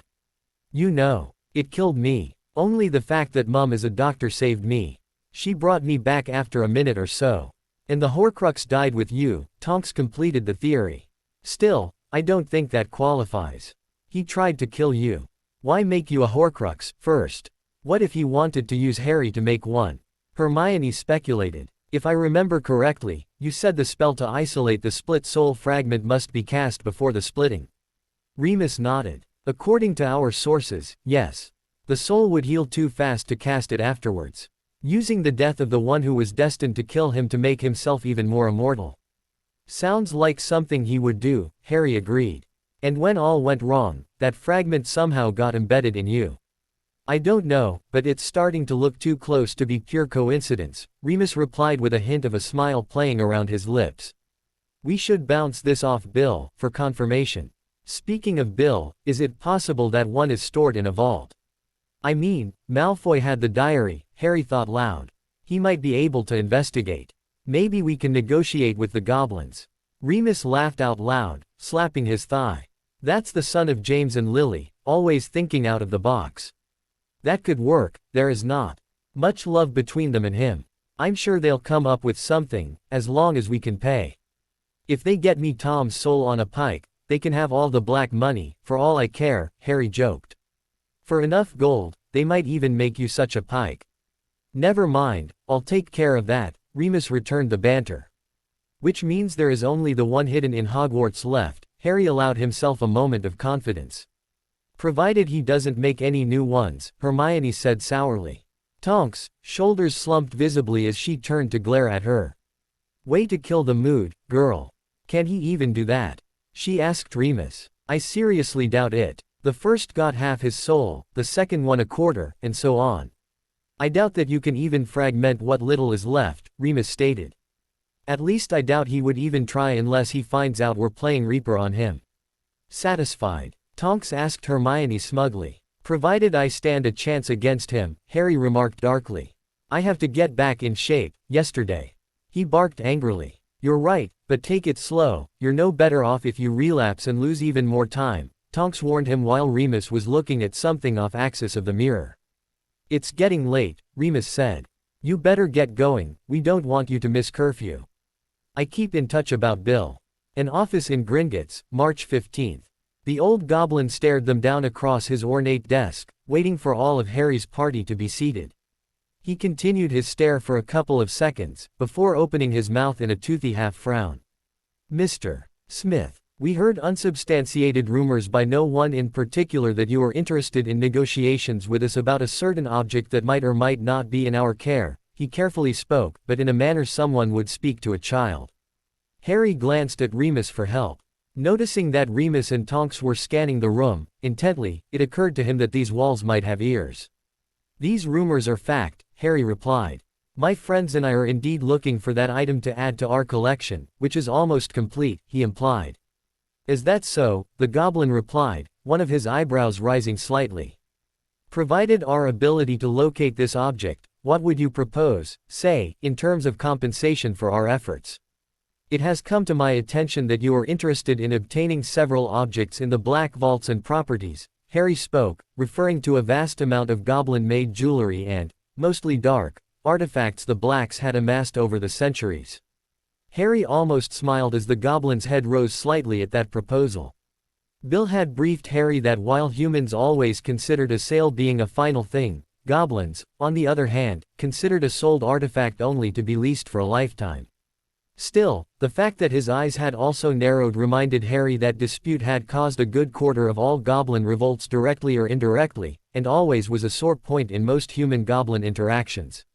We would consider ceding them to Gringotts in exchange, Harry vaguely proposed. Going by the extremely bored facial expression of his counterpart, getting briefed by Bill really helped on this. His offer seemed to be extremely interesting. I do not think the mere restitution of these disputed goods would suffice in order to convince the board, the nameless goblin replied, opening the political part of the negotiations but tried to keep things polite. As you said, yourself, there is a dispute between parties about the ownership, Harry stated, playing it by the book, and continuing to barter from the stronger position. I understand your position, though, and for the sake of politics, he said almost bored, I'd consider paying a symbolic rental fee of 1 galleon per year per item. The fact that this sum would be anything but merely symbolic did not fail to register with most of the present. I can't promise anything, Mr. Smith. I will, though, submit your offer as given, the goblin replied without emotion, rising from his seat. Harry stood as well, followed by Remus and Tonks. Right, let's not waste any more of our precious time. We both have things to attend to, he stated, turned, and left. They barely made it out of the bank before Remus hit Harry squarely on the back. Well done, pup. This went far better than we expected. You made yourself a big ally in there. I never saw a goblin that happy with a deal. True, he didn't even sneer at us when we left. For all I know, he might offer you his dogger's claw, Tonks couldn't help but tease. Over the next couple of weeks, Harry slowly increased his stamina by making laps in the Chamber of Secrets whenever his time allowed it. Also, the combat portion of their daily workout with Neville, Ginny and Luna was accordingly increased. The fact that everything was quiet in Britain spurred Harry on like nothing else could. In a way, he sometimes wished he still had the connection to Voldemort. Back then, he usually had an inkling if something was up. Right now, he had nothing but his bad feeling, and no itching scar to confirm it. Harry knew that they had disrupted a major plot with Nott, but it was too silent for Harry's taste. No sightings, no terror missions, not even muggle huntings. The whole school was doing their best to act as if everything was all right. Deep inside, they must know that this was just a short break to reassemble his pawns and make new plans, but they grasped at straws. The goblins did reply, eventually.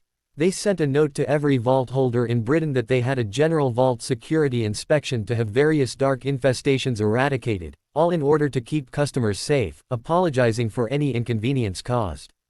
Harry forwarded the letter to Remus, charging him to contact Gringotts about some lease contracts he wanted to cancel.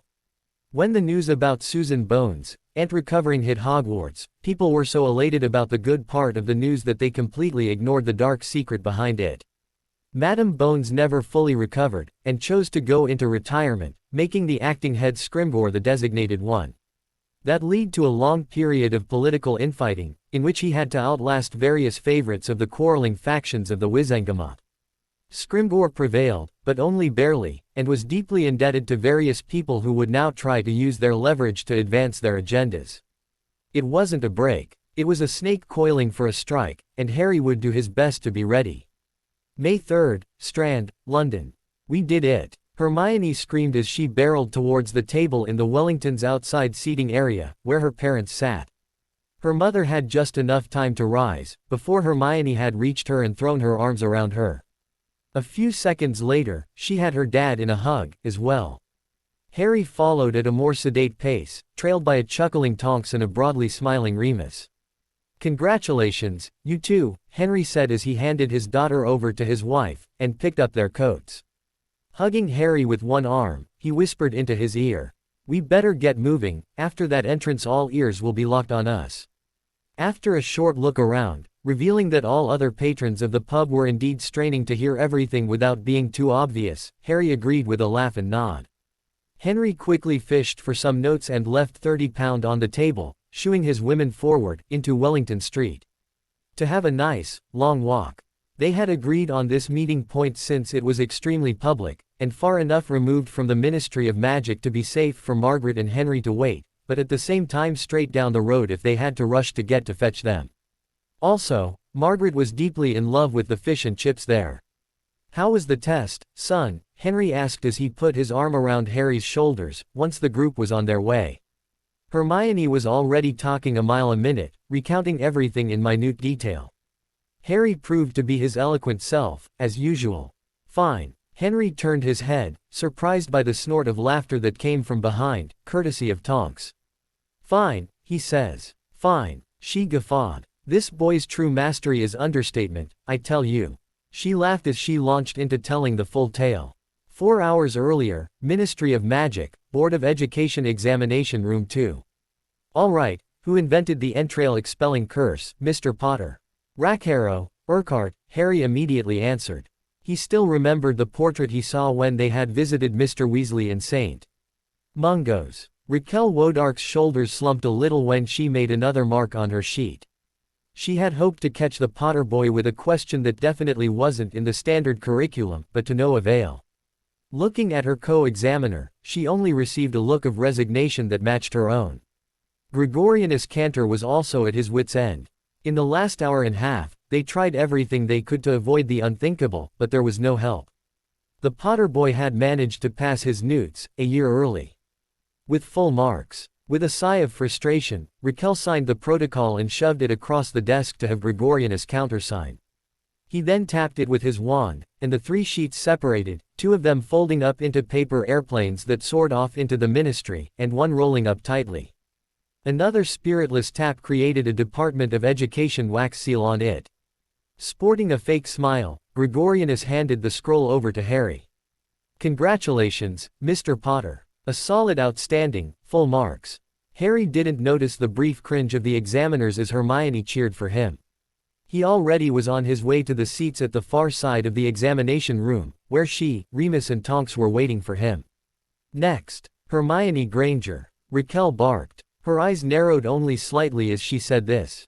The girl had managed a good catch by whatever technique she had used to land Potter, but Raquel knew the truth. Rita Skeeter had a couple of articles about that girl over the years, first Potter, then Crumb, then Potter again. She was a gold digger, and probably relied on her loose muggle morals to get ahead of the proper witches. The sheer nerve that girl had to waltz into this examination with Potter. That he would be able to take the test a year early was almost expected. He was Harry Potter, after all. She met Hermione's nervous look with cold eyes and a slight nod when the girl sat down, meekly. At least that girl seemed to have come to the belated realization that she was in over her head.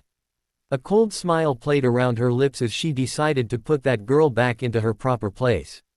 "Miss Granger, your examination starts now. Please proceed to demonstrate the Patronus charm," she spoke. Out of the corner of her eye, she could see Gregorianus nod grimly. He had no love for uppity muggleborns, either. Asking to perform Auror-level spells wasn't exactly fair, but since the spell was at least mentioned in the curriculum, it was technically valid to do so. Strand, London, current time.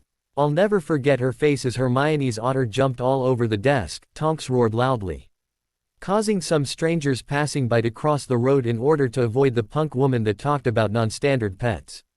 "That bad?" Margaret inquired. Imagine John Cleese, with his most shocked expression, and then at a spasmodic twitch on her left eye, Remus tried to paint a picture. "Yeah, I swear, I was expecting her to stand up and silly walk out of the room," Hermione added her 2 nuts worth.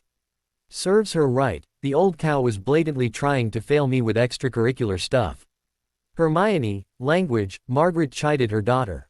Even if it is factually correct, she allowed with a wink.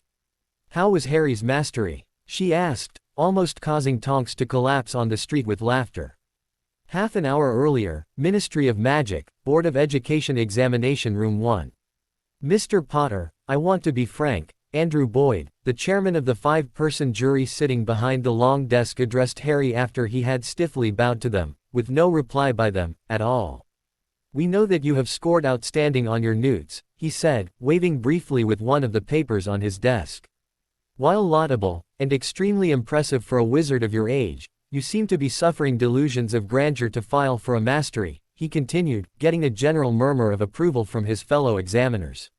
"We have received a couple of memories that would indicate that you might eligible for a mastery, and therefore have the right to appear in front of this body, albeit neither I, nor my esteemed colleagues can say that we are of the opinion that you are." The man spoke, his disapproval open to the world.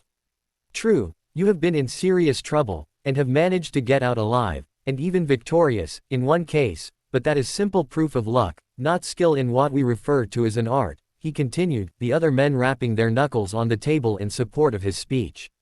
"Would you come in front of our assembly as a grown man, ripe in experience and skilled, we would seriously consider your petition, but a not even mature boy claiming that honorific due to fame and luck is an insult to all that we stand for. Did you think you could just walk in here, wave your name in front of us and have us sign you over a honorary title you can't even fathom the significance of?" he ranted, almost roaring the end of his statement. Harry stood stoically throughout this.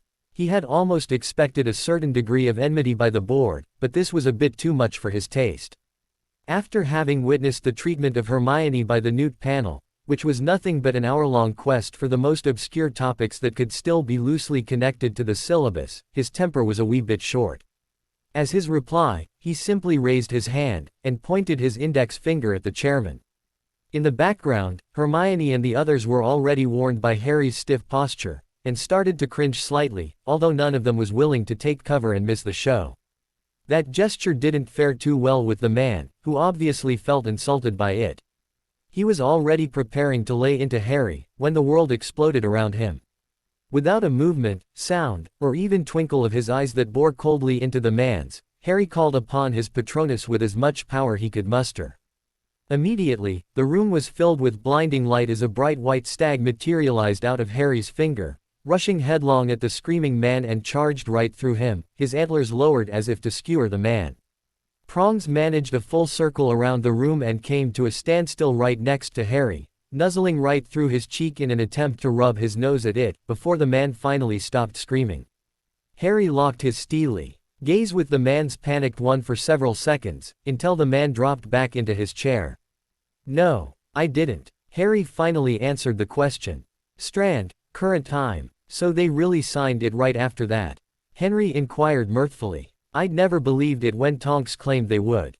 After that performance." Hermione huffed. Of course they did. Half of them couldn't do any wandless magic, at all, I presume, she continued with a frown, looking rather cross. Okay, that's it, I've had enough of that, Harry ranted. I'm sick and tired of your constant whining every time the subject comes up, he rounded on Hermione, who was looking quite as shocked as all others in the group. I am not responsible for you failing at doing it. Really, I did all I could to help you getting it right, it's your fault, and I can't help you if you won't let me, he tore into her. My fault. My. Hermione shouted back. So I'm at fault that I can't do the impossible. She growled. And this is why you fail, Harry sadly replied, again rendering all others too confused to reply immediately. What? Hermione finally asked. You think it's impossible. You are absolutely certain that it can't be done. It's always the same when I work with you, concentration, determination, and a second later, you give up. I do not. Hermione protested, with everyone else listening in attentively. Yeah, right. Keep telling yourself. I can see it, the way you frown when you prepare, the sad huff, it's right there. You never do that when you work on a wanded spell, but as soon as you try it wandlessly, you fall apart. I hoped you would get over it as soon as you realized that you were using wandless magic to incinerate the feathers. You were just not focused enough, he spoke. You were really burning feathers. Tonks asked. Hermione glared back. Yes I did. No need to rub it in. She cried. Ah, Hermione, she's probably as amazed as I am.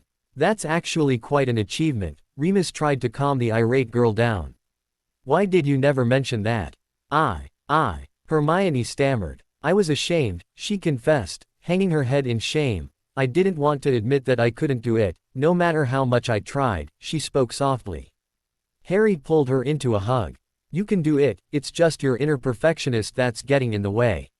You simply need to start believing that you are able to do it, he told her, caressing her cheek as he lifted her head up to key her forehead. Do or do not, there is no try, Henry quipped, trying to lift the mood. The ensuing laughter proved that he succeeded in that, at least partially. Hermione was the part he didn't amuse. You're not helping, Dad, she huffed, but this time more contemplative than angry. Come on, Margaret spoke up. We are getting late. You promised us dinner and a tour of Hogsmeade before you must go back into school, she said, grabbing her husband and daughter in one arm, each, pulling them along the way. The Three Broomsticks. Draco was very nervous as he sat in the Three Broomsticks, nursing his butterbeer and staring at the fireplace. It has to be today, he thought for the 100th time during the elapsed 4 hours. The whole year, he had tried to get Potter as soon as he had left the safety of the wards, but every time the stupid half-blood had evaded him or had too many people around to try. Today was the last Hogsmeade trip before Beltane, and the Dark Lord had tasked him with this mission and deadline. If he couldn't do it today, he would have to try and kidnap Potter in school within not quite 3 weeks, or his life was forfeit. Suddenly, the fire turned green, and Draco anxiously half rose from his seat. To his regret, instead of Potter, some elderly wizard stepped out, waddling his way to the exit. Draco relaxed back into his seat and took up his butterbeer, again. He had witnessed the Potter scum and his mudblood leaving through the flow, and he knew that they would return through it, just like every time. The first time, he missed Potter, but was unable to wait for them as the whole school was ordered back to the castle because of that stupid dagger incident. In November, they were always out in public, and then they rushed off after the blood traitor girl, cutting their day, and his chances, short. And then there was this damned explosion last Hogsmeade weekend. Somehow, the whole world seemed to have conspired in hindering his efforts. But not this time, he thought, his eyes never leaving the fireplace. Draco was done with waiting. As soon as he saw Potter, he would grab him and activate the portkey. What good was being sneaky if it made you procrastinate and got you killed? Again, the fire turned green and flared. This time Potter stepped out, holding the Mudblood's father in his arms, in order to help that beast travel by flow. Draco shook off his disgust at this treason on wizard kind, and stood. To his luck, the Muggle left Harry to claim a table, and Draco started a mad dash at Potter, while reaching into his pocket. He felt the impact with Potter, and grabbed the portkey in his pocket, but not before he felt something else impacting with him just before the hook caught his navel and jerked him and his prey into the void. Hermione had a great day. She got her newt in Dada, over a year early, and her boyfriend even got a mastery. It was a bit reassuring to her that he was able to keep up with her and even surpass her in some areas. Defense was his best, but he was rather gifted in application of runes, while she was better in the theoretical point and by far surpassed him in arithmancy. Harry never even attempted to make sense of this math. Also, she had her proud parents, a few good friends and a wonderful place to live. Life just couldn't be better, she thought as she watched her Harry flow away with her father. Immediately, she threw another pinch of flow powder into the fire, and yelling, "The 3 broomsticks," she stepped into the fire, holding tight onto her mother to take her safely through the fire. Stumbling out of the fire, she fell into Harry's arms as he caught them both.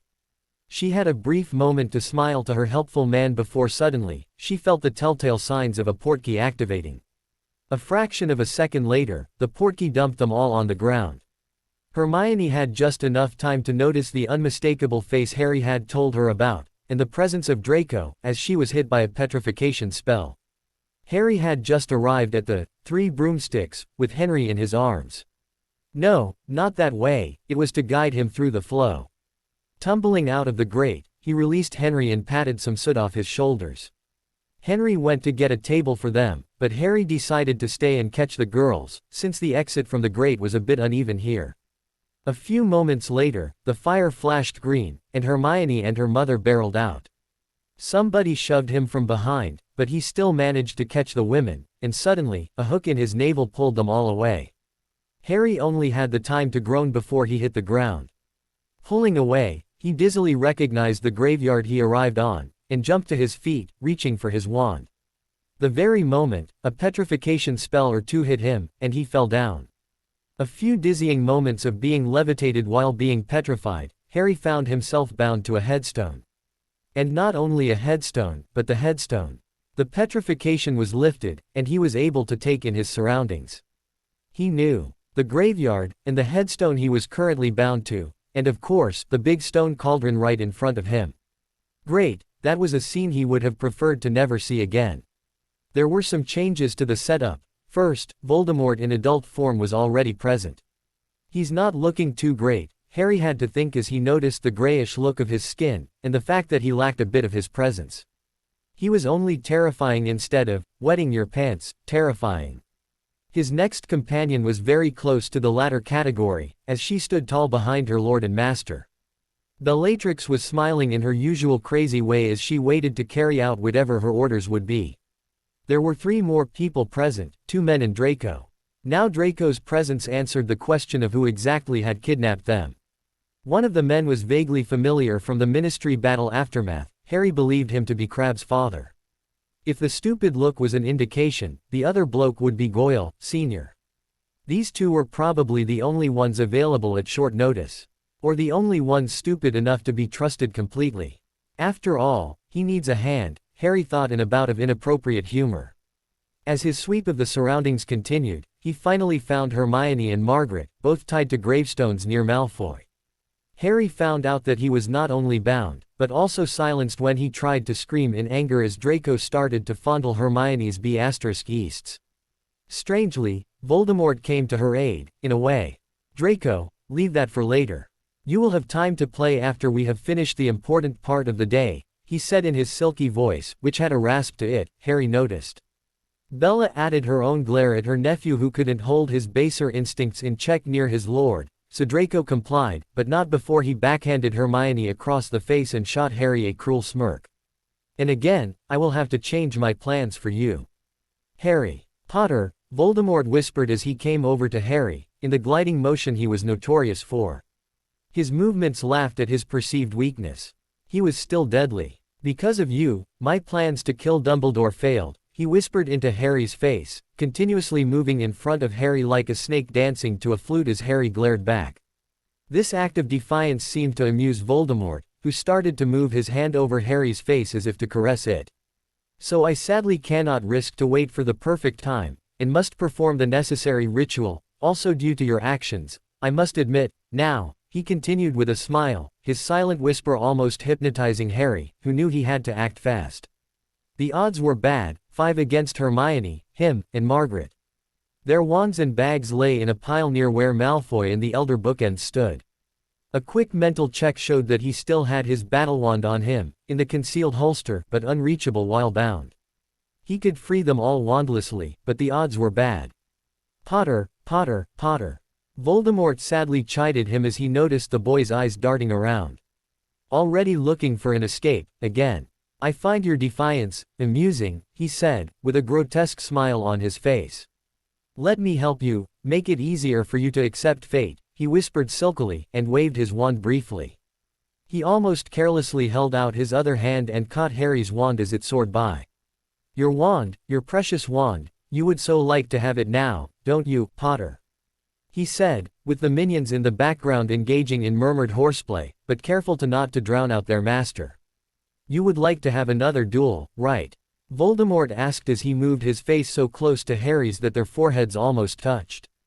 Backing up again, he held Harry's wand right in front of Harry's face, and casually snapped it. Oops. Sadly, you seem to be unarmed, he laughed, accompanied by his followers, with Lestrange's shrill laughter rising above all others. But don't worry, I will allow you live through this ritual. I will even give you the opportunity to watch my companions, especially Draco, celebrate my rebirth with your women, before you'll watch them die. And then, I'll rejoin you with them, Voldemort whispered, before he threw his head back and started to roar in laughter, again joined by his minions. When Voldemort turned around and gave orders to prepare everything, Harry's eyes fell on the big kettle, and he suddenly had an epiphany how the odds could be a bit more even if he left the ritual to progress. Bring forth the snake venom, Goyle, Voldemort hissed after the flames under the cauldron were magically stoked and the potion boiling, surprising Harry. He had expected that Voldemort would jump into the cauldron while one of his minions would add the bone, and then cut his hand off. Which would be the perfect moment for Harry to make his wandless abilities known and get rid of his bindings. Yes, master, the formerly unknown man humbly said and stepped to a tomb where a small basket lay. He retrieved a bottle and a large bowl. He stepped forward, and set the bowl onto the ground. Harry realized that it contained a silvery liquid, probably unicorn blood, when Goyle started pouring the venom onto it. Then, Voldemort beckoned Bella to step forward. While she incanted a stream of Latin Harry didn't even bother to listen to. The liquid started curdling, and slowly, the clots grew, combined, and took the shape of a caricature of a human baby. Harry slowly began to understand what was going on. The last time, Voldemort used a small body and grew an adult body from it by the ritual. Harry wouldn't even start trying to guess what would happen if they started the ritual with a fully grown body created by the very same ritual. Voldemort not willing to try was a big clue to how unpleasant the result would be. As that body grew under the benevolent look of the Dark Lord, Harry quickly reassessed his plans. This was getting better and better. A Voldemort in such a body would be worth much more than one of his minions being one hand short. But then, if the ritual continued, one minion would be one hand short, as well, which would make the odds even better. Wait, Harry, wait, he whispered over and over in his mind, willing himself to not jump the gun. With a few gliding steps, Voldemort stood in front of the plate, and pulled his robes open, exposing a grayish, wax-like chest. A steely scrape could be heard as he slowly drew a dagger from a scabbard in his belt. Like in a grotesque prayer, Voldemort extended his hands forward at head level, and stayed like this for a moment, gripping the dagger firmly with both hands. This is the beginning of a new age, he said with pathos as he stood there. Harry hit his head on the headstone when he jerked back in shock as Voldemort suddenly brought his hands in and pierced his own heart. Coughing blood, the Dark Lord slowly dropped to his knees next to the new body, the hilt of the dagger still protruding from his chest. Crabbe looked on oblivious, and Goyle was slightly disturbed by the proceedings, while Draco looked like he was fighting his stomach. Bellatrix gazed with profound reverence at her master, who would go such lengths to achieve greatness. Voldemort knelt there for a few seconds, his body swaying as his body quickly bled out. With great problems, he managed to raise his head, and tried to say something, before he keeled over sideways. Harry knew what would come next. The black cloud of Riddle's soul would rise, just like it did in his first year, and move over to the host body. Bellatrix and her co-minions stepped over to the new body to address their master, Draco behind them. But nothing happened. No cloud, no lights, no weak voice from the creature, nothing. While the Death Eaters started to become restless as their master took his time to address them, Harry suddenly realized what this meant. They really had destroyed all Horcruxes. Master. Bellatrix whined as the small body kept motionless, breaking the silence of the others, who were equally horrified by the proceedings. It was bizarre how much she sounded like a small, recently orphaned child while doing so, when she had been the cause for so many similar scenes. Harry saw their distraction as the perfect chance and quickly vanished the ropes binding him and sent the same spells at Hermione and Margaret. He cancelled the silencing charm on himself and Hermione, and then reached for his battle wand. During this motion, Draco turned round and saw the captives free, with Hermione in motion to dive for her wand. He immediately went for his wand. Harry changed tactic and quickly sent a wandless reducto in his direction to keep him from casting at Hermione. He succeeded in that, as Draco dove to the ground to avoid the spell. This, of course, notified the others of the situation. Bellatrix wasn't feared for no reason. While whirling around, she already had started to draw her wand. Goyle was already diving for cover behind a headstone, while Crabbe hadn't even turned around, yet. As Harry was a bit distracted by cursing Draco, his own draw was too slow and gave her enough time to draw her wand. Still, his overpowered piercing hex, almost as wide as a head, was already on its way. Instead of trying to shield that spell, Bellatrix simply reached over and yanked Crabbe in front of her, using his bulk as a shield. The curse pierced all through him, spraying her in blood and liquefied organ pulp. Just as this spell was designed to, it dissipated after it had penetrated the body, in order not to damage anything behind the target. Not bothering to wait for the man to recognize his death and to keel over, she just stuck her arm through the hole and sent a vile sizzling lilac curse at Harry, which he thought to be an organ-expelling curse. Not in the mood to try his shield on that, he dove to the left and let the curse pass, as he got his own wand in a correct grip to return fire. While Harry rolled over the ground, Goyle unsheathed his own wand and aimed it at the running Hermione from behind his cover. When the girl in question dove for her wand and kept on rolling over the ground, he took aim and yelled, "Avada Kedavra." His curse hissed over her, missing her by a good foot and a half as she rolled behind a headstone and impacted the ground in an explosion of mud. Goyle was rather surprised by her action. Dropping to the ground and cowering in fear was something he was used to, but this was a dodge, something he had never expected a target to do. Still panting from the magic spent, and seeing Margaret running for cover, he sloppily sent a bludgeoning hex at her. Chuckling over the result of this spell, he took cover behind another headstone in case of a return attack by the mudblood while he rested a bit. His spell hit the running Margaret in the small of her back. Her surprised gasp never managed to turn into a full scream as the impact pulled her legs out under her and sent her flying into another grave marker. Hermione, though, did scream for her mother as she saw her impact on the stone, where she came to a rest in a motionless heap. All sense of self-preservation forgotten, she jumped out behind her cover, with only vengeance on her mind. Seeing the elder Goyle crouching behind cover, she started raining a chain of spells down on him. Goyle was in complete panic. He had expected that the girl would have gone into shock after seeing her mother. She was supposed to be a crying wreck at his mercy. The murderous rage that caused this inferno of spells rain down on him was something he couldn't deal with, except for to curl up behind his slowly disintegrating cover. He gave a relieved sigh as the rain of doom suddenly ceased. His smile would have turned into a scream of panic if he had seen Hermione give her wand an overhead swing before slashing it down and ending in a jab towards the stone. As she executed the jab, she yelled, "Bombarda!" A huge orange ball of the wall-battering curse raced towards the thick marble slab, shattering it and driving the fragments deep into the back of the crouching Goyle patriarch, knocking him over. Seeing her foe cut down, Hermione came to her senses, panting with exhaustion. She immediately rushed to her mother's side, but never arrived there. Noticing a motion to her right, she quickly raised a shield to block the cutting curse Draco had sent at her. Stumbling and panting, she was slowly driven back and away from her mother as she had to counter and block the spells he cast at her. While Hermione was busy with Goyle, Sr., Harry and Bellatrix were exchanging a flurry of spells. Tombstones were exploding all around them as they were hit by deflected and dodged spells, as the vilest of magic was brought to bear by the both of them.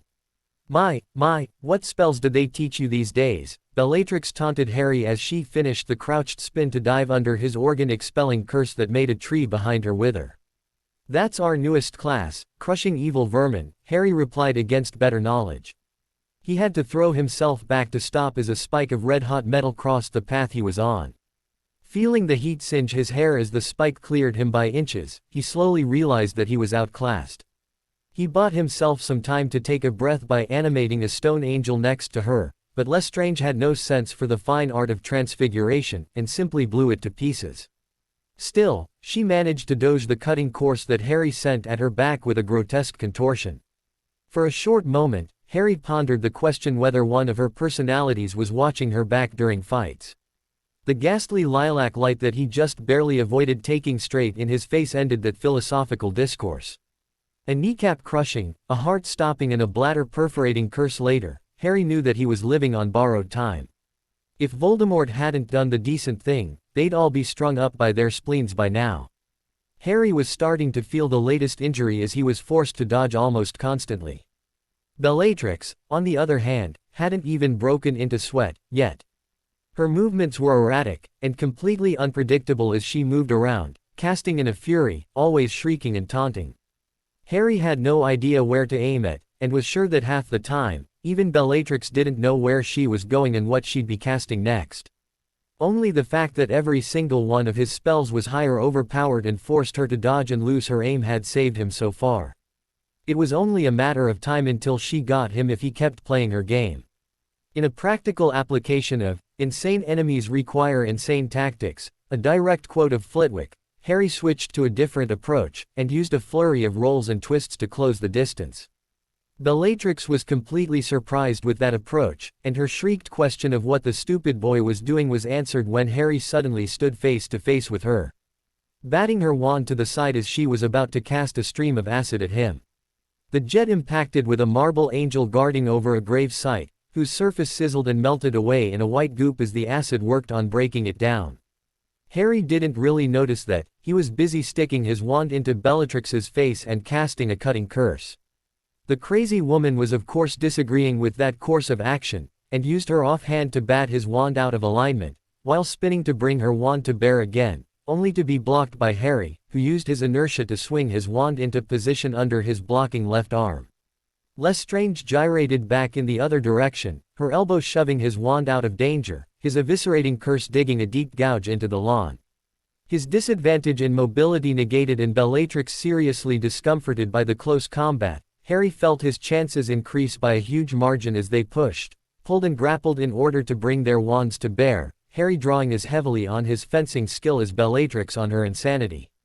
Initially, Hermione was struggling under Draco's assault. The first spell had hit her on the wrong foot, as she was running for her mom and completely out of balance. She barely managed to stay on her feet as she staggered, trying to form a proper defense against the hail of spells. Much to her luck, Draco wasn't a good dueler, and his spells were infrequent and badly aimed. The first piercing hex went extremely wide, her forward inertia still persevered and the spell passed far behind her, and impacted somewhere in the bushes at the cemetery's boundaries. Draco had learned from that and cast the next spell ahead into her way. She had drawn up a shield in time, and the spell ricocheted off into the sky as she threw herself to the left between a few grave markers, bleeding off speed. The grass between the stones proved to be slippery, and Hermione took precaution to keep her wand and a shield aimed backwards in Draco's general direction as she took off for a couple of tombs in the distance, weaving between the stones. She saw a few spells passing by but could feel her shield still holding when she finally found herself on a gravel path that gave her better footing. Spinning around, she dropped her shield and fired a cutting curse in the general direction of his head before she dove to her left side, finding cover behind a ornate sarcophagus, before executing a quick roll that made her escape into the paths between the tombs. Draco quickly took cover behind a corner of a tomb at his right side, taking a few hectic breaths. This was not right. He had an edge over her as she stumbled around, like the useless mudblood she was. But even though she was only running away from him, he was unable to hit her. She even managed to block one of his spells while almost falling down.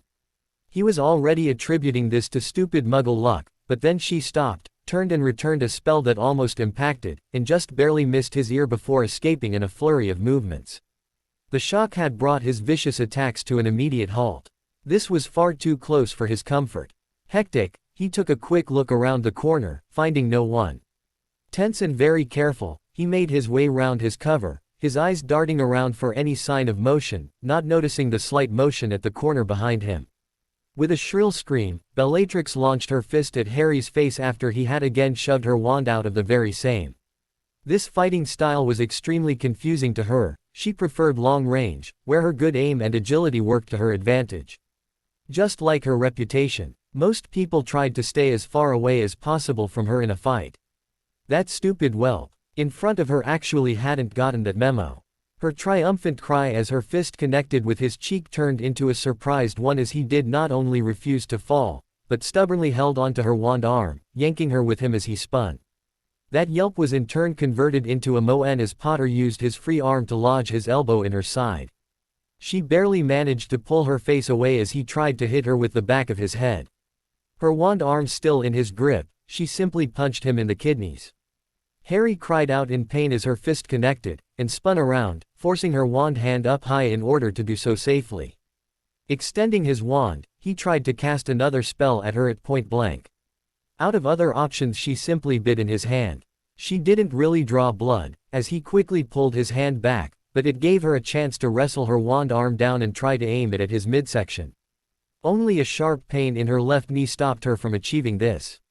That piece of filth had kicked her. Out of instinct, she also grabbed his wand arm, and returned his kick. Harry hissed as her pointy boot scraped over his shin, but kept hold of her. Wrestling against her writhing form, he pushed her against a gravestone, trying to immobilize her legs with his own as they fought for dominance. Bellatrix was slithering like an eel, and worst of all, she was trying to bite at his face. He was seriously surprised as she suddenly stopped and smiled at him. "Reducto," she whispered, smiling like Christmas had come early for her. Harry was perplexed. He had her wand hand in a tight grip around her wrist, and her wand is not pointed at him, at all. Then he heard the explosion, and the shrill cry in a voice he'd be able to single out among thousands. In panic, he tried to look what had happened, but couldn't make out anything. Most importantly due to the stars impeding his view as Bellatrix had unceremoniously rammed her knee into his groin while he was distracted. Hermione screamed in pain as the wall next to her erupted in fragments. She pulled her hand back, cradling it against her chest. It hurt badly, but she knew subconsciously that it wasn't broken, it was merely badly bruised. The piece of rock had mostly hit her wand and twisted it out of her grip, and only a few smaller pebbles had actually hit her and left bruises. Sadly, her left leg was hit quite hard, and as she rose, she winced as she stood up, her leg almost giving out under her. But far worse than the pain was the fact that she was now unarmed, and Draco very much aware of her presence. Quickly, she hobbled back behind the tomb, trying to come up with an alternative plan. Draco gave a hoarse scream of triumph as he saw her flee, cradling her wand arm and obviously hurt. Feeling secure in his superiority, he strode after her, not even caring to run. He turned around the corner in a leisurely pace, laughing as he saw her desperately hobbling away from him. When she suddenly turned around and jabbed at him with her hand, shouting, "Defindo," he almost wet himself in fear as he threw himself to the ground in a desperate attempt of dodging. Harry was rolling around on the ground, under the shrill laughter of a triumphant Bellatrix. Out of options, he quickly cast a wandless banishing curse at her, which she barely dodged. Shrieking loudly, she started to shower him in spells, which he tried to avoid by rolling around on the ground. Not knowing what else he could do, he fell back on his trick from the last engagement, and cast an incendio hex, pushing all his magic into it. As the huge cone of fire rushed at her, Bellatrix wasted no time and cast a shield. The heat was immense, the fire almost completely surrounding her. This time, though, Harry's opponent was an experienced dueler, and had one luxury that the late Wormtail couldn't fall back on: space. Harry was unaware of the fact that she simply had stepped back until she was out of the fire. He only realized that something was wrong when the writhing red light of the torture curse jumped at him from within the fire. The next sensation was liquid fire being poured into his bloodstream. Harry screamed. Hermione moaned in pain as her leg gave out under her. She had given everything in this attempt to cast wandlessly, but obviously it hadn't worked, again. This time she had been so sure. She had given it everything. And still, it didn't work. Draco was already rising again, and he was pissed. Draco was stalking towards her, and her knee had conked out. Refusing to give up, she dragged herself behind a gravestone, only to find herself cornered against a mound of earth from a freshly dug grave. How convenient, snarled Draco as he approached her. Far too good for your likes, but how fitting that you end up here. What a pity I don't have time to fully enjoy this. Just then, a long scream of pain echoed from somewhere behind Draco. A male scream. A very familiar male voice. Even Draco immediately recognized it and lowered his wand slightly. Draco. Draco. I got him, I got Potter. Lestrange's voice rang out over the graveyard. And I've got his ch. He roared back, smiling as a shrill laughter answered his call, followed by another scream of agony. Seems I'm not lacking time, anymore, he said with a cruel smirk. Hermione could see the feral anger in his eyes, and knew that there was nothing she could do. She was absolutely helpless and at his mercy. At least so she thought, until she saw the rip in his shirt. It wasn't a tear, it was a cut. A perfectly straight cut across his right stomach, 4 inches wide, on his otherwise unblemished front of his shirt. The shirt had dirt marks on the left side, on which he dropped to avoid her, so it couldn't have come from that. The sight of the cut did something to Hermione. Just like Harry had told her, such a long time ago, it seemed, she suddenly knew it. She couldn't explain it, but she knew she could do it. Because she had done it. Quickly, she raised her hand and pointed at his chest. Defindo, she yelled, watching him flinch slightly. You crazy ch.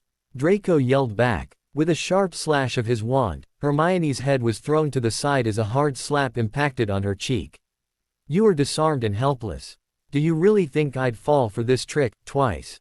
He raged as Hermione shook her head to clear her vision.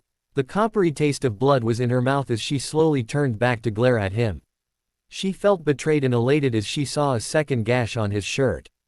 Elated, because she really had done it, but betrayed as well, for all she could do was a slight cut to his clothes.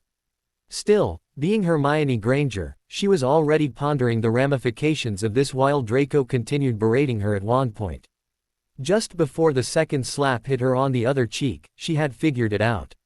Out of natural instinct, she shielded her head with both hands as the more and more slaps hit her. She heard Draco shouting some more abuse at her, but she wasn't listening.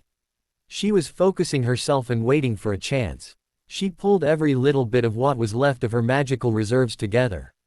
She knew why her spells had failed. Wandless magic was highly inefficient. Without the magical focus of a wand, she needed much more magic, and she was already closing in on complete exhaustion from the fight. She needed to push all her magic into a spell. A spell that was easy to cast. A spell every witch could cast in her sleep. She only had to endure this beating. First, Harry was coughing up blood as the next kick hit him right on the belly button. Bellatrix was making the most of this. Instead of holding him under the torture curse, she had switched to the much more satisfying method of doing bodily harm the old-fashioned way. Doubling up in the fetal position, he was unable to defend himself against the next kick, this time into the face. Harry could feel a tooth breaking as his jaw snapped shut. By now, he was far beyond screaming. There simply wasn't enough air left in his battered lungs to allow for more than a moan and gargling noises. Wrapping his arms around his head and pulling his knees tight to his rump, he expected the next blow. But this time, he was only tormented by a shrill laugh. Ah, isn't that cute? How determined, and still so useless. Lestrange cackled in her shrill baby voice. Potty, you should take lessons from this muggle ch, that's volition. She shrieked, kicking Harry in the kidneys, hard enough to hurt, but not really into it. Bellatrix was far too much entertained by the show. When Margaret had regained her consciousness, she felt less pain than she feared. Being a doctor, this fact was terrifying. Panic rushed through her as she confirmed that she really had no feeling in her legs, at all. When she heard her daughter's scream in the distance, her mother's instinct pushed these concerns aside. From her vantage point, she could see that Hermione was still alive, but chased by that asshole. In her current state, she had no illusions to her being of any help to her daughter. A second scream made her aware that her daughter's only hope was also in severe danger. Tears shot to her eyes as she was forced to helplessly watch the boy writhe and scream as some invisible power caused him pain beyond imagination. Trying to pee way with the biggies, potty, she heard the vile cackling as she started kicking Harry, who could only try to curl up to avoid the blows that rained down on him from every angle as that woman circled him, always finding a new spot to hit next. When that monster roared out her triumph, and someone replied that he had Hermione, it occurred to Margaret that she was the last one standing. She had to huff a small laugh when she realized the sarcasm of that epiphany. Cursing her helplessness, Margaret had to avert her eyes from the poor boy being beaten to a pulp. When she suddenly noticed the proverbial straw sticking out of a hedge ahead of her, she ignored her inner doctor screaming bloody murder at her for her stupid idea. Moaning under the pain in her battered back, she ground her teeth and started pulling herself towards it. After he'd administered a thorough magical beating, Draco was sure he'd beaten her into submission. She wasn't resisting, at all, completely resigning and accepting her place. Draco's confusion only lasted for a fraction of a second as Hermione suddenly opened her arms and pointed at his crotch. Then the word, Depilo, rang out and the pain kicked in. With a roar that would make his namesake proud, Draco dropped his wand and doubled over, clutching his groin as he slowly dropped to his knees. Hermione didn't leave him any time to recover as she grabbed the shovel lying to her right. She swung it with full force, the edge of the shovel hitting his neck with a popping sound. Blood sprayed out of the gash as Draco keeled over, his body twitching spasmodically before he became still. Hermione managed to swallow the bile both times it rose, as her body tried to deal with the situation. She couldn't afford wasting valuable time emptying her stomach. Instead, she dragged herself over to Draco. Taking his wand, she started casting spells at her knee. She was no help if she couldn't even stand. Ah, potty poo, isn't she adorable? Any idea what she is planning to do? Bellatrix tittered happily. That she was grinding her heel into Harry's right hand while she was commenting the action was part of the reason she felt so elated. While highly entertaining, I must admit I am growing curious, don't you as well, Howie Buey? She chatted, lifting her foot up to free herself from Harry's other hand clawing at it, only to bring it down, sharply. Harry's howl of pain as something snapped was music in her ears. You too. You're right, I should take a closer look, she said, turning on her heel, which still was firmly planted on Harry's hand, and strode over to where Margaret was inching forward. Now, you little filthy she sang as she came closer, swaying on a zigzag course as if she were strolling through a park. What are you trying to do? She asked. When Margaret ignored her and kept on crawling on, she kicked her in the thigh. For a moment, she was irritated when that was completely ignored, but then kicked her in the ribs, instead. When Margaret tried and failed to curl into a ball at this, Bellatrix started hopping and laughing, clapping her hands happily as she celebrated her finding. Ah, our little beastie is foundering, she teased. Margaret didn't give her the satisfaction of any reaction, but stubbornly shook the pain off and resumed her crawl. But such a brave beastie, so brave, she cooed, circling Margaret, watching her closely. Poor beastie, she tweeted, stooping down low and petting Margaret's head with long, lovingly strokes. Margaret felt disgusted by the way that Ch acted. The doctor in her knew that Harry won't play the piano again, that snap was really bad. Forcing herself to ignore his situation, she moved on, trying to crawl even faster as she saw the woman waltzing over casually. She only felt being jostled by whatever the woman had done to her legs. Deep inside she knew that whatever she did probably had left a huge mark, and what this meant. Swallowing the desperation that surged, she redoubled her efforts. The kick in the ribs was more noticeable, though. She felt as one or more ribs that probably already were cracked from the impact with the headstone gave way and snapped completely. No willpower on earth could have prevented her from folding. Of course, she only could fold halfway, her arms curling up around her midriff as she gasped for breath. She could have strangled that Ch with her bare hands when she heard her speak to her as like to a sick horse, but channeled her anger into determination. Only a few more yards. When that mad woman was touching her hair, Margaret had to bite her lip to keep from retching. Only what she had gone through in anatomy class and the fact that it was only a couple of feet to her goal kept her going. Bellatrix Lestrange had seen many things, but this was utterly confusing. Hurt muggles trying to crawl away she could understand, hurt muggles crawling towards their family members, too. But this one was different. She did neither of those. Was she trying to hide in the hedges? No, she couldn't hide anymore. What was she trying to do? Curiosity had killed many cats, so she held her wand pointed at the woman at all times, but left her otherwise undisturbed. She was slightly alarmed when the woman had reached the hedge and reached into it. Her wand almost sparking with magic, she waited for the hand to come back out. She laughed out shrilly when she realized what the stupid thing in front of her had done. Potty. Ooputi, she sang out. The mommy has found your wa hand. Too sad you can't hold it anymore, she cackled. Her laughter became even more shrill when the stupid muggle by tried to point the wand at her. Ah, the by dot she wants to play witchy. She howled with laughter, dancing on the spot. Hey, Potty, didn't you tell her that muggles can't do magic? She called out in Harry's direction. Still, she noticed that the stubborn by weakly tried to aim that wand, but failing to lift it properly. I've got an idea, Bellatrix spoke, shaking with laughter, staggering towards Margaret. Right next to her, she knelt down and spoke to the completely exhausted woman. Here, let me help you. You poor thing, poor thing. So tired, so very tired, right? She cooed mockingly. Let's make this a fair contest, okay? We both will cast one spell, at the same time. I'll even teach it to you, it's my favorite, she spoke, before starting to cackle madly. Among us girls, it's actually my second favorite, I like the Cruciatus much more, but that stays between us, yes. She whispered. Clapping her hand on her thigh, she laughed over her own joke.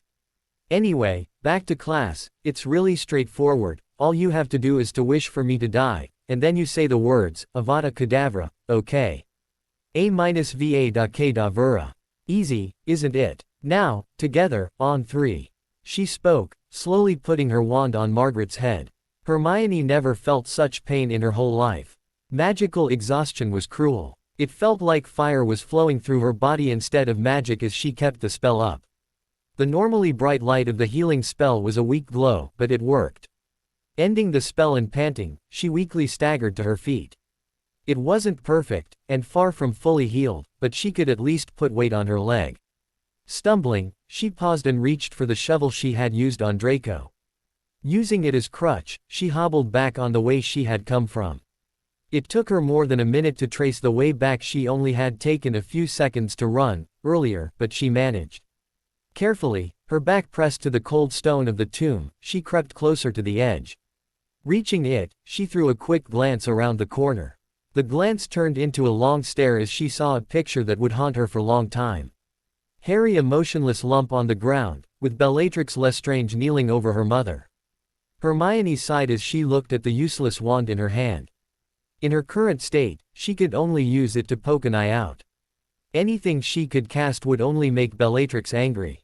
The only plus point was that Lestrange kept on teasing her mother and was thoroughly distracted.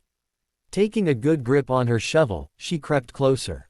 That sneak turned into a mad dash equivalent of a hobble when she watched Bellatrix putting her wand on her mother. No, no, no, Bellatrix chided Margaret. You can't cast if you can't aim. Here, let me help, she said, taking Margaret by the hand. Putting her wand back on her head, she guided Margaret's hand to her chest. No, we count to 3, she spoke. 1, 2, 3, avid. A loud noise cut Bellatrix off. Instead of the rest of the spell, only a gargle came out of her throat.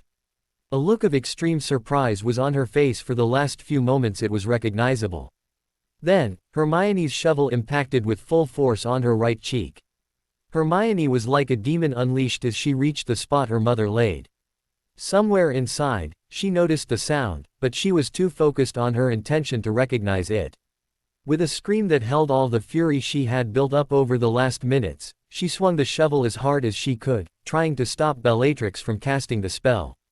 It hit with enough force to knock the kneeling woman down.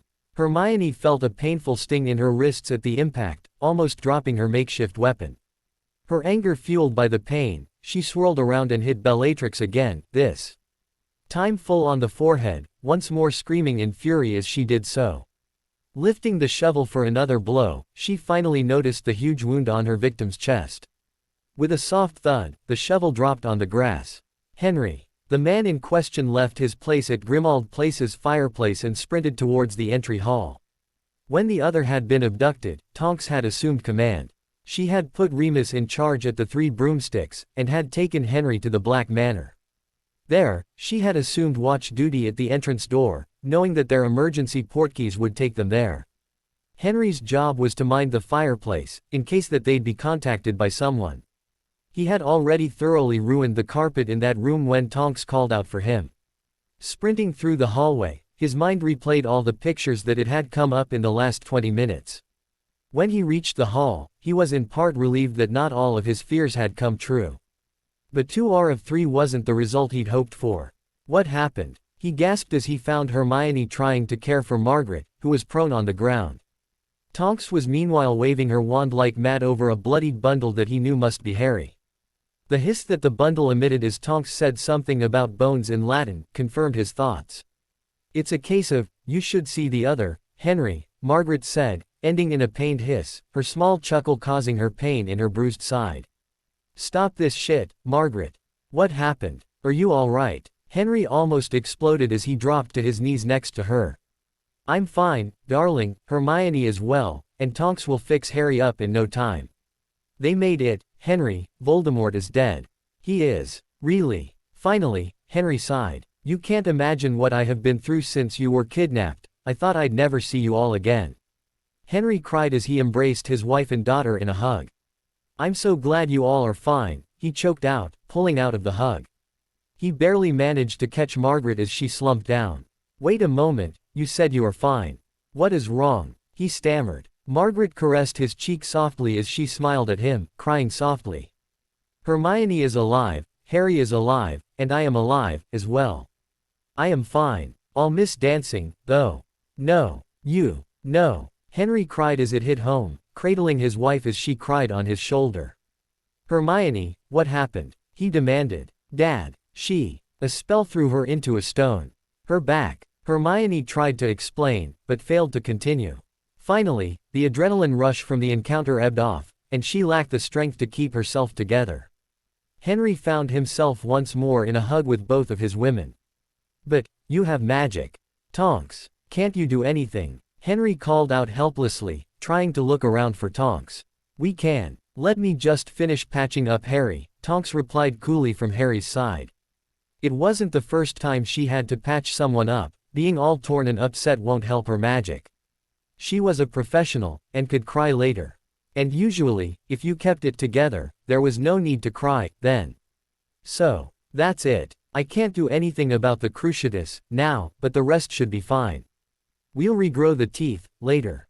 At least you're not bleeding to death, anymore," she told her patient.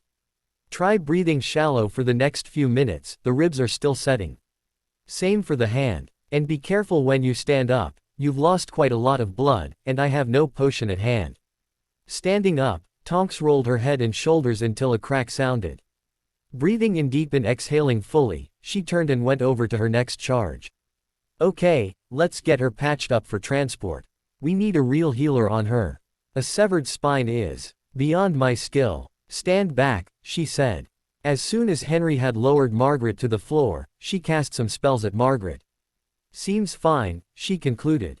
"No bleeding, the ribs are bruised, but otherwise fine. I'll carry her through the flow. Hermione, call Remus at the broomsticks, tell him we'll come through. Harry, you'll be going solo, Hermione, you'll guide your dad through the flow." "What? Aren't we going to St. Mungo's?" Hermione asked, confused. "Same question," Harry chipped in from behind, swaggering lightly, but standing on his 2 feet. He came up on Hermione's side and slung his arm around her, for moral support as well as for his own stability as he grimaced a pained smile her way. Hermione gave him a one smile in reply and suddenly perked up. Reaching for her waist, she pulled his battle wand out of her jeans waistband, handing it over. "Street Mungo's doesn't serve muggles. Wizards only. We have to get her to Poppy. She's a pro healer. When Charlie Weasley broke his back in his 6th year, she had him patched up right on the field. Took her but a minute," Tonks explained, shaking her head with a small laugh as a memory surfaced. "Bloke went straight back into the game. Ever since, Pomfrey doesn't heal Quidditch players on the field anymore, except for life-threatening stuff, she said as she started to move Margaret onto her arms, with Henry quickly helping her, standing up and carrying Margaret when he noticed her intent. Guys, get going, it works best if it's done within less than an hour, she chided the others when they hadn't moved from the spot by the time they were done. She didn't have to tell them thrice. Harry crash-landed on the floor of the Three Broomsticks as the fire spat him out. He had just enough time to pull himself to his feet before the fire flashed once more, ejecting Remus with Hermione and her father. "Mr. Potter, is everything all right?" The voice of Professor McGonagall easily overpowered the din of hectic voices. "All right, nothing is all right," Henry barked, cranky, as he turned on the woman. "These kids just did your government's job." He scoffed, but turned away, ignoring the people present, as Tonks stepped out of the fire, Margaret's limp figure in her arms. "I don't understand. What job? How did you escape?" McGonagall stammered, turning from Henry to Hermione, who didn't react at all, to Harry, who was shaking lightly, still looking like a mess with his broken teeth and bruises all over. Tonks didn't bother much to heal superficial damage, she was more concerned with actual damage. "He's dead," Harry whispered, cringing as the movement caused the pain in his teeth to flare up. Meanwhile, Tonks gently transferred Margaret to Remus' arms. Professor McGonagall couldn't have looked more shocked if he had jumped at her with his bare ass. "Excuse me, I don't understand," she stammered, trying to get an answer out of the boy. "Voldemort is dead, and we need to get her to Pomfrey," Tonks replied in his stead as she pressed by, shouldering a path through the thickening crowd with Henry. Remus was following closely on their heels, barely noticing the weight of Margaret in his arms. Harry assumed the rearguard with Hermione, who still was barely reacting to their environment at all. He would have worried more if his teeth and sore muscles wouldn't protest at every step at the fast pace Remus displayed.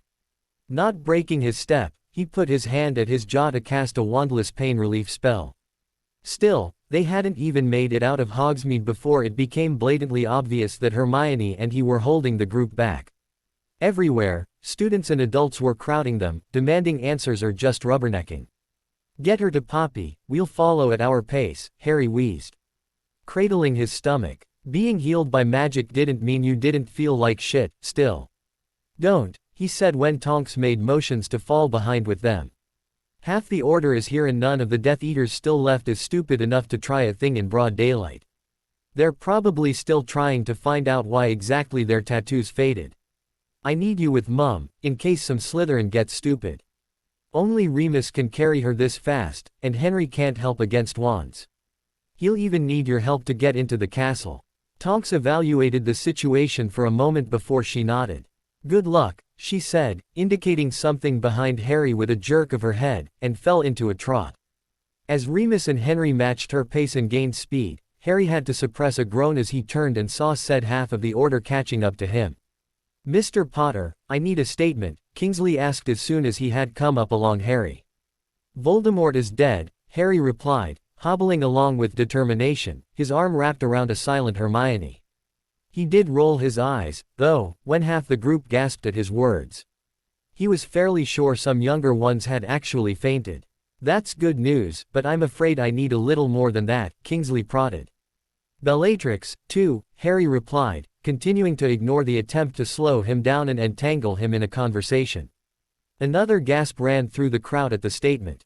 "You killed him and Lestrange, both." Some man gasped, probably Diggle, judging by the voice. "Mew, Mrs. Granger killed Bellatrix," Harry replied, catching himself just in time from calling Margaret, "Mum," in public. "You mean Miss Granger?" Professor McGonagall inquired. "No, I meant her mum." Harry protested sharply, wincing at the pain it caused him. Of course, his mood took another sharp dip because of that, as well. "You must be joking. She's just a muggle," Diggle protested, which brought Harry to full stop. And blew a hole straight through Lestrange's shriveled heart with a gun, Harry spat, glaring at the man who suddenly felt the urge to apparate away. "I remember beating you with even less refined muggle methods, and no tools at all," Harry growled. "Mr. Potter, let's keep things civil," Kingsley poorly tried to defuse the situation. Harry gave him a nasty look for the comment and continued walking towards the castle, forcing the others to follow him. "Whatever. Anyway, Lestrange and her fellow Death Eaters are all dead, he curtly replied. What about Mr. Malfoy? Professor McGonagall inquired as she took position next to Harry. I have nothing to add to my statement, Harry replied evenly, his eyes hard. Professor McGonagall bristled when she heard those news. Was that really necessary? She asked, disappointment heavy in her words. She almost ran past Harry as he suddenly stopped and gaped at her. Did you just ask me that? Really? That A**s took us to Voldemort, tried to kill us, and you ask me that? Harry rounded on her. He went at Hermione and she put him down, just like the man who cursed her mum. Who was that? Kingsley interjected. They didn't introduce themselves. I guess they were Crabbe and Goyle Sr., I suppose. Doesn't matter, I got the other one, Harry replied before he turned away and continued the long way up to the castle. Behind him, people were starting to get louder as students were starting to get the picture. This is great, mate. Ron's voice could be heard over the din. Harry came to another full stop. Great? He asked, staring incredulously across the group at Ron. Some students slowly backed off to make way for whatever was about to happen. Of course. You know who, Lestrange and 3 Death Eaters down. It's over. Ron exclaimed happily. He's right, we should have a party. Someone cheered, with many others joining him. Harry's stare moved across the cheering crowd. Finally, he sadly shook his head. You were pathetic, he whispered as he turned and stomped off, leading a still silent Hermione away. Many confused looks followed him as everybody looked on. Of course, it was Ron who actually voiced his thoughts first. What's wrong with them? Crazy, both of them. Moping around when there are such good news. While Ron was gaining a couple of approving looks, he missed the murderous one from his sister. So he wasn't prepared for what was to happen. I swear, this is Hermione's fault. Harry used to be cool before he hooked up with her, he started venting his mood. Ginny had held back until now, thoroughly shocked because of what her friends looked like. Harry looking like being through beater practice as a bludger wasn't the bad thing, you get sort of used to that with him. No, the real shocker was Hermione. The fact that she hadn't spoken a word since they appeared, was worrying enough, but the way she just stared into the distance was almost painful to watch. The little bit of information that Harry had divulged had just barely registered with her, allowing her a faint idea of the horrors their friends had gone through in these couple of minutes they were gone. She was on the brink of bursting into tears when her idiot brother had to run off his mouth, again. She could fully sympathize with Harry stomping off like that, she was just making motions to follow them when Ron practically demanded some action. Stepping up behind him, she tapped his shoulder. When he turned and looked at her, smugly, she simply rang his bell and ran off after her friends, ignoring the shouts of her father's wife. Ginevra Molly Weiss, Molly's voice had rung out, before a hard stare of her husband silenced her. Molly was still extremely uncomfortable with the new power structure in the family. She almost had forgotten how determined and intense her husband had been during the war. He had let her run their lives ever since, but after Ginny moved out, his old self quickly re-emerged. Leave her be, he brought that upon himself. You should rather help him than waste time shouting at her, he chided her, before turning to glare at the group. As for you, he growled as his gaze swept across his fellow Order members. He's a kid, what's your excuse? He spat, waving his hand towards his son currently trying to relearn how to breathe. Ignoring some indignant outcries, he ranted on. He never knew war, but most of you have been through one. These 2 kids have just come out of a bloody battle, and all you think of is stuffing your gullets. Most of the group actually had the decency to look embarrassed, but quite a lot of them still glowered at him for raining on their parade. Letting his gaze sweep across them, he ended up locking it with Flitwick. The approving nod the quiet man gave him did wonders for his conscience. Let them have their petty party, Arthur, the small man said as he approached his old friend. Let's go and care for the survivors, he said with a small smile. Arthur nodded in reply, before glancing at the group once more. It would have felt good to echo Harry's sentiment, but would have felt cheap. In the end, he settled for a disappointed shake of his head as he turned away and walked off, Flitwick falling into step with him, both men conversing softly as they made their way up to the castle. When Arthur and Phileas entered the infirmary, they found it almost empty, at first glance. Only a second glance revealed that there were some privacy curtains drawn in the back, behind which they could make out some movement. "Hello, is anyone here?" Arthur called out.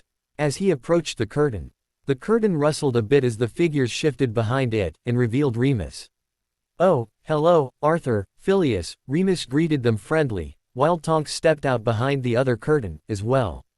"Hello Remus," Arthur replied with a cordial nod, although it did not escape neither him, nor Phileas, that Tonks did put her wand away and slipped back behind her curtain after Remus had greeted them loudly. "How are they?" Remus stepped back and pulled the curtains behind him aside, inviting the visitors in. "Reasonably well, I guess, considering what they've been through." Entering the secluded area, Arthur noticed that half of Harry's group was currently confined to beds. From the shades on the other curtained section, Hermione's mum obviously was also lying in one, with Poppy waving her wand over her like a maestro during an overture, as she was doing miracles to whatever injury she had obtained. The other two shades seemed to be Tonks and Mr. Granger, Arthur assumed. Of this group, almost traditionally, Harry was in bed, although instead of being treated, this time he seemed to be the treatment. In his arms, Hermione laid motionless, her eyes still focused on a point 1,000 yards beyond the wall. Harry was cradling her, cooing words in her ear, but it wasn't sure she even heard those, for the lack of reaction. He wasn't surprised to find his daughter there, sitting next to that bed and holding Hermione's hand.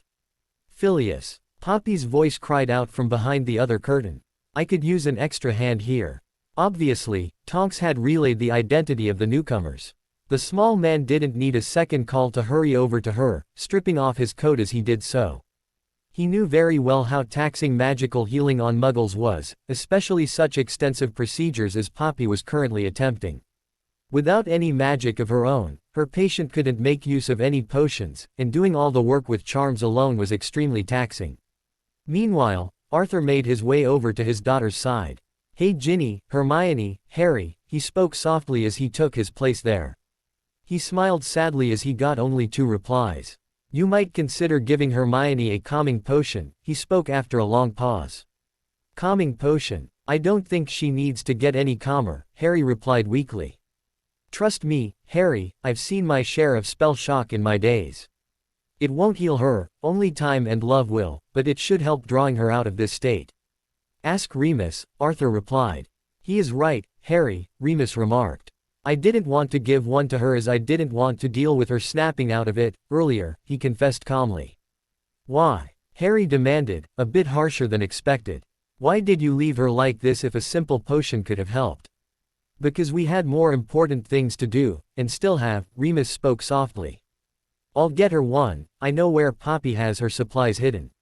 With a nod, Harry agreed to his offer. "How's Mum?" he asked. Arthur had to smile bittersweetly as Harry spoke these words.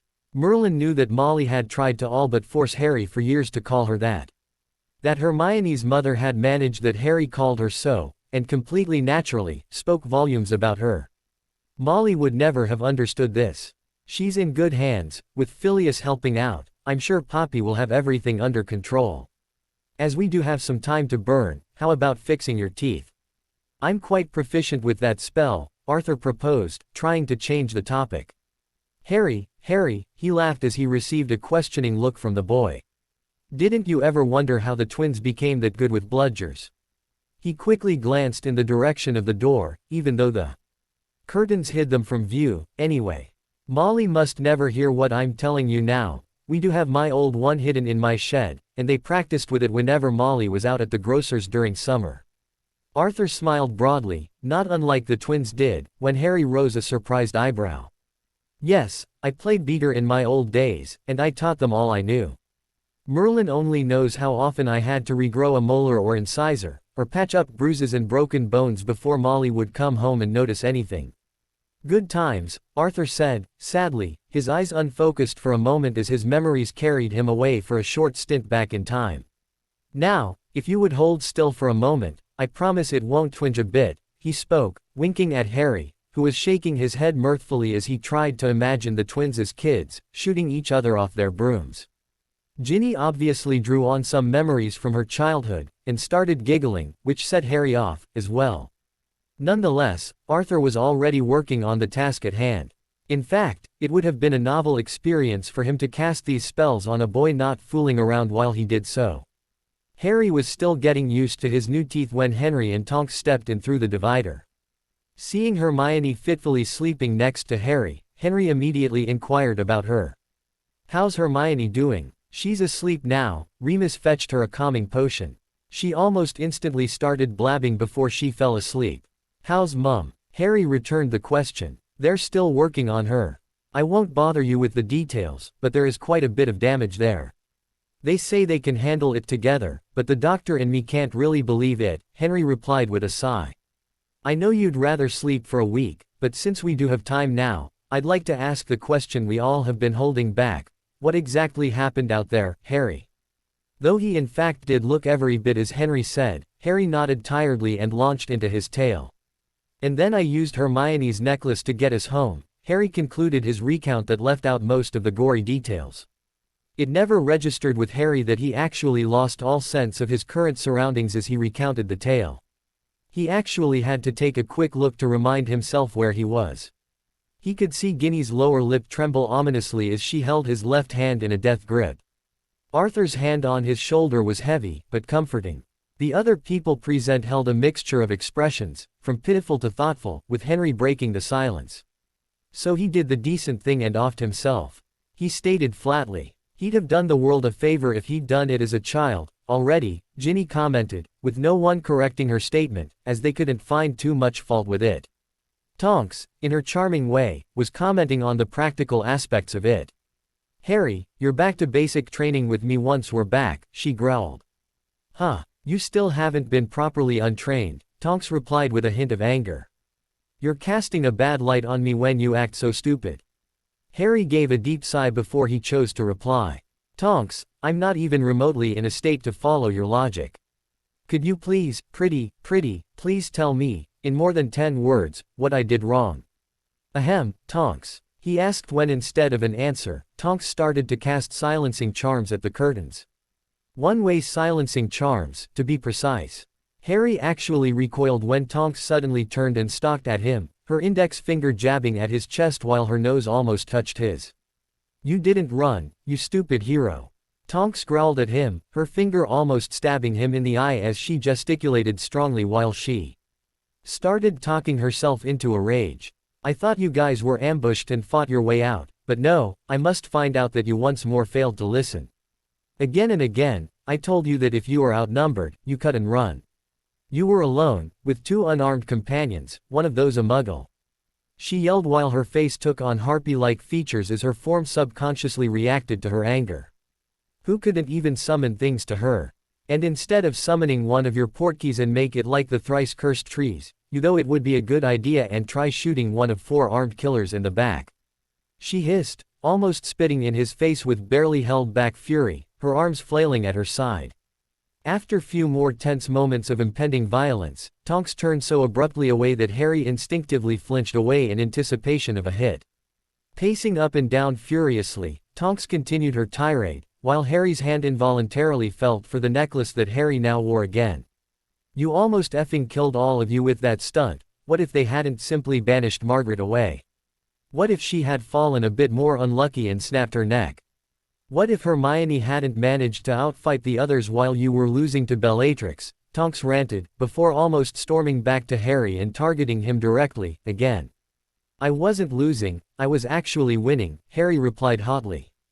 "I almost had her, if," he trailed off. "Yes, if she hadn't attacked a teammate of yours. If that hadn't caused you to forget everything you were supposed to do. If you weren't standing there like a firstie instead of effing taking her down while her wand was pointed the other way. Yes, we know you're the big cheese, but don't you get it in your stupid head? Fighting is a team effort," she barked, punctuating each word with a jab of her finger to his forehead. "No matter how good you are, you can't force the others to solely fight you. And you can't fight properly if you try to protect others. That's why you must accept that not everybody might go home at the end. That's why you should never get into a fight unless you are at least almost even numbered. Numbers almost always prevail." She railed at him. Harry had never felt so bad in his life. At first, he had the reflex to lash out back at Tonks, but the longer her tirade went on, the more he realized how right she was. If he had simply snuck over to the others he could have freed them and they'd be gone, with almost the same result. But, Bellatrix, he stammered. Yeah, Bellatrix. I loved Sirius as much as you did, but petty revenge doesn't win wars. Tonks rounded at him, again, for his protest. Harry's eyes widened as she did so.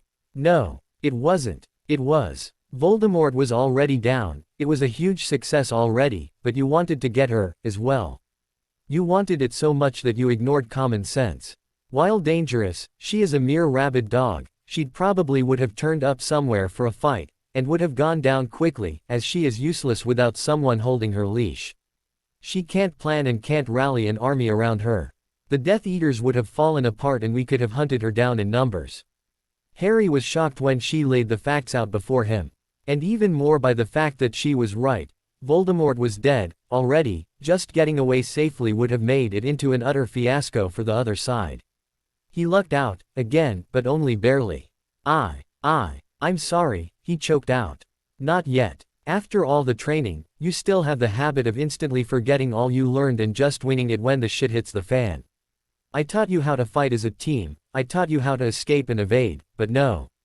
You get into trouble and instantly do the same crap you ever did, jumping headlong into the deepest puddle of shit. Yes, you were obviously protected by fate, there is no way you could have survived the shit you've pulled off over the years, but this is over. Voldemort is dead, the prophecy has finally been dealt with and fate has no interest in you, anymore, you now can lose a fight. She ranted at Harry. Honestly, if I have to set your whole crew on you to chase you all over the island with Cruciatus curses, I'll beat this habit out of you, Tonks growled in his face. Don't you get it, you stupid dolt? You are not just my boss, and the others aren't just my charges. We're family, she said, her growl taking more and more of a whiny note as she laid into him, before she finally grabbed him in a bear hug. Just don't do that, again, right? She whispered as she let go of him, stepping away into the waiting arms of her boyfriend. Ginny took over in hugging Harry, while Arthur resumed the kneading of his shoulder.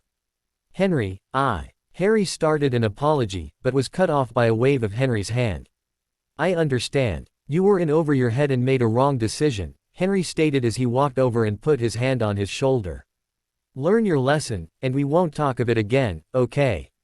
A sudden snort drew the collective attention away from that emotional moment and towards Remus, who had started to behave strangely. At first, only his face twitched lightly, then his shoulders joined.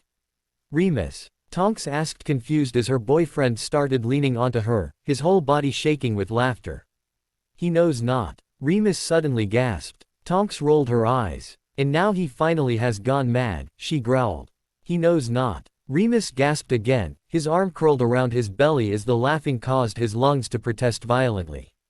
Henry made eye contact with the other people present, but found only the same confusion that has beset him. Remus, I'm afraid we can't follow you, he finally prompted. Remus made a few rasping coughs as he tried to pull himself together. The prophesy, we were such fools. He knows not. I'm afraid I still can't follow you, Remus. The Dark Lord will mark him as his equal, but he will have power the Dark Lord knows not. Remus breathlessly quoted the relevant part of the prophecy. The Dark Lord knows not. Remus repeated. It was literal. He chuckled. It was a question of punctuation, but Harry had a power, the Dark Lord knows not, Remus explained. He didn't know we countered his plan. He chuckled as everyone exchanged stupid glances. Sorry to rain on your parade, darling, but if that were right, what about the hand of the other? Tonks quipped. Well, Voldemort's hand wasn't his own, anymore. Voldemort's body was part Harry, part Riddle Sr. and part Wormtail. So it was either Harry's hand, the other, Riddle's hand, Voldemort's other body's hand or even Wormtail's hand it referred to, Remus speculated. Tonks wasn't completely sold on his argument, yet. Wormtail. Well, strictly speaking, he is an other, and come to think of it, at Hogwarts, we often were referred as Potter, Black, Lupin, and the other, you know, what's his name? Remus speculated further, still chuckling occasionally. And now we know why divination is considered a woolly art, Harry summed it up with a chuckle of his own. Just then, the door flew open. Remus immediately turned and spied out of the curtains. Dumbledore strolling in, flanked by Kingsley and Snape, he commented. A few moments later, the headmaster's group had approached the curtains, and Dumbledore's voice rang out.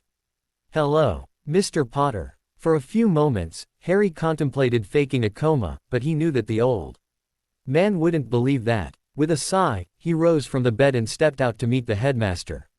Tonks and Remus followed behind him, and moved a few steps apart.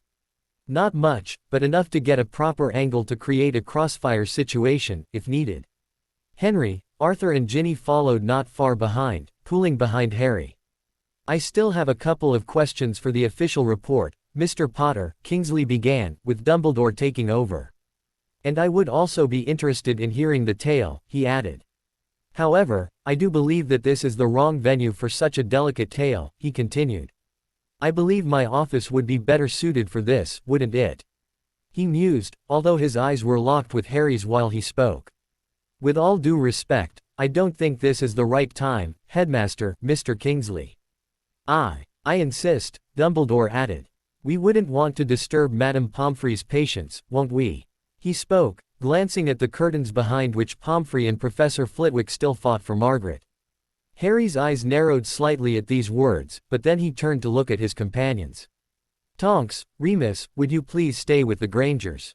I'll just make my report for the Ministry and friends, so we can finally set sail, all right?"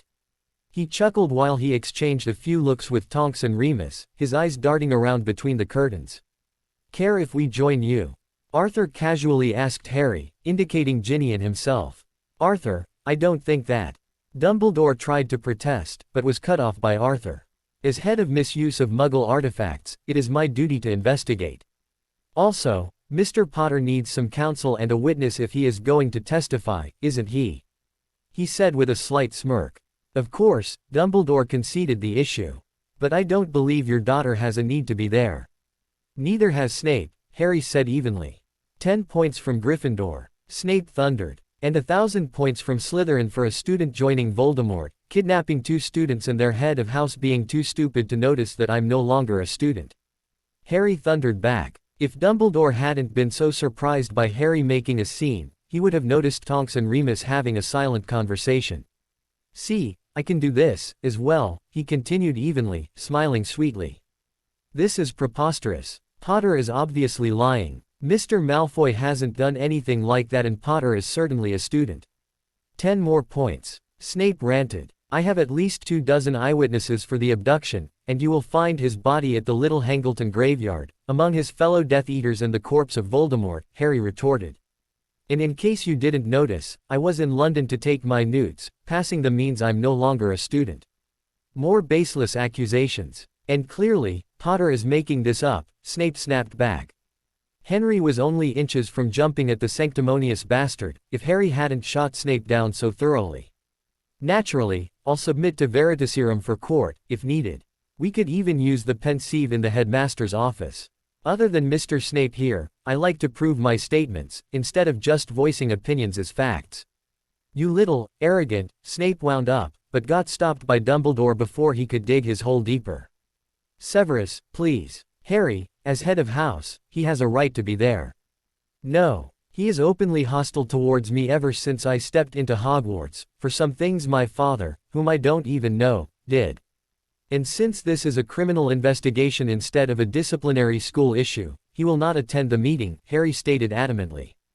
"Harry, Dumbledore started when Snape once more started complaining, but..."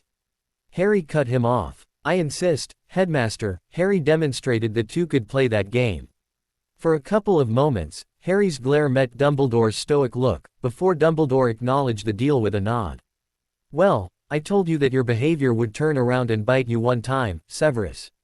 You may attend your other duties while we discuss the events."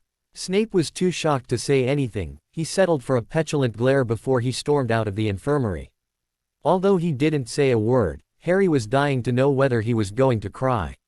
"What exactly is going on here?" Ginny demanded as soon as the door had closed behind the group heading for the headmaster's office. "Dumbledore wanted to talk to Harry in private, and your father went with him as a friendly wand," Remus explained.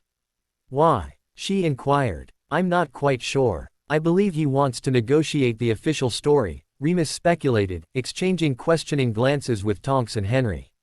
"I happen to agree. Tonks replied. What now? Henry asked. We wait for Margaret to get fixed up, and then we get you all on board of the Revenge and get out of here, Tonks explained.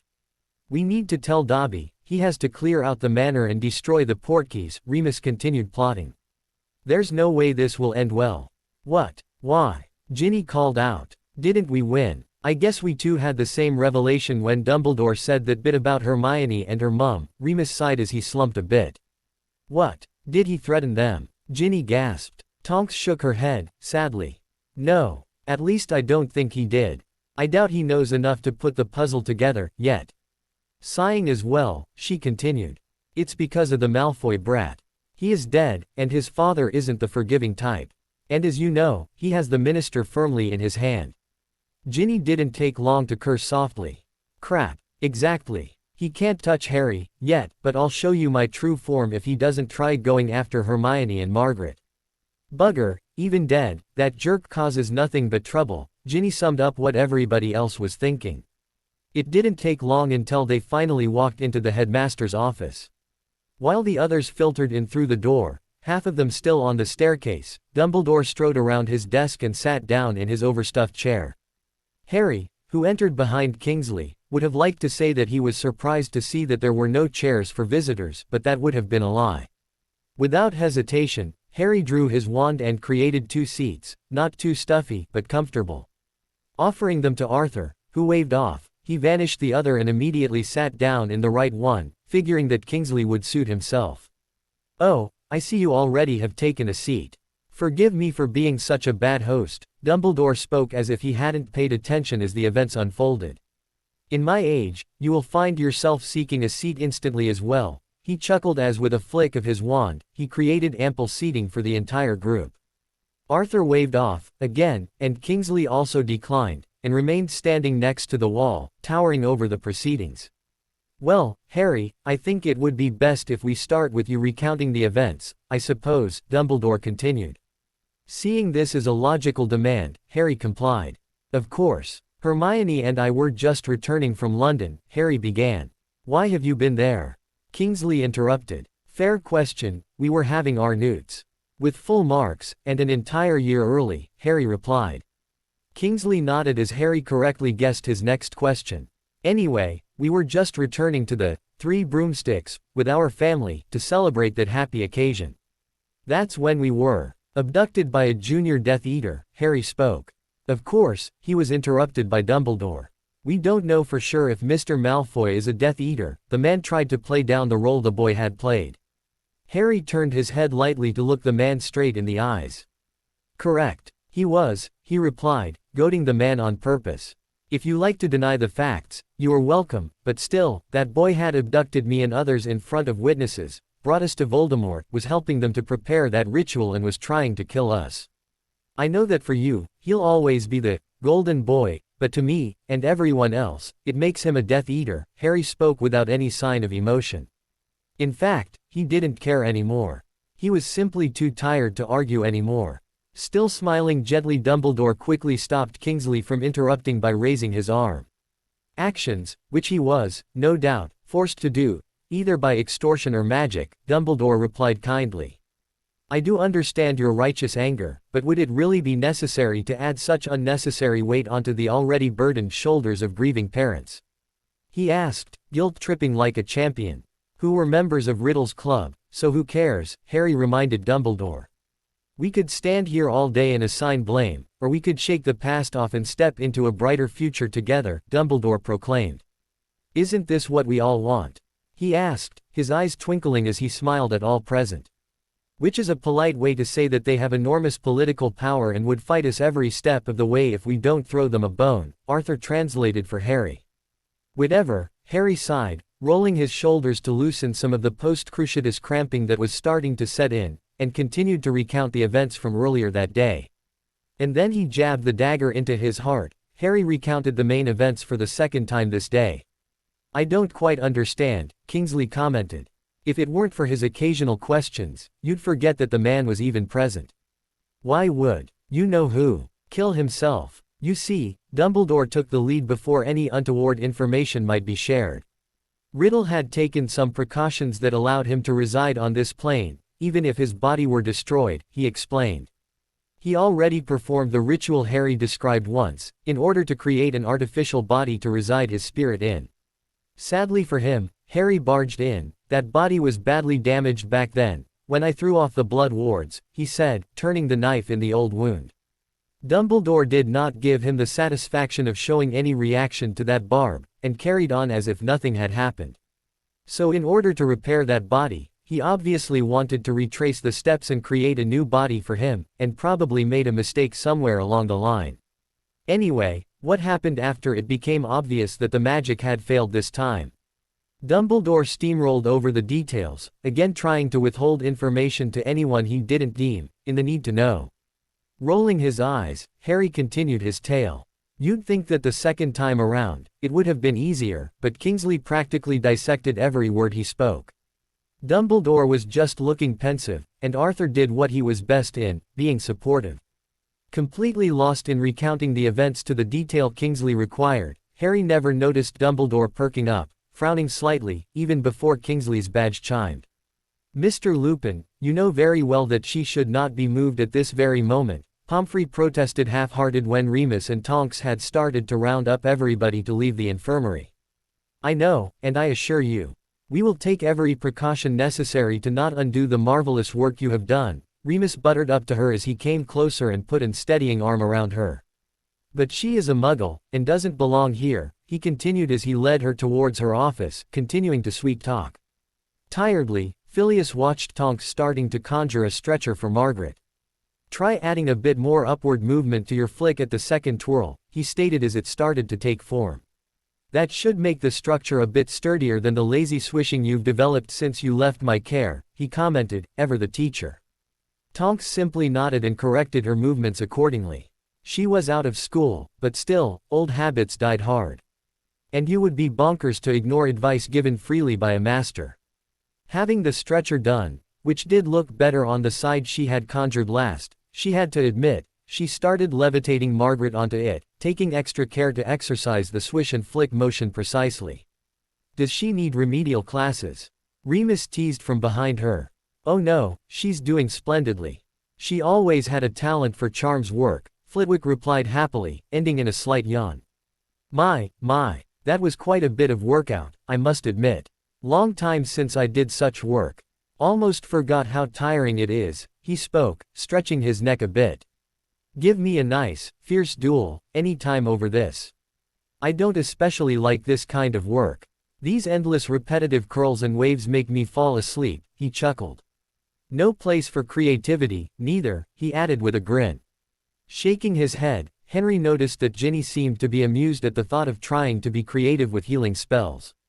He would bet there was a story of the twins behind that. Noticing that Remus was just starting to make another stretcher for Hermione, he reached out and caught his arm. No, he said, stepping to the bed and simply hoisting Hermione into his arms. I might not be of much help with my wife, but I still can take care of my daughter. If something happens, I want someone with a wand to have his hands free. Good thinking, Remus replied. I guess that means that I'll levitate Margaret, so Tonks can do what she does best. If you end this with, looking good, I'll have a new fur cap by the next moon, Tonks replied evenly, but took the lead, nonetheless. Remus chose to not delve any deeper into the ready hole, and simply waved his wand to lift Margaret while he silently exchanged the appropriate male gesture with Henry behind her back. Oh, Luna, Neville.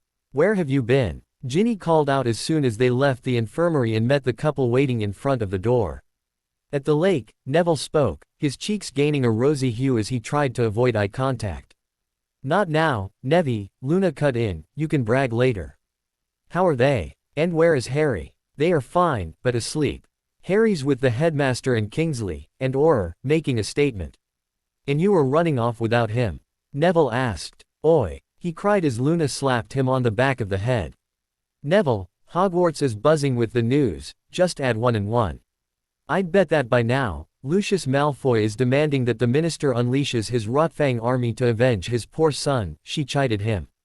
By the way, you should not use the staircase, I think a couple of Slytherins are trying to set kind of an ambush there, she told Remus.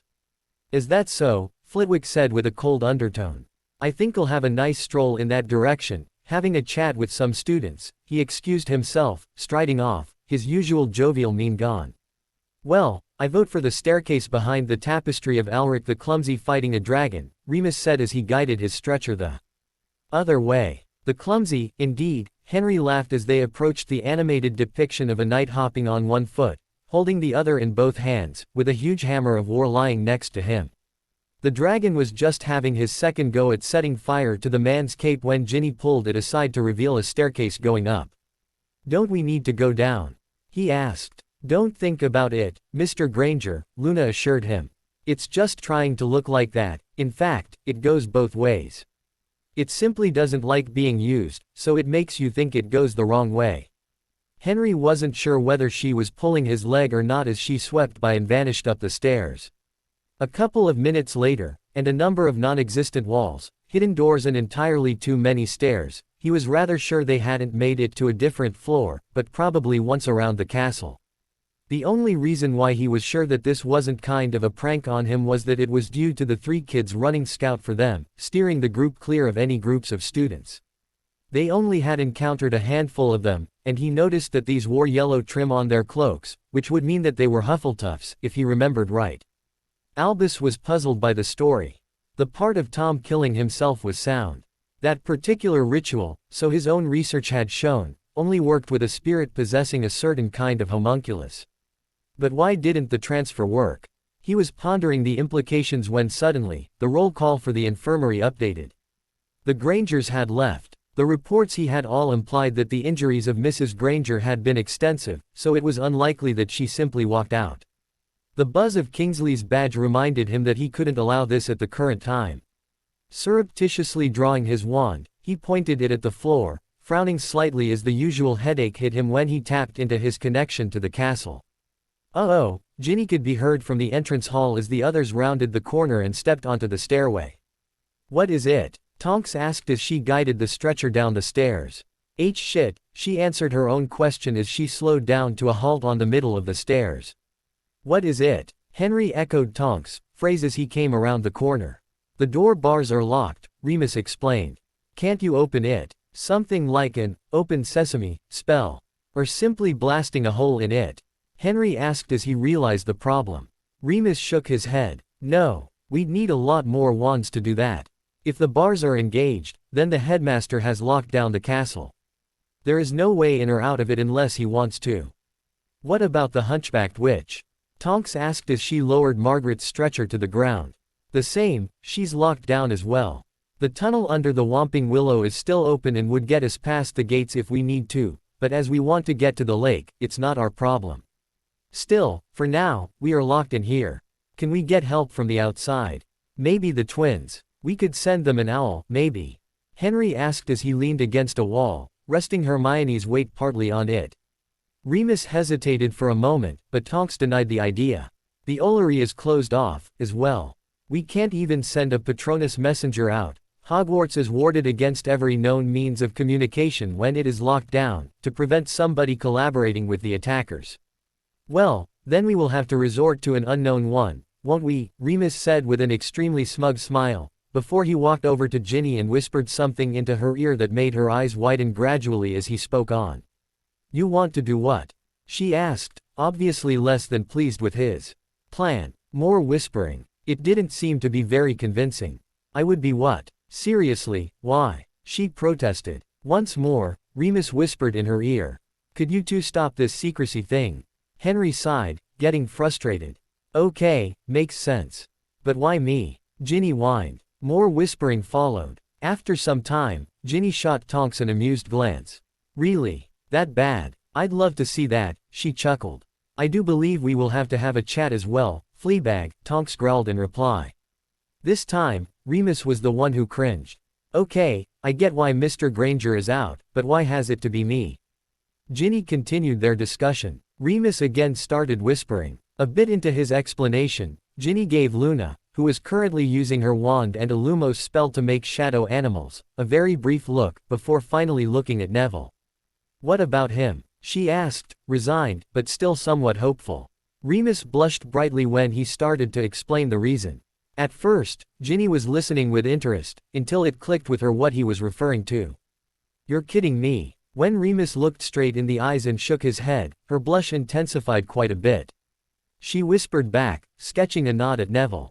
Remus whispered a bit more, and this time, her cringe was much more pronounced as Remus whispered an answer into her ear. 14. All right, that's a lot, Ginny said, cringing. Okay, I'll do it, she said with a sigh. Neville finally had enough. What do you want her to do, Remus? He demanded. If you tell them, the deal is off. Ginny interjected hotly before Remus could reply. Let's get moving before I chicken out, she said and stormed off, Remus shrugging and quickly falling into step with her. Sure, I can do this. I never sent a Patronus message before, Ginny asked warily as they started going back up the stairs. Neville wanted to repeat his question, but Luna grabbed him by the arm and shook her head at him. I'll show you later, Luna whispered into Neville's ear, before she returned to her shadow puppetry. Nah, your Patronus is solid, sending the message is easy, you only have to, was the last you could hear from Remus, before they vanished up the stairs, leaving the more or less confused group behind. What is it, Kingsley? Dumbledore asked after he had put his wand away as secretly as he had drawn it earlier. Harry was irritated by the interruption, but noticed that the man was reading something on his badge. It took him only a moment to realize that there seemed to a kind of protean charm on it.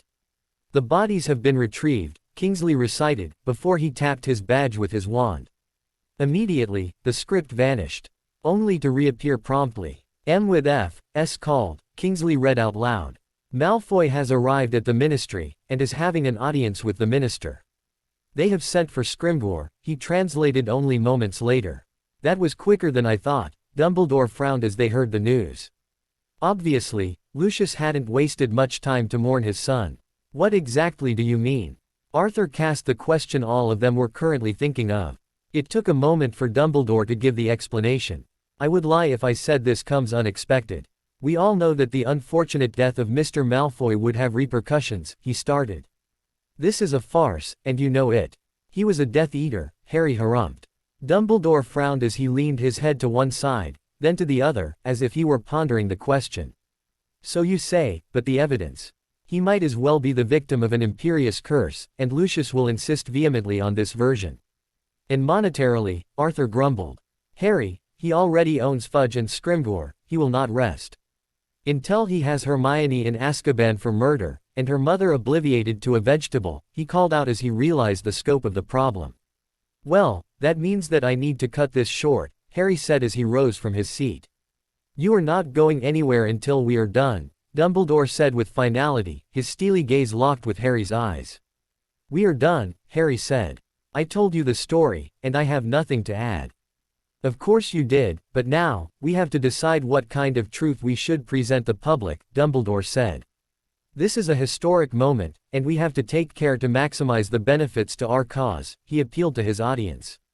And to protect your beloved ones, he said with a nod towards Harry. This didn't sit too well with the recipient. Explain yourself, Harry growled dangerously, his temper simmering. Harry, my boy, you must be aware that you and your family are facing serious charges. The deaths of Bellatrix and Riddle are legally justified, as they were dangerous fugitive criminals, but the other casualties will have to be thoroughly investigated, Dumbledore continued, seamlessly switching to his friendly grandfather routine. And, cut to the case, I want to be gone when Fudge makes his entrance, Harry barked. That won't be a problem, my boy.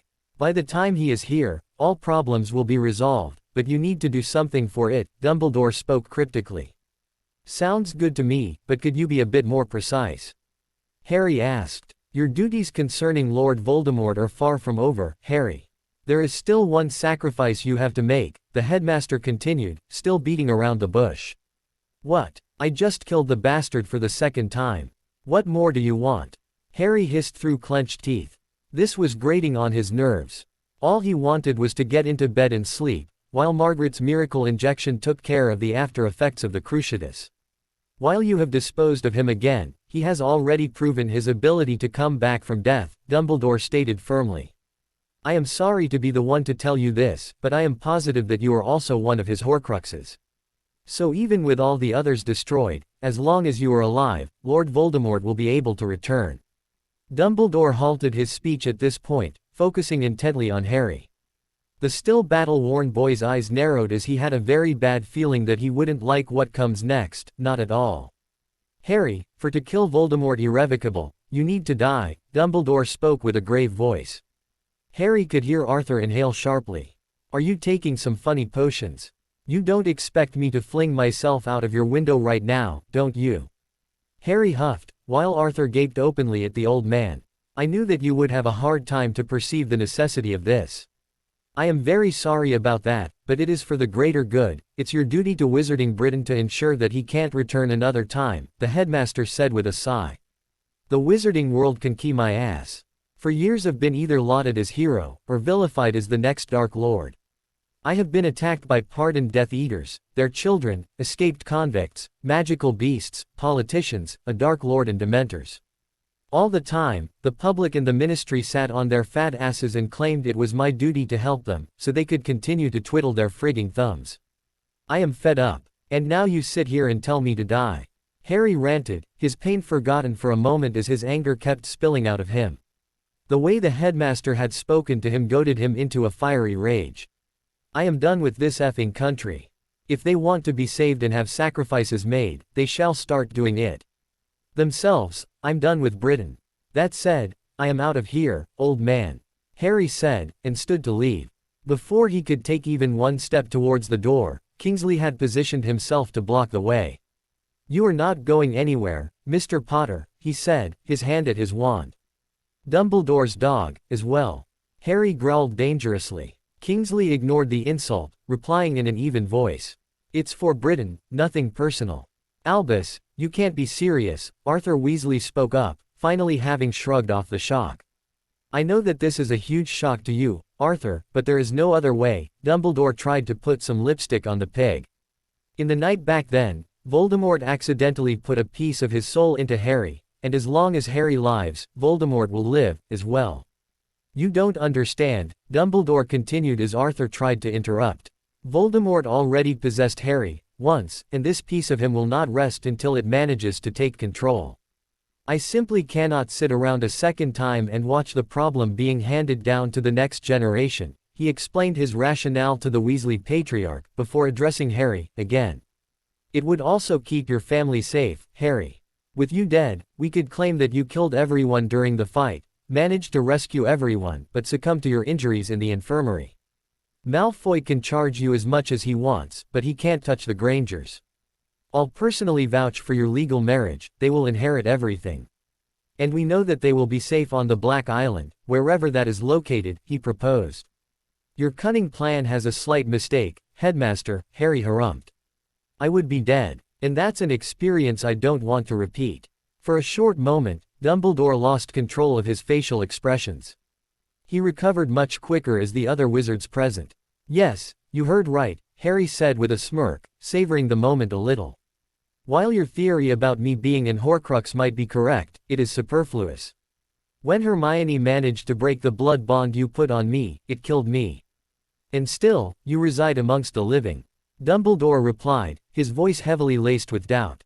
According to her mother, I was dead for 2 or 3 minutes before she brought me back, Harry replied. That's impossible. Even the darkest magic can't bring people back, Dumbledore insisted. Not even death himself can, he affirmed his statement. The Muggles can. I had no pulse for more than 2 minutes. I was dead, Harry insisted as firmly. I can't believe I am doing this, Ginny lamented from inside the stall. I can assure you that I'm as uncomfortable with the situation as you are, Remus tried to console her from the basins. There is no way you could feel as uncon. Ginny barked back at him, but changed into a high-pitched shriek. Remus was at the door, immediately. Before he could ask what happened, a nagging voice rang out. The reason why they chose this bathroom was that there were almost no visitors. Sadly, there was one inhabitant that made up fully for this. Why are you doing this in my toilet? Get out! Ginny shrieked in return. This is my toilet. Do I go to your dorm for such things? Myrtle ranted, ignoring the protests of the girl in front of her. Myrtle, get out! Ginny hissed, trying to cover herself with her cloak. No. But it's all right, she's a ghost, it's not as she'd miss those things, Myrtle went on without pause. Myrtle, leave her alone, Remus tried to help. He only jerked slightly when Myrtle's head suddenly came through the door. It vanished back inside just as quickly.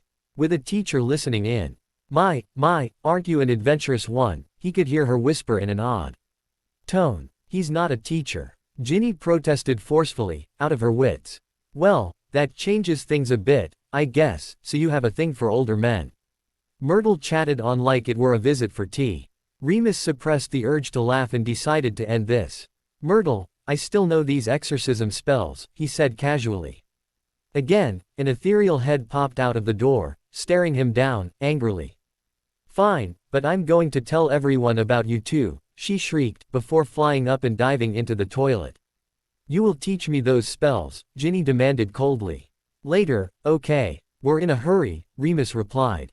Doesn't make this easier. I was almost done, she said, angrily. Yeech, bloody hell, ow. She cursed, a moment later. Okay, ready, she called out. And if I find out you pulled my leg, she growled. Ginny, I'd never, Remus protested. It's a hex designed to disable someone. Turn him into a chicken or whatever and grab his stuff before he turns back. It wasn't surprising that Remus knew an animal transfiguration spell that only worked for about half a minute instead of being permanent. He always knew some obscure stuff, Hermione had told her a lot about it. Funnily enough, he also knew a way around the problem that she'd drop her wand. How did you find out about, you know? That must be hell of a story, she asked, her curiosity still superseding the awkwardness and discomfort of the situation, but only slightly. People always talked about doing this, but the reality was definitely worse than the fantasy implied. I don't think this is the right time for this, Ginny, Remus spoke awkwardly. All right, but you'll tell me later, understood. Now let's get this over with, it's not comfortable, at all, Ginny ranted back and unlocked the door. Ready? Are you standing? Remus asked, carefully. Yes, I'm standing on the bloody toilet. Now get in here and hex me or I'll hex you. Ginny shouted at him. Remus erased the smile this comment has cast on his face, and opened the door to the stall a bit, sticking his wand arm in. Is my aim correct? Yes, go on. Ginny whined. Okay, it will be confusing, but you must remember that you need to go to the surface. Only this, the surface, he told her. I know, can we please go on, she pleaded. Remus had mercy and simply hexed her in reply. Opening the door completely, he stepped over her discarded clothes and spied into the bowl, finding a small base swimming in it. Bon voyage, and good luck, he said as he flushed. Contention. All was fine. A small swish of her tail made her surge forward. The water ended here. Randomly, she turned right and found the path open, as long as she kept turning right. Surface, she remembered, go to the surface. Right then, the world started spinning and she felt herself being pulled away. It became dark, and she was bouncing against a shore everywhere as the water had become small, out of a sudden. Just before the confusion could turn into panic, she found herself in big water again. Right in front of her, the bottom had some tasty-looking weed, and she automatically started swimming there. She was halfway there before she remembered that something was on the surface. What could that be? Maybe bugs. Bugs were much more tasty than weed. Changing her course, she started ascending. 10 seconds later, a gasping Ginny broke the surface. Ow, ow, ow, Ginny lamented with every step she took as she jogged up towards the castle. The things I do for them, she sighed as she stopped and recasted the numbing charm half the witches in Hogwarts knew by heart, dealing with one part of the problem. Her mood wasn't brightened by the knowledge that Remus had been right. Luna would never had managed to fight down the animal instincts of her new form, and would probably have drowned somewhere in the lake. Even though that spell only lasted half a minute, Ginny only barely fought off the urge to swim off into the deep. The soreness gone, she pulled the robes she had transfigured from some driftwood closer around her body and fell back into her trot. They didn't fit her too well, and the shoes she made from stones were feeling as hard as their base material suggested. Her old clothes were much more comfortable. But on the other hand, if she'd worn clothes, she'd likely have drowned, anyway, so she shouldn't complain too much. She just hoped these puffs near the cove she made landfall at simply enjoyed the show and won't go telling everybody like Myrtle certainly would. Either way, it wasn't as if her reputation at Hogwarts could get any worse. Suddenly, a white specter appeared next to her. She had barely time to recognize it as Fred's Patronus chipmunk before it spoke, bouncing happy circles around her. "Hey Snapdragon, we're lifting the Revenge, get everyone away from the doors." Far away. Increasing her pace as the core of the message hit home, Ginny once more cursed her sloppy transfiguration work. Albus Dumbledore was deep in thought as her tried to calmly return Harry's smirk. It was hard to believe what he just heard. The Muggles had made some very interesting developments lately, some of which Albus freely confesses are almost as good as magic. But for them to have stumbled across a way to bring back recently deceased. It might have something to with electricity. Albus distinctly remembered a book about early experiments in that field, back when Albus was young. While the result of the works of that man, Albus believed he was a German, was little more than an intelligent inferi, they might have built up upon these works since that time. Still, Albus had no means to discern whether Harry truly had been dead, if the Horcrux had died, or if it came back along with Harry.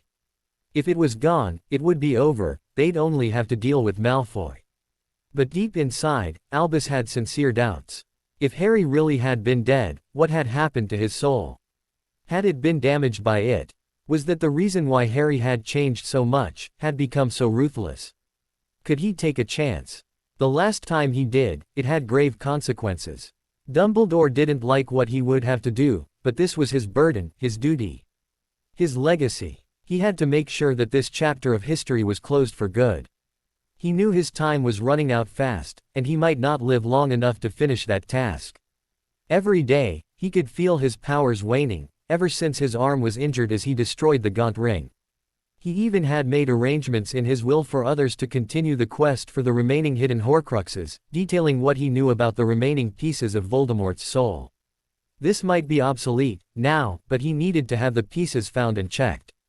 Probably destroyed wasn't good enough. Not even for government work. This need for clarity was what made his decision. It was essential that Harry died to destroy that Horcrux, but he also knew that if Harry didn't sacrifice himself willingly, it was very much possible that no one would be able to kill the boy.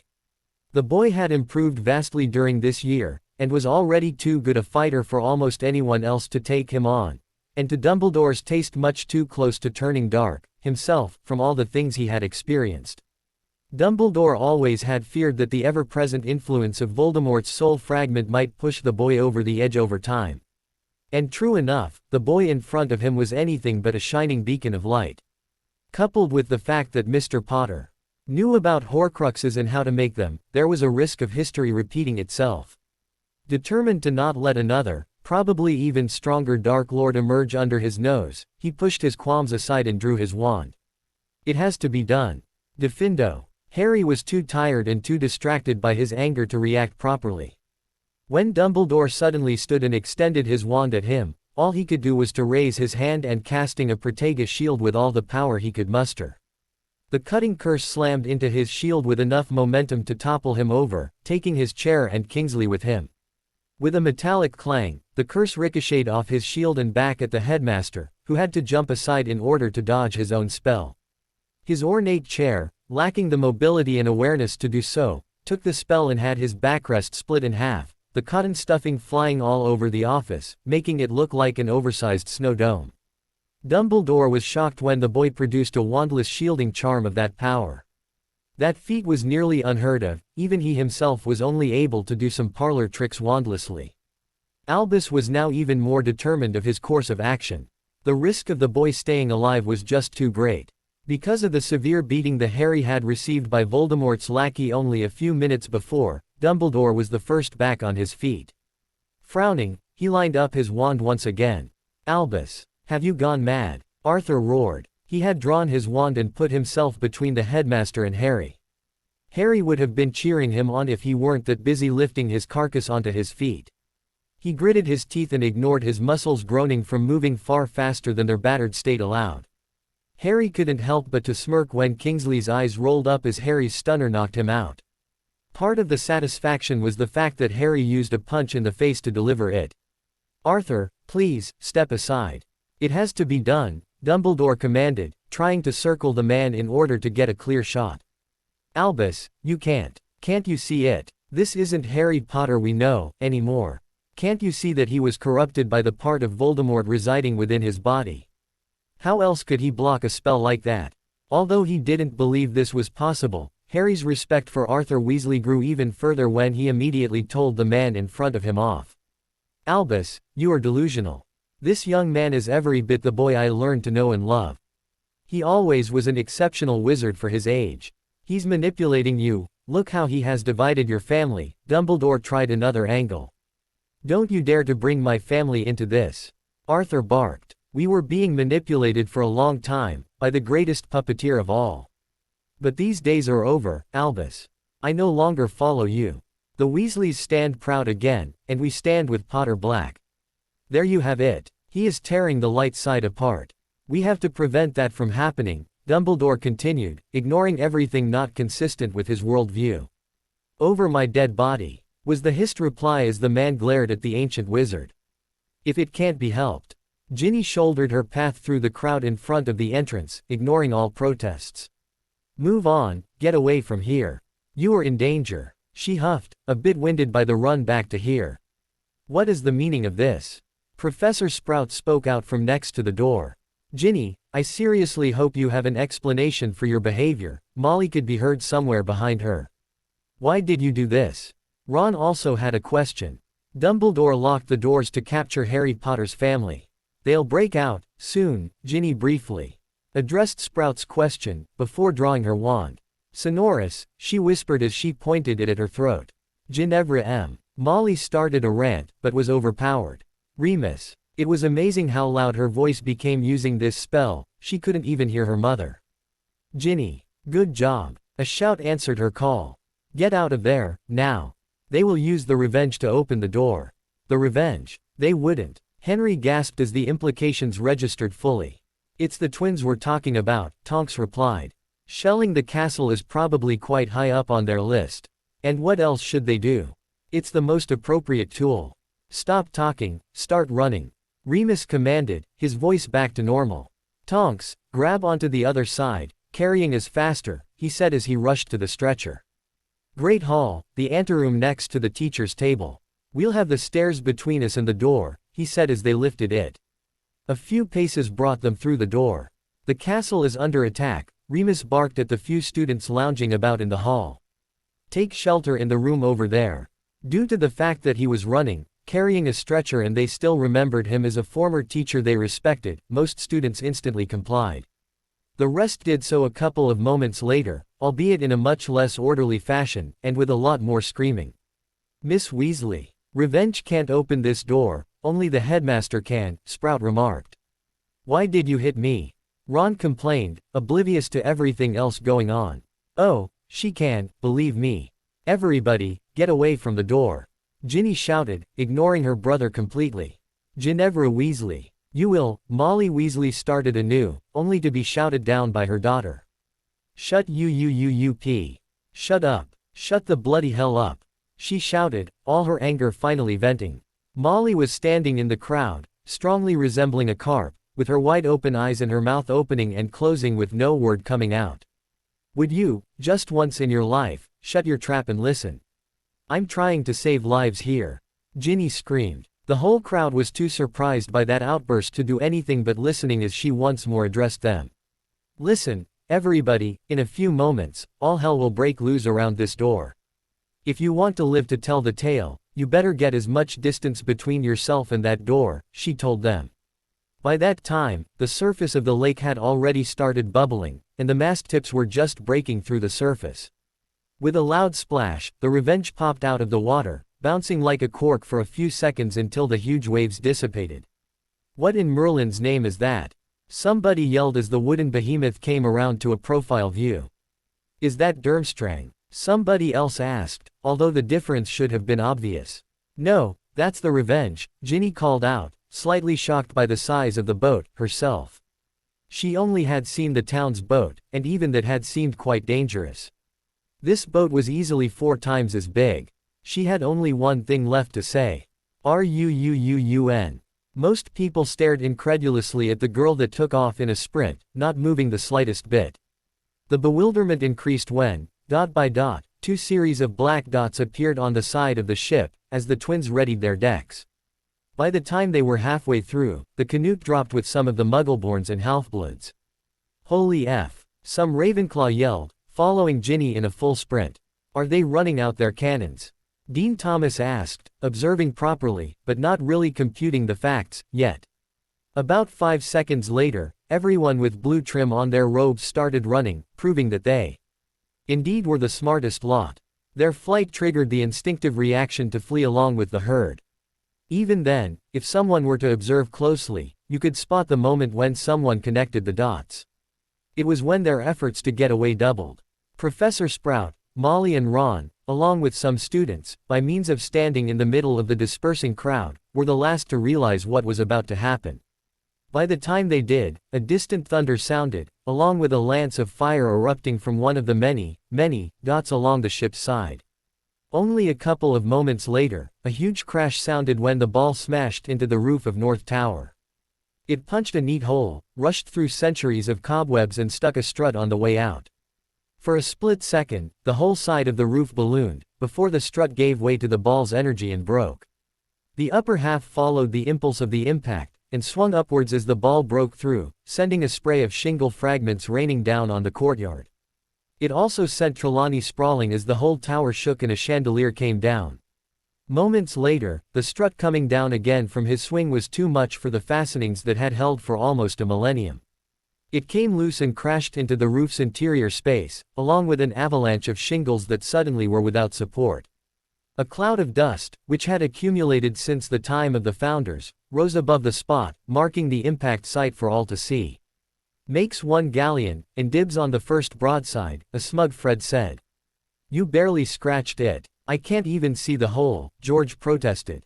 "You dared me to hit North Tower, and I did. Pay up. Later, don't have my purse on me," George grumbled. "Did it work, though?" Fred leaned forward and spied out of the gun port with a looking glass. "It seems that we have sufficiently stated our intentions. The stragglers have started running. Seems Mum and Ron are amongst them, by the way they are running." "Mum. Bugger. Oh well, there's nothing to do about that. In for Canute, in for a galleon, let's be polite now." "Polite. Let's knock on the door," George chuckled. Fred groaned as he buried his face in his hand. "Of all door-related jokes, you had to do this one." "Oi, it was a good one, you're just jealous that I thought of it first," George protested, while adjusting the elevation of the next gun. "It was so one-sided, it wasn't even funny." Dumbledore attacked so quickly that Arthur had barely time to raise a shield to block the disarming spell. Dumbledore's next spell pulled the rug out from under his feet. Literally, it rolled up in high speed, knocking into Mr. Weasley's heels, and continued rolling up as he was sent flying. Dumbledore's ropes and a follow-up stunner hit him just when he hit the ground. Harry had barely managed to get on his feet by the time Dumbledore had worsted Mr. Weasley so definitely. "You'll not get away with this," Harry recited the almost traditional phrase for such a situation. "Do you really think this won't come out?" He challenged the man, trying to buy time for his friends to come true. Luckily for Harry, Dumbledore was someone who'd rather talk than get things done. "Harry, my boy, you would be surprised how much the public is willing to accept if there is at least superficial evidence," he told him. "A small spell that causes a bit of internal damage, a few memory charms, and everyone will willingly lap up the tale how the boy who lived rescued his wife and mother-in-law, and insisting everyone else be treated first. When he finally collapsed due to internal injuries, it was too late to save him," he explained his plan. "That will never work," Harry replied. "By now, the truth is already spread too far for you to alter it." "By whom?" Dumbledore laughed. "The few students you talked to. Who would believe them over an official inquiry by an Auror and me?" "My friends," Harry replied, but Dumbledore cut him off harshly. "Are confined to this castle, just like you. Don't worry, no harm will be done to them, just as I promised you. But they have to be told the proper version of the truth before they leave, you surely understand." "They'll never agree to this," Harry spat. Just as he said this, he could hear the familiar thump in the distance, followed by the distinct whistle of inbound artillery. "And what would you think they could do against me?" Dumbledore retorted as a distant crashing sound could be heard. "They might be good, but I'm fairly positive that I still have enough tricks in my sleeve." Harry couldn't help but smile at the bragging man when he heard a series of thumps and whistles, each ending with a crashes that drowned out all other sounds, and occasionally seemed to shake this tower. Dumbledore was definitely out of his comfort zone when a couple of instruments in his shelves started screaming, along with a good portion of the portraits. "So do we," Harry spat, springing into motion. The twins had done quite a number on the entrance hall. The first ball impacted quite a bit above the door, smashing through the wall and exiting through the roof. It glanced off the main tower, before it dropped onto the roof of the west wing. By the time it did so, the twins had already adjusted and fired the next gun. The upper left third of the door suddenly sported a head-sized hole when 24 pounds of iron smashed through its ancient wood, showering the room in splinters while the ball crashed into the right staircase, burying itself and an unfortunate suit of armor in the wall. While the first two hits had only caused the students to listen up a bit, the next one sent the ones within the Great Hall into a full panic. Striking the door at a reinforced part, it was deflected to the side. It struck the right wall of the entrance hall at about 15 feet height, and at a shallow angle. This resulted in having it dig a gouge into that wall, until it was caught by a corner. The 10-foot strip of mortar that broke off the other side of the wall, showering Slytherin table in dust and small stones, made it all too clear that ex-Professor Lupin hadn't been exaggerating. The reactions varied. Some rushed into the antechamber, following Remus' orders, while a couple hid under tables or huddled in the faraway corner. Two firsties actually made a rush for the doors, but got intercepted by a Hufflepuff prefect who yanked them back by their robes. Screaming was an universal reaction, though. "Where am I?" Hermione suddenly queried from her place in her father's arms on the floor. The last impact had been loud enough to wake her from her exhausted slumber. A quick look around revealed a few things to her. She was lying on a stone floor, her father hovering protectively over her. Her mother was nearby on a stretcher. Luna, Neville and Tonks were standing in front of them, wands out. The shimmer let her believe they were casting shield charms. Remus, along with some older students, was casting impervious charms at the wall in a frenzy. "Where is Harry?" she asked her surprised father, just when the next ball struck. That one hit rather low, bouncing off the outer stairs before hitting the door. It barely broke through, as it sent one of the heavy reinforcement bars flying through the hall. It took out a good yard of the main stairs handrail when it spun into it. "And why are the twins shooting at Hogwarts?" Hermione asked. It was the only theory that made sense. "What is going on?" Dumbledore demanded as Harry started moving. Harry had to forego drawing his wand as he had to dive under the ropes flying at him. His lunge brought him right at the feet of the headmaster. Conserving his momentum, Harry spun around, trying to kick at the man's feet. Astonishingly nimble for his age, Albus jumped over the attack, and brought some distance between his foe and himself before whirling around into a dueling stance. That time was enough for Harry to roll up on his knees and draw his battle wand, though, creating a situation well known as a Mexican standoff in Muggle TV. Meanwhile, another couple of crashes had shook the building. "What is going on?" Dumbledore asked coldly, his wand pointed straight at Harry's face. More than one painting in the office reported back in various degrees of panic and outrage. The general picture was clear, though. A ship in the lake was bombarding the castle. Flitwick's first training session sprang to Harry's mind as he rose, slowly. Not starting a duel won't win it, but most duelists relied on the opponent to attack in order to give them an opening. In this case, it was a good way to draw this out for some time. Long enough to let the others get away. The cavalry's making their entrance, Harry teased back, staring over his own wand, both waiting for the other to make a move they could exploit. The next couple of shots had wreaked havoc on the door and the interior. Ball after ball had punched through, leaving the left door in tatters, but still mainly intact, which couldn't be said of the room behind. The left staircase had in part collapsed, and the Ravenclaw counter had come down, littering the room in sapphires to brighten up the general rubbish. A couple of shots had missed the door, altogether, and hit the surrounding walls. In particular, they'd taken out the left window, and quite a bit of the wall around it. As the twins were aiming for the left door, the right door only sported 2 holes, while the right wall was still almost comically pristine. "Would you check, brother dearest?" Fred said while he fired the current gun, and tapping it to reset it in ball-firing mode. George, who was acting as loader due to his lost bet, dropped the ball into the barrel before he leaned out of the gun port.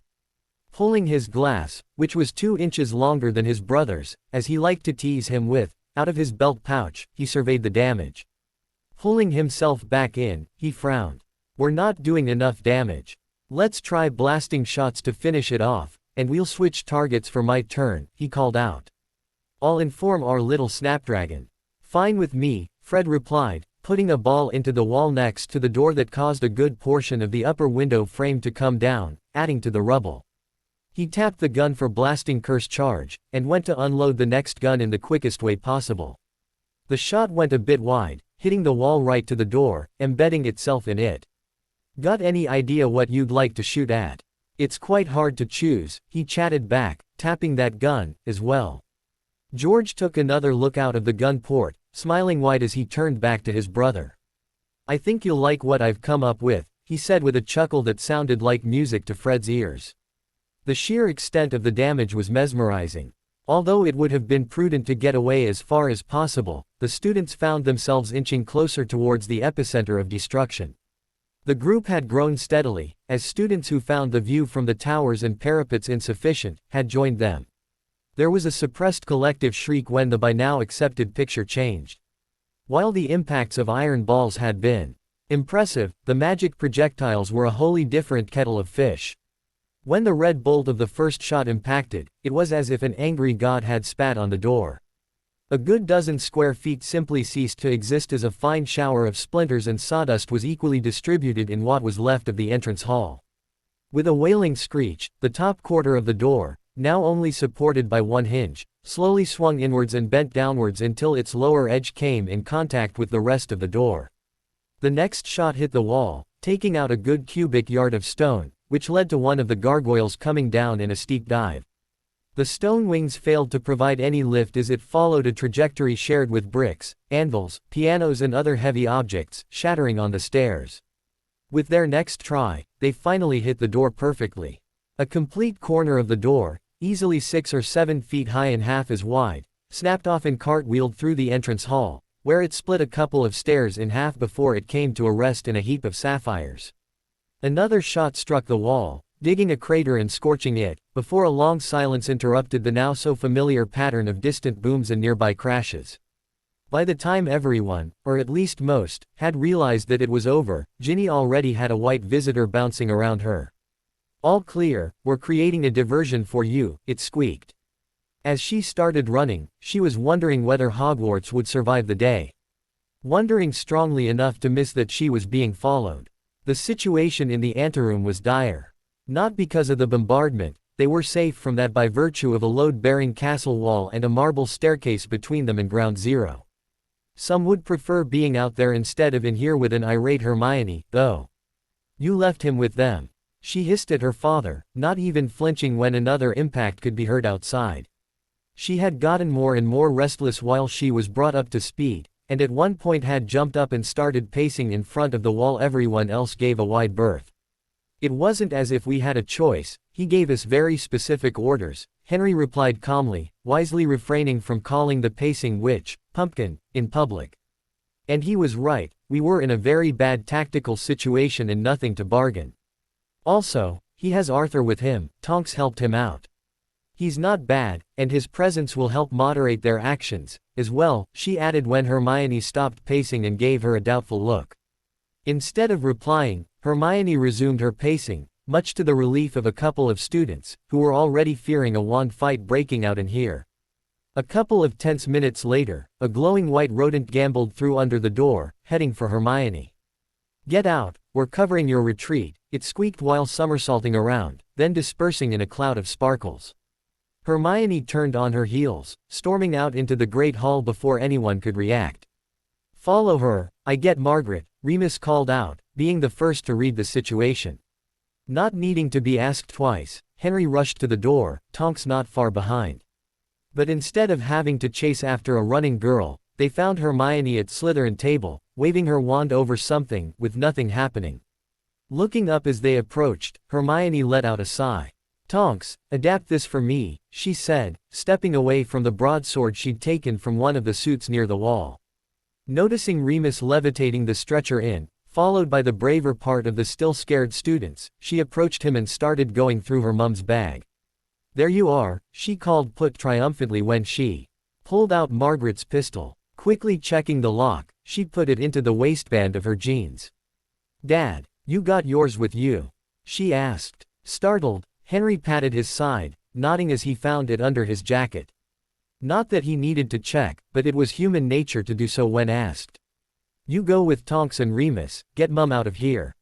"When someone points a wand at you, aim for center mass," she commanded, while retrieving another sword from a suit that got toppled earlier by the flight of the students. "After that, the pointy end goes into the bad guys," she said as she handed it to her father, who drew a face at her, but took it, anyway. "And you?" he asked in return when Hermione retrieved the small sword from Tonks. "I am going to get Harry," she replied, her face hardening into a mask of resolve. That face didn't last for long, as Luna started to roar with laughter. "What?" Hermione growled at her, quite irritated. "Sorry, but I never thought that you, of all people, could botch up a sentence like that," Luna replied, giggling profoundly. "Luna, there was nothing," Hermione replied. "Oh, you silly," Luna interrupted her. "It is, we are going to get Harry," she said, still giggling as she pulled her wand, Neville doing the same, just a moment later. Deep down in the dungeons, Severus Snape was frowning profoundly as he stirred a pot of Skelligro potion. He was almost done with it, and he'd soon need to add the lightning bug asses to the reflex potion for the Slytherin team, before tending to the wood polishing he needed to fortify the lab tables against first-year morons. And Longbottom. All over the classroom, he had pots with various projects set up, organized that he'd simply have to step from one to another in order to stay active and maximize production. That was one of the harder parts of being a potion master. Every buffoon could make potions one at a time. Deep inside, he was fuming with anger, but his disciplined mind kept him right on the recipe as he finished the last stirs. He briefly hesitated to add the dried lizard guts, quickly adding an extra pinch of marinated toad lips to make the taste worse than he normally would make it. He allowed for a small smile as the thunderstorm outside seemed to intensify. He was almost tempted to open a window and watch how the students tried to escape the torrential rain ruining their Hogsmeade day. But at least one of the potions on his chain would react less than positive to sunlight exposure, so he'd have to be satisfied with tainting his batch of pepper up with extra cayenne for added fire. He had just progressed to the scorch mark reverser, sprinkling the skin decoloring solution with mulberry leaves as he passed that station, when the thunder struck so close that Severus imagined for a second that the whole castle had shaken. Shaking his head in mirth at the thought of soaking wet students, freezing in the cold, he put some sugar into the tea he had set up here, next to the cauldron, to have a short break until the solution became silver-colored. The concentric circles in his teacup convinced him that the castle indeed had shaken when the next thunderbolt cracked, even louder than the last one. Puzzled, he put down his cup and went to a window to check. Opening the wooden inner blinds, he was quite surprised to have sunlight flooding the room. He had been convinced that it would be dark outside, with the intensity of the storm. He almost winced when he heard the true nightshade roots he was pickling for later use sizzle as they were ruined by the light. That would set back his projects, and purse, quite a bit. When another distant bang could be heard, he almost immediately made out the source. The ship was hardly something you could not notice. Especially with the flash from the gun deck. With the prejudice of an angry giant, a piece of the cliff, about 20 feet below of where the potion classroom had been carved into the rock, was crushed. A spray of ejecta marked the impact of the projectile. Severus didn't need to think twice to mentally identify the three culprits, but cursed only one of their names. "Potter!" he screamed as he hurled himself to the floor. Meanwhile, Harry had earned the right to claim he had lasted 5 minutes in a duel with Dumbledore, simply by doing nothing. "I wonder, how are you planning to spin this story?" Harry asked innocently, teasing his former headmaster. Albus' frown changed only marginally, but the comment seemed to have spurred him on to break into action. Harry had been awaiting this, and had little problems dodging the stunner and the follow-up body-binding curse, although he could still feel his muscles protesting under the strain as he forced them to perform. He certainly wouldn't be able to keep his usual level of agility up for long. Still, he almost smiled as he realized that even though Dumbledore planned to kill him, he still stuck to his non-lethal dueling style. Old habits die hard, indeed. As the slowly melting section of the bookshelf could testify, Harry was less quaint in terms of spell selection. Even Albus' robes sported a few fuming holes where acid splatters had hit him. When Albus started animating the desk, Harry simply blasted it apart. Instead of counter-attacking as intended, he finally began using his brain. Tonks would be proud of him to see him starting to shape the battlefield to his advantage as he started to vanish the rubble, and subsequently, the interior. Well, at least she'd not call him stupid, this time. Albus was more than displeased with what was going on. The boy's opening shot had cost him a couple of very hard-to-replace tomes, and ruined his 23rd most favorite robes. Animating the desk only to see it blown to smithereens was as disappointing. His plan of using the rubble to animate a cloud of shards was blown out of the water when Potter started vanishing it, and everything else in the room. The boy obviously remembered the battle at the ministry, it occurred to Albus, and was doing the logical thing, trying to deprive him of transfigurable material. That was unfortunate, since his dueling prowess was in part an effect of Albus' superior situational awareness. Most people knew that he was famous for disabling combatants by the dozen. What they didn't know was that while he was a fairly good duelist, in battle, he usually depended on using allies or animated objects to swarm the enemy, distracting them, while he picked off those who were currently distracted. As his mobiliar disappeared, this would force Albus to rely on spells, which put him on equal grounds with Harry, or conjuration, which would mean that he'd need to use up his magical reserves too quickly. On the other hand, Harry had already fought a battle today. His opening gambit was a powerful elemental conjuration of an acid stream, and vanishing solid objects wasn't exactly cheap, either. Confident that he'd see the boy collapse within a few moments, he animated the rug that had been Arthur's downfall, and commanded it to wrap around the boy. Moments later, it almost evaporated in a fireball that was hot enough to set a couple of portraits nearby on fire. The inhabitants of the pictures all over the office decided that they'd rather hear about the result than to witness it, and vacated their frames, immediately. Albus shrugged the loss off. The attack was only designed to make Harry use up his reserves faster, and anything Harry did to destroy the objects was more power-intensive than the parlor trick of animating it. And he didn't like that carpet, anyway. Determined to drive Harry to exhaustion, he cast another animation spell at the toppled chair, which sprang onto its legs and into action. A short-lived, at least. That one hurt him more.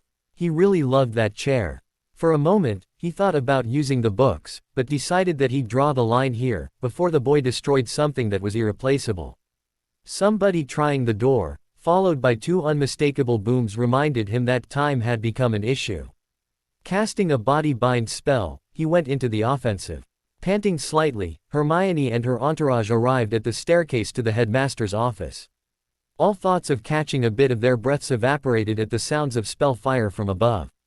Rattling at the doorknob, she almost screamed in frustration when she found the door at the top locked. "Neville, blast it open," she called out, sharper than necessary, still mentally cursing the fact she still was too exhausted, magically, to do any spells on her own. "Step back, I've got this covered," Neville said, leveling his wand. There was a loud bang when his reductor spell slammed into the door, doing exactly nothing. Frowning, Neville concentrated, almost doubling the intensity of his next spell, to the point the back blast almost threw him down the stairs.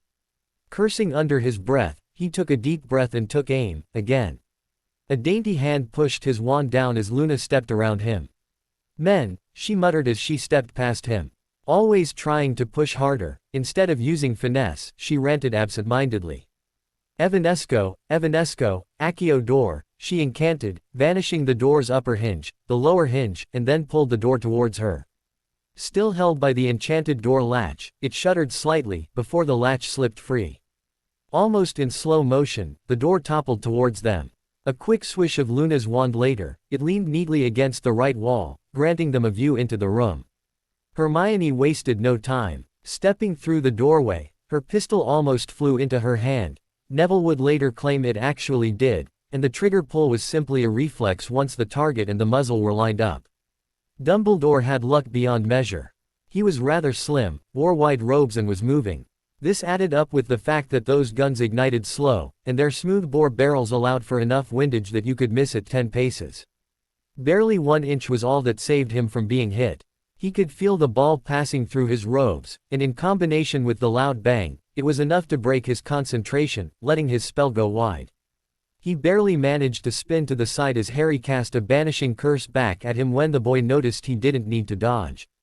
The sudden addition of a girl trying to convert him into a shish kebab, on top of her boyfriend trying to curse him, made Dumbledore chuckle briefly. It strongly reminded him of a tale of his younger days. Minus the hangover. When Luna and Neville entered the fray, it actually worked to Dumbledore's advantage. The number of adversaries was now sufficient to make it hard to engage him without friendly fire incidents. Hermione was his worst enemy, right now. Much to his chagrin, in all his studies, he never encountered any spell work to deal with an opponent in close combat. During the whole history of magic, it was the standard practice to use magic to not let any enemy advance to this range, or to shield against projectiles until you were in spell range of the combatants. But any deflection shield, while sufficient to deflect a volley of arrows or a burst of bullets, wouldn't work against the higher momentum of a sword. Wizardkin simply never saw the need to counter a sword with anything but a sword. Especially as he wasn't able to hit her with anything, for every time he extended his wand in her direction, she simply started to attack the appendage. He noticed her using a dress sword, just like one of those the fops in his younger days used to carry around in his younger days. Other than those, Hermione actually knew how to use it. It rapidly occurred to him when she suddenly twirled out of his line of casting. Pushing his arm out of the way with her left hand, she reversed her thrust, and stabbed at him from behind her back, nicking him at the shoulder. Only the fact that this method reduced her reach vastly saved him from a deep, penetrating wound. Not waiting for him to recover, she turned fully and extended her arm, trying to slash across his face, but only stabbing through his beard, not achieving anything. Once more, he tried to bring his wand to bear, but quickly pulled it back, before he'd lose a hand. Doing so, he still casted a stunning spell that ricocheted off the boy's shield at Longbottom, who happened to be in the general direction. That last attack made one thing clear to him. All he could do was to dodge her thrusts and slashes, while casting spells at the others whenever they crossed his line of sight, hoping he could keep up with the young girl long enough. You might say that you can best judge the true character of a person when you see them in a fight. Hermione was relentless and methodical. If it weren't for her sprained knee, Albus would be in real trouble. Still, she had a tendency to forget her surroundings while chasing her goals, with the result that others had problems contributing to the fight. She was just lunging at Albus, who escaped with a quick series of steps that had a striking resemblance to a dance, when Neville's banishing curse clipped her blade, disarming her. His aim would have been true, if her lunge had not driven Dumbledore out of the way of the spell. For a moment, Hermione instinctively cradled her bruised wrist, but that moment of inaction was enough.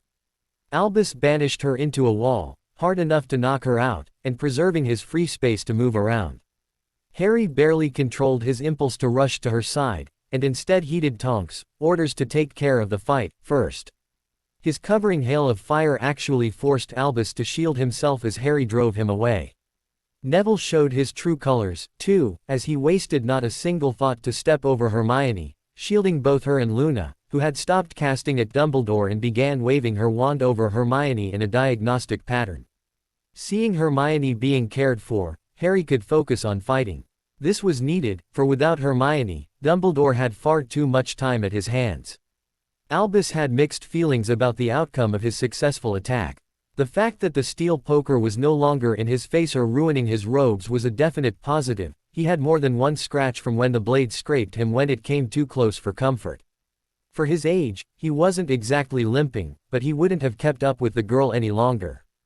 On the negative side, without the girl, the others had clear line of casting at him, and Mr. Potter surely was determined to make the most out of it. In hindsight, he already knew that harming Miss Granger in Harry's sight was a bad idea, but this was ridiculous. The boy had cast 3 bone-exploding curses and 2 organ liquefiers at him in less than 10 seconds. Albus was quite sure that this had to be the influence of Voldemort cohabiting poor Harry's body. The boy would have collapsed already under the magical strain. He ducked under a brain-boiling curse, quickly cursing the fact that the boy obviously had perused the Black Library, almost slipping. Less than graceful, he turned his momentum into a spin to evade a spleen extractor and a lilac curse he didn't recognize by sight. The fact that it turned the stone wall it struck into a black goo made him less than keen to have personal experience with it. A second glance revealed that he lost his footing due to a spread of marbles, no doubt a gift from Miss Lovegood. While the boys had been somewhat predictable, her erratic style was driving him crazy. Occasionally, she'd slip in a simple household spell, which he at first had ignored in favor of not being blown apart by Longbottom or faring a worse fate by Potter's hand. But after a color-changing charm that turned his glasses almost opaque, a sewing spell that had tightened the robes around his ankles and a waxing spell that cost him a 10-square-inch strip of hair on his wand arm, he made it a priority to step clear of her spells. Out of annoyance, and seeing her back at work on Miss Granger, he sent a stunning spell at her while dodging some bright pink beam from Potter, which went straight through the window, leaving a neat hole with molten edges. His spell got blocked by Longbottom. Albus noticed that the boy had ceased adding spell fire, but simply shielded the girls, probably feeling the onsets of exhaustion already. Which was good, for he had more than enough at his hands with Potter. Hopefully, the anger-induced spell frenzy, another sign of the Horcrux taking control, would cause the boy to collapse before his robes gave way to the many near misses, leaving him to fight on in his unmentionables.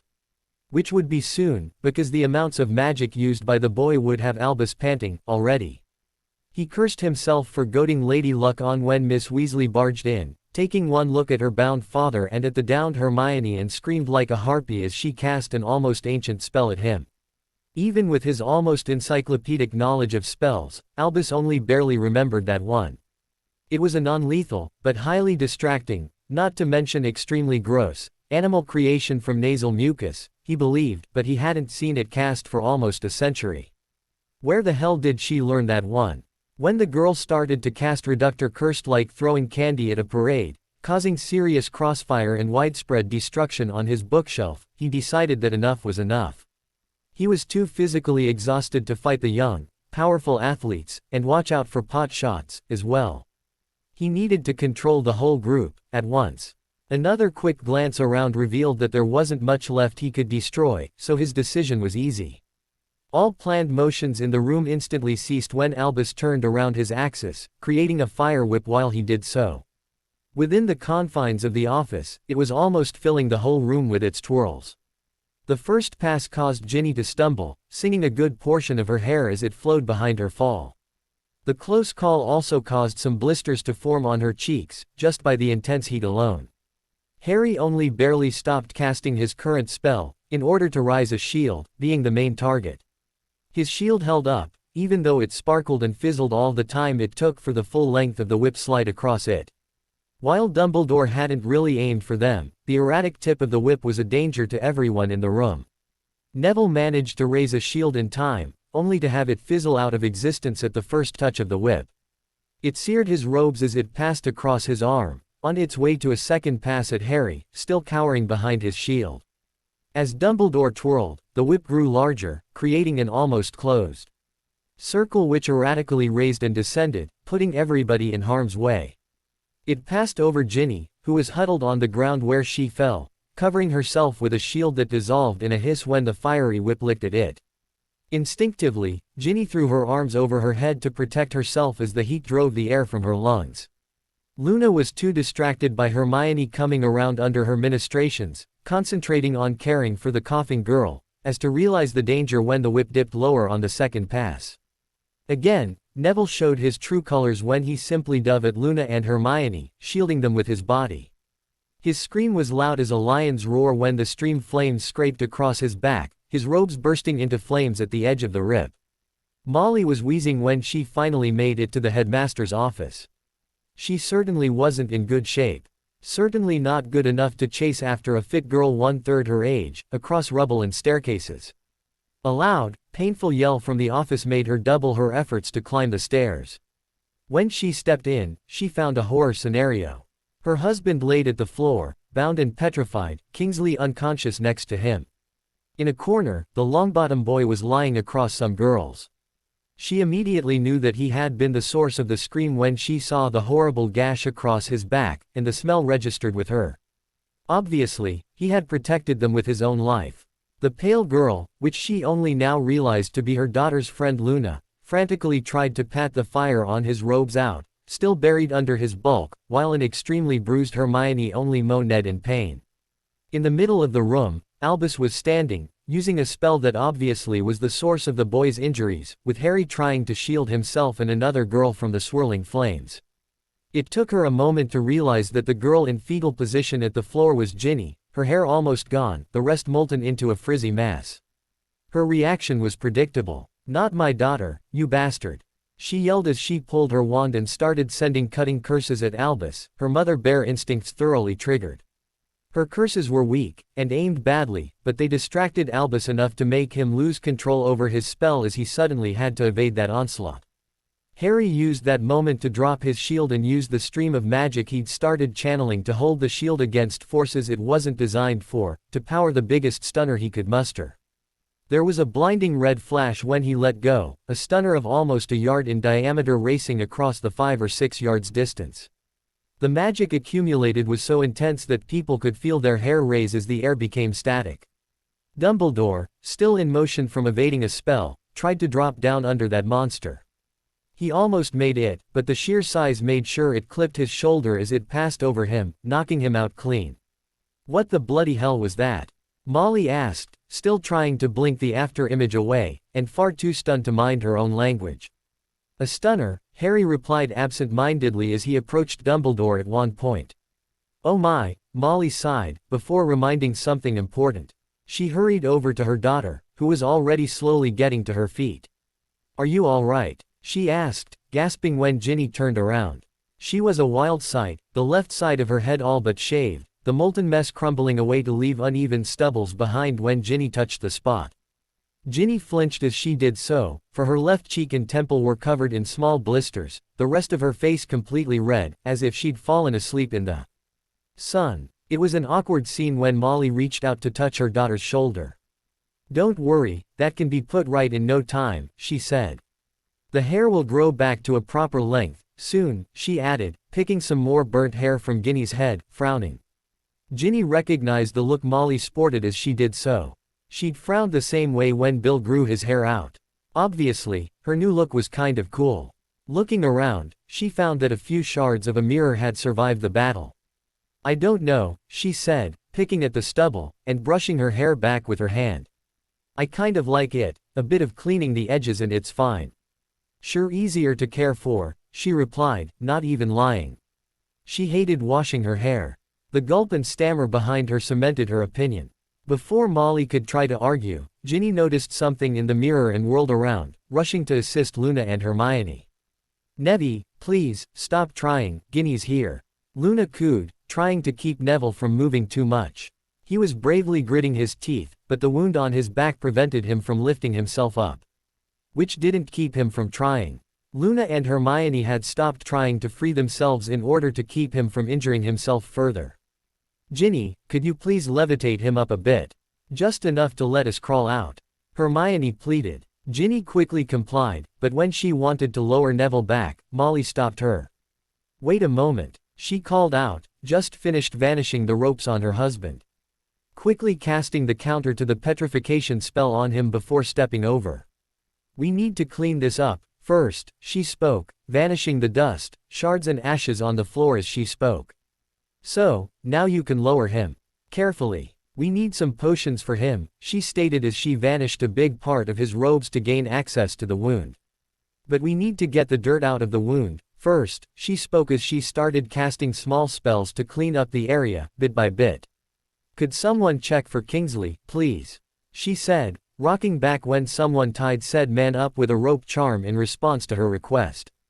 "Checked," her husband replied, cheekily. "He's in with Dumbledore, trying to kill Harry. They think he's Voldemort in disguise, of all things," he said as he passed her, stepping next to Harry, who had meanwhile kicked Dumbledore's wand away. Kneeling down, Arthur checked the man's pulse. "Is he?" was Hermione's question as she joined them, having stopped only to pick up her sword. "No, but he's not well. He got lucky my stunner only clipped him," Harry spoke gravely. "What are you going to do now?" Arthur queried, demonstratively looking at their weapons, which both were still aimed at the downed man. "He'll never leave me alone," Harry stated sadly. "His mind is made up, and nothing will ever change it. I'll try to work on him." He got his facts wrong, but is good at heart, Arthur said. Trust me, he won't be in any position to harm you after this. I'll take care that people hear about this. Most probably already have, they simply can't cover this up. If it suits them, they will, Hermione huffed. They'll jail us for killing Death Eaters or for damaging the castle, get rid of my parents, memory charm everyone and cater to Malfoy and his surviving friends. Dumbledore will cash in a few favors and come after us.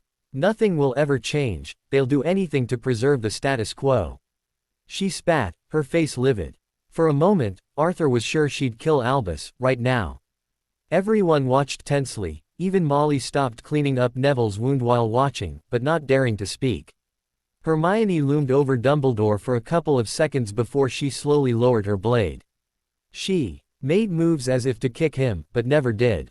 I can't. She sighed, her shoulders slumping. Me neither, Harry said, slowly lowering his wand. Not like this. Hermione was desperately needing a vent. Glancing around to find something she still could destroy in the devastated office, she found what she had been looking for. With a couple of quick steps, and a screech of rage, she stomped on Dumbledore's wand, snapping it under her heel. All three Weasleys gasped in unison as Hermione performed the most insulting thing possible in the wizarding world. What? Hermione hissed as she saw the accusatory glances. Harry sighed, turning away from the man he once looked up to. Slowly, his muscles reminding him that this was the second fight today, he moved over to his girlfriend. While Harry put his arm around Hermione, Arthur addressed the issue at hand. I'm proud of you too. You did the right thing. Of that I'm not sure, but for what it's worth, killing him would probably make them hunt us even more, Harry chuckled with dark humor. Arthur tried to ignore that statement, true as it might be. All right, I guess the next step is to get you all out of here. We have to get you to a safe place. I guess you still have your place to hide, where you stayed during summer. He asked. When Harry nodded with a smile, Arthur beamed with joy. Excellent, now we need to get you out of here, and to your London place. The Ministry can't reach you there, and we can wait until the worst dust has settled. Any ideas how to smuggle you out? Hermione nodded. We actually have a better plan. We didn't expect something like this, but we planned for a quick escape.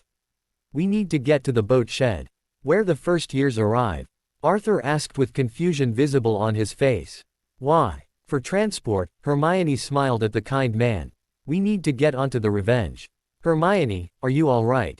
Arthur asked, eyeing her concerned. Maybe the girl had been hit harder than everyone had thought. You can't get on Revenge.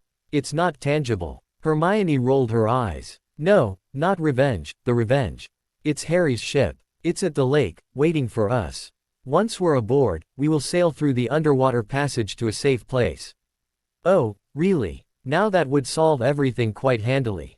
Arthur replied. Let's go, then. Molly spoke up at his proposal.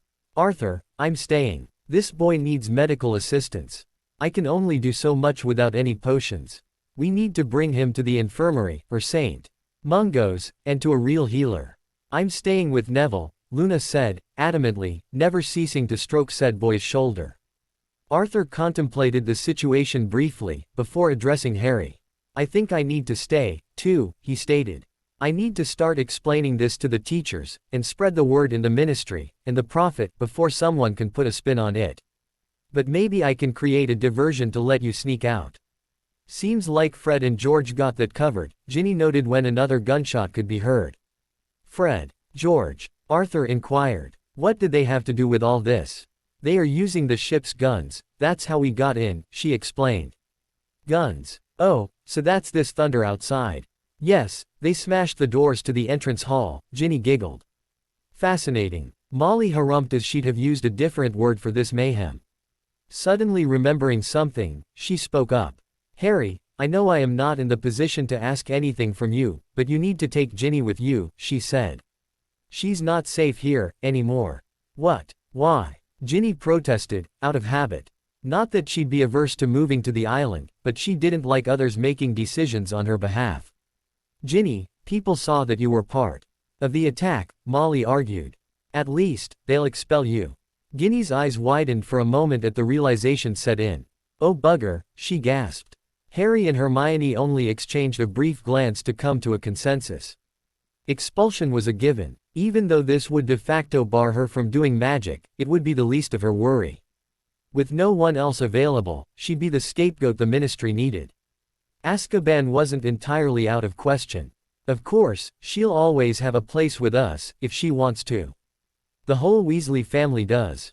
Just in case, if you get into trouble, you can use my London home to seek shelter, he replied. Once I adjusted the wards, of course. I guess I could do this within the day. If we stop at the coast on our way out, I'll let you know. You'll be quite safe there, just don't bring any others with you, the wards are set to lethal. And that's not even the worst setting they have, Hermione added. Thanks, I guess, Arthur replied. I doubt this would be necessary, but you never know. Drawing Ginny into a hug, he took a deep breath. Okay, let's go. Give me a minute head start, I'll try to lure the professors out of your way. That task turned out less complicated than Arthur had feared. The corridor down to the entrance hall was almost empty, save for some students lollygagging. Not even Filch was seen. On the other hand, he would probably have a coronary if he'd seen the damage. Arthur snuck back up the stairs and waved the others. Waiting until the kids had snuck past him and down the corridor to the boats, he went after the students hurrying down the stairs and out of the castle. Out there, he found a huge crowd of students, with some desperate teachers, amongst them Minerva and Phileas, trying to herd them back into the castle. By the time Arthur had approached them, 2 more shots from the very impressive vessel in the lake had impacted with the cliff on the other side of the viaduct. Under cheers from part of the student body, sizable chunks of rock sprayed into the air, a fine cloud of dust wavering near the point of repeated impacts. Vaguely, Arthur could make out a couple of windows in that area, which caused him to briefly contemplate what kind of room could be located there. Being out of Hogwarts for so long, it took Arthur too long to form a theory to what his sons were shooting at. In fact, since his potions class were held at the 2nd floor, he'd never realized on his own. But then, a 3rd shot struck the target area, this time seemingly vanishing without chipping the rock. The crowd briefly expressed displeasure with the lack of visual hit confirmation with this one, when suddenly, huge explosion occurred within the cliff itself. With a boom that shook the ground, several jets of flame shot out of what once were windows of what obviously has been a potions lab or storeroom. Almost feeling the heat from the 100 or so yards distance, and his ears ringing, he stared in shock at the huge fireball that erupted from the new cave in the cliff. The situation in the potion lab was dire. Severus was huddled under the doorway to his office. Waving his wand awkwardly with his left hand, he mumbled the incantations through gritted teeth. It would leave a scar, but he managed to close the jagged gash in his right biceps. The way out was definitely impassable. He had tried to stay low, but an errant shard of stone had hit him with enough force to rip his biceps open. He had barely managed to retrieve his wand and crawl back to safety. Only a bit higher, and he would have been knocked out and/or killed. A brief glance into the classroom told him that this option wasn't off the table, yet. The destruction wasn't complete, mainly by virtue of the thick outer walls. He estimated that only a 1/3 of the shots had passed through a window, smashing into shelves and furniture. That didn't mean that the other shots were harmless. In fact, they were more lethal than the others.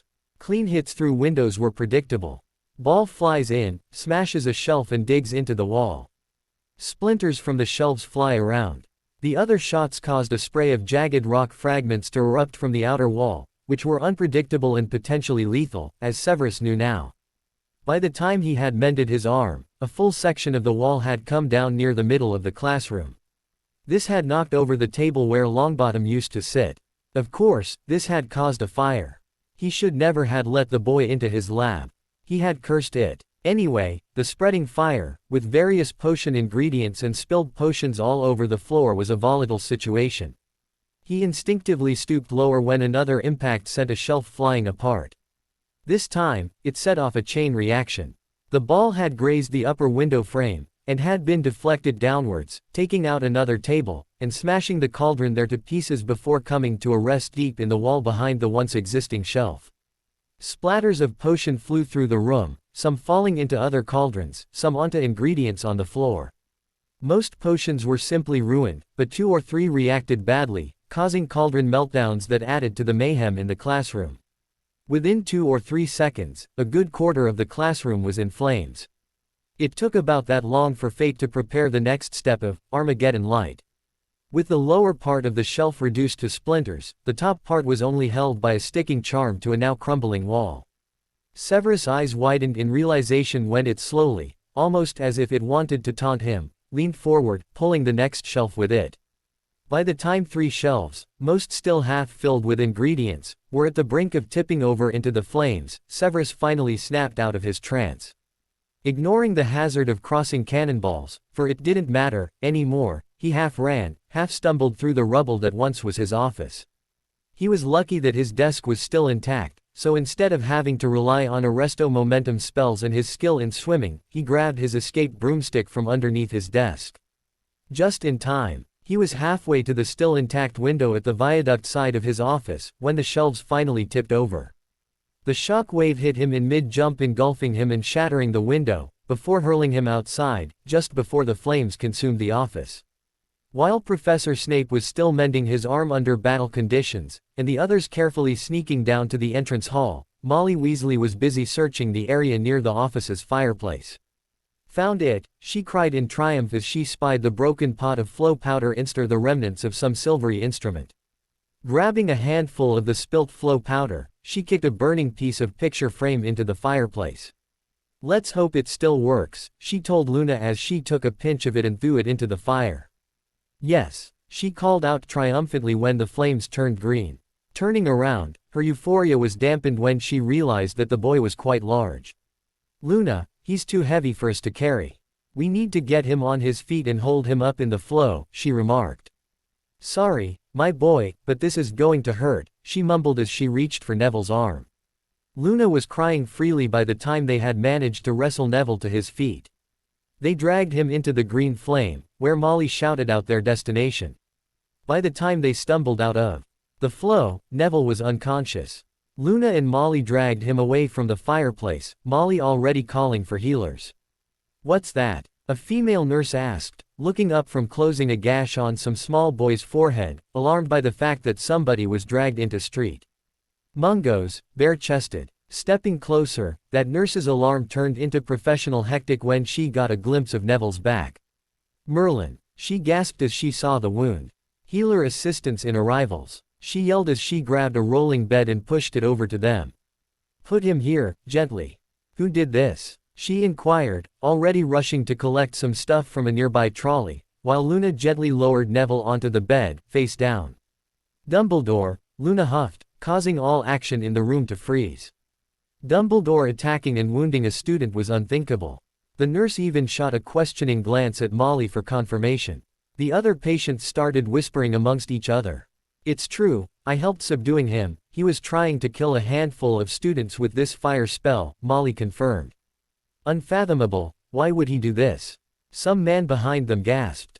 "He tried to kill Harry Potter, right after the boy managed to kill you-know-who," Luna snapped at the man, shutting him up quite fiercely. He sputtered for a moment, but then his brain processed the other bit of information within that quote.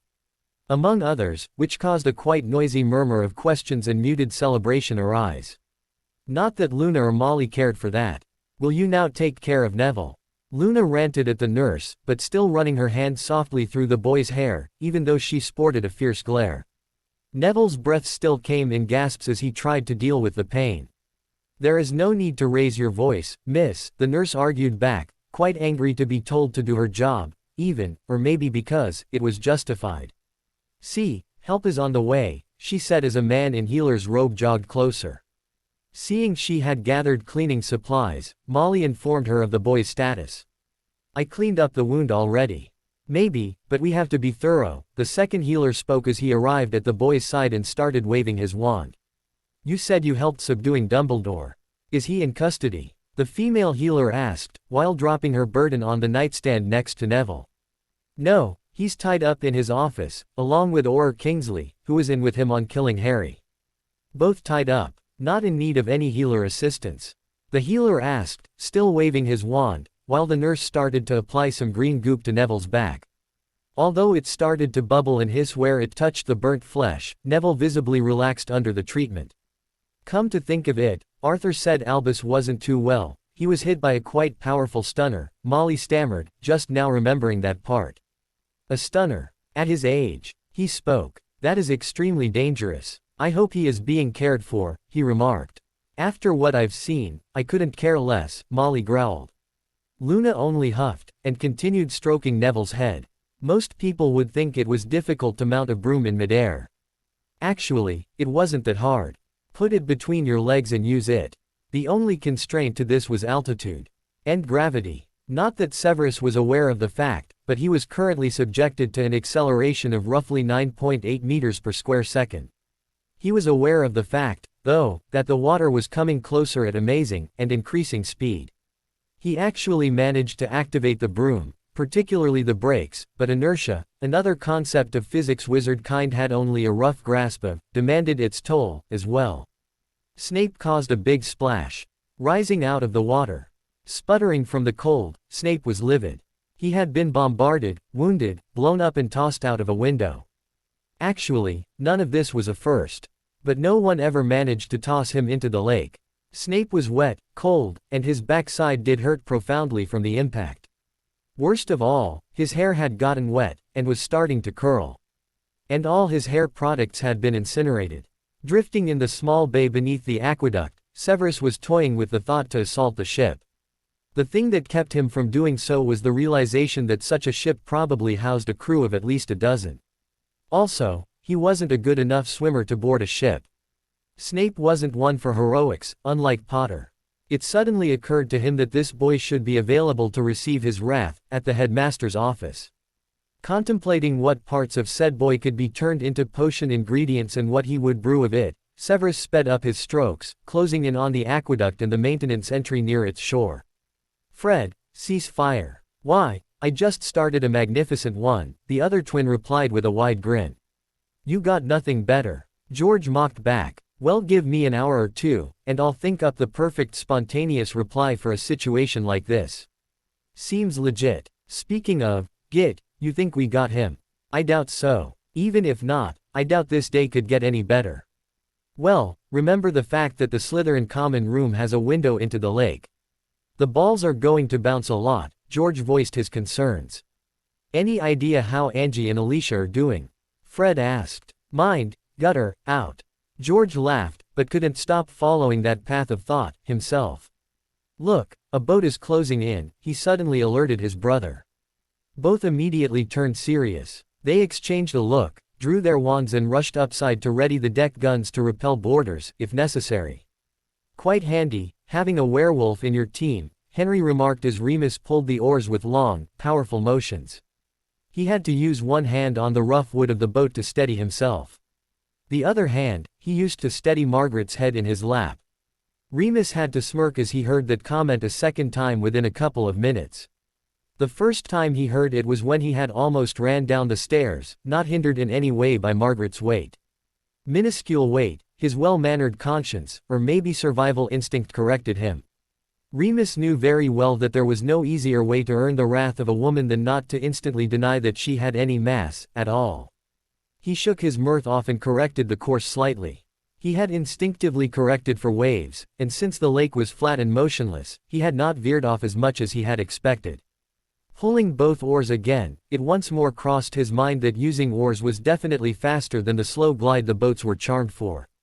He quickly glanced at Tonks, sitting in the back of the boat, watching out for pursuers. She noticed him, and replied with a quick wink and blew him a key. She also knew how handy he was to be around, he thought with a lewd smirk that made Tonks blush slightly, as if she were reading his mind. Headmaster, that brat has gone too far, Severus yelled as he stormed into the office. The scene in front of him told him that he didn't know half of it.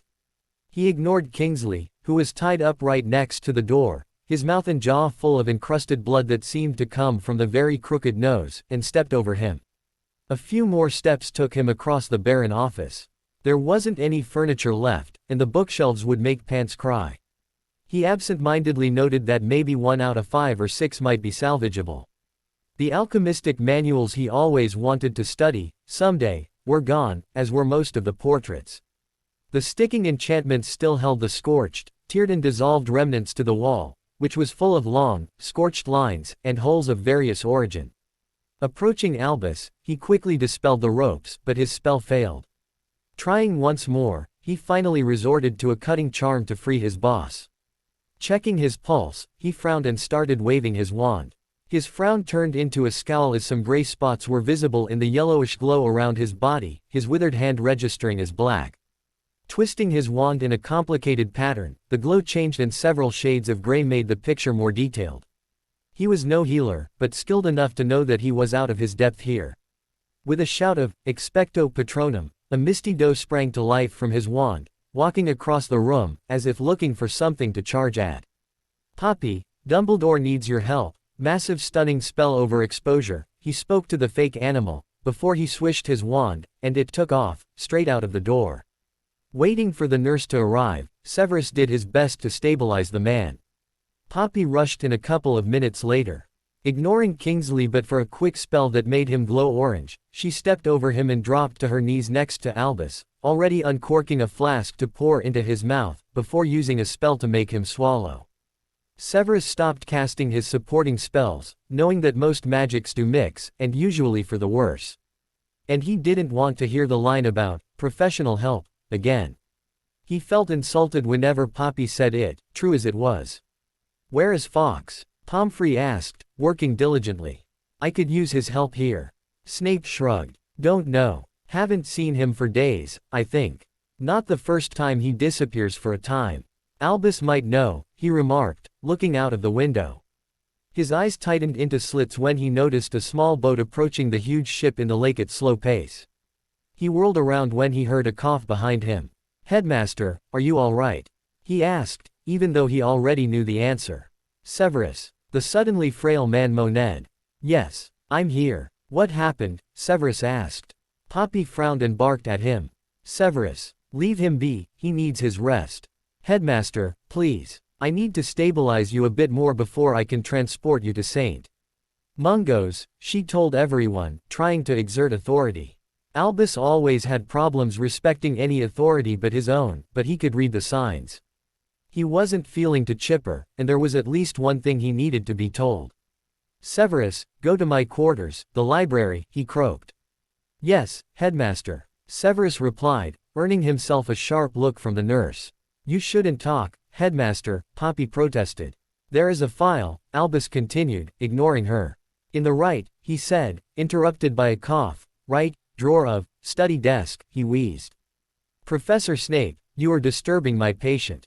It would be better you leave now," Poppy demanded with authority. Serious authority. This glare left no room to discussion. "Import. Ort. Tan." Albus wheezed, before he lost consciousness, again. Severus needed to be told to leave once more. He was already rushing towards the door to the private quarters. The instructions were clear enough that he had the file in his hands within a moment of entering the rooms. It wasn't much, 3 or 4 feet of parchment. A practiced reader like Severus could skim it over pretty quickly. He had to read the last page a second time. This was a will, and a legate to his successor. And a mandate. Severus wasn't averse to fulfill the headmaster's last wish. A grim expression on his face, he rushed out of the door, past Pomfrey caring for Dumbledore, and down the stairs. It had taken Harry and the others a long time to get down the stairs to the boat shed. Hermione was nursing her left side, probably a couple of cracked ribs from her collision with the bookshelves. Harry wasn't much faster, for he was still feeling the after effects of Bella's loving caresses. Only a good night's sleep with potions and Margaret's wonder injection would ease that pain. Currently, he was glad he didn't have that many cramps while stumbling down the stairs. Ginny was protecting their backs, since she was still the most mobile, and had no problems navigating the stairs while walking backwards. She was just as fast as these two could walk forward in their condition. At last, they had arrived at their destination. By now, Harry was hardly able to move anymore. All his muscles had stiffened, gradually locking up. Every small movement caused him pain. Ginny guarded their rear, while Hermione helped Harry into one of the boats, still puffing from exhaustion but growing increasingly nervous with every passing second. Pushing off the shore, Hermione gave the boat a tap with her wand, just like Hagrid had done in their first year. Much to her delight, it worked, and she used her wand to direct their small boat towards the safety of the warship. Arriving at the ship, Hermione expertly navigated their boat alongside and to the ladder. Quickly conjuring a short rope, she secured the boat for them to board the ship. She climbed up and directed Ginny as she levitated the poor Harry up and over the rail, before the girl left the boat to join the others. "Nobody here," Hermione stated as she watched the empty deck. "They are probably under deck, taking care of Mum," Harry replied, grimacing as he hobbled along towards his cabin, using the rail to steady himself. Leaving Harry in the safety of the rail, Hermione stood and glanced out onto the lake, taking a last, sentimental look at the castle. She didn't have much time to watch, as a hoarse yell and the sound of spellfire behind her scared her. The source of the yell was easy to discern. It was Ginny, but she hadn't cast a spell. She had dropped behind the railing for cover, her hands over her head. Harry was on the ground, stiff as a board, a sure sign of petrification. They were under attack, she realized. Someone had cast spells at Harry, which seemingly had passed close enough to scare Ginny. Only, Hermione couldn't see anyone else, and even a quick turn of her head didn't show any opponent. When another spell, probably a stunner, according to the color, ricocheted off the planking and into the rigging, it took her but a second to deduct the source. It definitely came from the outside of the ship, but it would be impossible to fire onto the deck from a boat. The rail was at least 4 meters above the surface. When she saw a swish of black rushing by, she cursed herself for her stupidity. Wizards do fly brooms, of course. And the person steering the broom was easy to identify. Except for the dark ponce they had stamped the ticket earlier today, only one was known for billowing robes. She had barely turned around when another 2 spells impacted with the planking from behind her. One hit a hatch covered with a grating, and disappeared into the hull, while another got deflected in her direction by the main mast, but went wide. The third one hit Hermione moaned in pain, as a gash opened at her shoulder, not deep, but enough to drop her to her knees. She fuzzily realized through the pain that Snape had problems to fly and cast at the same time, and was using easy curses and volleys of spells. The boat was pelted with spells once more. When Ginny crawled towards Hermione, which probably saved her life, the curse missed her by inches, causing an angry welt on her neck to appear, before exploding against the rail when the spell unloaded its power into it. Whirling around while feeling the burn on his neck with his left hand, Ginny scanned for targets. His seeker instincts immediately made out the broom and the rider. With a scream of fury, she started to unleash hell as she casted without pause. Obviously, Snape was circling them on a broom in a counterclockwise direction. Hermione quickly imitated Harry's position against the rail, giving her protection from an attack from port. When Snape circled to the starboard position, he gave off another 2 spells, a stunner and a petrification hex, which Ginny both dodged. Arriving at Harry's side, Hermione quickly tried to cast a finite spell at him, knowing how painful petrification must be on his cruciatus-ridden body. Luckily, it worked, and true to her prediction, Harry immediately curled into a ball. She kept her head down against the port side barrage, and moved a bit forward. When she saw Snape passing the bow, she pointed him out to Ginny, who raised her wand and gave a barrage of stunners and other jinxes, whatever she came up with, varying the wand angle ever so slightly to get a wide field of coverage. A yelp from Snape as a blue spell hit him gave her a satisfied grin. Even more so when Snape nearly fell of his broom as the slapping hex did what it was designed for. She readied herself for his pass on port, but it didn't come. Instead, a stunning spell hit her from the left. She turned just in time to see the conjured ropes connecting with her, Snape standing near the wheel. Obviously, he had realized her tactical superior position, too. Hermione had no chance to evade the ropes binding her, as Snape cast the next spell, before he sauntered down the stairs to them, the broomstick in his offhand. Snape casually threw another Petrificus at Harry, who snapped rigid again, but unable to scream out in the pain his eyes showed clearly, even at this distance. The smug look on Snape told her that he did that on purpose. "You bastard!" she yelled helplessly, struggling against the coarse hemp rope. A quick wave of his wand sent a slapping hex at her. The impact made her reel and fall to the left, as well as seeing stars. "That's Professor Bastard, you insolent mudblood," he sneered, sauntering closer. "And that's 100 points from Gryffindor, Granger. I'm no student," she raged, but he just shrugged it off. "Then Miss Weasley earns the bragging rights, I guess," he sneered. "I should probably issue a detention as well, but since she'll be expelled tonight, at least, I'll desist. I'm in a much too good mood," Anyway, he said with a disturbing grin. Finally, I'll get my biggest wish granted, and see the last Potter die, he laughed, throwing his head back and roaring in laughter. Just as he had proceeded to insane cackling, his eyes widened as the amidships hatchway opened, revealing Remus and Tonks rushing up, wands blazing. Snape immediately dove towards the railing, mounting his broomstick in mid-jump. Remus and Tonks blanketed the whole area in a hail of spells, while Henry rushed towards Hermione, and began tearing at the ropes. Remus came to their aid, dispelling the ropes, and restored Harry while Tonks watched for Snape. That man suddenly rose over the bow, casting curses at the group. Tonks barely managed to shield against those, and Snape dove over the starboard railing, out of sight before she could retort in kind. By the time Remus had freed Harry and woken Ginny, Snape had done 2 more attack runs, each from a completely unpredictable location, as the railing gave him good cover. Remus joined her in defense, and both shielded the group from the vicious attacks, countering anything Snape threw at them.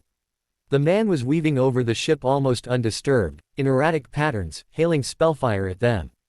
By the time they had spotted his next approach, they had to hastily counter his attack, leaving them little time to retort. Meanwhile, the twins had also run up onto the deck, drawing vicious fire from Snape, and only a hasty volley of covering fire by those left on deck ensured that they made it back into the safety of the ship. Snape made 3 more attack runs, that made all of them cower underneath the combined defensive efforts of Ginny, Remus and Tonks. Even Hermione tried to help, but the cutting curse she managed to cast fizzled out before it even had formed fully. Henry had discharged Margaret's gun, as well, but hitting such a mobile target with just 1 shot were just too bad odds to beat. "This is getting us nowhere, Ginny, you shoot him down while Tonks and I shield us," Remus ordered. "Don't get fancy, just get H. Watch out," he yelled, pulling Ginny behind the railing when Snape suddenly appeared right behind them, thankfully passing too fast to aim correctly, as his bone breaker sailed wide. Tonks screeched in fury, sending a colorful rain of spells after him as he rushed away on his broomstick. Snape evaded her fire, this time by a sharp turn that he flew until it led him back towards the ship, instead of hiding once more. Raining down piercing curses, he rushed over them, coming from astern. Tonks gave a sharp hiss as her arm was perforated while she tried to cast more spells at him. Switching her wand to her left hand, she fired a vicious blasting curse back. It sailed clear, and exploded harmlessly in the air above the ship, as Snape had executed a sharp turn in the direction he first came from to get out of the rigging, throwing off the group's aim, again. Suddenly, Snape had to yank his broom to the side and into a roll to avoid a ball that suddenly showed up in his path. At the exact moment he hung upside down, clearing the projectile, a second ball dipped lower behind the first, now exactly lined up with Snape. There was a meaty thud when the iron ball struck him in the chest, separating Severus cleanly from his broom, which traveled another 10 feet before it crashed into the railing of the aft deck. There was an almost comical moment when Snape was hanging in the air, almost folded in half, while the 2 adjacent forces of momentum were canceling each other out, until gravity got a word in. There was a satisfying mixture of moaning, cracking and a meaty thud when Snape came on board without asking permission, first. Within no time, he was hit by 3 stunners, and then bound in 2 sets of ropes, just to be sure. Only then, the group left the cover of the railing, just in time to see Fred smugly come down the stairs to the upper deck, a beater's bat resting on his shoulder, meeting an equally smug George down there, who leaned on his bat like a true sir. They exchanged a high five, a low five and then jumped to bump their chests together, before breaking down in tears, hugging closely. "What is wrong?" Remus asked, worried, as he took possession of Snape's wand, which had come to a rest near a grating. "Yeah, what's up? Everyone's fine, but me, and that won't take a minute," Tonks spoke as she approached the twins, already tending to her arm. The twins still didn't reply, but when the whole group finally came closer to look at them, they snatched Harry into this hug. "Thank you, thank you, thank you," Fred blubbered, desperately in need to blow his nose. "We dreamt of a day like this, and you made it possible," George whined in agreement. Harry's surprised face was the thing that pushed Ginny over the edge, the others following quickly, as stress gave way to laughter. "You all right, Captain?" Hermione asked. "I'm fine," he pressed through gritted teeth, trying to give her his lopsided grin. "Okay, then let's set sail, shan't we?" She laughed as she pulled him to his feet. While he staggered to keep his footing, Hermione had reached his side, and between her and the rail, he managed. "What do we do with him?" Henry asked, poking Snape with a foot. "Him. Harry's choice," Remus said, wiping his eyes dry and thumbing at Snape's crumpled form. For a moment, Harry was tempted to just kill Snape and be done with it, but when Hermione started to grin in a sinister manner, he couldn't resist to chuckle in anticipation. "I think they got this covered," Hermione replied, whispering into Tonks' ear. With a broad smile, Tonks interrupted the work on her arm in order to twirl her wand at the deck. Suddenly, it became quiet, as the twins stopped and stared at the plank now lying there. They almost tossed Harry aside as they threw themselves at Hermione's feet, hugging her ankles. "Wake him," demanded Harry, and Remus was eager to comply. With a quick enervate, Snape came around, and was shocked when he found himself prone on the deck. His shock soon turned into hate and rage when he saw his capturers. "Potter!" he spat. Literally, his spittle drenched the planks before him. The quick movement did its work. Snape moaned as the fragments of the broken radius in his right arm rubbed against each other. Unable to even cradle the arm, his pain fueled his rage. "You won't get away with that. I'll have your wand snapped, and you all in Azkaban. Or even better, have you keyed?" He screamed himself hoarse at them. "The keying part is already taken care of, Professor Bastard," Hermione sneered, and gave Harry a key on the cheek to punctuate her statement. Ignoring his girlfriend's antics, Harry had a new order for Remus. "Untie him." Remus complied, but from a safe distance. Tonks moved to cover the Grangers, just in case. Snape stood, as graceful as he could. He even managed to not cradle his arm, and dusted his robes with his left one. "At least you know when you have no choice, Potter. Give up, and all others can go on with their lives," he sneered. His disdain turned into rage when Harry chuckled at him. "Now who is the one with an overblown ego, Snivelius?" He chided the man, before looking at Hermione and giving her a nod in the general direction of the rail door. "Ready the plank, dear." Snape gaped as Hermione opened the railing door, allowing Tonks to levitate a 15-feet-long plank into place. Hermione stepped onto the end to fixate it for a moment, until Tonks could drop the spell and use a sticking charm, earning herself a smile and a posh, "Thank you," just as if the women were having tea. "Are you crazy?" Snape bellowed as he took a haughty pose. All people just ignored him, except for Tonks holding her hand, measuring half an inch between her index and thumb, in his direction, with a crazy smirk on her face. "It's your choice, Snivelius, either jump or, well, to be honest, you actually have no choice but jumping." Harry smirked through the returning pain, not wanting to miss any of his wildest dream to come true. Well, actually not one of his wildest. Those always had Hermione as the star, but one of the better ones. Snape made no move to use the plank not even 10 feet away from him. "You are crazy. I've got a broken arm," Harry replied by flicking his wand. Before Snape could react, the curse had already hit him on the right arm, breaking the ulna, as well. With a roar, Snape jumped 3 feet back and sank to a crouch. "You can't do this, Potter." He spat, clutching his arm. "Now you are begging. A few moments ago, you were bragging about killing me. Anyway, I don't bear grudges, so I repeat my offer. You can jump now, while you still have one arm and 2 legs left, or you will jump later." Harry spoke, with no sign of empathy, at all. Snape crawled backwards until he bumped into something. The plank. Slowly, he staggered to his feet and a step forward, away from that cursed plank. "Potter, it's at least 400 yards, and the water is nearly freezing." "You are crazy, you can't," he stammered, for the first time fearful. Harry simply stared at him, not moving. "There are Grindylows in there, and the giant squid," Severus pleaded from a doubled-over position, before making a desperate lunge at Harry. He was stopped, hurled back and far onto the plank by 2 very well-aimed spells from Remus before he made it 2 feet. He impacted hard, face down, and skidded along until instincts took over and he curled his arm around the plank to steady himself. Not thinking this was enough, Hermione tried to use a certain spell. A small spell like this was something she could pull off even in her exhausted state, and Snape's right calf now had a shiny new look, not that you could see it. It also resulted in the man screaming in pain and nearly rolling off the narrow plank. Against his will, Harry was impressed by the man's ability to keep from falling off that narrow strip of wood. They gave Snape a few moments to get onto his feet on the wobbly plank, all of them convening along the rail, smiling feral at the man standing out there over the water. Even Henry stood next to them. Severus definitely lost all goodwill with his last attack. Then, Harry spoke again. "You know, I think this is even better. Hermione, for the next spell, could you aim a little higher?" he said in a sing-song. Snape blanched when Hermione brought her wand to bear and instinctively tried to cover her target area with a hand. "You've got 5 seconds, Snivelius," Harry sweetly told him and started to count down. Remus sincerely wished that the greasy git would remain stubborn, but the panicked look on Snape's face told him that he would get disappointed.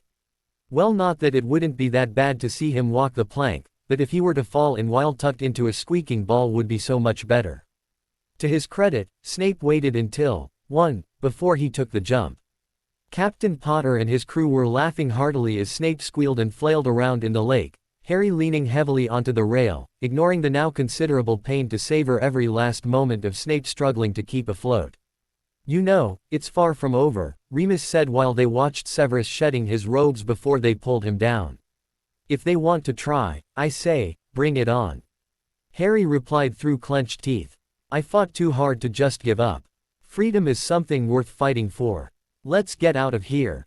While the others prepared to submerge the ship for the trip back into the open sea, Hermione stood next to him, pointing out various students along the beach, all cheering as Remus chose to let the Jolly Roger fly on the flagpole. And although it hurt like hell, a broad grin split his face as one sentence passed his mind over and over again. "It's good to be a pirate." The end. I hope you enjoyed this story. Also remember to subscribe and like this video. See you in the next video.